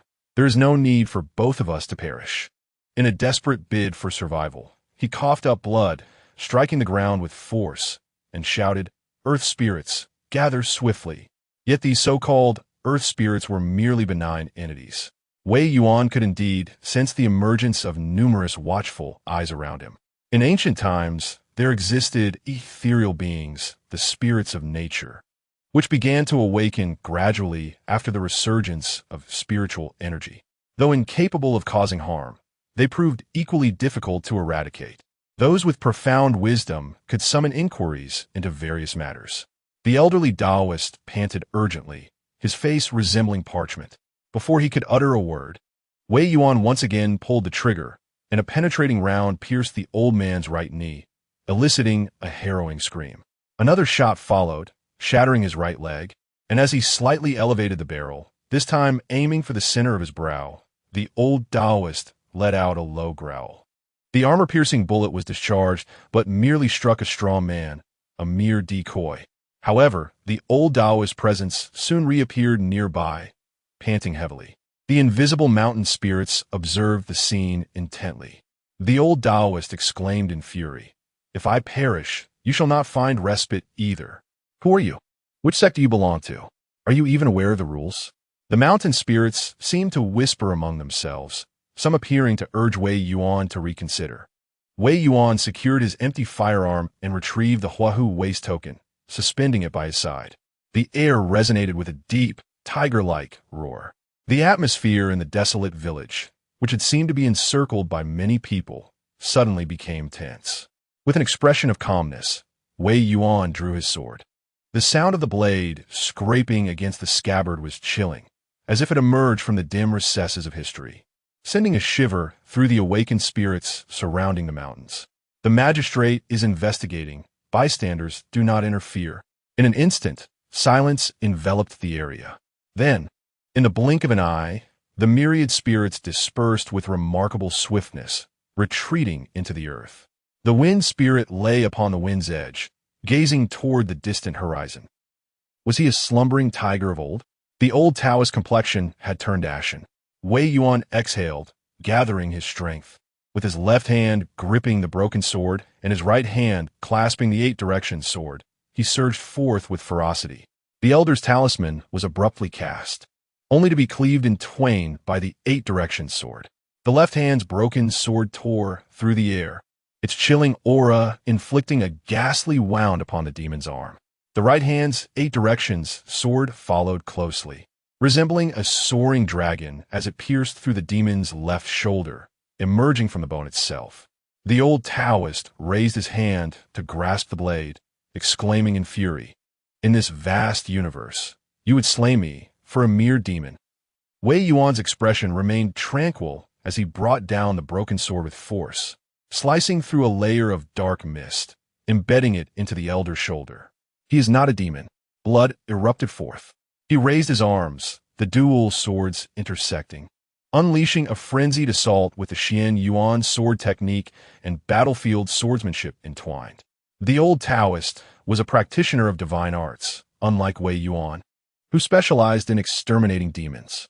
Coupled with his injuries and the disruption of his mystical arts by Wei Yuan's lightning technique, he felt a burgeoning dread as he witnessed his life-preserving methods being systematically shattered by Wei Yuan's swordplay. With a final strike, the roar of a tiger reverberated, shattering the last of the sacrificial strawman. The old Taoist's face turned ghostly pale as he retreated, pleading for mercy. I beg you to cease. I acknowledge my mistakes. I too am a victim of circumstance. Spare me, and I assure you, I shall perish in prison for the rest of my days. Is that not sufficient? I will bestow upon you all the secrets of our lineage's mystical arts." Wei Yuan remained silent, his movements unwavering. With twin swords wielded in a frenzy, the martial prowess displayed was formidable, severing the myriad talismans and incantations that adorned the elderly Taoist priest. A recollection of the words spoken by the inspector in the moonlit reflection surfaced in his mind. To vanquish demons and exorcise evil, one must show no mercy. Upon the edge of our 3-foot blades lies the clarity of this world. Who among us is the true demon? The right hand, armed with the 8-sided Han sword, restrained the Taoist's right arm, while the left hand, gripping the broken sword in reverse, swiftly struck across his throat, shattering the protective spells. A torrent of blood erupted forth, and the expression on the old priest's face became one of rigidity, yet his eyes betrayed a lingering attachment, tears welling up as he collapsed to the ground, gasping as if uttering a familiar name. Wei Yuan sheathed his long sword at his side. On the badge at his waist, the feathers of the brocade-winged bird shimmered into view, channeling demonic power to its fullest extent. The 8-sided Han sword cleaved through the air with a fierce velocity, a howling wind accompanying the blade as a thin stream of air spiraled backward at an astonishing pace, enveloping the demon's lifeless body. In a cataclysmic release of demonic energy, it was reduced to mere ashes, utterly obliterated, while the dense malevolence of the demon's aura shattered Wei Yuan's own presence. His complexion pale, Wei Yuan gradually withdrew his sword. "Yes, it is I, Wei Yuan. My apologies, Officer Zhou, for my tardiness." Leaning on his sword, he gazed in the direction where the tempest of sword energy had dissipated and remarked, "It appears he has fled in fear of retribution. But to where? I cannot say." Chapter 47. The soul-nourishing tree. Soon, members of a special operations unit arrived at the location of the suspect's disappearance. Wei Yuan ascended the mountain alongside them. Upon initial investigation, they discovered only a thick aura of malevolent energy, with no traces of a struggle to be found. Several Taoist priests, hailing from the Taoist sect, established a rudimentary altar to perform rituals in hopes of summoning the spirits of the land for inquiries. Despite their considerable efforts, these spirits remained obstinately hidden. Reluctantly, the 3 priests decided to intensify their offerings, doubling the variety and quantity of tributes. Only then did a few spirits show a flicker of interest. A glimmer of joy appeared on the priests' faces, but before they could utter a word, a spirit darted forth, possessing 4 arms, 2 of which covered its mouth, while the other 2 snatched the offerings, fleeing in an instant without a backward glance. The priest's smiles froze in disbelief. He turned to Zhou Yi and Wei Yuan, offering a rueful smile. "My skills are insufficient. I am powerless in this matter." These spirits, embodying the essence of all things, are typically bold, yet this time they refuse to reveal themselves. Coupled with a lingering malevolence, it is likely that a formidable demon has intervened, abducting that malevolent Taoist. Zhou Yi sighed, casting a glance at Wei Yuan, who was resting with his sword. This time, we owe much to the master of the pavilion. Wei Yuan nodded in acknowledgement. The Huohu waist token trembled slightly, inscribing words upon the spirit platform. Eliminate the malevolent Taoist to earn merit. This was the most substantial reward since acquiring the waist token. Wei Yuan exchanged it for the most effective method of soul nourishment available at present. Meanwhile, Zhou Yi was tasked with addressing the disappearance of the malevolent Taoist, as well as the unsettling emergence of a potential great demon in the mortal realm. The members of the action team who had previously escorted Wei Yuan brought him to the factory workshop, where they discovered Zhang Yu's lifeless body. Upon their arrival, they found 3 action team specialists already present, their expressions a complex mixture of emotions in response to the gruesome sight before them. They turned Zhang Yu's body over, and the once stiff form began to relax. Yet, Zhang Yu's eyes remained wide open, refusing to close. The young man, Zhang Hao, who had accompanied Wei Yuan, sighed and remarked, "Is it a case of death without closure?" Wei Yuan knelt beside Zhang Yu, gazing into his pleading face, and gently brushed his hand across Zhang Yu's eyes. Gradually, those unyielding eyes closed, causing a subtle stir among the onlookers. They recognized Wei Yuan as the individual who had ascended the mountain that fateful day. Although it had been established that the mountain lord and amp, Appo's claims were merely coincidental, there lingered an instinctive belief in the abnormality of the situation. Despite Zhang Yu and Appo's death, the violent transformation he had undergone necessitated that the action team expel any lingering malevolent forces. Zhang Hao subsequently escorted Wei Yuan back to the museum, before hastily departing to attend to other pressing tasks. Upon his return, Wei Yuan encountered Zhao Yi and Xian Yi engaged in a hushed argument at the entrance. "No, I cannot agree to this," Zhao Yi insisted. "But she saved me." Wan Yi countered it. "However, life and death are distinct. Are you willing to risk everything?" "It was indeed she who saved me." Zahyu retorted heatedly. "Damn it, Xian. How on earth did you manage to receive your talisman early with such a stubborn mindset?" Zhao Yi appeared to be in a state of great agitation, his forehead twitching with tension. Suddenly, upon hearing the sound of footsteps, he turned to see Wei Yuan returning, which halted their conversation abruptly. Before he could even inquire about the resolution of the matter at hand, a flurry of hurried footsteps echoed through the air. With a loud crash, the museum door was forcefully pushed open by small hands. Zhang Xiaoyu emerged, her head lifted as she scanned the outside, her bright black eyes searching fervently. After several fruitless attempts, she failed to locate the person she yearned to see. Turning her gaze to Wei Yuan, she asked, "Uncle, where is Daddy? Where has he gone? Where is he hiding?" Her voice trembled slightly. Wei Yuan remained speechless. It seemed that Zhang Xiaoyu had grasped something as her eyes gradually dimmed. Taking a deep breath, she mustered her spirit and cautiously inquired, "Daddy isn't a bad person. He will come back, right?" Wei Yuan was at a loss for words. How did the valiant officers, who once vanquished demons and monsters, confront such situations upon returning to the safety of the human realm? What emotions swirled within them? Zhang Xiaoyu managed to smile, standing on her toes to gently pat Wei Yuan and Appo's arm, as if to offer him comfort. She then took 2 steps back and sincerely bowed, saying, "Thank you, uncle," before turning and running away. Wei Yuan did not immediately pursue her. Instead, he unfastened his sword, meticulously wiping away the residual magical energy and blood before applying oil to the blade, sheathing it with a yellow talisman affixed to the scabbard to suppress the accumulated malevolence from slaying demons and otherworldly creatures. Finally, he approached the door of the storage room, where muffled sobs were stifled within. Wei Yuan raised his hand, initially intending to knock on the door, but after a moment's contemplation, he simply pushed it open.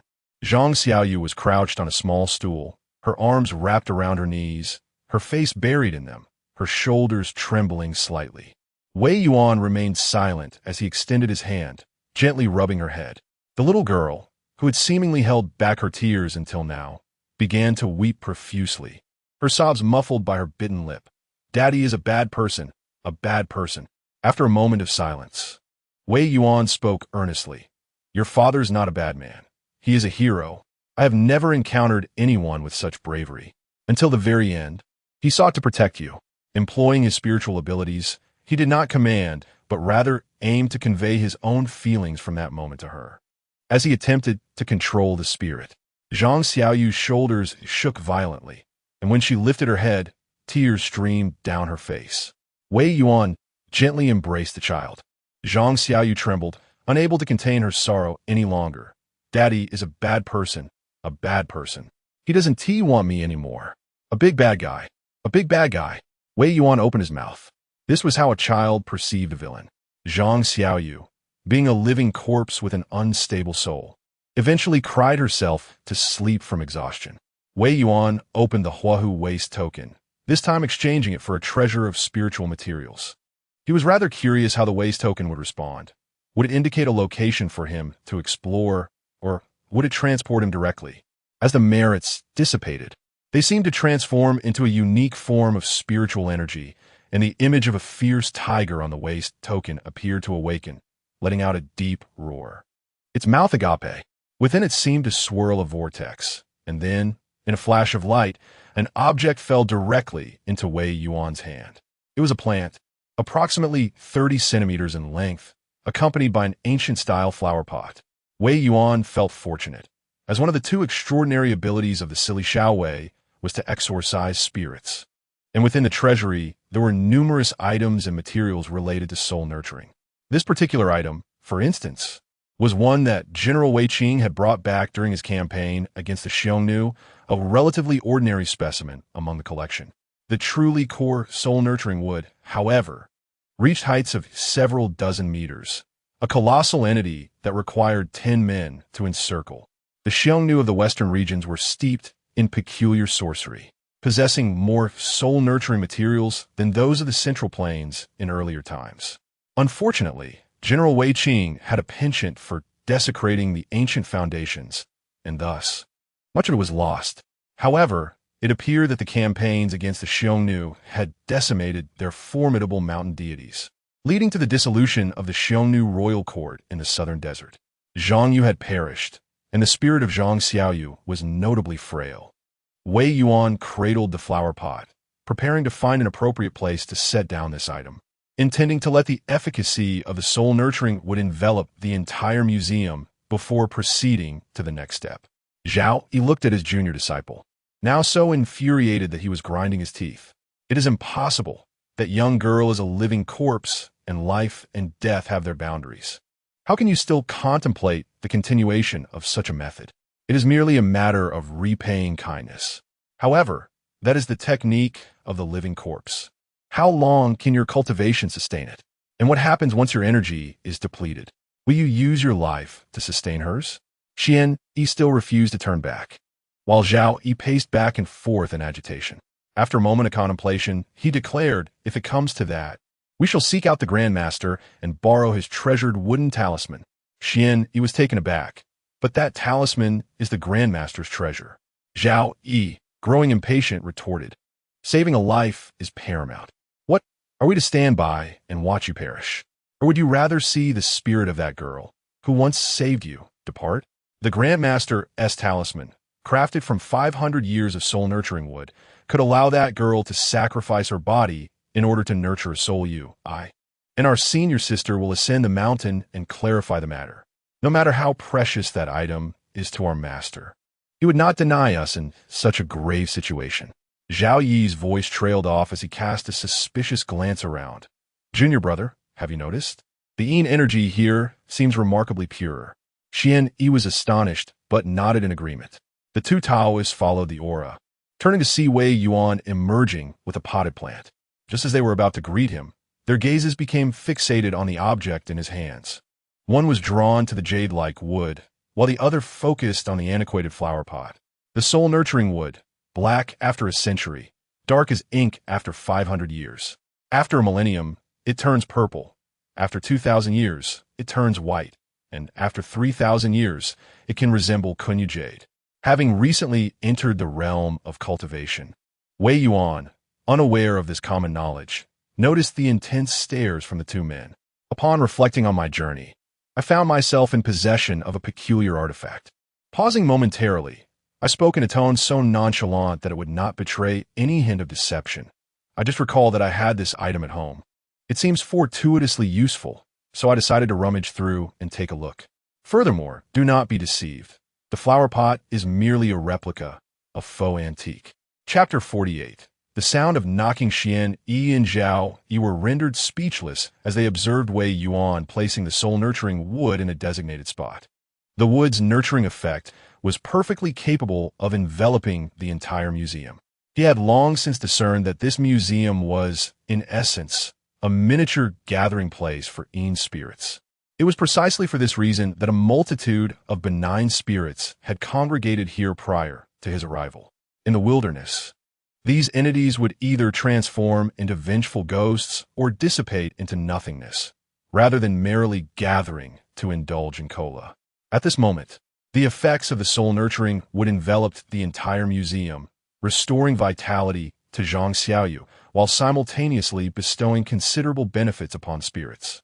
Just as Zhao Yi was about to speak, he witnessed Wei Yuan swiftly draw the broken sword from his back. In an instant, a flash of sword light sliced through the air, severing the white-hued soul-nurturing wood by approximately an inch. Zhao Yi felt a heavy pang within his heart. Even though it was not his own, he couldn't help but feel a twinge of pain, nearly gasping out loud, but ultimately restraining himself.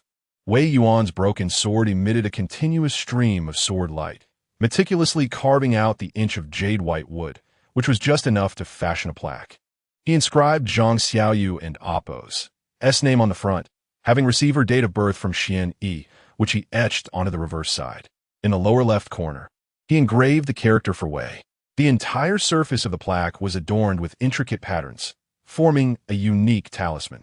This was the soul-nurturing method that Wei Yuan had exchanged for, maximizing the properties of the soul-nurturing wood. In due course, he would extract a drop of blood from Xiaoyu and infuse it with his own essence, thereby completing the plaque's transformation. By harnessing the power of the soul-nurturing wood, when worn, it can serve as a substitute for a deceased physical form, nurturing the spirit. It can also help to contain the dissipating soul of Zhang Xiaoyu, allowing it to appear indistinguishable from an ordinary person, making it difficult to discern its true nature.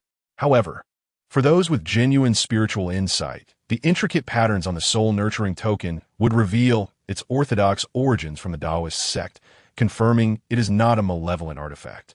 Wei Yuan lifted his gaze, observing Xian Yi and Zhao Yi, who remained silent, intently fixated on him, their expressions betraying a struggle between words unspoken. Their attention, particularly, was drawn to the soul-nurturing wood token in his hand. The materials for talismans are not limited to the simple yellow paper. Spiritually imbued wood and superior jade can also serve as mediums for talismanic inscriptions. Such talismans are generally more complex than basic yellow talismans. Wei Yuan and Appo's ability to execute the inscription flawlessly stemmed from his experience gained from the Wei's token. After securing the soul-nurturing wood token, he noted that he had only utilized the wood's core, leaving a portion behind. He then offered the two remaining pieces of the soul-nurturing wood toward Zhao Yi and Xian Yi, saying, "If you do not mind, please accept these two portions of soul-nurturing wood." Of course, it was not without a cost. He requested their assistance in uncovering whom Zhang Yu had interacted with, particularly focusing on any substantial monetary transactions he may have conducted during this period. Wei Yuan paused momentarily before adding, "The art of prolonging life is not something that ordinary individuals can access. There may be those who are leaking these esoteric practices to the uninitiated." Xian Yi and Zhao Yi solemnly acknowledged Wei Yuan's request. At this pivotal moment, when the concentration of spiritual energy is rapidly increasing, the leakage of such sinister sorcery poses a tremendous threat. While Zhang Yu sacrifices his own life to prolong his daughter's existence, there will always be those who opt to utilize the lives of others. The method of extending life is somewhat more palatable. However, if it involves the cruel and barbaric ancient arts of witchcraft, the ramifications will affect far more than just a handful of individuals. Xian Yi and Zhao Yi departed from the museum in silence. After a prolonged period of quietude, Zhao Yi could no longer contain himself. While driving, he inquired, "Did you notice the plaque carved by Master Wei?" Xian Yi nodded, his expression intricate. "It is identical to the one belonging to our ancestral master." Zhao Yi grinned. "Not merely identical. The plaque of our ancestral master has portions that are damaged, restored by someone later. There are areas where the flow is obstructed. After all, it is an artifact from the Qin and Han dynasties. Yet, when I observed Master Wei carving the plaque earlier, his hands moved with remarkable familiarity, as if it were not his first attempt." The two fell into silence once more. Xian Yi pondered silently under the soul-nurturing wood. Zhao Yi nodded.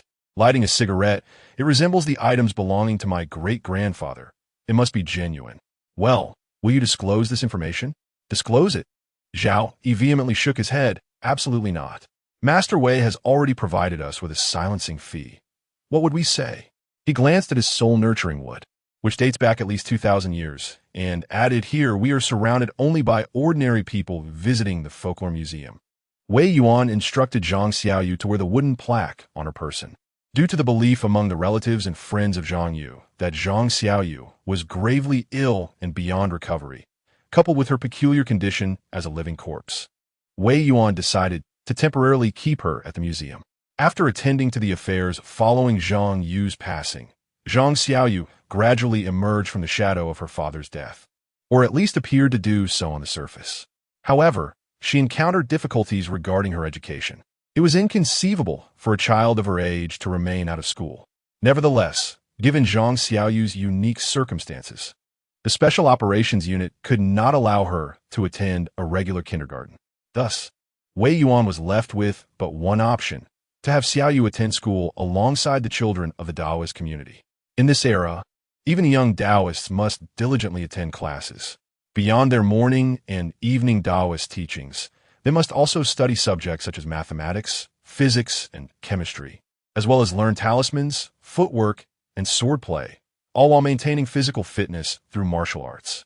Should one wish to learn Guqin or calligraphy from the Taoist priests, it could easily be an additional endeavor, provided there is the time and energy to do so. For a child like Xiaoyu, this environment would be far more suitable. During this period, under the influence of the soul-nurturing wood, her physical and spiritual condition had improved, and she no longer bore a pallid countenance. With the protection of the soul-nurturing wood talisman, venturing into the pure and ethereal realm of the Taoist community posed no threat. Owing to the considerable assistance Wei Yuan had provided previously, Zhou Yi diligently orchestrated the arrangements for this matter, with Xian Yi and Zhao Yi also contributing significantly, seemingly having quarreled with their elders more than once, provoking their ire and accusations of disrespect. Yet this time, even the usually carefree Zhao Yi, after offering a silent apology, persisted in his stance alongside Xian Yi. Zhao Yi cast a glance at his elder, silently pondering. "Ah, the venerable one. In order to nurture the cultivation of the younger generation, children in the Taoist sect attend school in the mountains.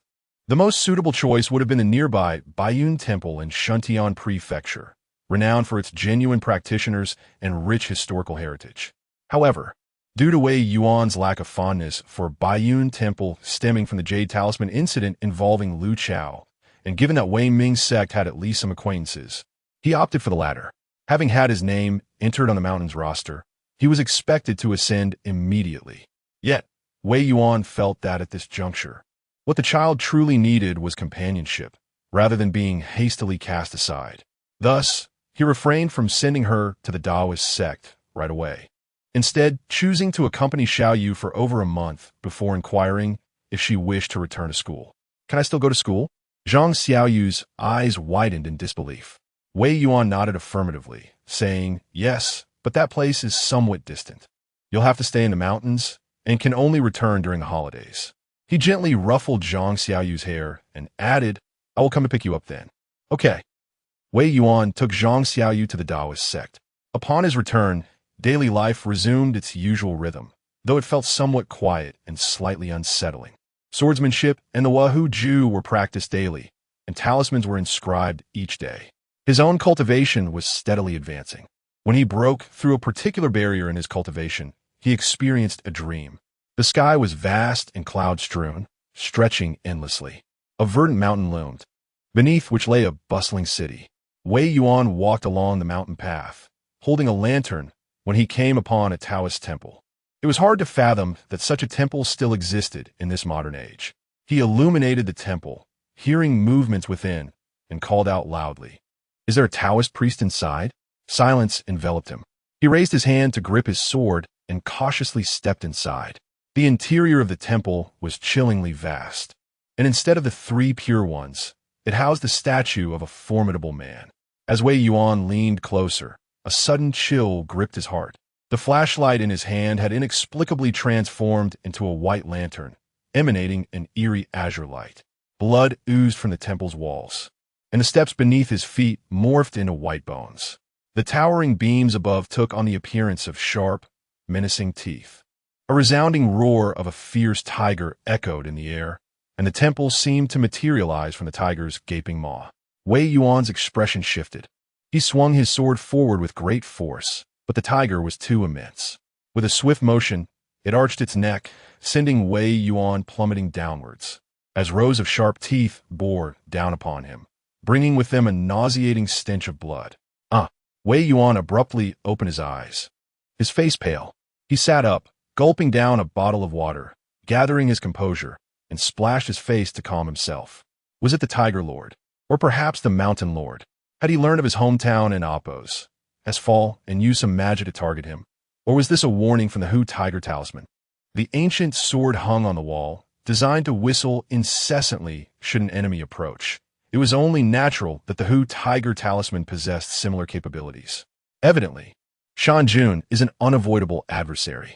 Shen Yu, no? Wei Yuan raised his head, poised to repose for a moment longer. Yet, scarcely had he closed his eyes when the water ghost once more rapped upon the door, compelling Wei Yuan to rise. Upon opening the portal, he beheld a throng of specters, their countenances etched with pitiable expressions, their gazes fixed upon the now desolate refrigerator. Manifestly, the reserves had been entirely depleted. Wei Yuan was on the verge of uttering a crude exclamation, tempted to inquire whether they had perished by submersion in cola. However, the collective of phantasms, each bearing a visage of distinct yet somewhat ghastly mien, fixed their imploring gazes upon him, engendering a sensation of disquiet. Wei Yuan cast a glance at the funds within his account. Cola, in itself, did not constitute a significant expenditure. Yet, specters unburdened by concerns of corpulence and impervious to saturation possessed an unparalleled velocity in the collective consumption of cola. He, in his helplessness, observed that although the firmament had darkened, the hour was not excessively late. He was left with no alternative but to proactively initiate a telephone call to his employer, Fang Hongbo, with the intention of procuring an advance upon his remuneration for the month, as well as the stipulated grocery allowance. "Greetings, is this Mr. Fang?" Who is this?" Fang Hongbo's voice emanated from the telephone, tinged with a palpable sense of trepidation. Wei Yuan elucidated Wei Yuan from the Folklore Museum. A cry of stark terror erupted from the opposite end of the line. Wei Yuan furrowed his brow, inquiring, "Mr. Fang? Mr. Fang, are you well?" The telephone conveyed the sounds of labored and hurried respiration, persisting for a protracted interval. Fang Hongbo abruptly posed a query. "The museum?" "Ah, the museum. Wei Yuan, have you recently had any visitors?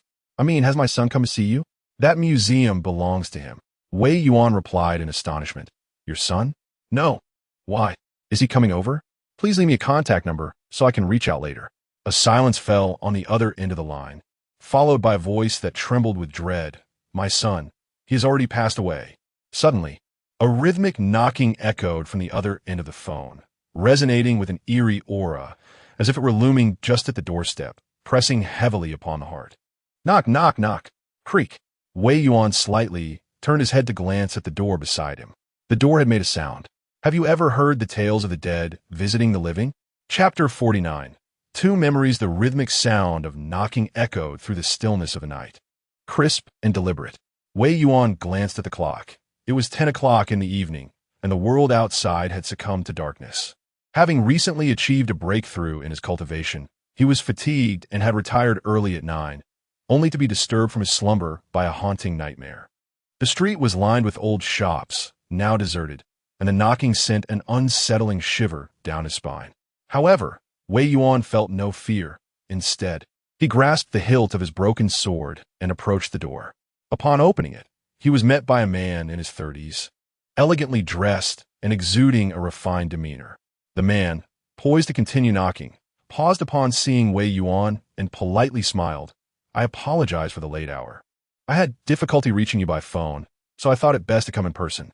You must be old Li, am I correct?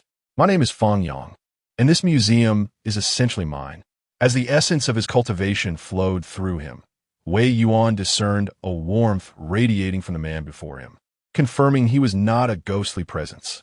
Intrigued, Wei Yuan stepped aside to allow Fang Yang entry into the room, while a few curious spirits discreetly retreated to the shadows.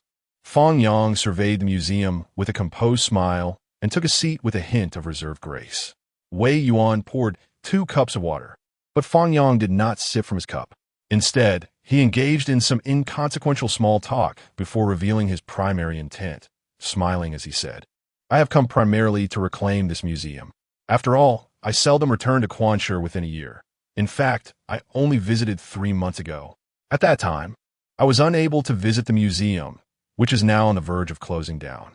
How ironic. When I left this place, I had told my father that this was my passion, my dream, and it must continue, which earned me a scolding from him." Fang Yang chuckled and shook his head. Reflecting on it now, how naive I was, as circumstances have changed so drastically. Returning to the matter at hand, Mr. Li, let us review the contract we signed for the duration and settle the salary and related matters. He retrieved a file, indicating that he had been too preoccupied to open the contract earlier. Casually, he opened it and extracted the agreement, proposing, "Mr. Li, you came here 6 months ago. Due to special circumstances, the contract will be terminated, and I shall cover the penalty. How does 7 months' salary sound?" Wei Yuan did not glance at the contract he handed over. Instead, he turned and produced another document, placing it before Fang Yang. The latter appeared perplexed. Wei Yuan clarified, "My surname is not Li, it is Wei."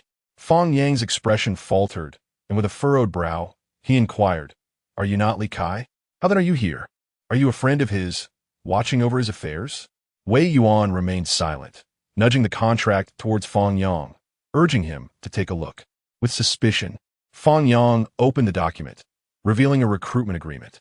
The initial terms were acceptable, but he was taken aback by the generous compensation.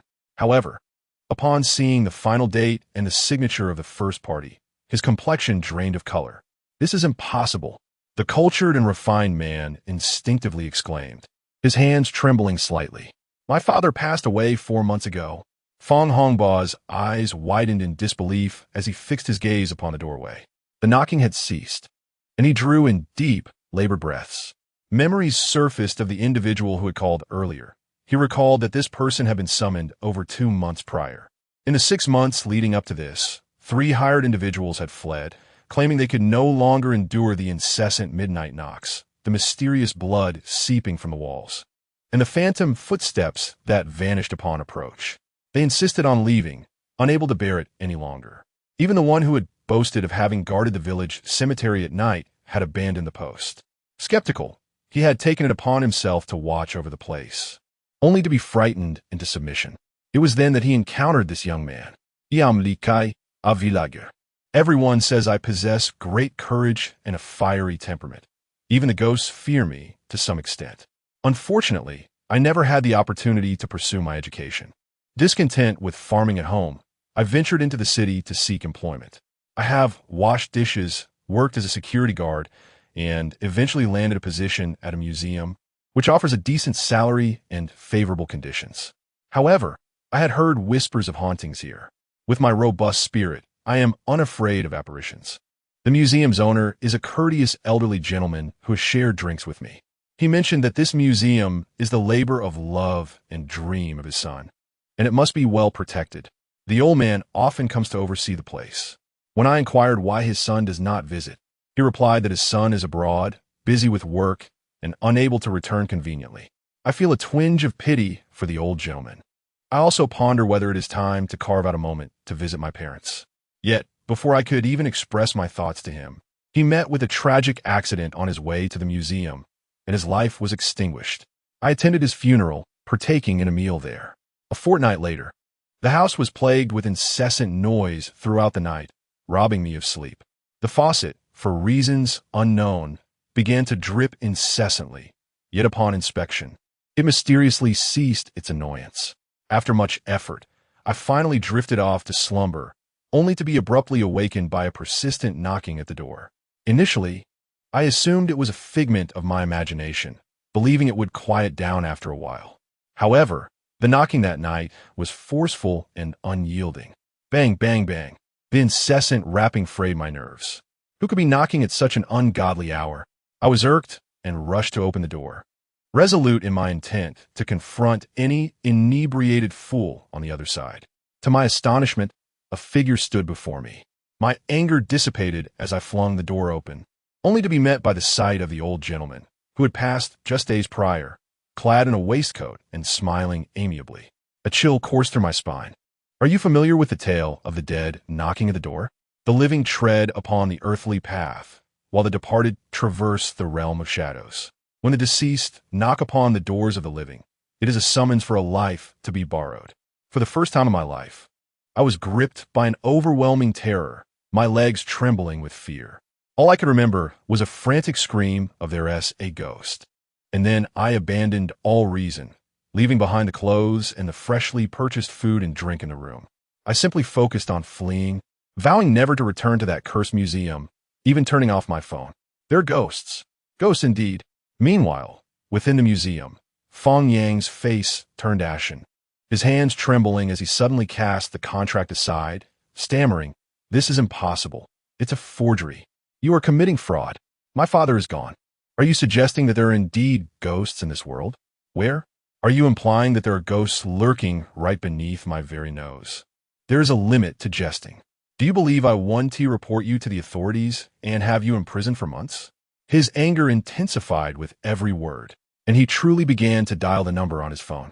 In response, Wei Yuan casually retrieved a spare talisman, dipped it into the remaining talisman water, and with a swift motion, brushed it against the area beneath Fong Yang and Appo's eyes.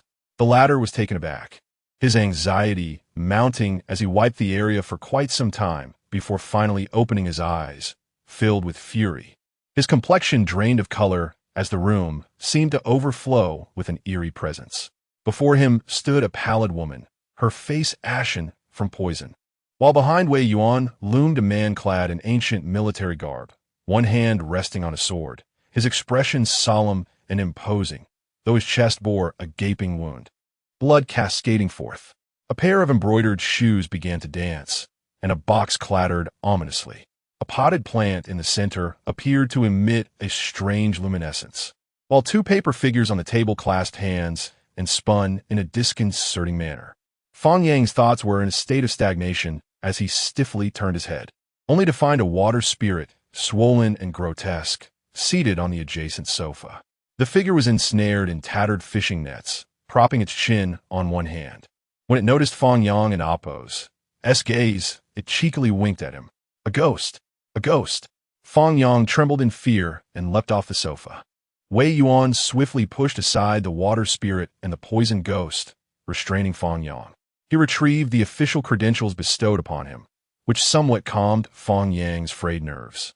Subsequently, he communicated the incident to the Special Operations Team, providing a thorough explanation before stowing away his phone. As he turned his attention back to Fong Yang, he contemplated their initial meeting when Fong Hongbo appeared as unremarkable as any ordinary person. However, at that time, he had not made physical contact with Fong Hongbo, and lacking any spiritual insight, he had failed to perceive any anomalies. Yet, with both Zhang Yu and Fong Hongbo being linked to the same locale of Quanshi, and with their respective arcane practices sharing striking similarities, Wei Yuan felt an unsettling premonition.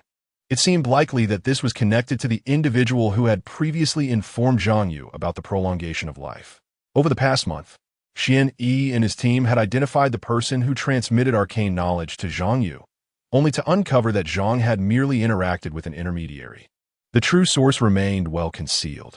Those who disseminated such malevolent arts could not be left unchecked. Wei Yuan gazed at the dazed Fang Yang and pondered for a moment before asking, "Did you just drive?" In areas where strength fell short, he hoped for everyone's understanding. Chapter 50. Two Tales, a counterfeit and a genuine article indeed. Fang Yang had arrived by car. Anticipating Wei Yuan's intentions, the latter promptly requested an immediate drive to his father's residence. Fang Yang hesitated, glancing at the spectral figures in the distance, but ultimately acquiesced. The Fang family possessed considerable wealth, though most relatives were scattered abroad. Fang Yang was the only son of Fang Hongba, and after establishing a family overseas, Fang Hongba resided alone. Fang Yang started the car with trepidation, his gaze incessantly drawn to the rearview mirror. A pair of red embroidered shoes rested serenely in the corner of the back seat. To the naked eye, nothing was amiss. However, Fang Yang, having had his vision enhanced by willow leaves, had witnessed the bloated water ghost and the soldier ghost with a gaping hole in his chest enter the vehicle. Yet, just then, the effects of the willow leaf vision waned, rendering the back seat seemingly empty. Despite this, Fang Yang felt a chilling sensation on his back. Beside him, Wei Yuan retrieved a sword from the wall, along with a formidable-looking firearm. Before his very eyes, Wei Yuan methodically loaded armor-piercing rounds into the magazine. Having experienced the prior events, Wei Yuan acutely recognized the convenience of firearms. In particular, during the previous confrontation that forced the hand of the heretical path, the safety of ranged weaponry became apparent. Close-quarters combat carried the risk of ambush, while firearms offered a much safer approach. The founding fathers of Taoist arts could scarcely have foreseen such convenient devices in later generations. Fang Yang's vehicle glided steadily along the road. Given that Fang Hongba resided in an older district, the area had gradually succumbed to urban decay. Despite the hour still being early, a little past 11, the streets outside were desolate and largely devoid of pedestrians. Fang Yang found himself distracted, gazing at the empty back seat in the rearview mirror, until a sharp warning from Wei Yuan jolted him back to reality. Before him stood an elderly man clad in a black button coat, seemingly appearing out of nowhere at the roadside. Instinctively, Fang Yang pressed the brake, a cold sweat breaking out upon him. The old man extended his arm, making a gesture as if to hitch a ride. In such an odd location, encountering such a peculiar figure sent chills down Fang Yang's spine. It was only the reassuring presence of Wei Yuan, who sat beside him with a sword, that offered a modicum of comfort. As he contemplated maneuvering the car around the stranger, Wei Yuan, observing the elderly man's faint smile, remarked thoughtfully, "Let him in." Fang Yang stared at Wei Yuan in disbelief.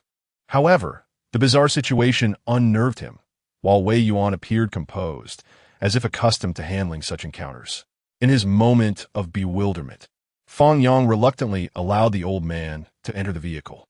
By the time his thoughts caught up, the elderly gentleman had already opened the car door and settled himself calmly into the back seat. Fang Yang gripped the steering wheel tightly and inquired about their destination. Upon hearing the old man's response, Fang Yang felt as if his mind had erupted in chaos. The destination was none other than the solitary residence of his late father. His heart raced uncontrollably, and he felt nearly paralyzed as he held the steering wheel. Wei Yuan nonchalantly nudged him with his arm, which helped him regain a semblance of composure, albeit stiffly, as he started the engine. The streetlights on either side flickered past them. Having entered the old town, the streets were flanked by venerable houses, their walls adorned with climbing ivy and other verdant foliage. Ancient trees, with their gnarled branches, drooped ominously, casting a shadowy gloom over the scene. The only sound that pierced the silence was the distant hum of automobiles, inside which sat three individuals, silent and brooding. The air felt stiflingly oppressive. The elder glanced at the flickering lights outside and chuckled softly, suggesting that perhaps the old man could entertain them with a tale to alleviate the monotony. Fang Yang clenched his teeth tightly, hesitant to utter a word. Wei Yuan, with a gentle smile, leaned back in his chair, exuding an air of relaxed confidence, and said, "Certainly, in the ancient times of this land, which were not as distant as one might think, merely a century ago during the Ming Dynasty, there existed some rather peculiar professions, the most notorious of which thrived on the misfortunes of the living and the dead. Among these were executioners, corpse handlers, and barbers who catered to the deceased. In a certain region, a grave crime had been committed, and the perpetrator awaited his execution at noon. The man's uncle, serving in the local magistrate's office, was approached by the family, pleading for his intervention to save his nephew's life. Yet, how could one rescue a man condemned to death? Remarkably, the uncle devised a plan.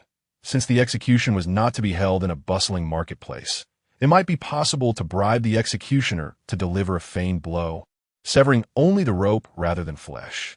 In the ensuing chaos, the nephew could feign death and roll into a nearby thicket, where he might yet escape with his life. However, this scheme demanded a substantial sum of money. The family, in desperation, sold their possessions, while the uncle worked tirelessly to orchestrate the details, ultimately ensuring everything was in place. On the day of execution, although the nephew was overwhelmed with anxiety, he steadfastly remembered his uncle's words. As the blade flashed by, he felt a sudden relaxation in his neck and quickly rolled into the ditch, remaining utterly still. Taking advantage of the executioner and Oppo's distraction while he beheaded others, he crawled to another spot and immediately fled with great speed. Having narrowly escaped death, a tumult of joy and sorrow surged within him as he ran throughout the night, ultimately arriving at his uncle's home. Upon entering, he prostrated himself in gratitude for the life-saving grace. However, his uncle was visibly shaken, his face pale with shock. It turned out that the executioner had been replaced at the last moment, and that fatal blow had indeed struck home. Upon hearing this, the nephew's expression changed dramatically. He instinctively touched his neck, and, in an instant, his head was severed from his body, falling lifeless to the ground.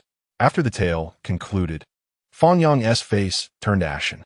His father had passed away 4 months prior, yet he now appeared as though he were living a normal life.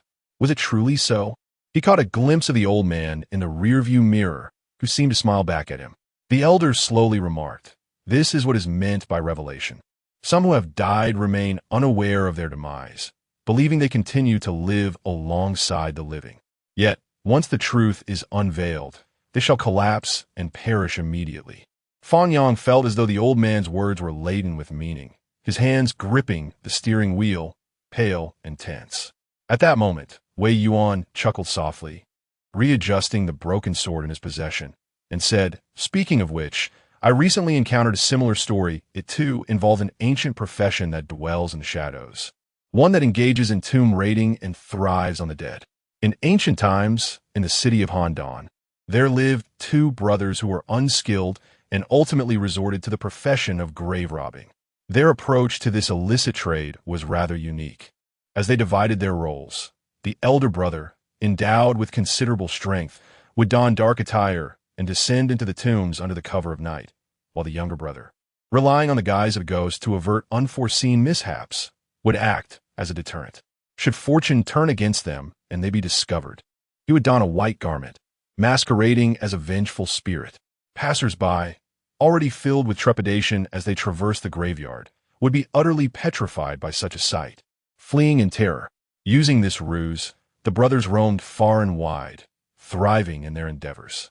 One fateful night, under the cloak of darkness and with a gusty wind at their backs, they set out to rob a newly erected grave.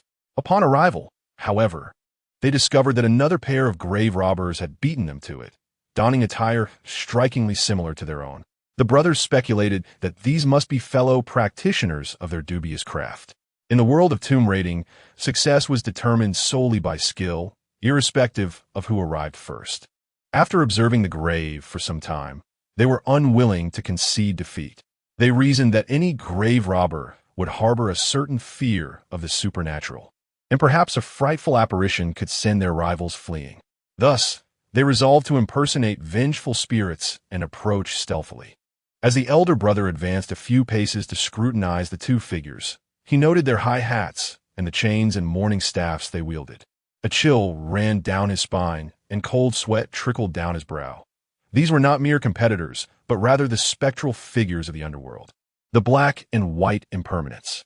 However, the younger brother, unable to contain his impatience, mimicked a ghostly wail. Alas, this ill-fated cry sealed his own demise. As the two turned around, they rushed towards the second brother, while the elder brother stood rigid, unable to move. The younger sibling collapsed helplessly to the ground, swiftly caught by the spectral figures of the black and white impermanents. Their laughter was chilling, declaring, "He will suffice for our report." With that, they ensnared the younger brother in chains, extracting his soul and vanishing into thin air.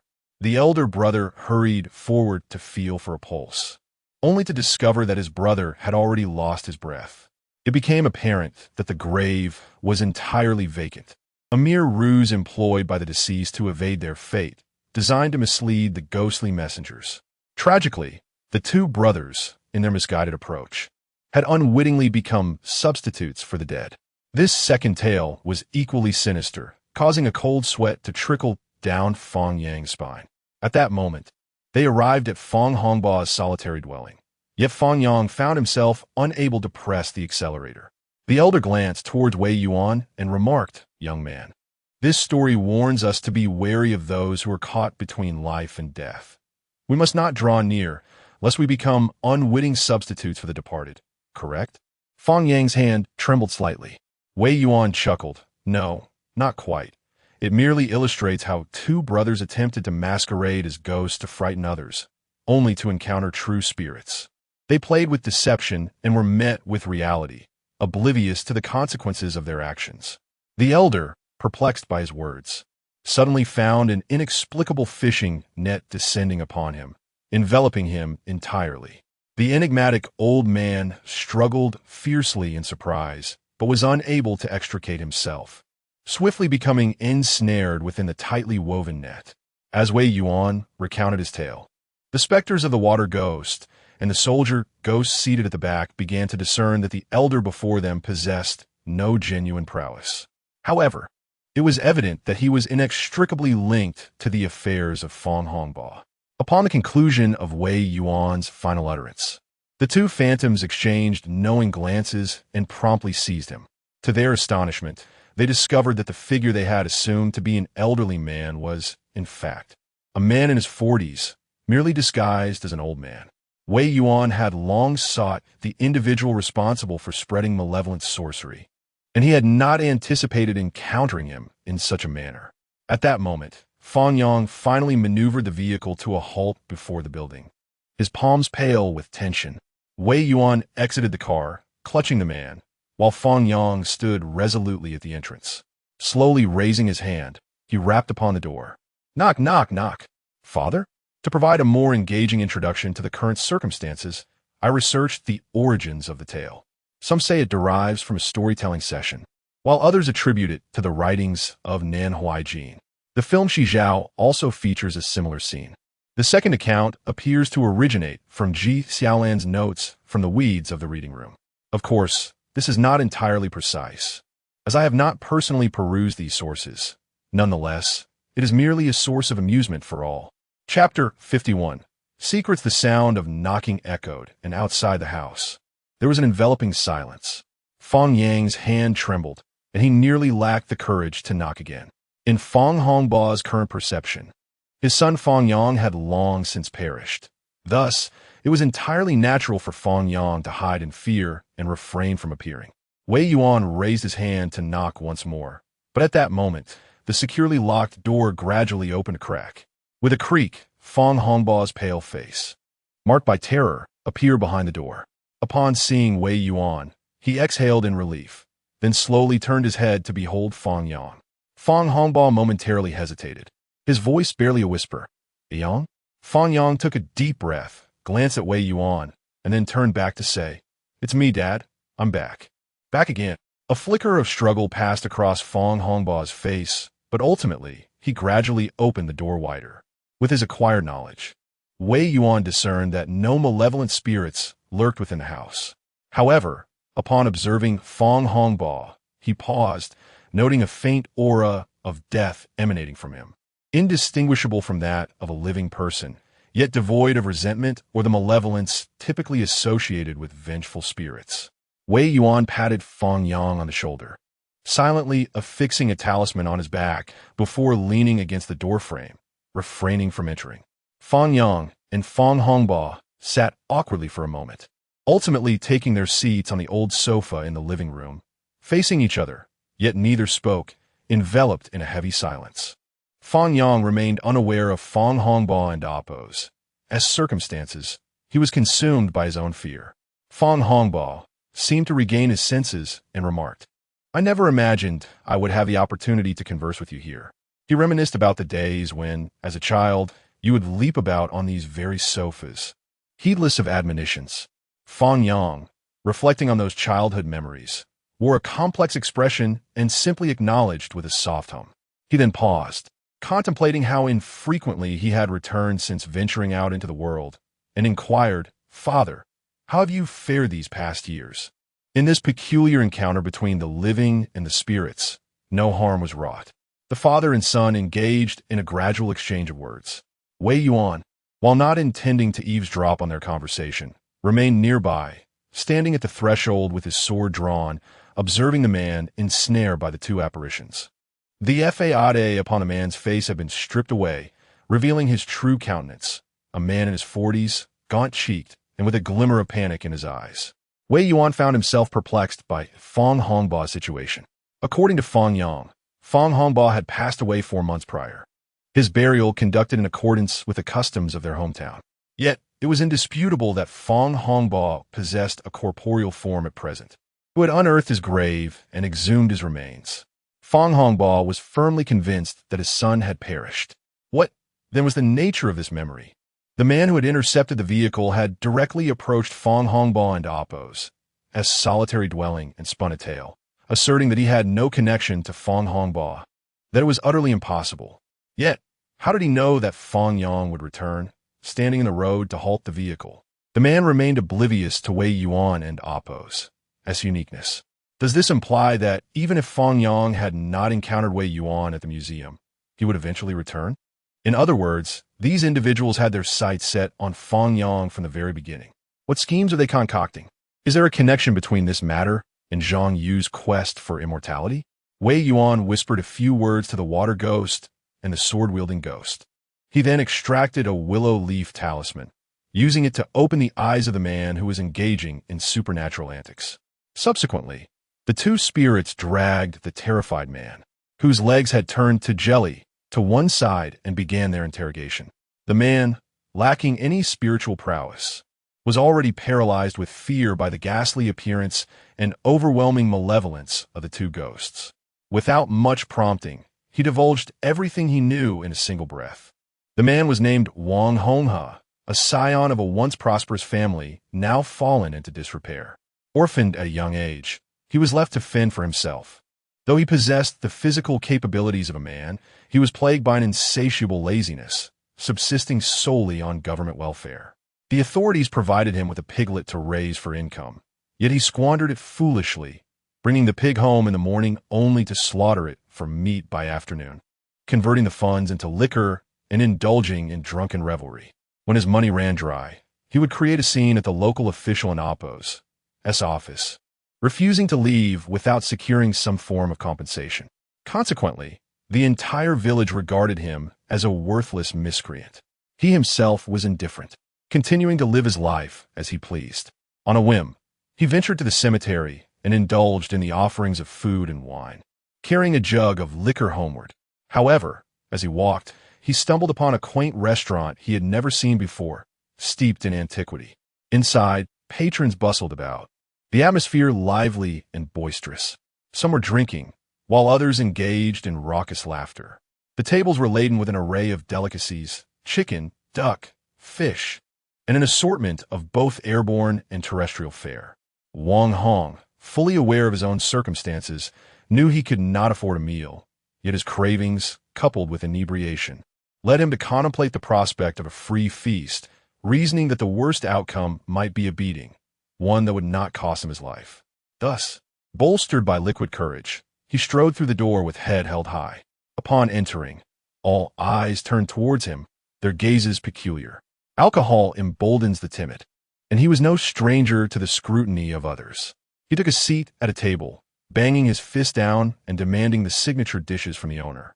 The proprietor remarked, "Sir, the fare at this humble establishment is not meant for the average patron." In response, Wang slammed the table in fury, exclaiming, "Do you think I cannot afford to pay?" The owner, choosing not to engage further, simply instructed him to wait. Shortly thereafter, a sumptuous spread of food and drink was presented before him. Wang feasted heartily, his satisfaction palpable. However, when it came time to settle the bill, he began to act the part of a lord, casually picking his teeth with a chicken bone while declaring he had no money, only a life to spare. If necessary, he quipped, they could take whatever they fancied from him as payment. At that moment, he caught a glimpse of the owner's strange expression, and the room fell eerily silent, a chill creeping into his heart. Suddenly, Wang Honghe realized that the proprietor was so close that he could not hear the sound of breathing from across the table. In the restaurant, there was only the sound of his own breath. The alcohol quickly dissipated from his mind, leaving him in a daze. Was this an encounter with a ghost? Just as he was paralyzed with fear, a man pulled him aside, declaring that he would treat him to this meal. With a firm grip, he dragged Wang Honghe out, laughing as he remarked on his audacity to dine in such a place without paying. Wang Honghe, stiffened with shock, turned to look back and saw that the restaurant was devoid of any other patrons. Only a chilling stillness pervaded the atmosphere. 2 dim lanterns cast an eerie glow, and the room was filled with coffins and wreaths, causing his legs to weaken and his resolve to falter. Once he regained his senses, he hurriedly expressed his gratitude to the man. However, the stranger scrutinized him from head to toe and remarked, "You do possess some courage. Why not assist me in my endeavors? Upon success, you will earn a substantial sum, enough to avoid the Specters' free meal." Thereafter, the man frequently contacted Wang Honghe, each time providing him with delightful food and drink. Eventually, he entrusted him with tasks concerning the Fong family, promising a considerable reward upon completion. Without much thought, Wang Honghe readily agreed, pledging to comply with every request.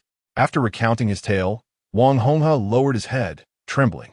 Though he had indeed encountered ghosts, the figures he had seen then resembled ordinary humans. He had never encountered anyone as menacing as the 2 beside him now. At this moment, he cursed himself for not having fainted. Wei Yuan, pensive, seemed to deduce that this man had indeed visited a ghost market restaurant. Perhaps the man Wang Honghe described was the very one in question. In the realm of Quan City, there exist practitioners of peculiar sorcery, uttering phrases like extend life with life and survive when one should perish. Typically, the left-hand path merely involves a somewhat cunning approach to cultivation, such as the initial few methods of opening one's eyes. These paths may be perilous and yield swift results, yet they do not pose a threat to others. However, this particular category of malevolent arts demands the lives of others during the practice. Their very existence inflicts harm upon those nearby. Zhang Yuandamp, Appo's life-extending technique involves sacrificing his own life for his daughter Damp.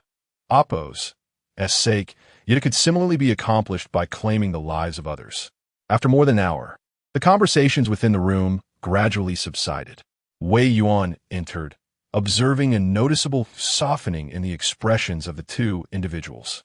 Fang Yang's eyes were red-rimmed, while Fang Hongbo and Appo's countenance was a complex mixture of satisfaction. In the recesses of memory, it had been a long time since they had engaged in such meaningful dialogue. Following the death of his son, Fang Hongbo found solace in this shared experience, feeling a sense of contentment. Wei Yuan took a seat, resting his sword across his lap. He glanced at Fang Yang before turning his gaze to Fang Hongbo and inquired, "Mr. Fang, would you care to hear a story?" Fang Hongbo hesitated momentarily, casting a glance at his son before nodding in agreement. Wei Yuan recounted the story of Wang Hong and the previous tale once more, intending to enlighten Fang Hongbo, using it as a precursor to awaken him to deeper truths. His voice was calm and steady as he narrated. Fang Yang kept his head bowed, gripping his knees tightly, while Fang Hongbo's expression shifted noticeably. As Wei Yuan concluded with his final remark, he regarded Fang Hongbo with a serene demeanor and stated, "Some individuals have already passed away, yet remain oblivious to their fate. It is only through the revelation of others that they come to realize their demise, and upon that realization, they truly ceased to exist. He had yet to continue speaking when Fong Hongba suddenly became agitated. The old man sprang to his feet, his eyes wide with disbelief, exclaiming, "My son is still alive. He is in perfect health. He has not perished." With a thud, Fong Yang fell to his knees, fervently bowing his head, his voice echoing alongside the old man and Amp. Appo's words. "Father, you have already passed away. Do not cling to this delusion." In Fong Yang and Amp. Appo's eyes, Fong Hongba was indeed deceased. Chapter 52. The contract. 2 sentences pierced the air. Fong Yang's complexion turned ashen, while Fong Hongba's eyes widened in disbelief, his mouth agape, rendered speechless. "Is it me who is dead?" It seemed that Fong Yang and Appo's utterance shattered some fragile membrane, causing a torrent of memories to surge forth. The speeding vehicle, the acrid scent of disinfectant in the hospital room, and the agonizing reality of never having seen his son one last time. "Is it me who is dead?" Fong Hongba and Appo's once vibrant aura visibly waned, his countenance shifting to a ghastly shade of purple, the pallor of death creeping in. He bore the visage of a wandering spirit, a vengeful ghost. As Fong Yang regained his composure, the meaning of his father's earlier words crystallized within him. His father believed him to be deceased, hence the refusal to acknowledge this fact. Yet simultaneously, he had inadvertently confirmed his father's demise. A wave of intense regret washed over him, his body trembling, his face ashen. Fong Hongba's voice dripped with sorrow. "I remember now. It was I who perished. I was struck by a vehicle. It is I who am dead." Wei Yuan placed his hand upon the sword, prepared to prevent Fong Hongba from transforming into a vengeful spirit. Yet after a moment's contemplation, he sheathed the blade. Fong Yang, caught in a turmoil of fear and regret, stood motionless. Fong Hongba's form morphed into a grotesque semblance of death, gazing at the son who had unraveled this grim truth, only to break into a chilling smile. His now discolored hand rested upon Fong Yang's head. "How wonderful. You still live." Tears streamed down the old man's face as he exhaled his final breath, collapsing to the ground. Fong Yang's heart twisted in anguish as he cried out, yearning to embrace his father. Yet, Fong Hongba had already succumbed to silence. In that moment, Fong Yang truly realized the gravity of his actions. His body trembled, and though he parted his lips, no words emerged. After a prolonged silence, a wail of sorrow escaped him. Wei Yuan sheathed his sword and closed his eyes, rising to exit without disturbing him at this poignant moment. 2 spirits beside him, carrying Wang Hong, also stepped forward, their expressions a tapestry of lamentation. The ancient warrior spirit could not help but exclaim, "Had I known it would come to this, why did it unfold as such?" A son yearns to support his parents, yet they are no longer present. Alas, the water ghost, however, wore a mask of disdain, remarking his father never had the chance to see him one last time, and he did not hesitate to declare his father's demise. Now he weeps here, pretending to display filial piety. I suspect that at least half of this grief is merely for our benefit, a performance for outsiders. How many devoted sons have merely acted for the eyes of others? The 2 spirits continued their heated debate, while Wei Yuan remained aloof. As Fong Yang's cries grew hoarse and his emotions gradually settled, he finally returned. Gazing upon the lifeless form of Fong Hongba, he sighed, extended his hand, formed the 3 mountains gesture, and murmured the door to rebirth incantation. Supreme decree. Release your lonely soul. Banish all specters. May all beings receive grace.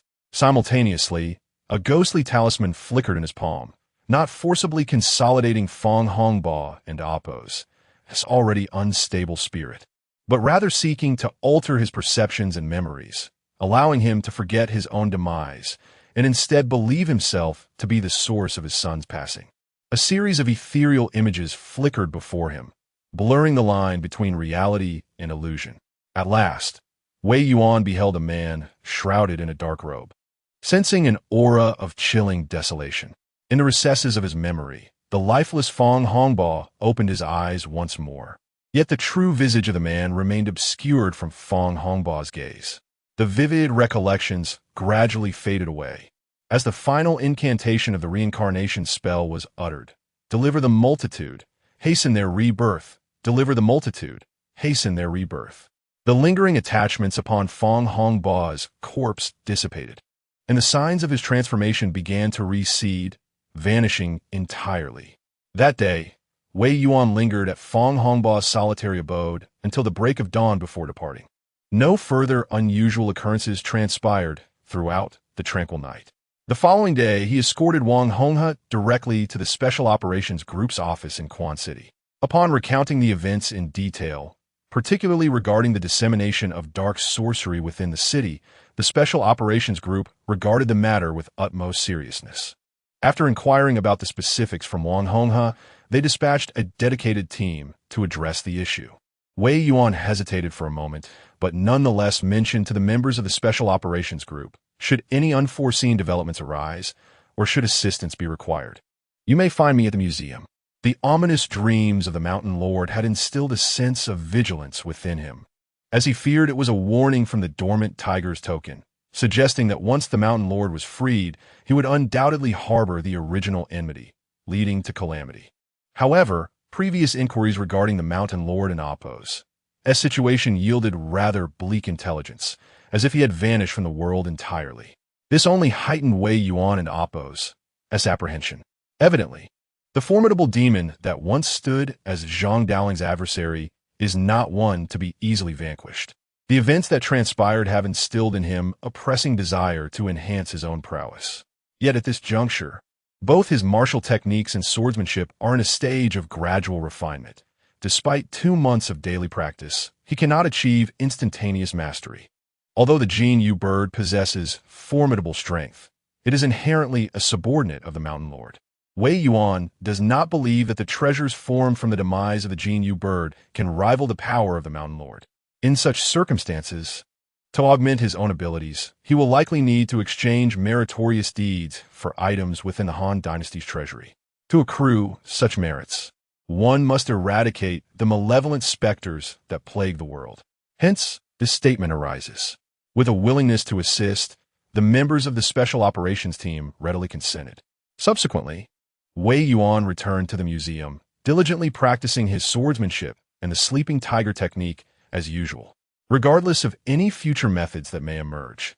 Even those akin to the Jin Yu bird's wind control, the fundamentals of swordsmanship and Daoist practices remain paramount.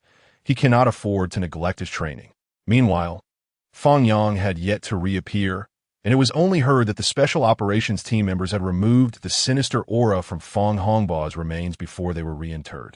Wei Yuan merely reflected on how the old man had, in some sense, finally found a semblance of peace.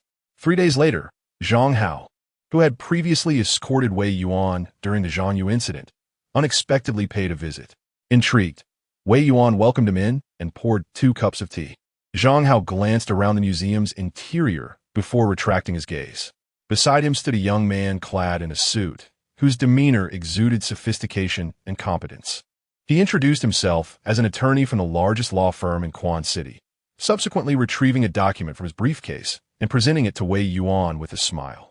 "This is a document entrusted to us by Mr. Fang Yang to deliver to you before his departure from Quan City." "Fang Yang?" Wei Yuan inquired, accepting the document and opening it. A flicker of surprise crossed his eyes. It was the sales contract for the museum. The attorney elaborated, "Mr. Fang Yang has some work-related matters to attend to in the new continent, and he mentioned personal reasons that prevent him from delivering this contract to you in person. Therefore, he has delegated this task to us. All necessary procedures have been completed. You merely need to sign, and you will acquire all rights to this museum." A sales contract. Wei Yuan perused the document, his attention drawn to the requisite amount.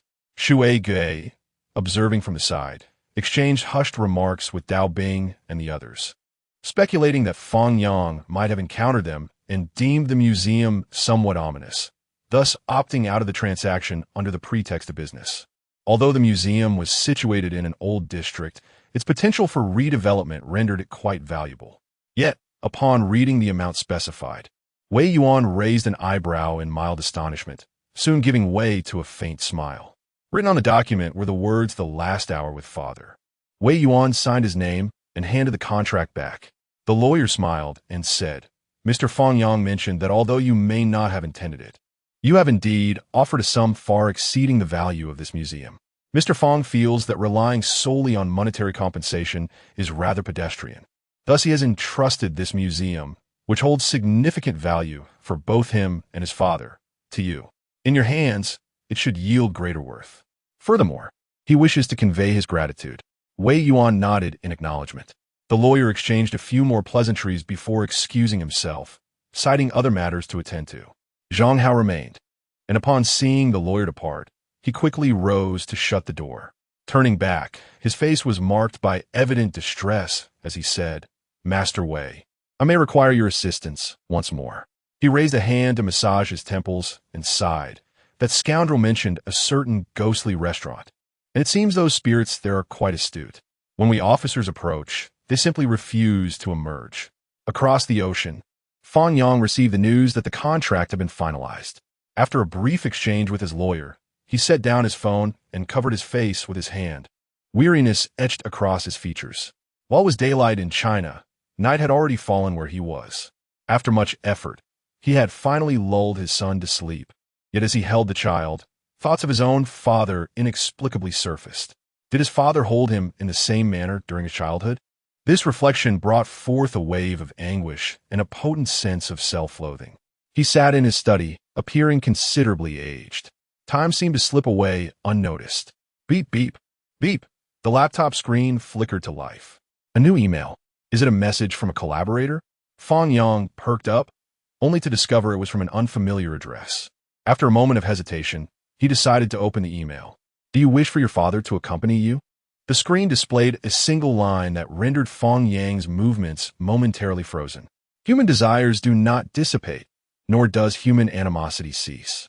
The bonds of affection endure, and the weight of guilt forever entwines the heart in the midnight hours of reflection. These are all obsessions. Obsessions do not vanish, and thus the art emerges. In the bustling metropolis, a solitary soul wanders quietly, illuminated by the glow of the computer screen. Time slipped away unnoticed, as Fong Yang's fingers finally moved, striking the keyboard. The sound echoed softly. Fong Yang's choice held little significance. It mattered not whether others perceived it as a refusal or an acceptance. Chapter 53. The resort within the confines of the museum. Zhang Hao poured forth his grievances to Wei Yuan. They had learned from the old scoundrel about the existence of an eerie coffin restaurant on the outskirts of Quan City, which piqued their interest. That very night, they set off in the direction indicated by Wang Hong. Yet after a night of wandering from the cemetery, a party of 10 could not ascertain the location of the so-called restaurant. This futile search persisted for several days. After much contemplation, they could only surmise that the members of the Special Operations Team might be carrying a trace of the punitive aura of the Divine Land. Those spectral beings, aware of their own peril, had concealed themselves with utmost caution, refusing to reveal their presence. To vanquish the demons and banish the malevolent, one must first locate the source. And it was rare to encounter such elusive apparitions. If they could not even locate the restaurant, the search for sorcerers spreading evil spells seemed utterly hopeless. Even those with a modicum of spiritual prowess could only stand by helplessly. Zhang Hao, having exhausted his thoughts without any leads, sought out Wei Yuan. Recently, the region of Quan City had witnessed several significant events. The female Taoist from the Heavenly Masteress residence, tasked with suppressing anomalies, now found herself bound to this place. Her authority curtailed and outside the institutional framework, leaving Wei Yuan as the only one with sufficient capability amidst the vastness of Quan City. In this dire situation, Zhang Hao earnestly implored Wei Yuan for assistance. Their personnel remained stationed in the village, and once Wei Yuan identified the target, they would naturally handle the ensuing matters. Wei Yuan, too, found himself in need of confronting these malevolent spirits and phantoms to enhance his strength in preparation for the Mountain Lord. After a brief moment of contemplation, he consented. The village where Wang Hong resided was quite distant from the urban center. Consequently, it initially faced considerable poverty, leading most of the young individuals to seek employment elsewhere, leaving behind only a few elderly residents. Eventually, a prominent entrepreneur recognized the area's charm. tucked away from the city's hustle and bustle, with its picturesque landscapes, and transformed it into a substantial rural wellness center, employing the villagers for various tasks. As long as the villagers were diligent, they gradually prospered.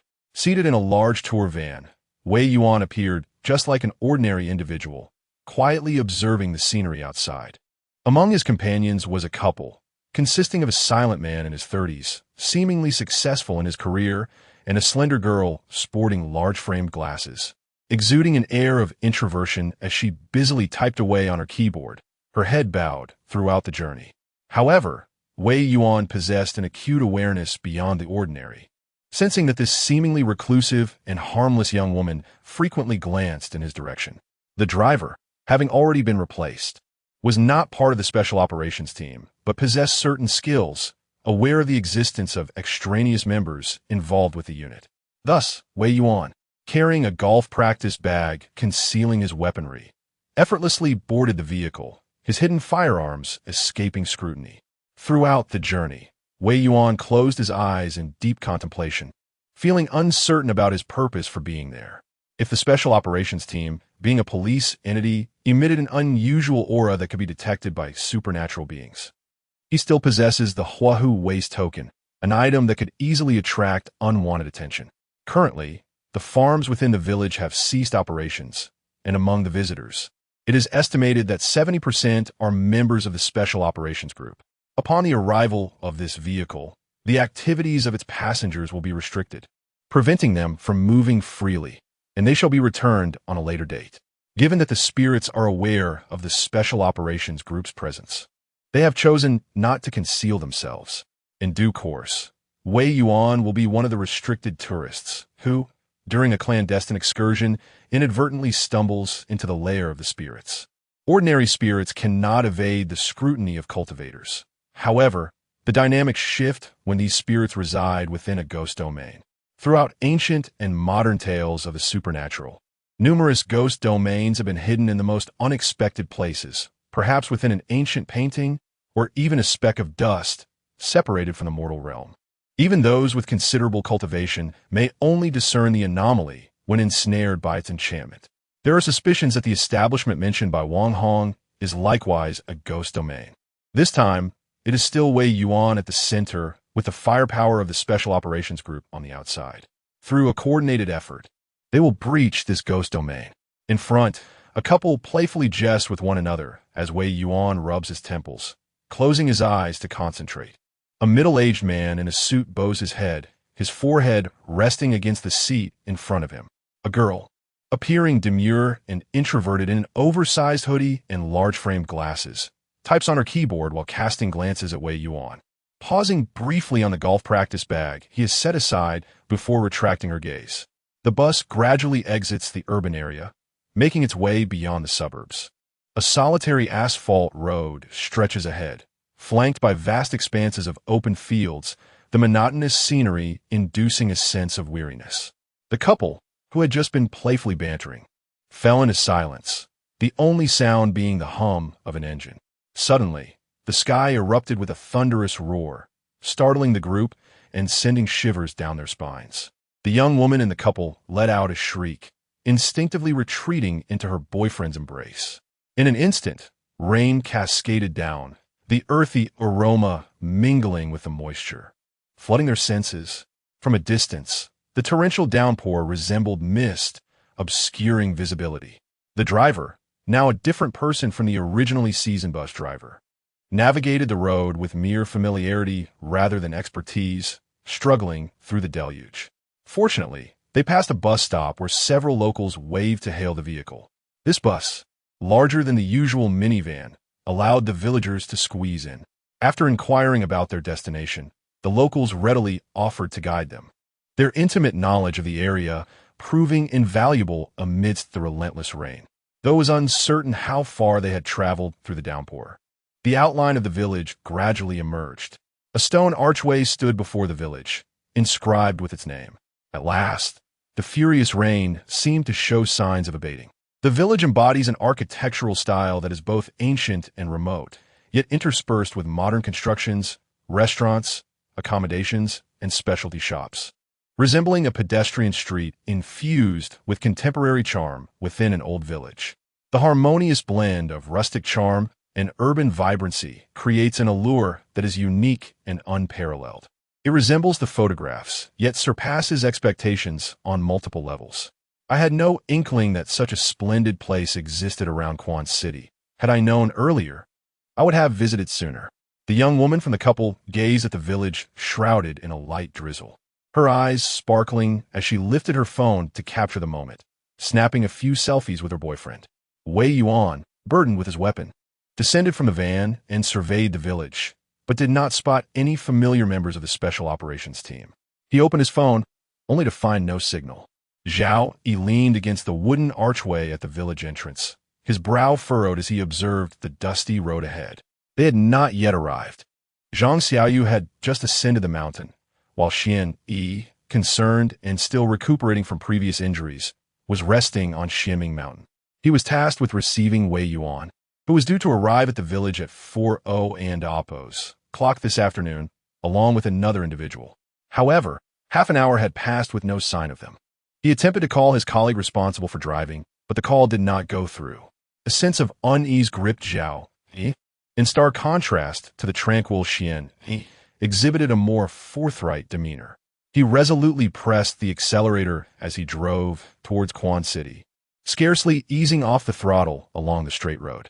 Suddenly, an unsettling feeling overcame him, prompting him to slam on the brakes. The tires screeched as the car came to a steady halt. Stepping out, Zhao Yi scrutinized the pavement ahead. The region had not seen a drop of rain recently. The surface was coated in a thick layer of dust. The vehicle's passage had left distinct tire tracks upon the road. Yet he noticed a peculiar interruption in one of the tracks. There were prints leading forward, but none returning, as if the vehicle had simply vanished in a thin air. Once again, Zhao Yi dialed the encrypted phone in Wei Yuan's possession. This device was utilized for internal communication within the Special Operations Group, and the tech team had assured that it could connect even in the most remote locations on Blue Star. Hello, the number you have dialed is temporarily unavailable. Please try again later. A new story begins, yet the writer finds themselves ensnared in a creative block, lying dormant. Chapter 54. Awaiting arrival, Wei Yuan returned the mobile phone, which was reputed to have signal even in the depths of the mountains. At that moment, the couple preparing to post selfies on their social media, along with the girl clutching a laptop, also realized that the internet connection had been severed. The young man, furrowing his brow, hurried off to confront the village's authority figure. The middle-aged man repeatedly offered his apologies, expressing his regret. I sincerely apologize, everyone. The downpour today was exceptionally heavy and sudden, resulting in some damaged circuitry. Our location is quite remote, and we will expedite repairs in the coming days. Certainly, our village holds a modest reputation in Quan City. We would never exploit visitors. That is simply unacceptable. We will ensure that everything is rectified without fail. The girl with the laptop remained silent. Meanwhile, the driver, who was technically an auxiliary member of the Special Operations team, pulled Wei Yuan aside, beads of sweat forming on his forehead. Master Wei, we seem to have encountered an issue. This place does not appear to be the village we intended to visit. The general location and architectural style may be similar, but the people are distinctly different. He paused, lowering his voice. With the signal and internet down, it seems we may have strayed off course. Wei Yuan nodded slightly, surveying the village. It was evident that something was amiss, yet he could not pinpoint the source of the malevolent energy. It appeared that the entities residing here were not mere wandering spirits. They possessed an awareness of how to conceal their presence. The driver, steeling himself, proposed to venture back along the path they had come, suggesting that if they could find their way out, they might locate an area with a signal to send a message. The driver boarded the van and, with a swift press of the accelerator, sped away. However, it was not long before he returned, the vehicle's exterior splattered with rainwater.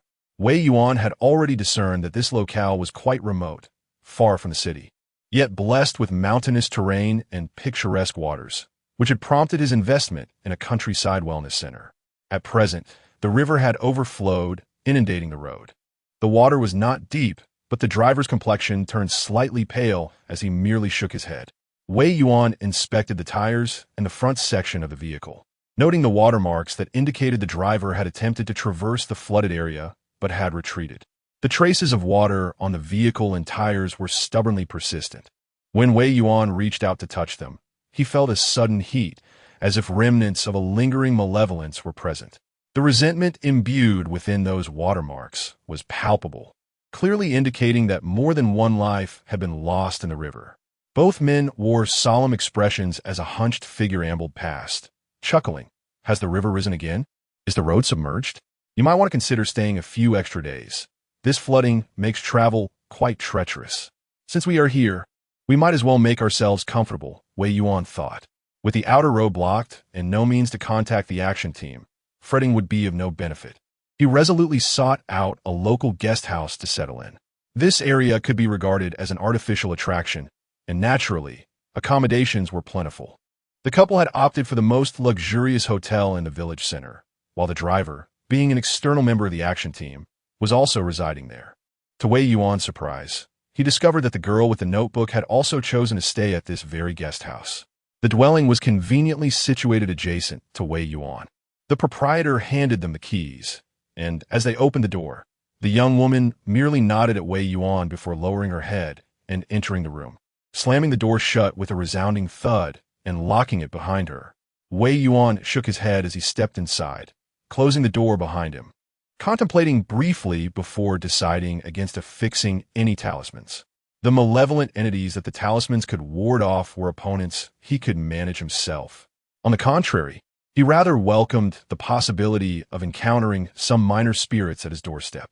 The innkeeper provided food and lodging at a modest price. The evening meal was rather light. After thoroughly assuring himself that there were no traces of ghostly energy, Wei Yuan partook of some fruit.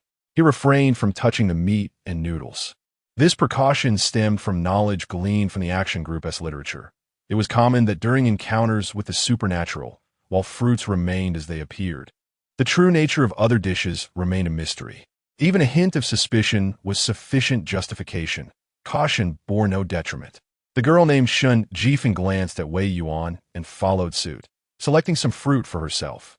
The inn was not devoid of other guests. Beyond the three of them, other travelers indulged heartily in their meals.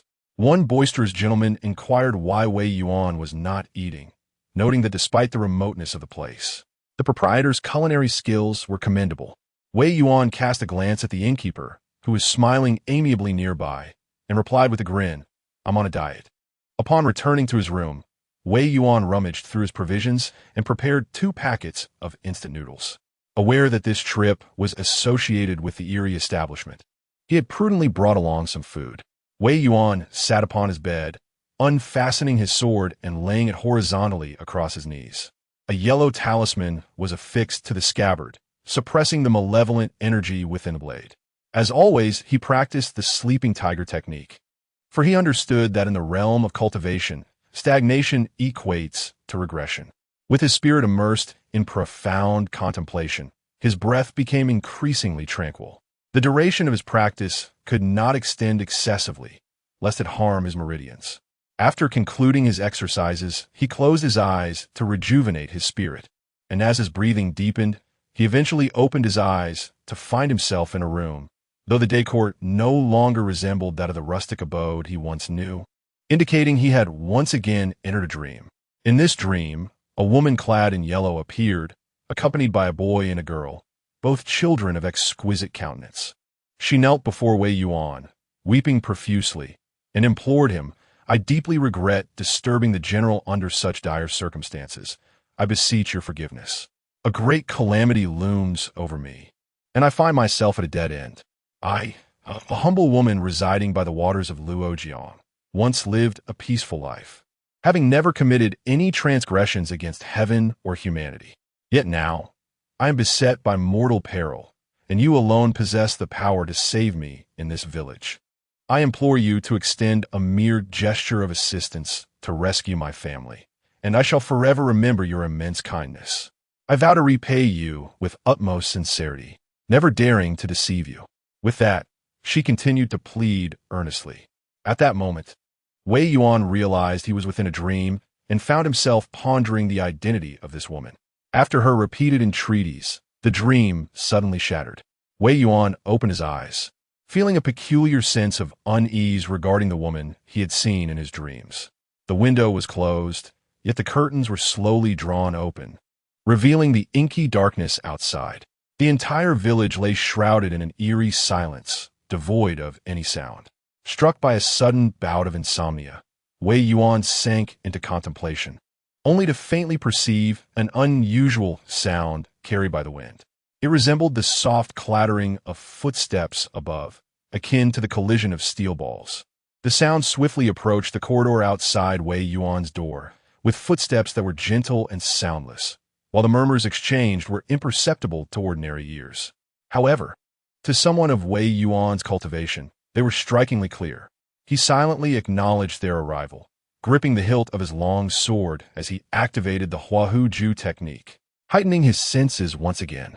Though only a single pair of footsteps could be heard, there were many voices. Wei Yuan counted 5 in total. The guests outside reached the first door, and he could hear the sound of a deep inhalation. One voice inquired, "What about this individual?" Another responded, "No, this person is a well-connected philanthropist." "Philanthropist? On what grounds?" was the retort. "Because this individual spent a considerable sum on jade talismans at a temple imbued with magical powers." The footsteps shifted, turning towards the opposite side, and a voice swallowed hard, stating, "What about this corpulent fellow?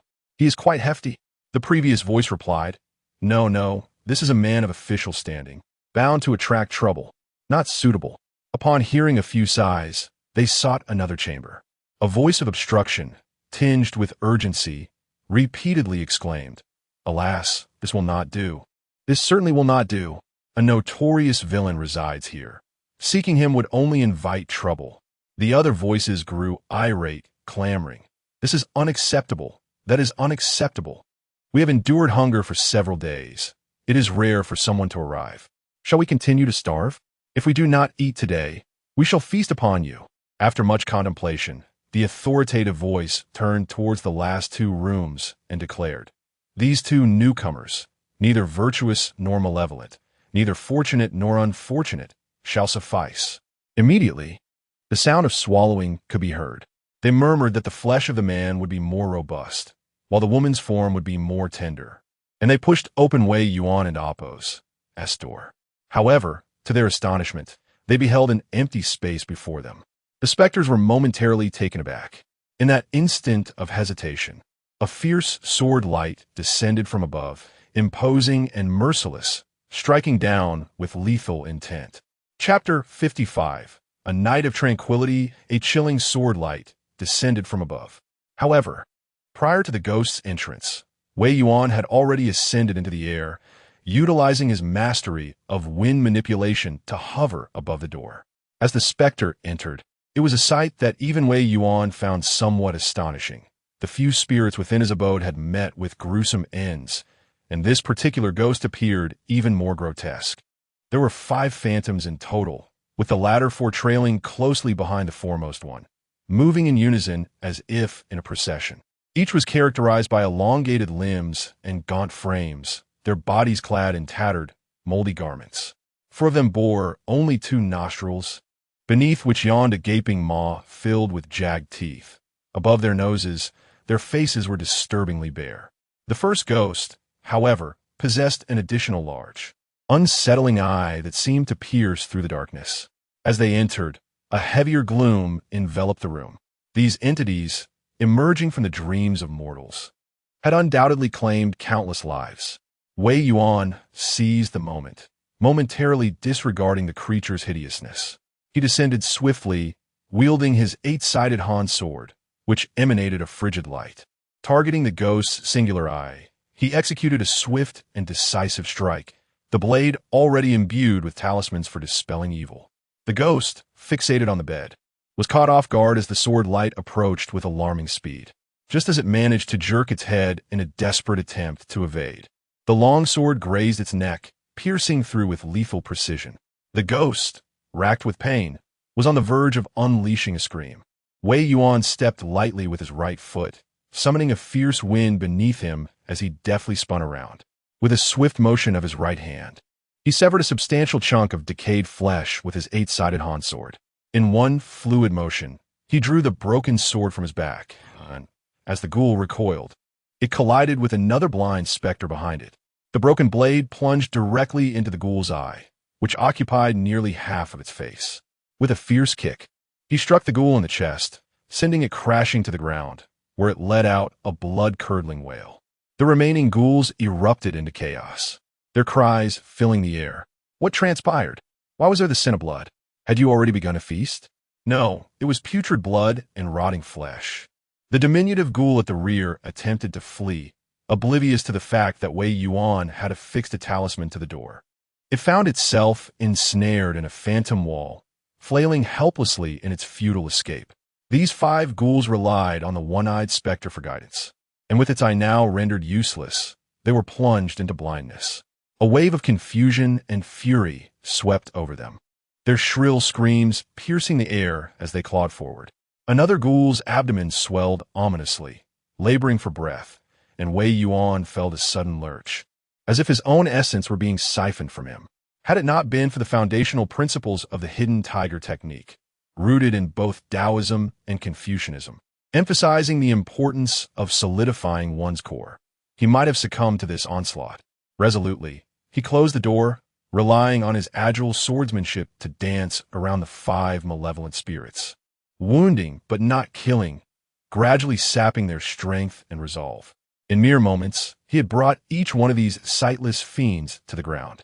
Wei Yuan sat in a chair, sword in hand, exuding an aura of malevolence. Before him lay the 5 grotesque ghouls, utterly defeated, now resembling tumbling gourds on the ground. The inscription on the waist token of the crouching tiger had already begun to manifest on the ethereal platform, and Wei Yuan had discerned the true form of this malevolent entity. The plague demon, with its singular eye, possessed 5 apparitions, the 5 demons, with a singular gaze, embodied both movement and stillness. Should a few demons approach an individual, that person would inevitably fall ill. However, if 5 demons were to converge upon the same individual, even one of robust health would succumb to illness within 7 days. Though they belonged to the realm of spirits, they were also classified as monstrous beings, vile entities of malevolence. Outside the window, the village remained eerily tranquil. Wei Yuan, with his sword firmly planted in the ground, feigned an air of omniscience to intimidate the demons, inquiring, "I did not expect to encounter a plague demon of the singular I hear. How long have you been in this place?" Wei Yuan showed no mercy towards the malevolent spirits, and the 5 demons, already gripped by fear, heard his inquiry. The leader of the demons struggled and crawled forward, bowing in submission, pleading, "Esteemed Taoist, spare us, spare us." Wei Yuan remained silent, continuing to wield his sword while pressing for answers. Reluctantly, the demons revealed the truth. The village was enveloped by an entire domain of spirits. This spectral domain bore significant origins, seemingly altered from an ancient array, but regrettably had fallen into the hands of malevolent beings, transforming it into a realm of deathly specters. With a 7-day term, the entrance would open. Upon entering, mortals would encounter various adverse weather conditions, be it fierce winds or torrential rains, and those who entered would find it impossible to escape within 7 days. Even the strongest individuals, after enduring a full week, would suffer a significant depletion of their vital essence, afflicted by the plague demon and burdened by the misfortune spirit lurking behind them. They would ultimately lose a substantial portion of their lifespan, often meeting a tragic end from recurrent ailments by the age of 30 or 40. The lifespan consumed by these losses, akin to the vital essence of ordinary individuals, naturally flowed into this village. As for the other spirits, their arrangements remain unknown. Nonetheless, the proprietor steadfastly refused to allow the 5 of them to jointly siphon the life force of a single person, thereby ensuring that guests met their demise outside, thus avoiding any incidents that might attract the Taoists from Mount Longhu and Mount Maoshan. Wei Yuan inquired about the proprietor, to which Imu Wu responded, "Indeed, he is the sovereign of the ghost realm, running an establishment that neither sells tea nor liquor, but rather serves meals for the deceased, welcoming guests from all directions." "Where is this establishment located?" For ordinary folk wishing to attend, one must journey westward. After a brief pause, he bowed again in supplication. Wei Yuan's sword suddenly unsheathed with fierce intent, striking without mercy. In the flash of the blade, several malevolent spirits fell lifeless to the ground. The last spirit, realizing its impending doom, let out a chilling roar and lunged at Wei Yuan, only to be impaled directly through the throat by the severed sword, its throat emitting a gurgling sound before collapsing. The remaining wicked spirits were vanquished, and the officer remained unflinching, slowly wiping the greenish blood from his sword with a nearby cloth. The Huohu badge trembled slightly. The slaying of Imu Wu garnered 3 merit points. This spirit was merely slightly stronger than the painted-skinned servant Wei Yuan had dealt with before. Nevertheless, 3 merit points were still 3 merit points. Even a mosquito's leg, however small, is still flesh. Wei Yuan was finally able to register merit once more, which brought a sense of stability in the face of the looming threat of the Mountain Lord, whose origins and timing remained a mystery. The proprietor mentioned by Imu Wu must indeed be the inn referred to by Wang Hong. At long last, the true target had been identified. The village lay in tranquil silence as Wei Yuan sheathed his sword. Turning around, he beheld a multitude of specters sprawled upon the ground. Although these 5 beings were apparitions, they possessed a tangible form that was rather unsightly. Without hesitation, Wei Yuan cast the 5 phantoms out of the window, each plummeting to the earth like a stubborn stone. Surveying the village, he realized it was encircled by a realm of spirits. Escape was futile, yet he was equipped with formidable skills. Thus, he chose to embrace the darkness among the fallen malevolent spirits, cradling his sword, and peacefully succumbed to slumber. In the depths of night, rustling sounds permeated the air as wicked entities approached stealthily. Oddly enough, it had been a considerable time since the 5 had departed, yet there remained an unsettling silence. One ghost's expression shifted as he exclaimed, "Damn it, could he have been so gluttonous as to consume a human?" In this age of rejuvenated spiritual energy, the divine land was under the watchful eye of the celestial master's abode, with disciples of Buddhism and Taoism descending from their mountains. The multitude of spirits hurried towards the location of the 5, only to be met with a ghastly sight under the moonlight. 5 specters lay shattered on the ground, their forms reduced to a grotesque mash of flesh. The assembly of spirits halted, their eyes wide with horror, before they retreated in dismay. Remarkably, the night passed without further incident. On the following day, Wei Yuan awoke, stretching comfortably as he opened the window. Outside, he spied 2 individuals meticulously tidying the pathway, seemingly sweeping away fallen leaves and weeds. To Wei Yuan's discerning eye, however, it appeared as though they were clearing away the remnants of the 5 wretched souls. A couple meandered by, seemingly oblivious to the abundance of debris that cluttered the springtime landscape. "Ah, that S from the strong winds last night," replied a kindly, warm-faced old woman. Indeed, the wind was fierce like a blade, and the rain was cold, as sharp as a sword. Another taciturn old woman spoke. The young woman laughed as she pulled her boyfriend along, stepping on the fallen leaves, her boots crunching softly beneath her, evoking a sense of comfort akin to a languid autumn afternoon. Wei Yuan observed the graceful rise and fall of the woman's high-heeled boots, dancing lightly upon the decaying flesh of grotesque creatures. The sound of squelching echoed as the heels crushed the putrid remnants. Invisible to the naked eye, greenish pus and blood splattered onto her creamy white dress and her hands, which remained tightly clasped together. Laughter filled the air. The 2 cleaning old women paused, their expressions warm as they gazed at the playful couple. Their throats moved as if swallowing a lump of emotion. Suddenly, a knock echoed. Wei Yuan squinted at the scene, his hand slowly resting upon the hilt of his broken sword behind him. The knock resounded again. He released his grip and opened the door. A gaunt yet amiable shopkeeper stood at the threshold, his face devoid of expression as he surveyed the room stained with the blood of the grotesque. He bowed slightly. "Hello. Do you require assistance with cleaning the house? If I'm not mistaken, it seems the update was posted at dawn, lying dormant. Perhaps a chapter at midnight, followed by 3 updates tomorrow during the day." Chapter 56. An invitation to visit the proprietor of this establishment exuded no trace of malevolence or otherworldly aura.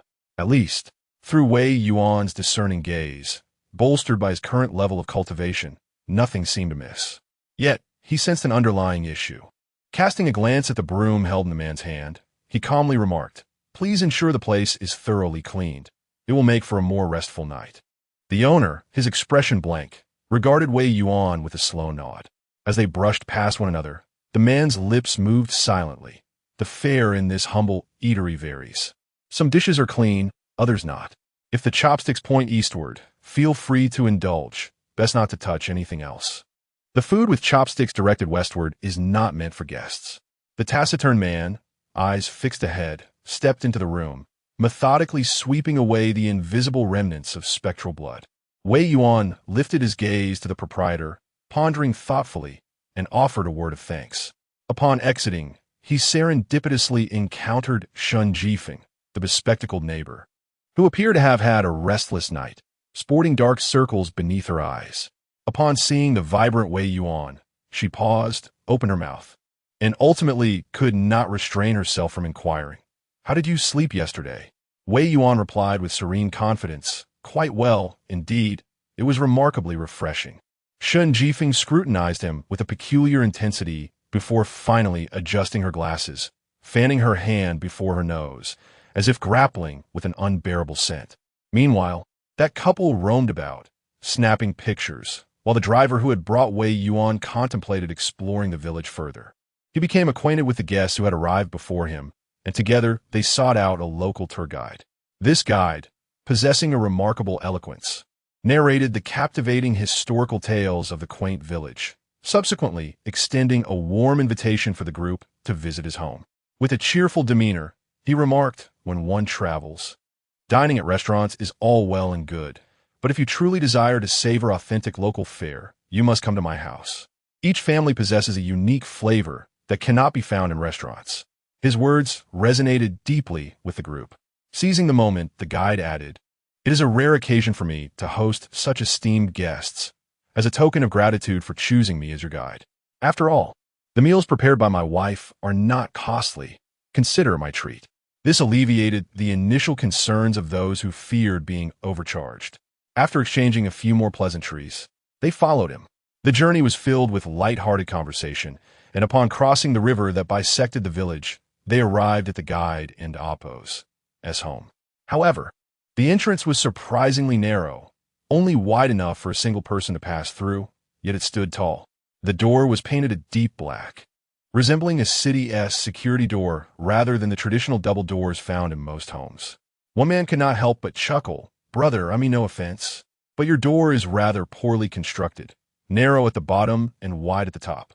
The guide, with a sheepish grin, replied, "This place is remote, and my family is modest. This is just our old abode, hence the narrow entrance. Only one can pass at a time. My wife and children are inside. Please go in and wait a moment while I fetch some drinks and snacks." The crowd, without suspicion, nodded in agreement. Once the tour guide had departed, the driver, concealed among the throng, felt a sudden unease as he gazed at the narrow, black door. He intended to call Wei Yuan, yet found himself paralyzed, unable to move. A portly man then knocked gently, clearing his throat, and inquired, "Hello, is anyone there? Is anyone there?" No response came. He knocked a third time, raising his voice slightly, and pleaded, "Please, open the door. There are people outside." With a creak, the door swung open. The onlookers exchanged glances, their hearts skipping a beat. Behind the door lay an abyss of darkness. Within the shadows, a woman in Appo's face appeared, yet she did not step outside. Instead, she simply opened the door. Curiously, the door did not pull inward but pushed outward. Through the opening, a dim glimpse revealed a space filled with dark hues where pine and cypress trees loomed, adorned with clusters of white blossoms. A woman in a flowing black gown extended her pale hand from behind the door, beckoning them inward, softly murmuring, "Ah, guests have arrived. Please come in." After leaving the guest house, Wei Yuan, with a bag containing a sword slung over his shoulder, headed westward. Along the way, he appeared to be absorbed in the scenery, yet secretly sought the location of a shop mentioned by Wu. Regrettably, his search bore no fruit.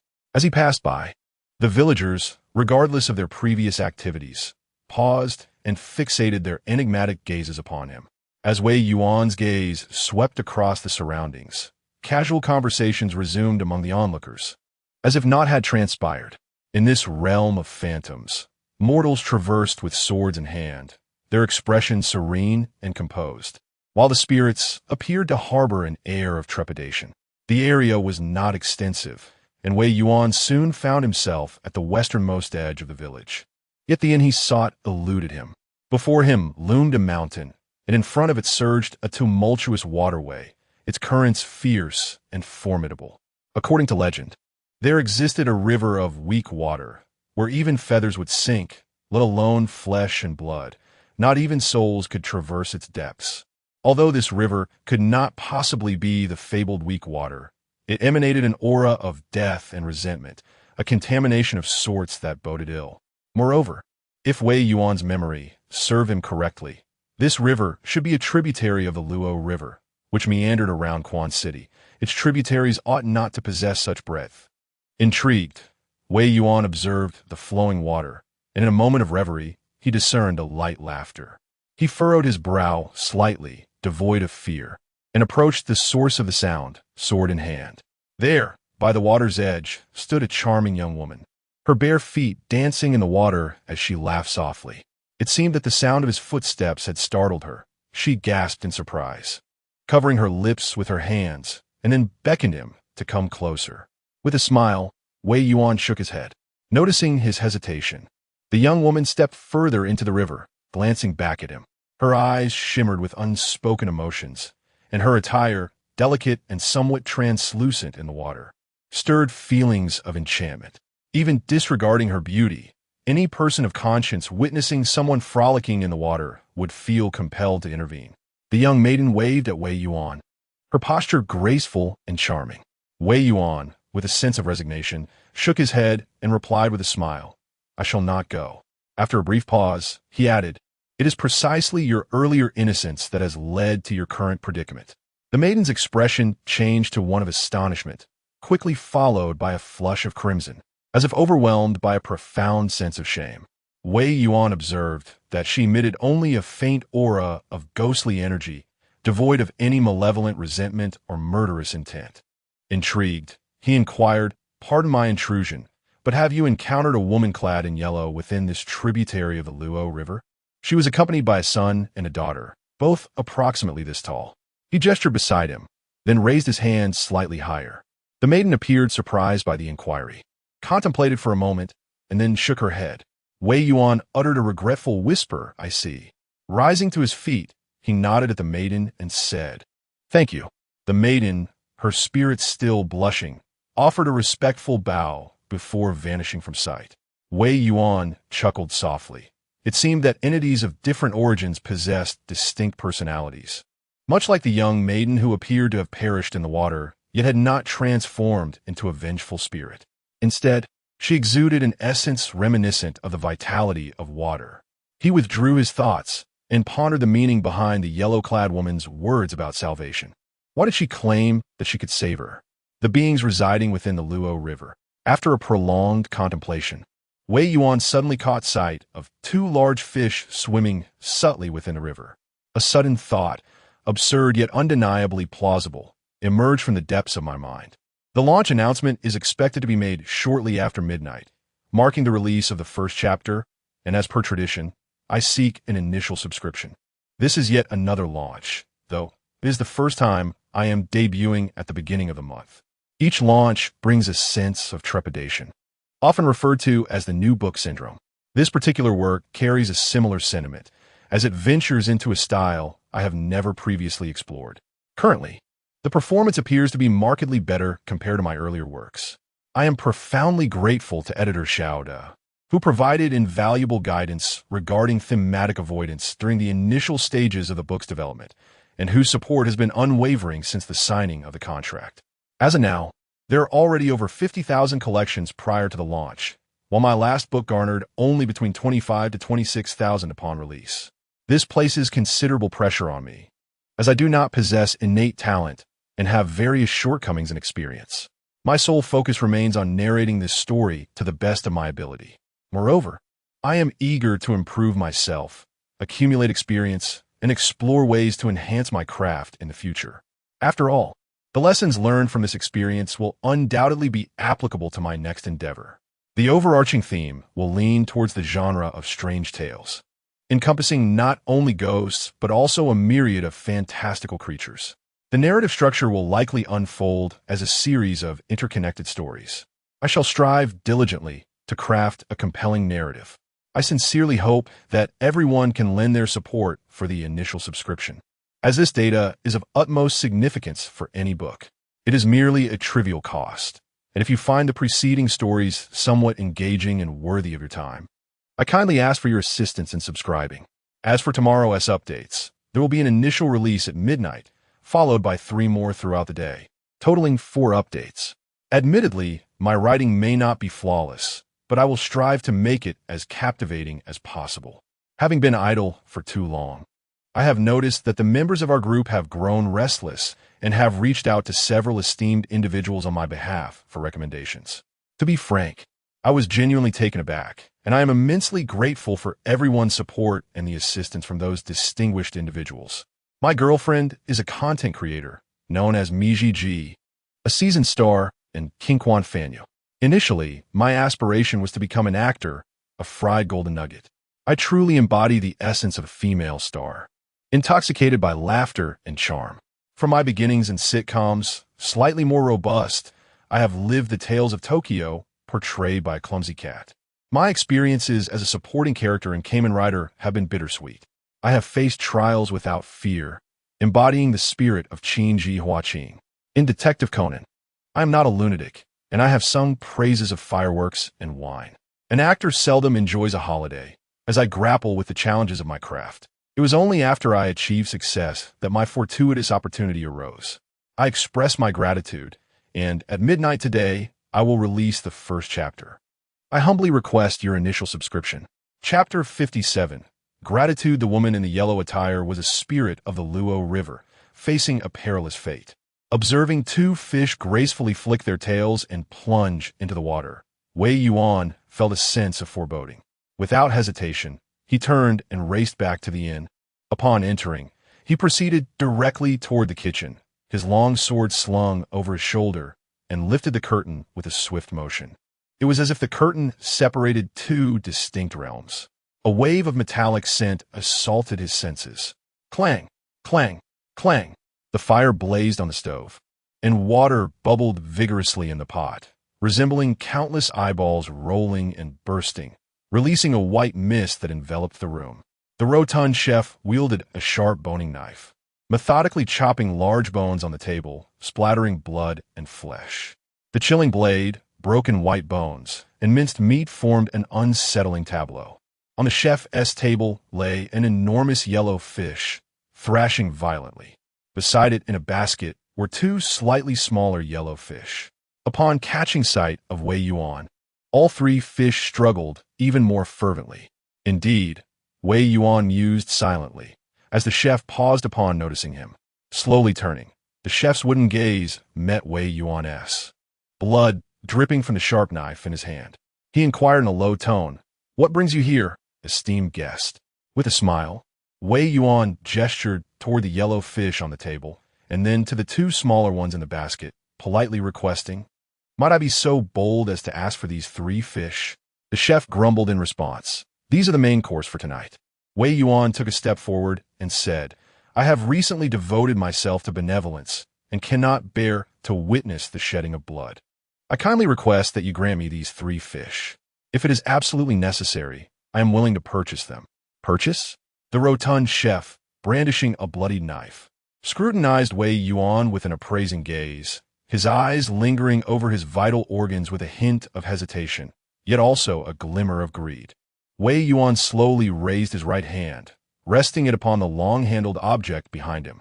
The chef seemed to recall something, trembled slightly, and finally conceded, "Very well, I shall give them to you." He swept the large yellow fish into a bamboo basket and handed it to Wei Yuan. Gratefully accepting the basket containing the 3 yellow fish, Wei Yuan expressed his thanks and turned to leave. The chef, after a brief silence, muttered behind him, "You mentioned wanting to leave. Someone wishes to convey a message to you. Though the path you came by is now impassable, there's still small trails that can lead you out.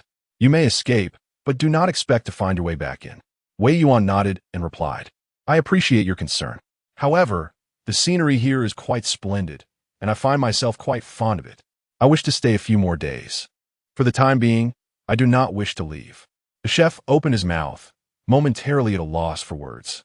Wei Yuan returned to his quarters, carrying the bamboo basket of fish. The traces of blood left by the previous slaying had been thoroughly cleaned.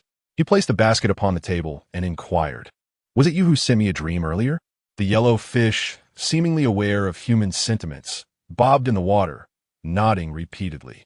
Wei Yuan, lost in thought, observed the two small yellow fish gasping for breath and inquired, "Shall I return you to the river?" The yellow fish nodded once more, akin to a human bowing in reverence, as they swam gently within the already limited fish basket. Their fins brushed lightly against the two little fish, exuding a tenderness of affection. Wei Yuan lifted the basket and made his way back to the unusually broad tributary of the Luo River, where he tipped the basket over. 3 fish emerged from the water, swirling about for a moment, offering their thanks before gracefully retreating to the depths. Upon returning to his lodging, Wei Yuan leaned against the bed with his sword in hand, closing his eyes in contemplation. Before long, he succumbed to a deep slumber.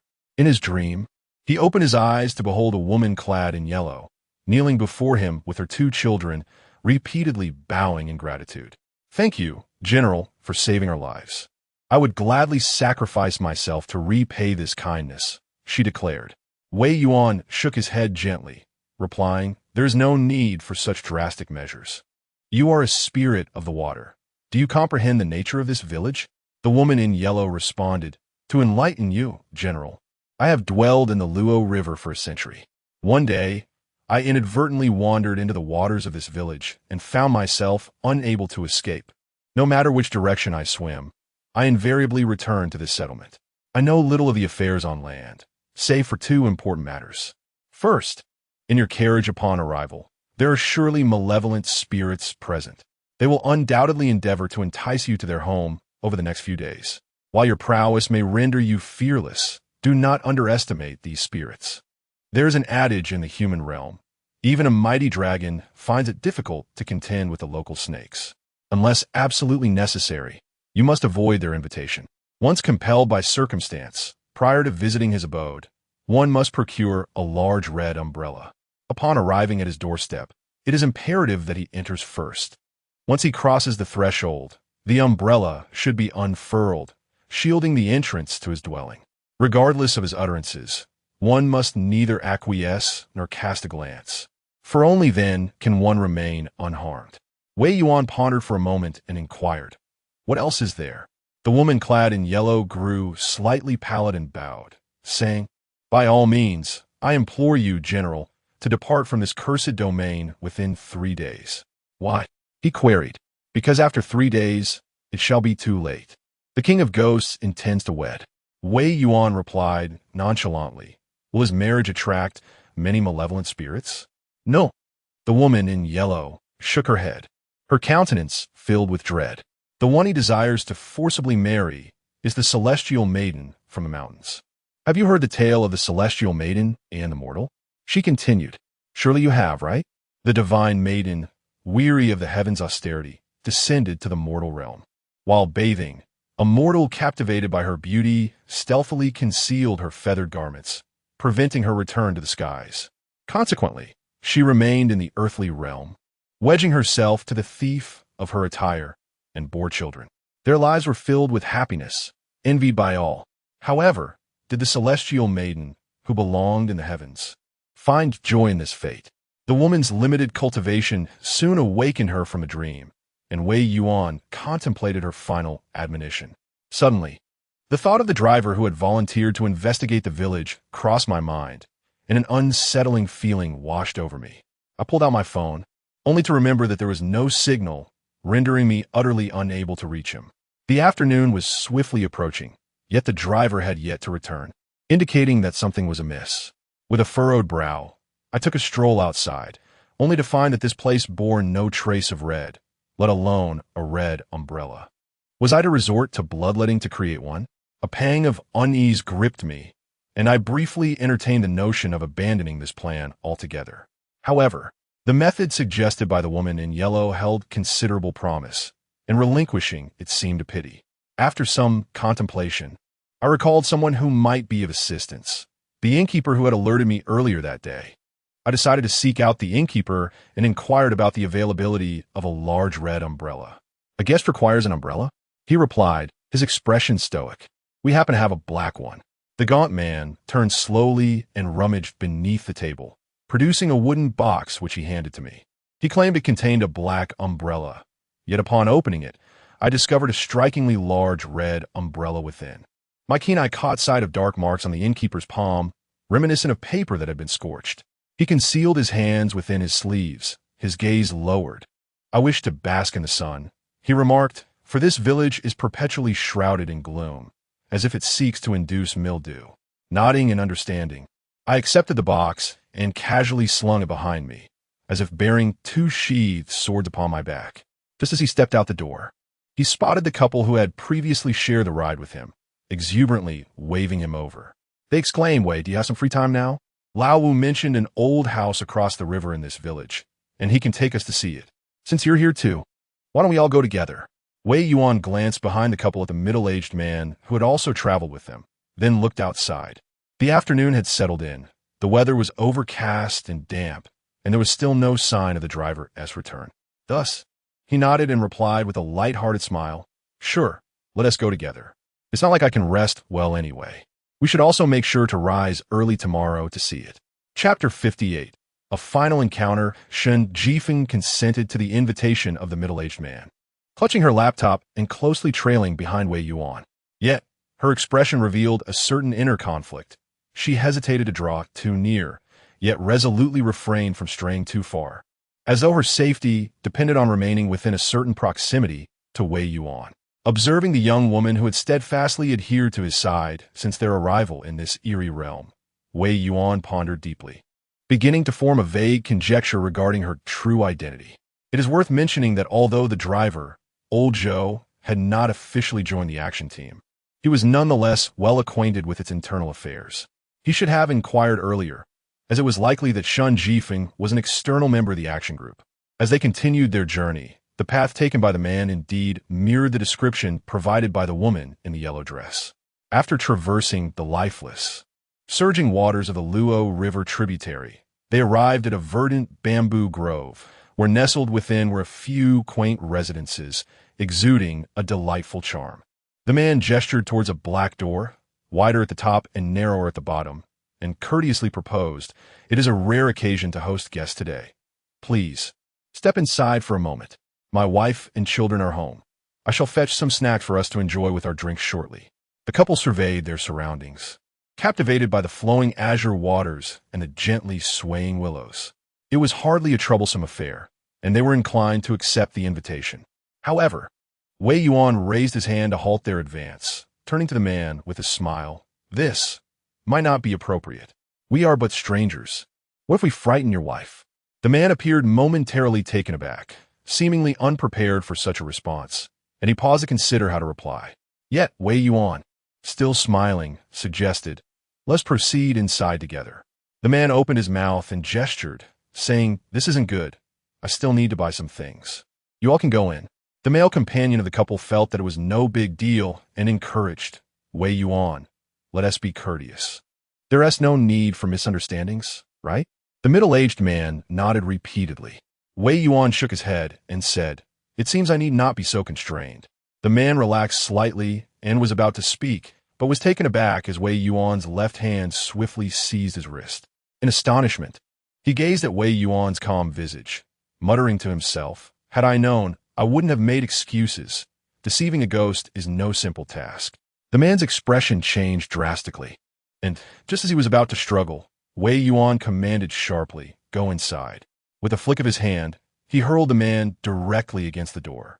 Strangely, the ominous black door, seemingly solid and impenetrable, allowed the middle-aged man to tumble right through it. Wei Yuan then raised his hand, unfurling the crimson umbrella behind him to brace against the man and the narrow, dark door. The couple, still somewhat bewildered by the unfolding events, suddenly heard a chilling sound. It was as though a red-hot iron rod had plunged into snow. A piercing scream erupted from within, as something thudded against the umbrella, causing its surface to tremble and reflect a distorted silhouette. Then, a frantic and anguished cry rang out. "Let me go! Look at me! Open your eyes and see me!" The voice was hauntingly sorrowful, echoing as if it were right beside them. The couple stood petrified with fear as Wei Yuan stepped forward, placing himself protectively in front of the three behind him. His gaze narrowed slightly, and from above the umbrella, a series of scratching sounds echoed, as if someone was desperately struggling behind the door, exerting immense force, a feat beyond the capability of an ordinary person. Yet, Wei Yuan remained unfazed, grounded in his profound cultivation. Time seemed to stretch indefinitely until the piercing screams gradually subsided. Shun Jifeng, gasping for breath, opened his eyes to find the couple beside him had fainted under the oppressive aura. Wei Yuan carefully stowed away the crimson umbrella, its surface marred with numerous pockmarks and deep black scratches, a sight both alarming and unsettling. Before the red umbrella stood not a grand door, but rather a pitch-black coffin. They had been mere steps away from unwittingly stepping inside. Unlike typical coffins buried in the earth, this one was positioned upright, not touching the ground at all, enveloped by a layer of red bricks that isolated it from the soil.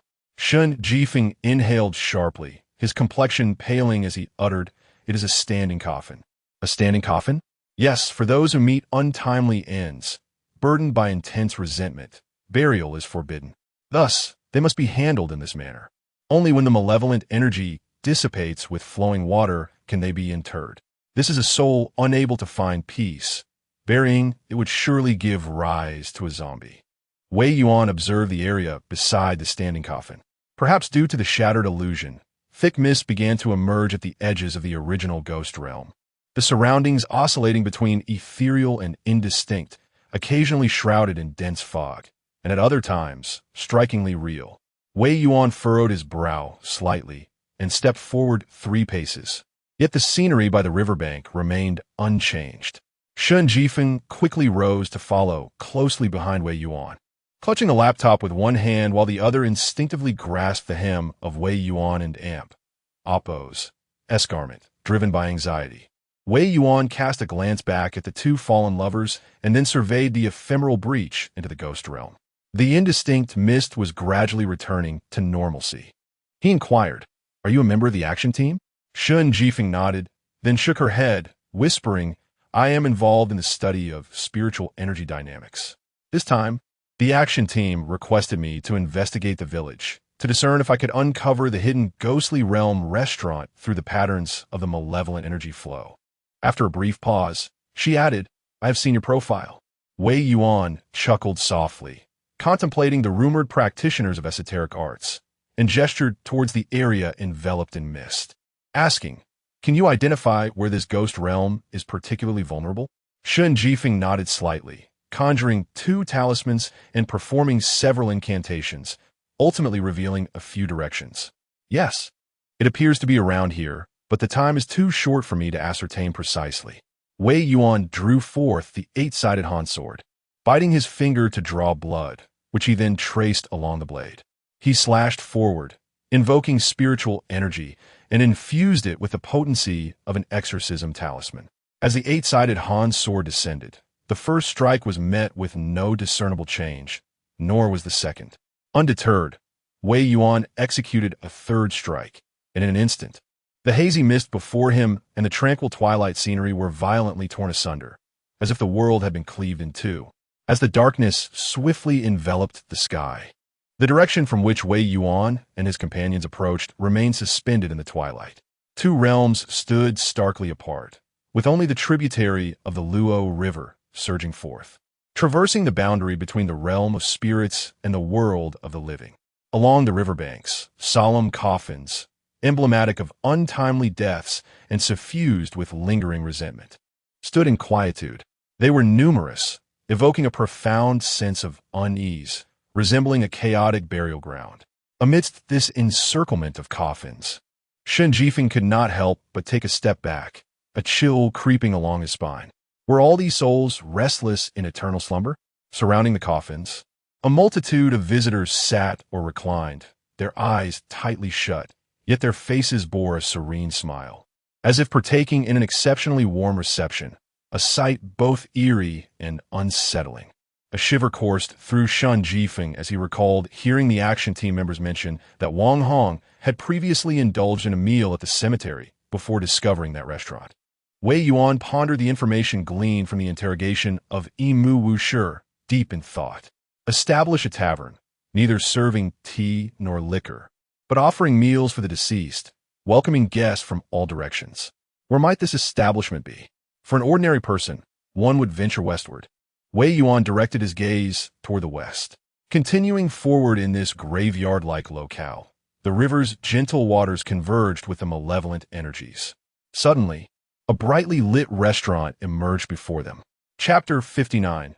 Now that we are here, Shen Jifeng clutched her laptop, following Wei Yuan's gaze to the restaurant, her lips trembling slightly.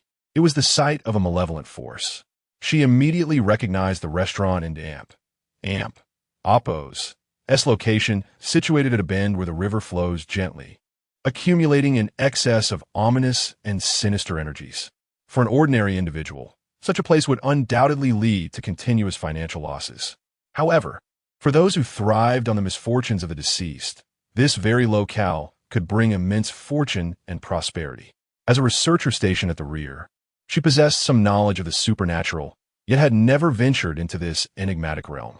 Surrounded by numerous coffins of those who had met untimely ends, and with a foreboding aura looming ahead, she felt a shiver run down her spine, her heart racing in her throat. What should we do? Wei Yuan tapped the lids of several nearby coffins with his sword, producing a series of resonant sounds. Clearly, they were empty. He jested. It seems even the spirits have stepped out for a while. Shen Jifeng stared at him in astonishment. He gestured towards the tourists sprawled on the ground, lost in a trance, saying, "The spirits are currently absent. Let us awaken these individuals first." The phenomena of ghostly walls, obscured visions, and oppressive spirits were well known to nearly all entities of the supernatural. These tourists had fallen victim to the latter. Shen Jifeng, equipped with numerous talismans for tranquility and protection, pressed them to the foreheads of the entranced individuals. As the original malevolent spirits were nowhere to be found, the talismans effectively dispelled the residual negative energy, rousing the tourists from their stupor. It is indeed a pity that these individuals previously believed themselves ensconced in a charming and elegant countryside retreat, engaging in light-hearted conversation over tea. Yet, upon opening their eyes, they found themselves amidst a foreboding and chaotic graveyard, which was a true test of their fortitude. The moment they regained consciousness, a chorus of panicked screams ensued. Only the driver, old Zhou, maintained a semblance of calm. Even after being ensnared in an illusory realm, he endeavored to extricate himself. As his vision cleared, revealing the disordered burial ground and the two figures of Wei Yuan, he initially tensed, only to subsequently exhale in relief. Drenched in cold sweat, armed with the credentials of the Special Operations Team and firearms that ordinary civilians could scarcely possess, Wei Yuan and his companions successfully subdued the tourists. Notably, a slightly portly man seemed to recognize the existence of the Special Operations Team. Though gripped by fear, he managed to regain a measure of composure. Meanwhile, the towering figure, who had previously been regarded as a nefarious villain, complied without causing further disturbance. This imposing man was drenched in sweat, struggling to maintain his balance. Moments ago, he had been ogling a stunning woman, his mouth parched with desire. Now, awakening in a graveyard with a sinister black coffin before him, he felt his legs weaken. Old Zhou, having consumed a medicinal elixir, briefly revitalized his energy. After a brief discussion, it was decided that he and Shen Jifeng would escort the ordinary individuals away from the graveyard. Theoretically, they had just traversed a layer of a ghostly realm and should now be in the realm of reality. They needed to depart swiftly and find a way to contact the operations team. Shun Jifeng instinctively glanced at Wei Yuan and inquired, "And what about you?" Wei Yuan gestured towards a distant restaurant and replied nonchalantly, "Since we are here, we might as well step inside for a while." However, Wei Yuan and Appo's desire to explore this establishment was far from trivial. Setting aside the fact that the man who practiced sinister sorcery had once frequented this place, the sheer magnitude of the authentic ghost realm, the clusters of coffins associated with untimely deaths, and the audacious ghost king, who aspired to wed the celestial maiden of the mountain, as recounted by Huang Gu, were sufficient to compel Wei Yuan to delve deeper into the unknown. This restaurant lay beyond the ghost realm, where the spirits could not easily traverse, thus rendering it highly probable that no entities aware of Wei Yuan's presence lurked within. Exercising caution, he prepared to blend in while remaining ready to retreat at the slightest hint of danger. Employing his ghost-repelling abilities, Wei Yuan drew forth the lingering essence of the spirit from within the coffin, which had been entwined with the red umbrella moments earlier. Cloaked in a veil of ghostly energy, he approached the restaurant with unwavering confidence. The establishment, adorned with antique charm, featured fluttering wine banners and lanterns hanging on either side. Yet, the wine banners had faded, and the lanterns were shrouded in a layer of pale white, emitting a ghostly azure glow that illuminated only a limited area, as if beckoning souls towards another realm. Casting a discerning glance, Wei Yuan observed the chaotic dance of spirits within the restaurant, an undeniable domain forbidding to the living. With a steady demeanor, he pushed open the door and, as he stepped into the establishment, his pace momentarily faltered. The Wawayu trembled softly, and a scroll unfurled before Wei Yuan's consciousness. On the dim, yellowed paper, a few strokes depicted a roadside tavern, where a young innkeeper smiled invitingly at passers-by. The wooden window on the second floor was pushed open, revealing a lovely young lady gazing wistfully at the sky, her demeanor one of solitude. A line of ink characters materialized before him.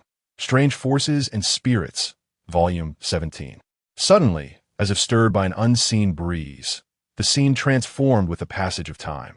The once youthful innkeeper aged into a frail figure, eventually crumbling into bones upon the ground. Flowers bloomed and withered, travelers came and went, a child gradually grew old, and the once prosperous townsfolk dwindled in number. Chaos ensued, with soldiers galloping amidst the turmoil, the earth littered with skeletal remains. Yet, the young lady retained her youthful appearance, sighing softly as if casting her gaze toward Wei Yuan. In the end, the tavern seemed to exude an eerie aura. The image slowly faded into darkness, and at that moment, an impatient voice interrupted Wei Yuan's reverie. "Hey you, where are you from? I've never seen your face before." A ghostly figure, pale as death, scrutinized Wei Yuan, leaning closer to sniff, overwhelmed by the scent of ghostly presence, yet sensing something amiss. It circled around him, prompting Wei Yuan to regain his composure and reply nonchalantly, "I'm new here. I didn't see you when I came before either." "Is that so?" The ghost shook its head, raising its chin to inquire, "Then what kind of ghost are you? Or what sort of monster?" "Ghost? Monster?" Wei Yuan could not suppress a chuckle within. "Good question. Naturally, I cannot be a ghost while alive, but what should one call a monster formed from a human?" Without waiting for Wei Yuan's response, the spirit seemed to detect the ghostly aura emanating from him, and suddenly exclaimed, "So, you are a Jiang Shui, a water ghost?" Wei Yuan smiled and nodded. Observing Wei Yuan's dry attire, the spirit, filled with suspicion, inquired, "Why is it that you have so little water?" Wei Yuan casually gestured towards his abdomen and replied with a relaxed smile, "It's all right here." The pale-faced ghost then realized, "So you were one who had indulged before your demise." He waved his hand dismissively and said, Go on. Consider yourself fortunate to have arrived in time. Had you come any later, you would have gained nothing." Wei Yuan's eyes flickered with intrigue as he remained alert. A living person amidst a throng of spirits, unperturbed. After all, fear served no purpose. He leisurely strolled forward and surveyed the scene. Drowned souls, those slain by swords, victims of poison, headless figures, some clad in ancient garb, others in modern attire, a veritable tableau of ghosts. The cacophony of spirits filled the air, and seizing the moment of their boastful chatter, Wei Yuan resolved to glean some information. After all, even listening would prove beneficial. With a stirring curiosity, he approached a hanged ghost nearby. Yin and Oppos, the shopkeeper present. The hanged ghost, with sagging eyes and a lolling tongue, glanced at Wei Yuan and mumbled, "You lad, were not merry before you perished, were you?" He patted Wei Yuan, his ghostly visage brimming with lamentation, and continued, "Otherwise, you wouldn't be asking such an unrefined question. TSK, TSK in 3 days. Those who wed will be in their bridal chambers. The shopkeeper is surely preoccupied with wedding preparations. What? Do you wish to join us, the spirits? The Lady Celestial is far more fragrant." A profound desire to devour the celestial maiden enveloped the atmosphere, eliciting a chorus of laughter from the gathered specters. Were such words to escape the lips of a man, they would surely be deemed a most distasteful jest. However, the utterances of these apparitions may well be taken at face value. Wei Yuan then remarked, "I see. I have prepared a token of congratulations for the proprietor. Yet I was informed that a living person once ventured into our midst. How is it that they were not consumed?" A ghastly figure, adorned with a greenish visage and sharp fangs, responded with a mirthful tone. "The living soul you refer to is that ghostly Taoist, is it not? He accompanied the proprietor, did he not? What, do you harbor thoughts of feasting upon Taoist flesh? Cease such notions. Were he not possessed of true ability, any ordinary human entering here would have been swiftly dispatched, their organs reduced to naught, and their remains cast aside as mere refuse. Moreover, he is a distinguished guest. The proprietor's union with the celestial maiden was facilitated by the Taoist's prowess. Do you still dare entertain such ambitions? Your audacity is remarkable." As Wei Yuan pondered these revelations, a sudden commotion erupted. A ghost bellowed, "The main course has arrived." The cacophony of laughter and bickering fell silent as all eyes turned towards a specific location, mouths watering in anticipation. The atmosphere shifted ominously, and when Wei Yuan turned to investigate, he beheld 2 robust phantoms wheeling forth a cart, upon which lay the main dish, an unfortunate human bound and ready for their grim fate. Chapter 60. Seeking the divine, Wei Yuan was being pushed forward by a throng of malevolent spirits, his expression shifting slightly. As he drew nearer, he realized that the individual who had been bound was someone he recognized, the proprietor of the guest house. 2 bare-chested fiends unceremoniously hurled the owner onto a stone platform. Originally, there were no new captives today, yet this fellow had dared to conspire with the living, clandestinely conversing and hoarding crimson fabric. Today we shall feast upon him alive. Then seek out the one who murdered Emu Wu. Upon encountering a fresh face, do remember to report back. There shall be a generous reward of prime organs for you." The demon leading the group bellowed, inciting a chorus of furious condemnation from the spirits. Their eyes fixated on the owner, nearly gleaming with greed as they salivated incessantly. Upon hearing the last remark, the spirits instinctively turned their gaze toward the only living face among them, Wei Yuan. Wei Yuan maintained his composure, though he discerned the reason for the owner's abduction. Most likely, someone had witnessed his discreet inquiries about the proprietor earlier that day, leading to this unfortunate entanglement. The folk practitioner who had entrusted the red umbrella to Wei Yuan, initially expressionless, caught sight of him amidst the throng of spirits. Momentarily taken aback, he seemed to grasp the situation, his eyes widening in realization. Suddenly, as if overwhelmed by despair at the brink of death, he erupted into a fervent struggle, casting aside his previous stupor to vehemently curse. Come, you filthy wretches of the netherworld. The torment I endure has rendered me a mere specter of existence. I have long yearned for your complete demise, devouring me. Consume as you will. Even if I am to be slain, I shall curse you unto oblivion, wishing for your utter annihilation, never to be reborn. He spat vehemently, his saliva directed towards Wei Yuan, his expression a frenzied mask of hatred, as if he loathed this specter with every fiber of his being.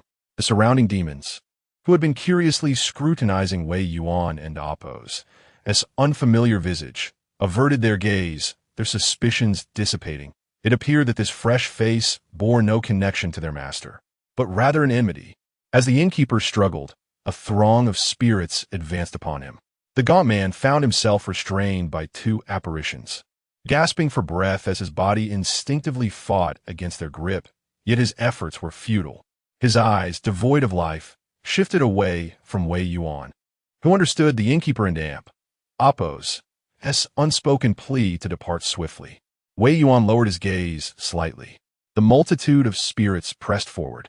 Wei Yuan surveyed the assembly of demons, a silent smile gracing his lips. With decisive elegance, he raised his hand and drew his sword. The sharp sound of metal echoed, a blade singing through the air. A fierce radiance erupted, slicing through the darkness like thunder. The demons, distracted by their feast, were ill-prepared for such a ruthless strike by the time they reacted. The wails of the tormented had already filled the air. In an instant, one individual charged boldly into the throng of spirits, taking advantage of the chaos wrought by the sword and Appo's arc. The demons, already wounded by the onslaught, were struck with terror, their ranks breaking in disarray. Suddenly, that individual soared into the air, the sword's glimmer casting a spectral light, resembling a flurry of snow descending from the heavens, inflicting deep gashes upon the unsuspecting spirits below. Then, a fierce burst of icy sword light surged forth, transforming into a swift and piercing beam that cleaved the air. The horde of specters appeared dazed, as if they could hear the sound of the wind rushing over the vast sea.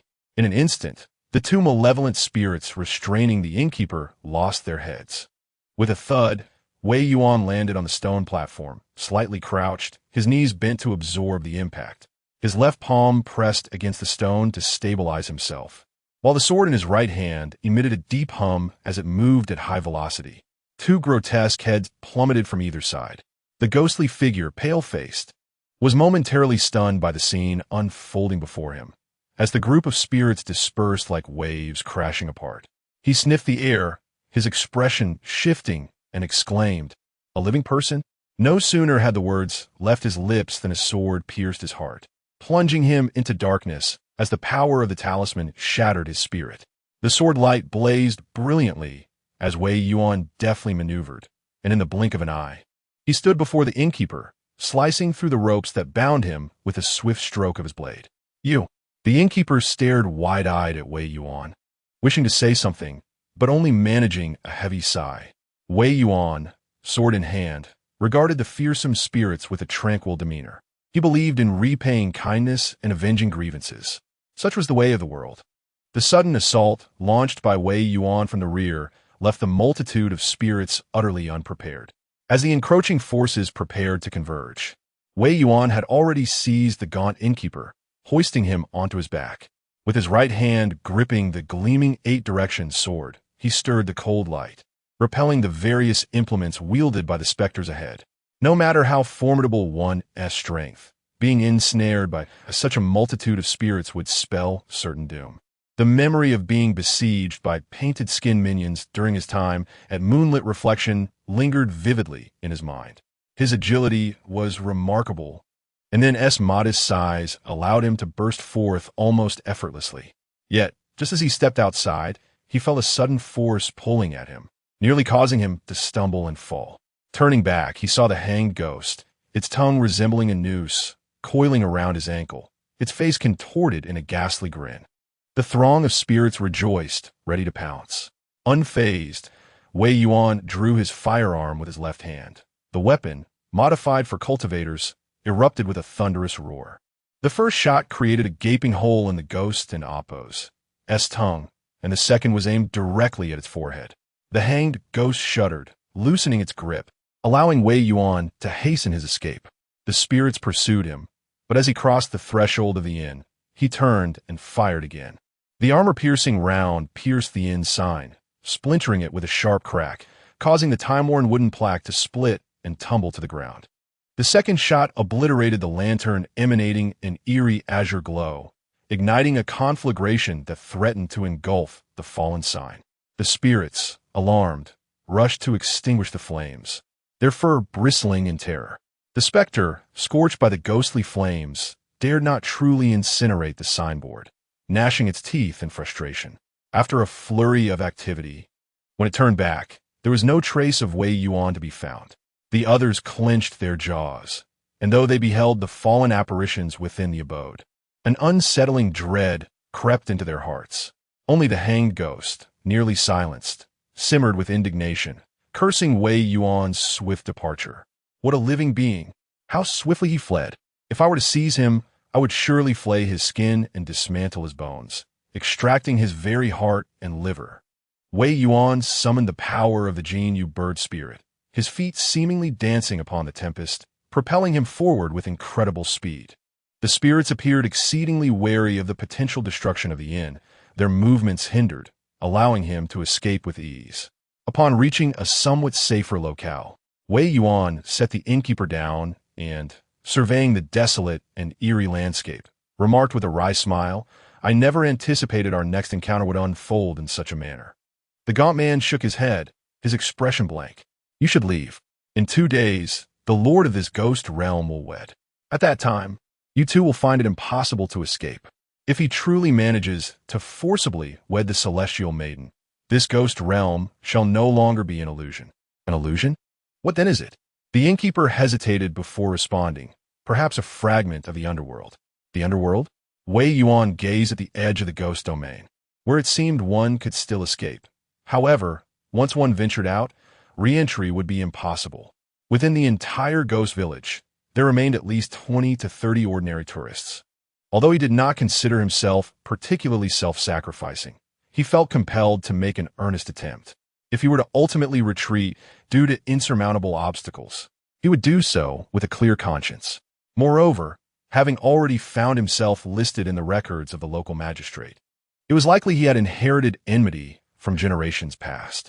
If he did not address it now, it would surely seek him out in the future.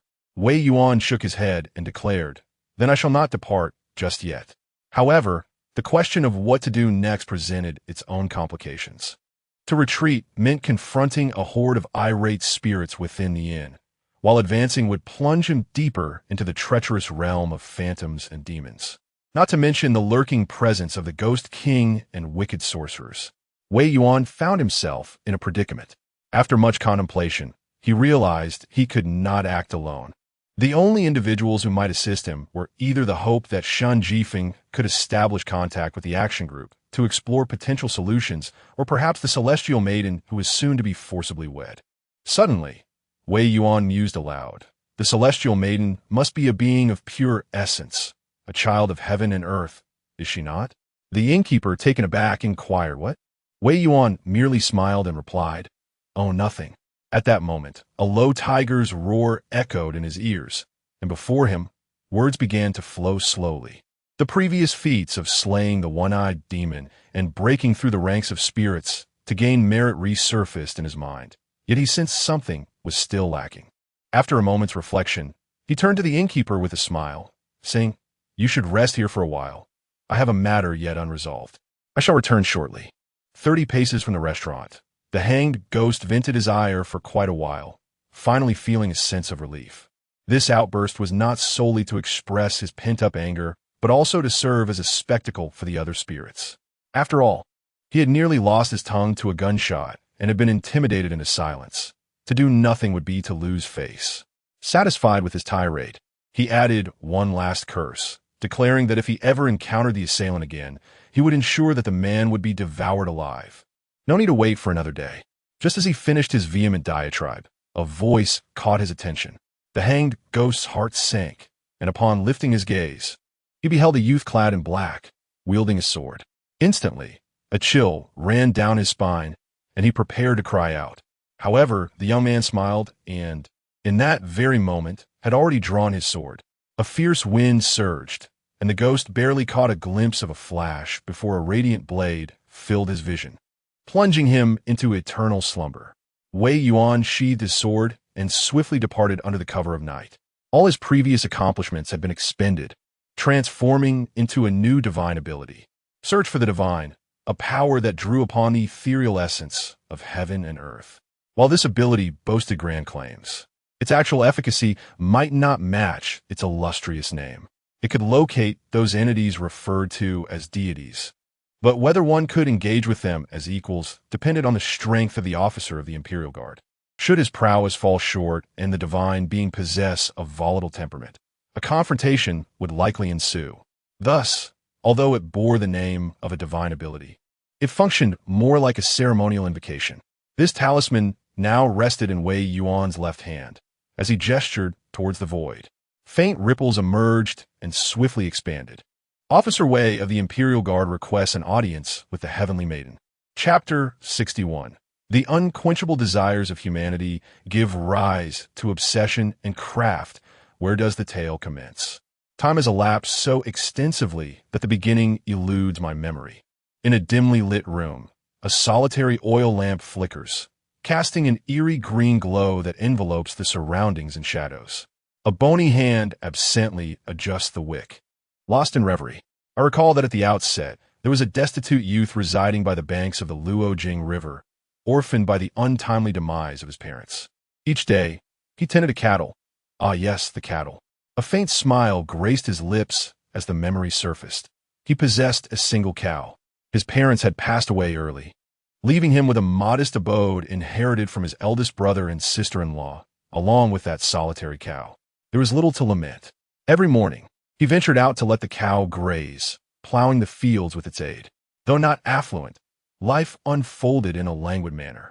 The impoverished lad believed this existence sufficed. This was a commonplace life, a narrative of marrying and begetting children.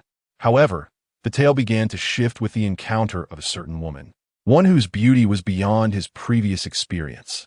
He had never fathomed that such exquisite beings existed in the world. Just a fleeting glimpse of her bewitched him, rendering him sleepless through countless nights and lost in daydreams. He found himself consumed by thoughts of her during meals and even in dreams. Longing filled his heart, yearning for the moment he might gaze upon her once more, even if only for an instant.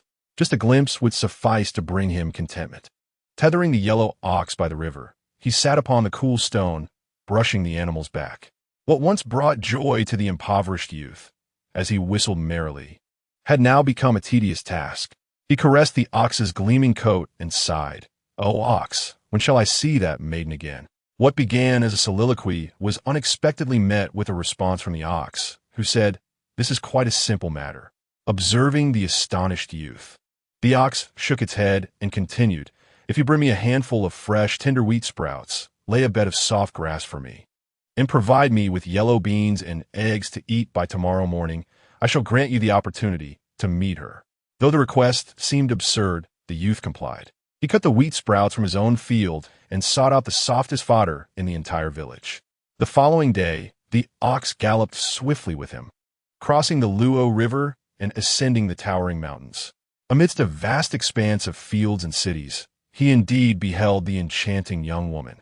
Upon returning home, he treated the ox with greater kindness, almost as if it were a companion. Yet, after meeting the maiden, his heart ached with an even deeper longing for her. He thought of her cascading hair, as dark as night, her fair visage, and the ethereal grace that seemed unattainable. One day, unable to contain his feelings whilst grooming the ox, he gently stroked its back and sighed. "Alas, dear ox, my truest friend, can you tell me how I might converse more with that beautiful maiden? She is like the radiant moon in the sky. If only I could speak with her, I would have no regrets." The yellow ox shook its head and declared, "This matter poses a challenge, yet it is not insurmountable. You must prepare a bed adorned with fine silks, and dishes crafted from exquisite meats and wines. Tomorrow morning, tie a red cloth around my horns, and lie upon my back with your eyes firmly shut. Only then shall I guide you to her." It then instructed that to evade the detection of mortal sorcerers, she must unfasten her sash and feathered attire, donning garments of human, thereby enabling the blossoming of their friendship. Silks and sumptuous feasts are not luxuries afforded to the impoverished, yet he endeavored with all his might to procure them. The following day, the ox displayed its tusks, feasting heartily like a brigand of the mountains. After satisfying its hunger, the young man tied the red cloth to its horn, and the yellow ox galloped forth with renewed vigor. The young man felt the wind lash against his face, a sharp sting, yet he resolutely kept his eyes closed. He truly beheld the maiden once more, Though anxious and stammering, he recounted the words imparted by the ox. The girl, taken aback, graciously expressed her gratitude. A sense of fulfillment washed over him, leaving no room for regret. Upon returning, he shared meals and slumber with the yellow ox, their bond deepening to that of brothers. The maiden became his friend, visiting occasionally. Her sash transformed not into a mere piece of fabric, but into a delicate wooden box she carried with her, which he had glimpsed on 2 occasions. As time meandered on, the beautiful maiden continued to treat him with courtesy and grace. Yet, within the heart of the impoverished youth, other thoughts began to sprout like a tangle of weeds, filling his mind with disquiet. He turned to his brother, the sturdy ox, and implored, "Brother, we are as kin. Please guide me on how I might dwell forever with that maiden. This is my sole desire. Should it be fulfilled, I would welcome death without regret." The ox, however, shook his head and replied, "I regard you as a brother, and thus I must speak the truth. It is an impossibility. She is no ordinary woman. She is a celestial maiden from the mountains, having never set foot in the earthly realm. Her curiosity may lead her here, yet such curiosity is fleeting. The world below will never align with her imaginings. One day, she shall return to her mountain home, unless you were to ensnare her with the hide of a demon, wrapping her belt within it. She would be unable to find her way back. Without her belt, she cannot ascend.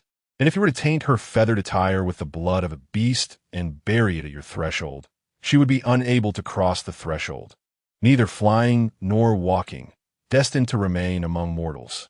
But how could one achieve such a feat? The impoverished youth sighed, seemingly relinquishing this fantastical notion. That evening, he invited his brother, the sturdy ox, for a feast of wine and meat. The table was adorned with an array of delicacies and large jars of fine wine. The youth raised a toast to the ox, saying, "Thank you, dear brother, for enlightening me, preventing my descent into lifelong obsession. Let's drink."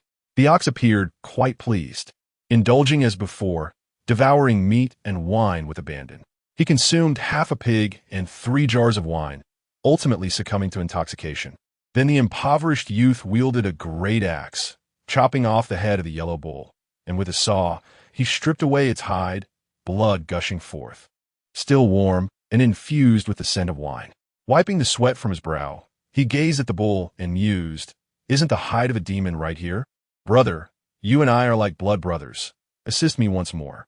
He spoke of a new feast of yellow bull meat, inviting the maiden to his abode, and then suggested a desire to glimpse a certain box. Seizing the opportunity while the maiden was momentarily distracted, he wrapped the bloodied hide around the wooden box and buried it underground, thus keeping the celestial maiden, who ought to have been in the mountains, confined to this mortal realm. Initially, he feigned sorrow, claiming he would help search for her, allowing the maiden to stay in the loft of his home.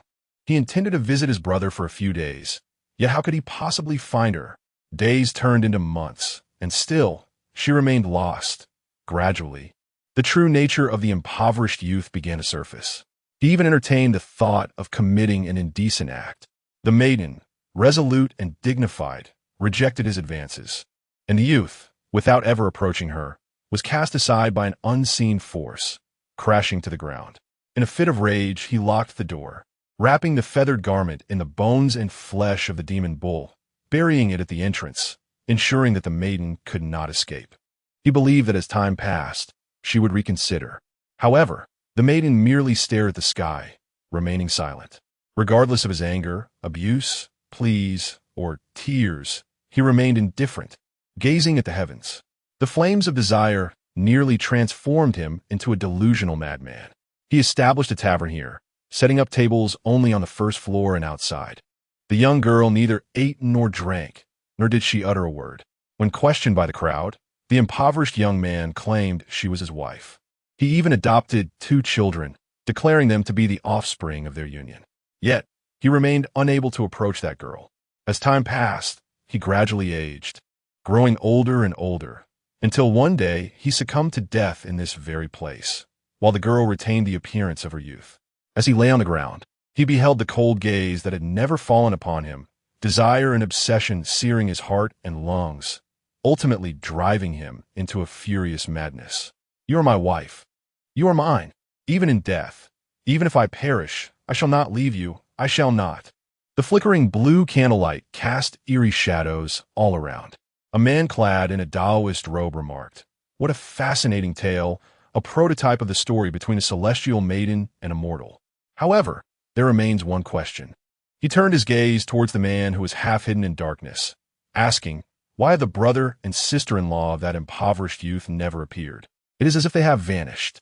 On the second occasion, from whence did he suddenly acquire the precious silk fabric? And from where did he procure the wine and meat sufficient to satiate the demons? Those meats, were they truly just pork? Or rather, merely speculation. Considering how joyfully the demons feasted, the Taoist paused, gazing at the man with a hint of intrigue, and inquired, "Pray tell, did you truly possess a cow? Was the flesh utilized in your incantations genuinely from a yellow ox?" The man, shrouded in shadows, fixed his gaze upon the Taoist, who in turn scrutinized him, creating an atmosphere heavy with tension. After a prolonged silence, the Taoist murmured slowly, "This is but a tale." His eyes drifted towards the mountains beyond the window as he continued, "A story that shall conclude in merely 2 days.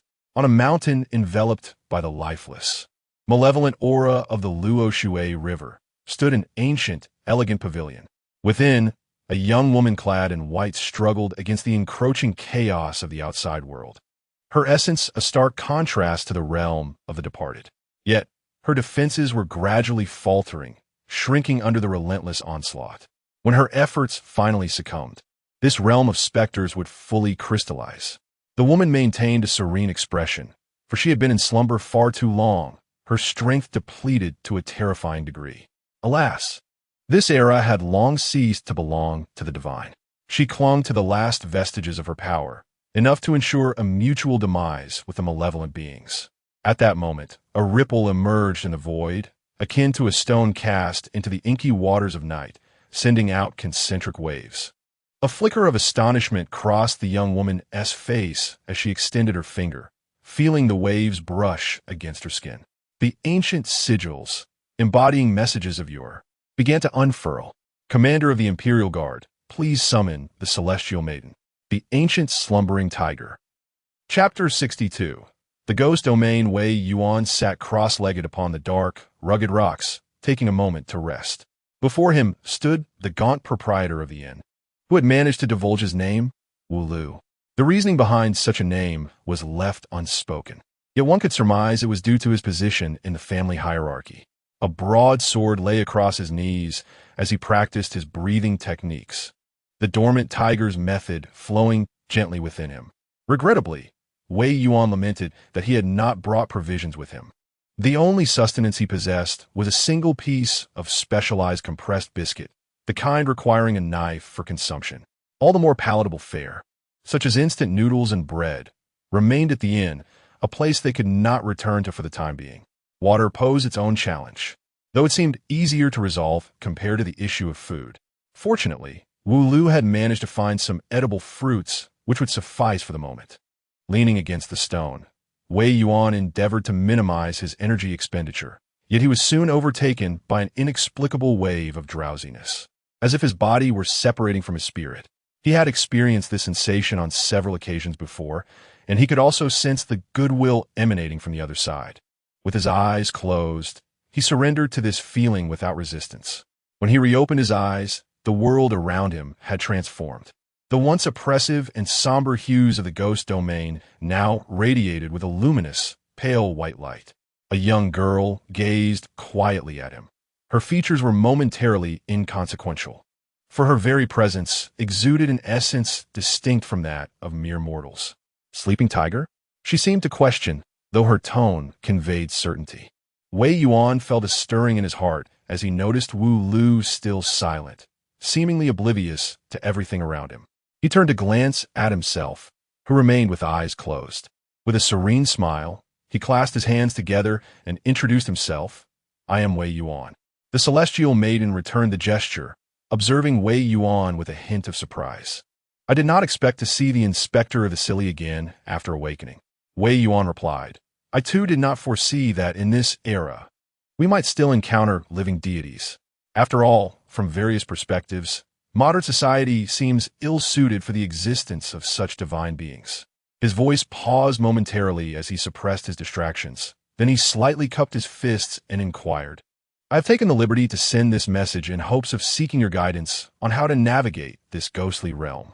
The celestial maiden regarded Wei Yuan thoughtfully and eventually said, "Forgive my candor, but your current strength cannot compare to the few hidden tigers I have previously encountered.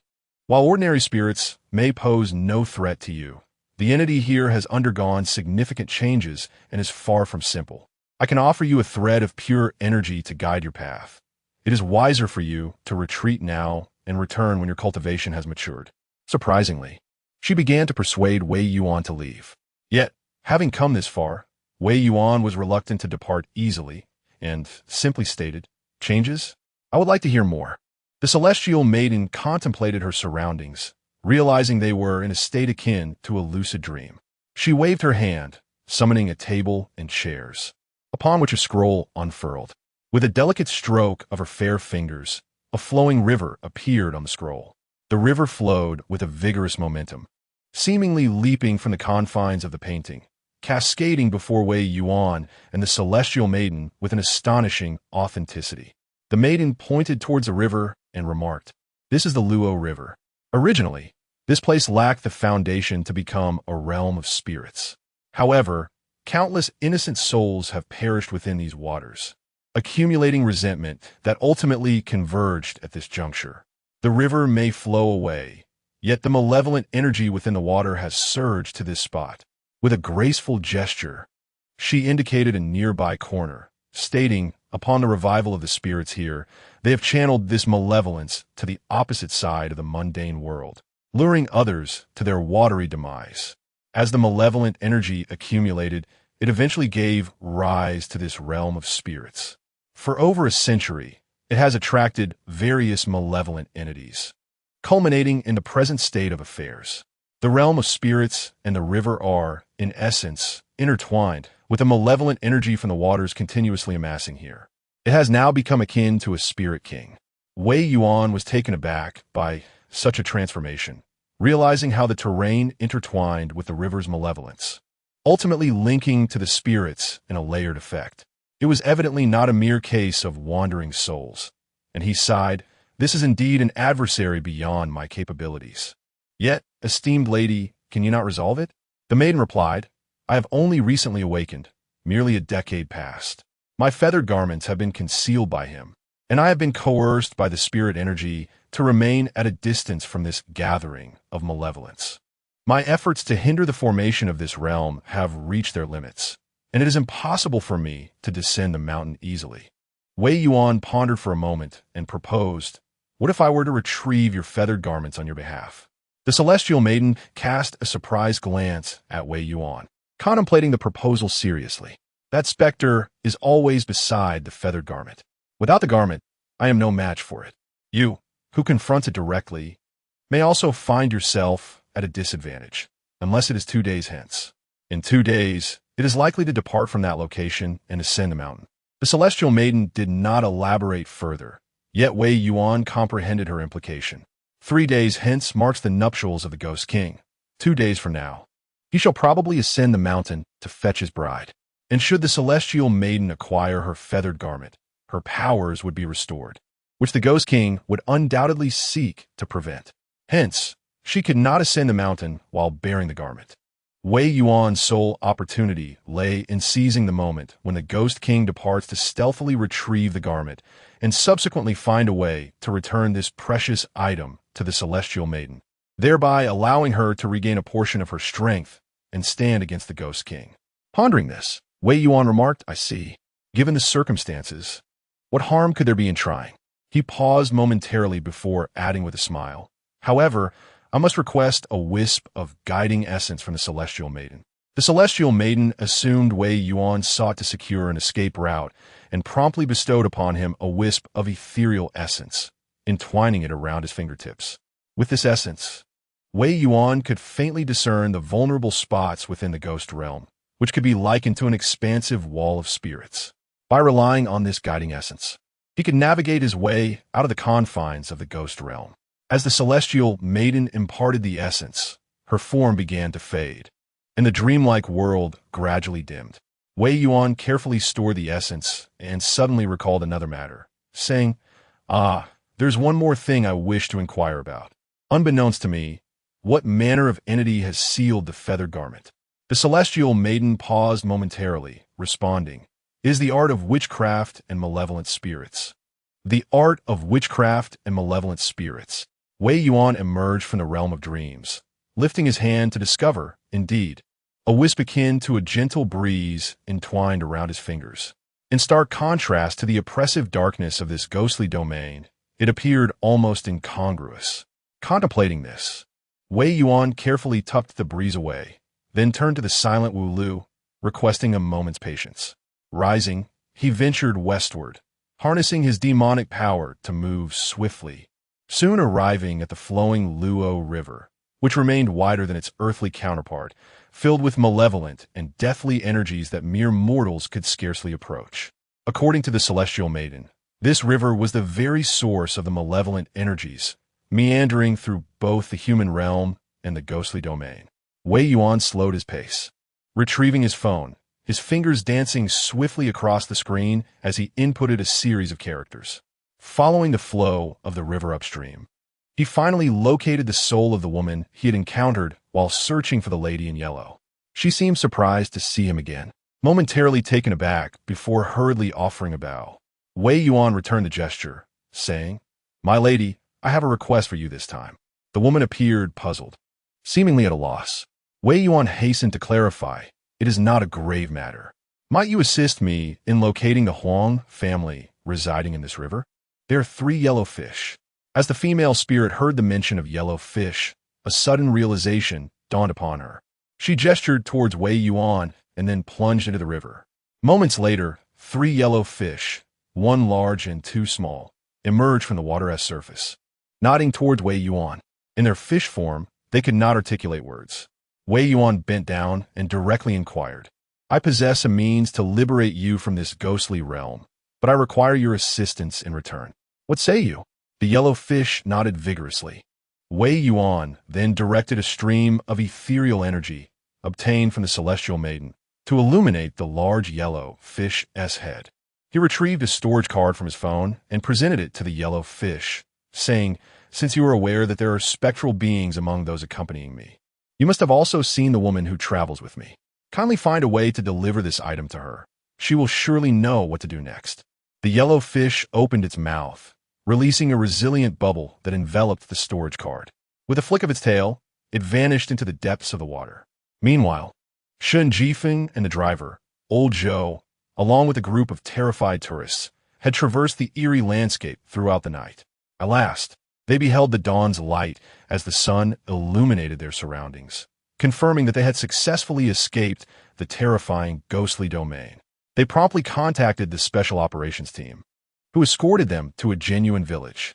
Upon reaching this safe haven, Shen Jifeng wasted no time and began coordinating various matters with Zhang Hao and the others. During a brief respite, overwhelmed by the recent harrowing experiences and the fatigue from their nocturnal journey, she found herself utterly exhausted and succumbed to sleep while seated. In a dream, I vaguely perceived a woman clad in yellow, reverently presenting an object and stating, "This humble servant, Huang Gu, has been entrusted by the general to bring this item here." Chapter 63. Wei Yuan's Theft of Treasures General? Shen Jifeng gazed at the woman clad in yellow before her. She appeared to be in a state of lucidity, yet still seemed ensnared in a dream, unable to think clearly. The flowing Luo River surrounded them, and beside it stood a weathered stone tablet inscribed with the ancient characters for Luo Shui Du, albeit somewhat damaged. Everything felt undeniably real. Yet Shen Jifeng found herself unable to move freely. The woman in yellow spoke a few more words, then said, "This humble servant cannot personally deliver this item to you. Dear lady, I shall await you here at Luo Shui Du. This matter is of great significance, and I implore you to come quickly." After bowing once more, she gradually retreated into the water. Anxious, Shen Jifeng wished to reach out and grasp the woman in yellow, but the instant that thought crossed her mind, the surrounding environment shattered like fragile bubbles. "Junior Sister Shun?" Junior Sister Shun awakened. Wake up, wake up!" Shun Jifeng was roused from her slumber, her surroundings coming into focus. Before her stood the concerned faces of her colleagues from the Special Operations Team. Zhang Hao, relieved to see Shun Jifeng awake, handed her a cup of coffee and remarked, "Did you just have a nightmare? You were calling out to stop. You have run for an entire night. If you truly cannot bear it any longer, it would be wise to rest for a while." Instinctively accepting the coffee, Shun Jifeng shook her head and replied, "No. I don't know why I suddenly felt so drowsy. I feel much better now. Let us continue. Master Wei remains in the spirit realm, and we must find a way to re-enter." Lowering her head, she took a sip of coffee. The slightly bitter taste tantalized her taste buds, invigorating her spirit. Shun Jifeng recalled the brief, yet vivid dream she had just experienced. Pressing her fingers against her forehead, she momentarily dismissed the notion of a supernatural message, attributing it merely to the musings of her day manifesting in her night's reverie. At that moment, her gaze flickered to a nearby table where water stains formed letters. "Come quickly," they seemed to implore. Shun Jifeng and Appo's eyes widened in astonishment. It was not a dream. Zhang Hao, noticing her unusual demeanor, inquired, "What is wrong?" Shun Jifeng shook her head, recalling the vision from her dream, and murmured, "I think I just had a dream in which there was a woman in yellow." Moments later, the engine roared to life as Zhang Hao pressed down on the accelerator. The Special Operations Team sped along the road, having just inquired with the village elders, learning that there indeed existed a place nearby called Luoshui Crossing.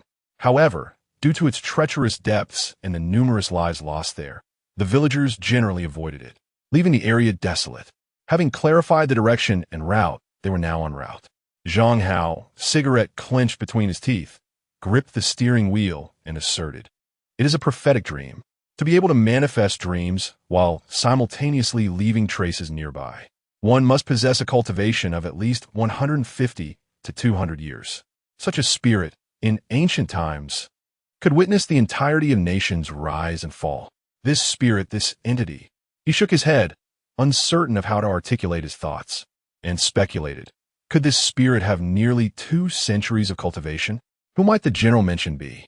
Could it possibly refer to a renowned military commander from 200 years ago during the Ming Dynasty, who achieved great victories in life and was venerated after death, becoming a deity of the land or waters in this region? Perhaps, sensing the anomalies of the ghostly realm, they dispatched a spirit to convey dreams to you? Yet, in this era, deities have largely vanished. Shun Jifeng remarked, "Perhaps it is precisely because they have become like a candle flickering in the wind that they require the assistance of Huanggu Nu to relay messages." "Perhaps," Zhang Hao acknowledged with a nod, pressing the accelerator with renewed vigor. He still felt a sense of unease.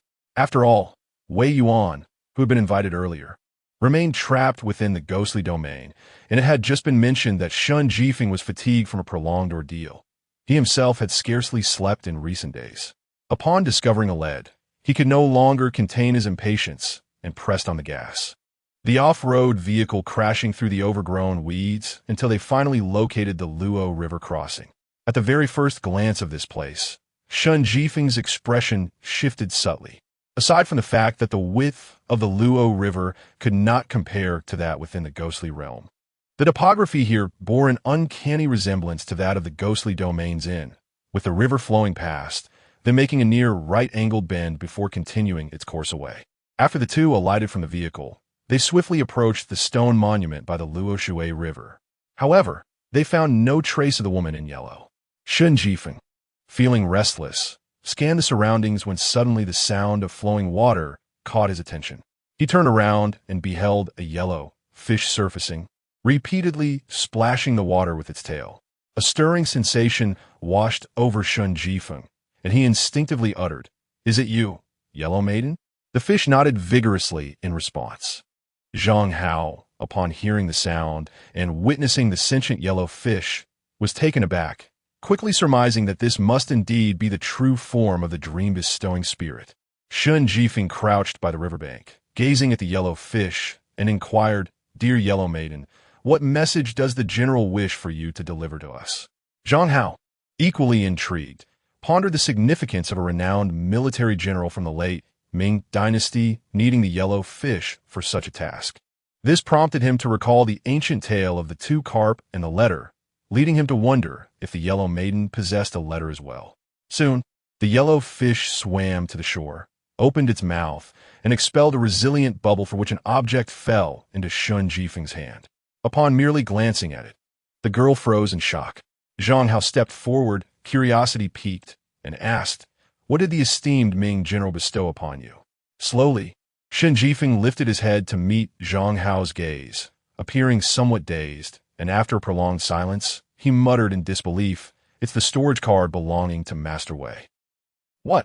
Both Zhang Hao and Shun Jifeng stood in stunned silence, their minds momentarily adrift, as they stared at the small storage card in Shun Jifeng and Appo's palm. The Yellow Maiden had claimed that the general required her to deliver this item.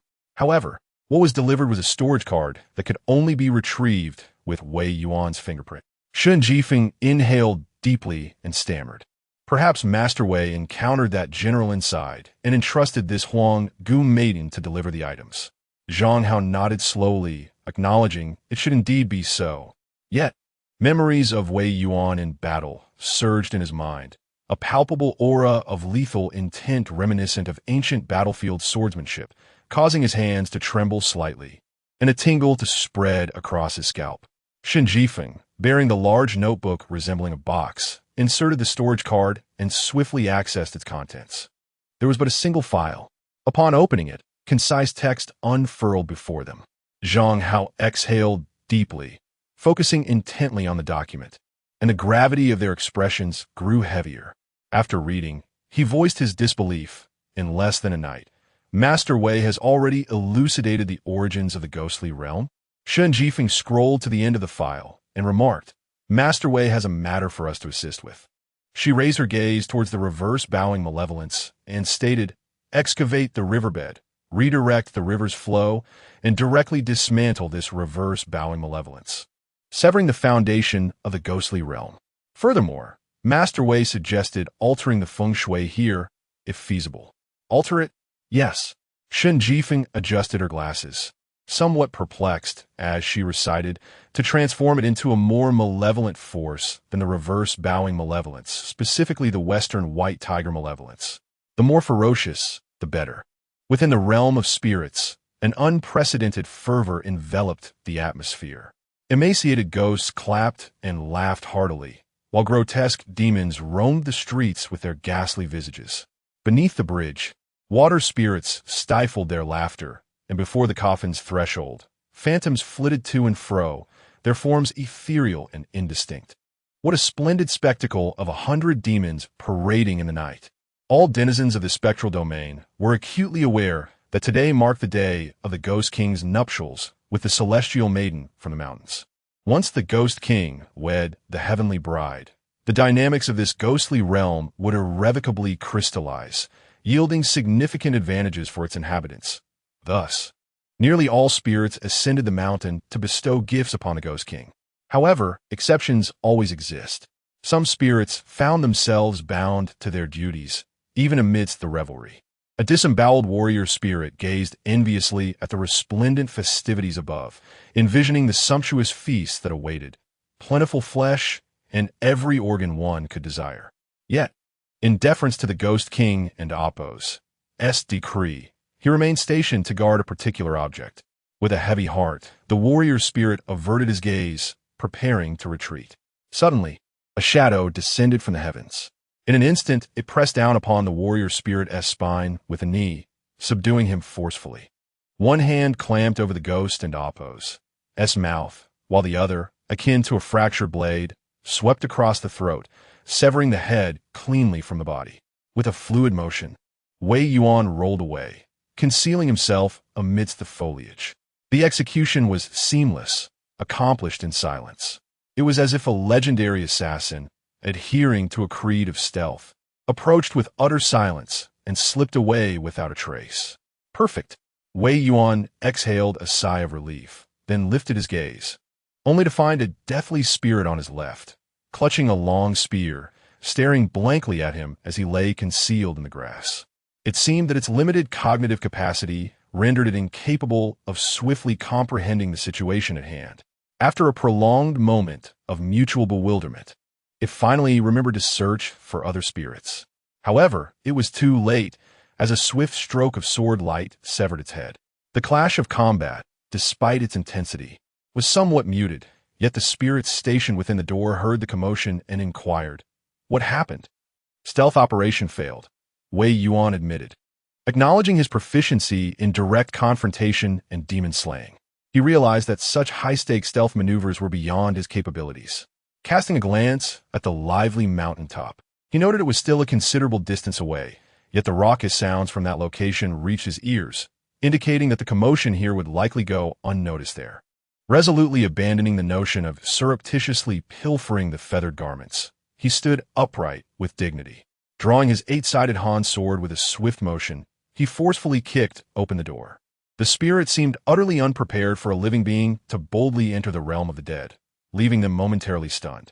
With his left hand, he swiftly brandished a powerful firearm, unleashing a barrage of bullets upon the bewildered spirits.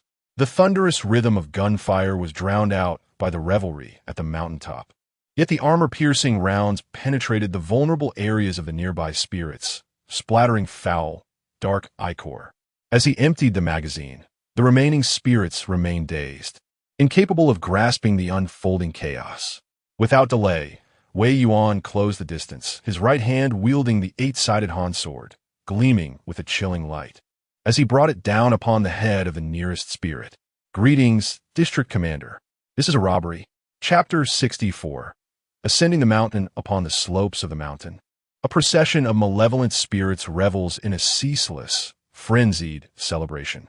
The pale blue light casts an eerie glow upon the entire mountain, enveloping it in an atmosphere thick with ominous energy. The sounds of ecstatic jubilation and unending merriment echo far and wide. Meanwhile, at the foot of the mountain, the broad blade of the eight-faced Han sword vibrates and hums with a resounding force as it cleaves downward. Opposing it, a demon wielding a spear attempts to block the strike with the shaft of his weapon. The pressure intensifies, and the demon feels an overwhelming force bearing down upon him. Straining with all his might to resist this unnatural power, a low growl escapes his throat, his face contorting in agony from the exertion. Suddenly, the pressure dissipates entirely, catching the demon off guard. As he maintains his braced stance, he stumbles forward, leaving himself vulnerable. In an instant of desperation, he attempts to regain his composure, but is met with a broken sword that deftly ensnares the shaft of his spear, effortlessly disarming him. Without delay, the eight-faced Han sword severs his head, and he collapses lifelessly to the ground. Wei Yuan exhales deeply, propping his sword against the earth, feeling a twinge of fatigue. After a fierce onslaught, he bears a few minor wounds. Yet, correspondingly, all the malevolent spirits in the room have been vanquished, their bodies strewn about in defeat. Through this harrowing battle in the realm of spirits, his mastery of the battlefield combat techniques and the Xianyuan sword art has grown increasingly adept. Regaining his breath, Wei Yuan sheathes his long sword at his back, clutching the broken sword in his right hand as he ambles through the area. It is not an expansive place. After an extensive search, guided by the words of the celestial maiden regarding the aura of the witchcraft and malevolent spirits entwined with the feathered attire, Wei Yuan finally located the source. To his astonishment, it was buried in the ground. He rolled up his sleeves, seized the weapon from the hands of the demon, and used it as a spade to dig for quite some time, eventually damaging the blade in the process. At last, he unearthed a delicately crafted wooden box, enveloped in ethereal black-red glow. Wei Yuan inscribed a dispelling charm upon his palm and shrouded it with his magical energy before cautiously reaching for the box. The moment he made contact, a chilling, mournful wail pierced his ears. "Why, you, my brother, have betrayed me. You have betrayed me." Without the need for a response from the hidden tiger token, Wei Yuan activated the hidden tiger technique, banishing this intrusive thought. However, the scroll that had unfurled upon his entrance to the tavern, titled Monstrous Powers and Strange Gods, Volume 17, underwent an unexpected transformation. Originally, the central figure of the scroll depicted a girl on the second floor of the inn gazing skyward, alongside the unwillingly fallen bones. Now, everything within the scroll began to reverse. The skeletal remains regained flesh. The barren earth sprouted anew, exuding a faint white luminescence. Wei Yuan withdrew from this location and concealed himself, allowing the scroll to gradually unfold before his eyes. The tale, it must be said, begins long ago, in a time forgotten. In the town by the banks of the Luo River, there resided a prosperous couple blessed with 2 sons. The elder son was earnest and steady, while the younger son was frivolous and reckless. The parents, though affectionate towards their younger son, were troubled by his temperament. To prevent him from squandering the family fortune, they entrusted the majority of their estate to the elder son upon their demise, imploring him to care for his younger brother. The elder son dutifully adhered to their wishes. As time flowed gently by, life remained uneventful.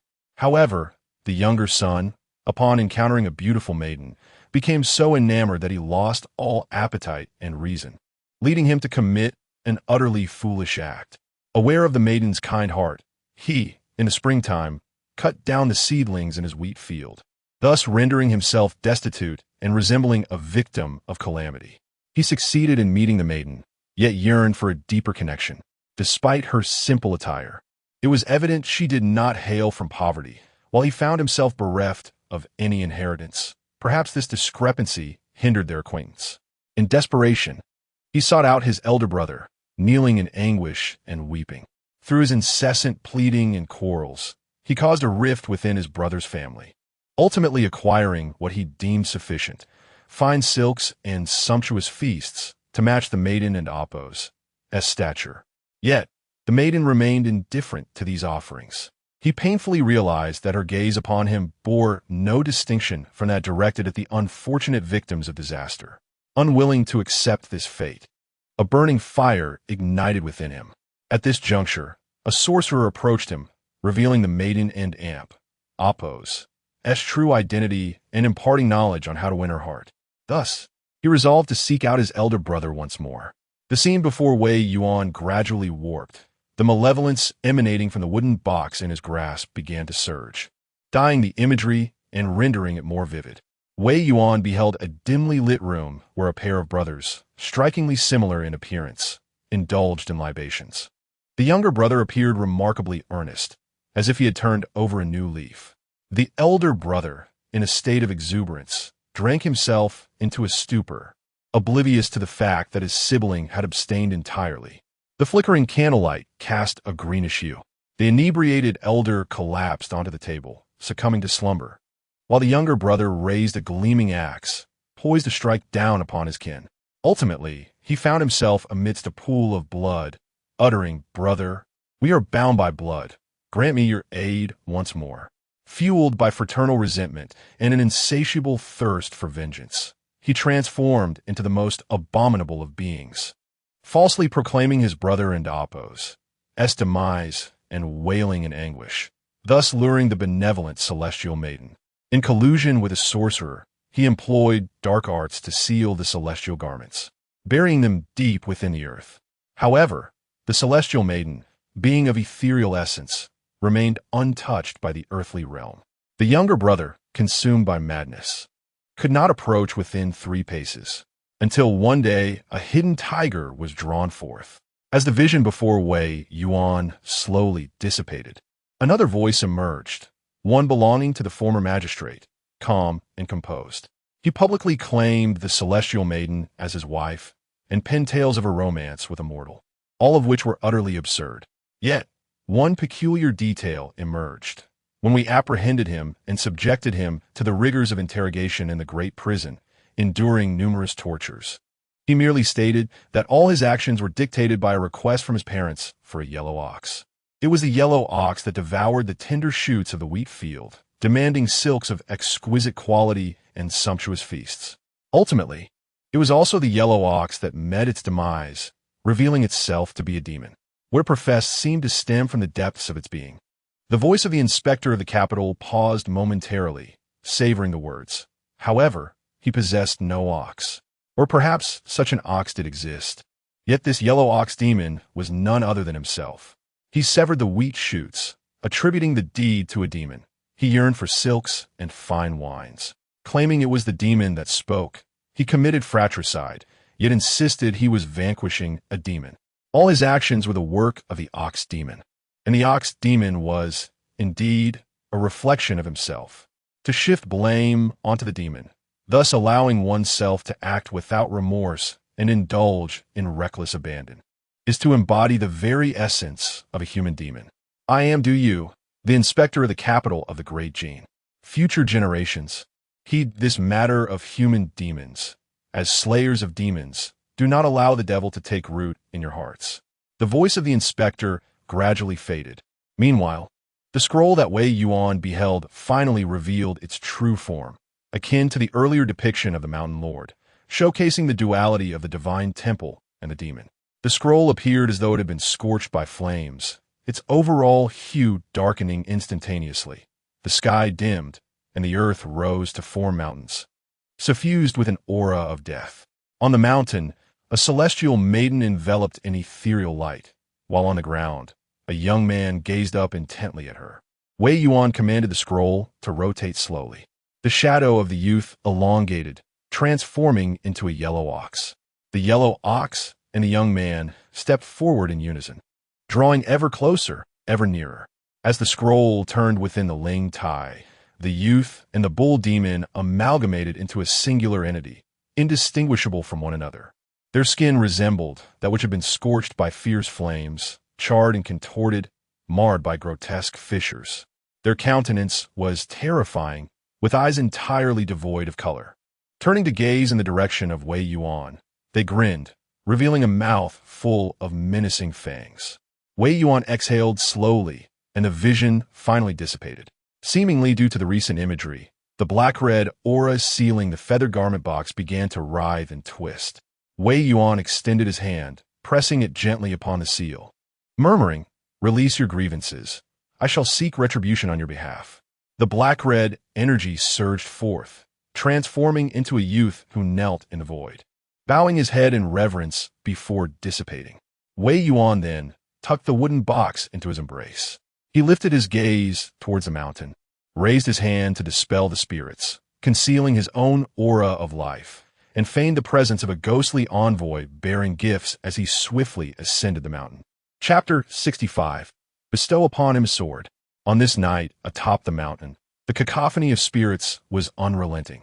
Great vessels of exquisite wine had already been transported to the